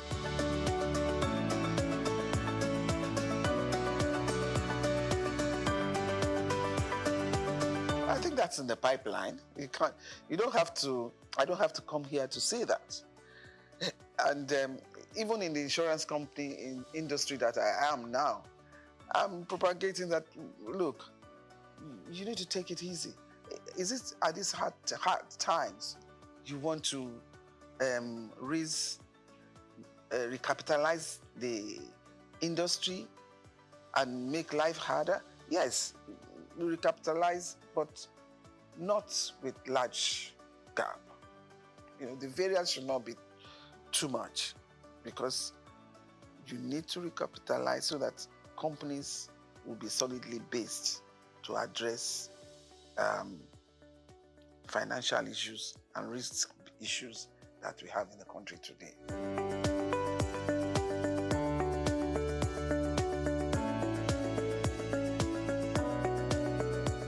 I studied religion for my A-levels in school. I did divinity. It's not just reading Bible. The interpretation, the history, the analogy, all of that I did. And it has helped to shape me for life. It has molded my conscience to a large extent. What I see in religion today, if I go back to the way I have studied religion, I will say I'm worried. The way we have churches established in this country now. I'm talking of my experience in Lagos State. On the street, you can find 6, 8 churches, but there is no school. Education is key. Religion molds the character, the moral values about life. I'm not saying they're all totally condemned, but I think there should be more conferences and seminars to appeal to their conscience. It's one God.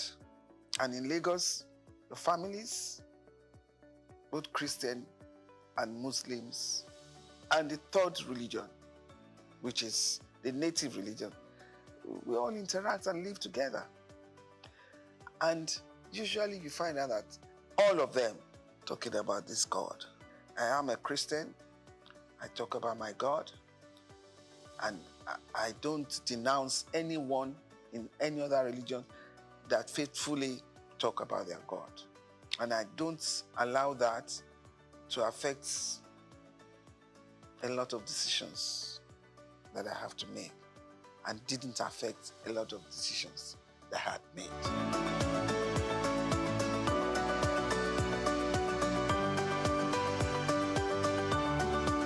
The expectation is too high.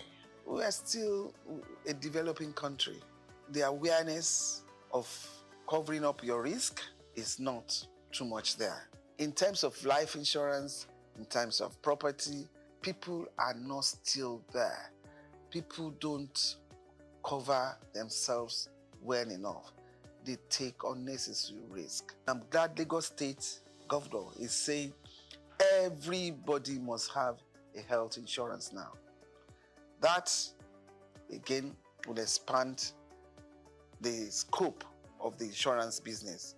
In insurance, there are so many seminars, there are so many conferences that are being put up there now, where the ability to educate the masses, and even the high-ups one, to please insure yourself. And when I say yourself, your life, your property, your children, and see how far it goes. It is important.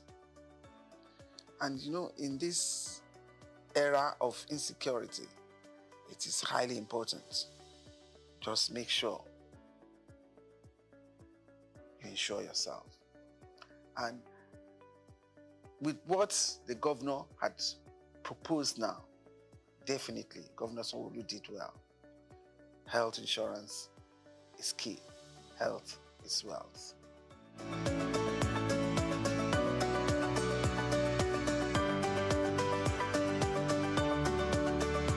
First and foremost, inflation all over the world has gone haywire. So it's not peculiar to Nigeria alone. Those who live in the Western world, they're crying hula baloo about the price of petrol, the price of even eggs. So it's not just Nigeria.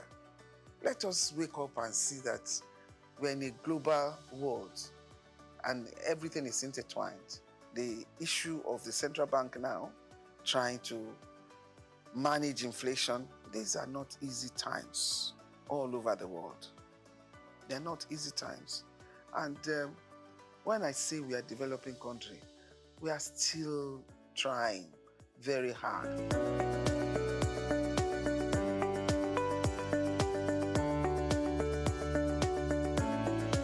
I don't want to say it's sad. It depends on the environment. You know, you can't just bring UAE here into Nigeria. The environment here from inception has not delved too much on tourism. Your tourism is just go on holiday and go back. The beaches are there. And even from 1999, they are trying to redevelop along the beach so that tourist activities can happen. And I'm sure they're still on it.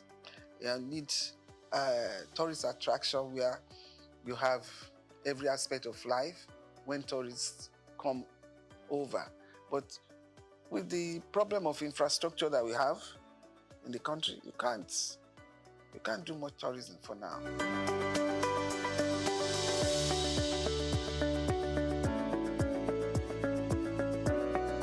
It wasn't easy, but as I said, once you try to be a bit methodological about it, then you get by.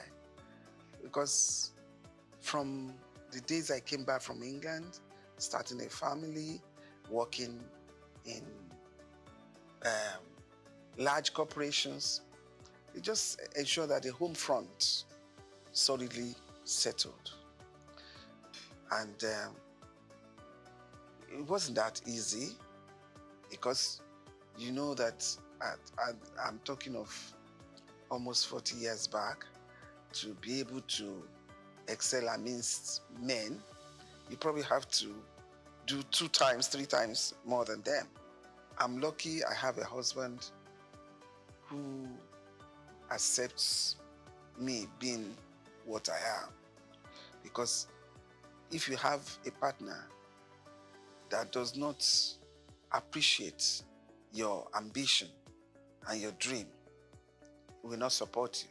But I have the support of my husband, and we are able to keep the home together.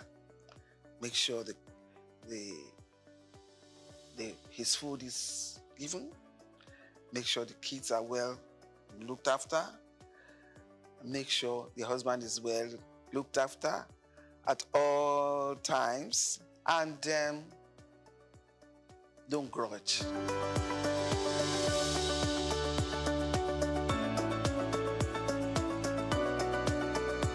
I try to give myself to people in terms of needs. I try to recognize people's needs, and at the moment of that need, I try to help. And it's a legacy I try to sound to my kids at all times. Recognize needs at that point and do it. Because at the point that you recognize it, if you don't offer the assistance, it may not be meaningful again. But if at the time that a need arises and you can do it, promptly do it. And I cannot manage people who are not sincere. I cannot. And that is the only thing that bothers me about life. And once I find out that you're not one way, I make my U-turn and I don't go back again. And that's one thing I have learned, I have seen, and I'm trying to learn from Mr. President Bola Tinubu. The way he can switch from being so hot and then swim as if nothing happened and carry on. That is tough for me. And I hope I'll be able to, within the space remaining, I'll be able to copy that. At the same time, I like hardworking. I recognize people who are hardworking, who are intelligent, and I recognize people who are hardworking and need to be helped in terms of training to be a better person. And I like fun.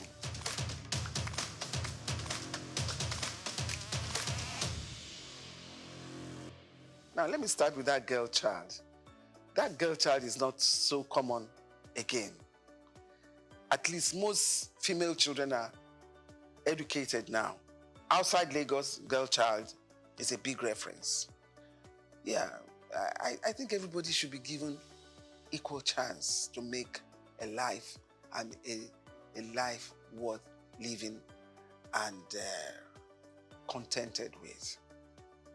Because if you don't have enough drive and motivation, then life becomes static and you just wear it out and go. But I believe that for women, don't let the men scare you off. You are equally hardworking and intelligent. Expose yourself, but don't mess yourself around. Don't get corrupt.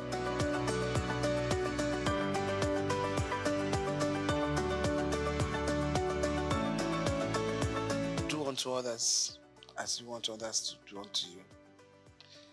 And there's one good prayer. Everybody that is fair. So whoever hurts you, attacks you, leave them to God. He's a fair God. The judgment of God will come. Just move on and pray that in your lifetime, that judgment comes up. My favorite food, I like eba and ewedu. I'm an expert in cooking. I love cooking, and I tell you, I can challenge anybody to come and compete with me. On that level, I score a good card. But I love fresh fish, with ewedu and eba. I'm not too much of an amala fan, and my favorite color is green. Or it's green, but with that green, I love bright colors. Even jewelry, it has to be bright for me, but still worn in a conservative way. As loud as whatever I pick may be, I still give it a conservative umbrella. I love to dance. I'm a good dancer. I love to socialize. I'm a good mixer, but highly disciplined.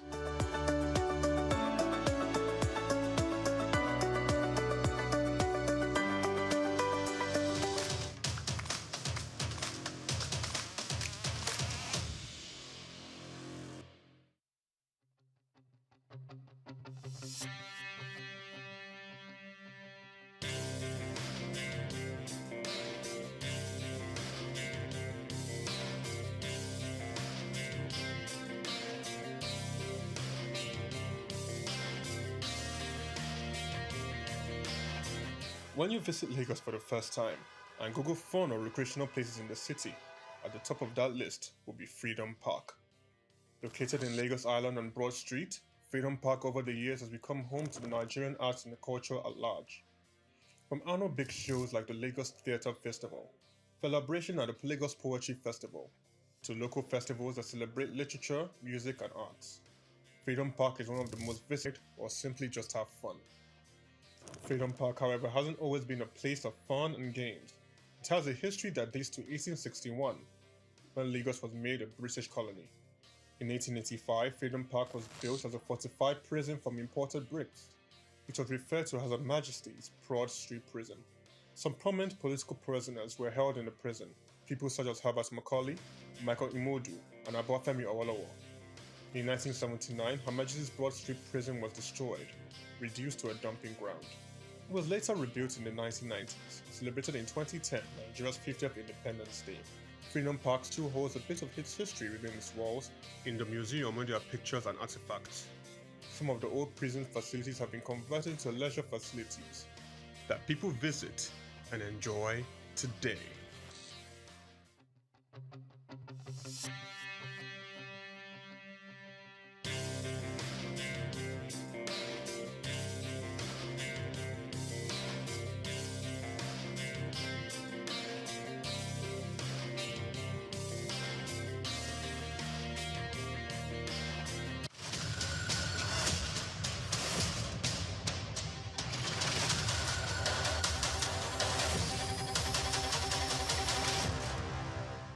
Muhammad Yunus was born on the 28th of June 1940 in the village of Batwa, Chittagong, a British Indian colony which is currently known as Bangladesh.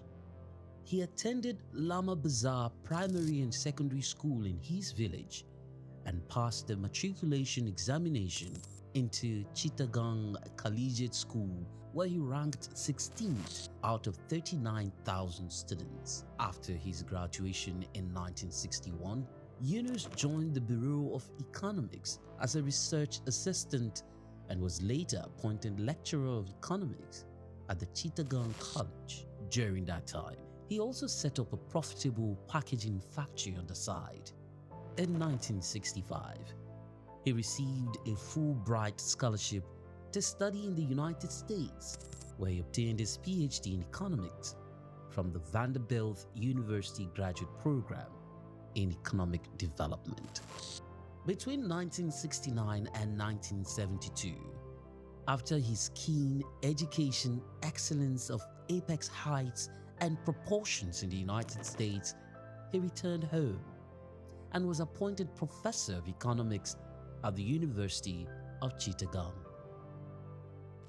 He was eventually appointed onto the board of directors to the United Nations Foundation, where he served for 33 years. When Bangladesh suffered a famine in 1974, Yunus felt he had to do something for the very poor. In his country, he founded the Grameen Bank. His motivation was to create economic and social development for the very poor, giving long-term loans to those who wanted to start small enterprises to pay back when they can. The aim to help was to get many of them out of poverty. For this, he was awarded the Nobel Peace Prize in 2006. Muhammad Yunus is a recipient of numerous international awards for his ideas and endeavors, including the Humanitarian Award in 1993, World Food Prize in 1994, Independence Day Award in 1987, Bangladesh's highest award, the King Hussein Humanitarian Leadership Award in 2000. He was also awarded the Volvo Environment Prize in 2003, Nikkei Asia Prize for Regional Growth in 2004, Franklin D. Roosevelt Freedom Award in 2006, as well as the Souq Peace Prize in the same year. All humans are born entrepreneurs, he would always fondly say. His heart shone through his everyday life.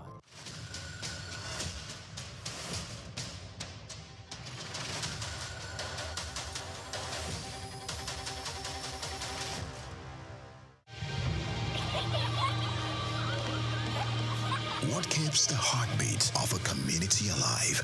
Is it the courage to create, the power to connect, the vision to transform? Well, it's all of these and more. It's a symphony of ideas, innovation, and industry. But where do these stories come alive? It's right here on The Isle, 104.9 FM, the station where dreams meet action and growth finds its voice. The Isle, 104.9. Business, economy, development. Stay tuned.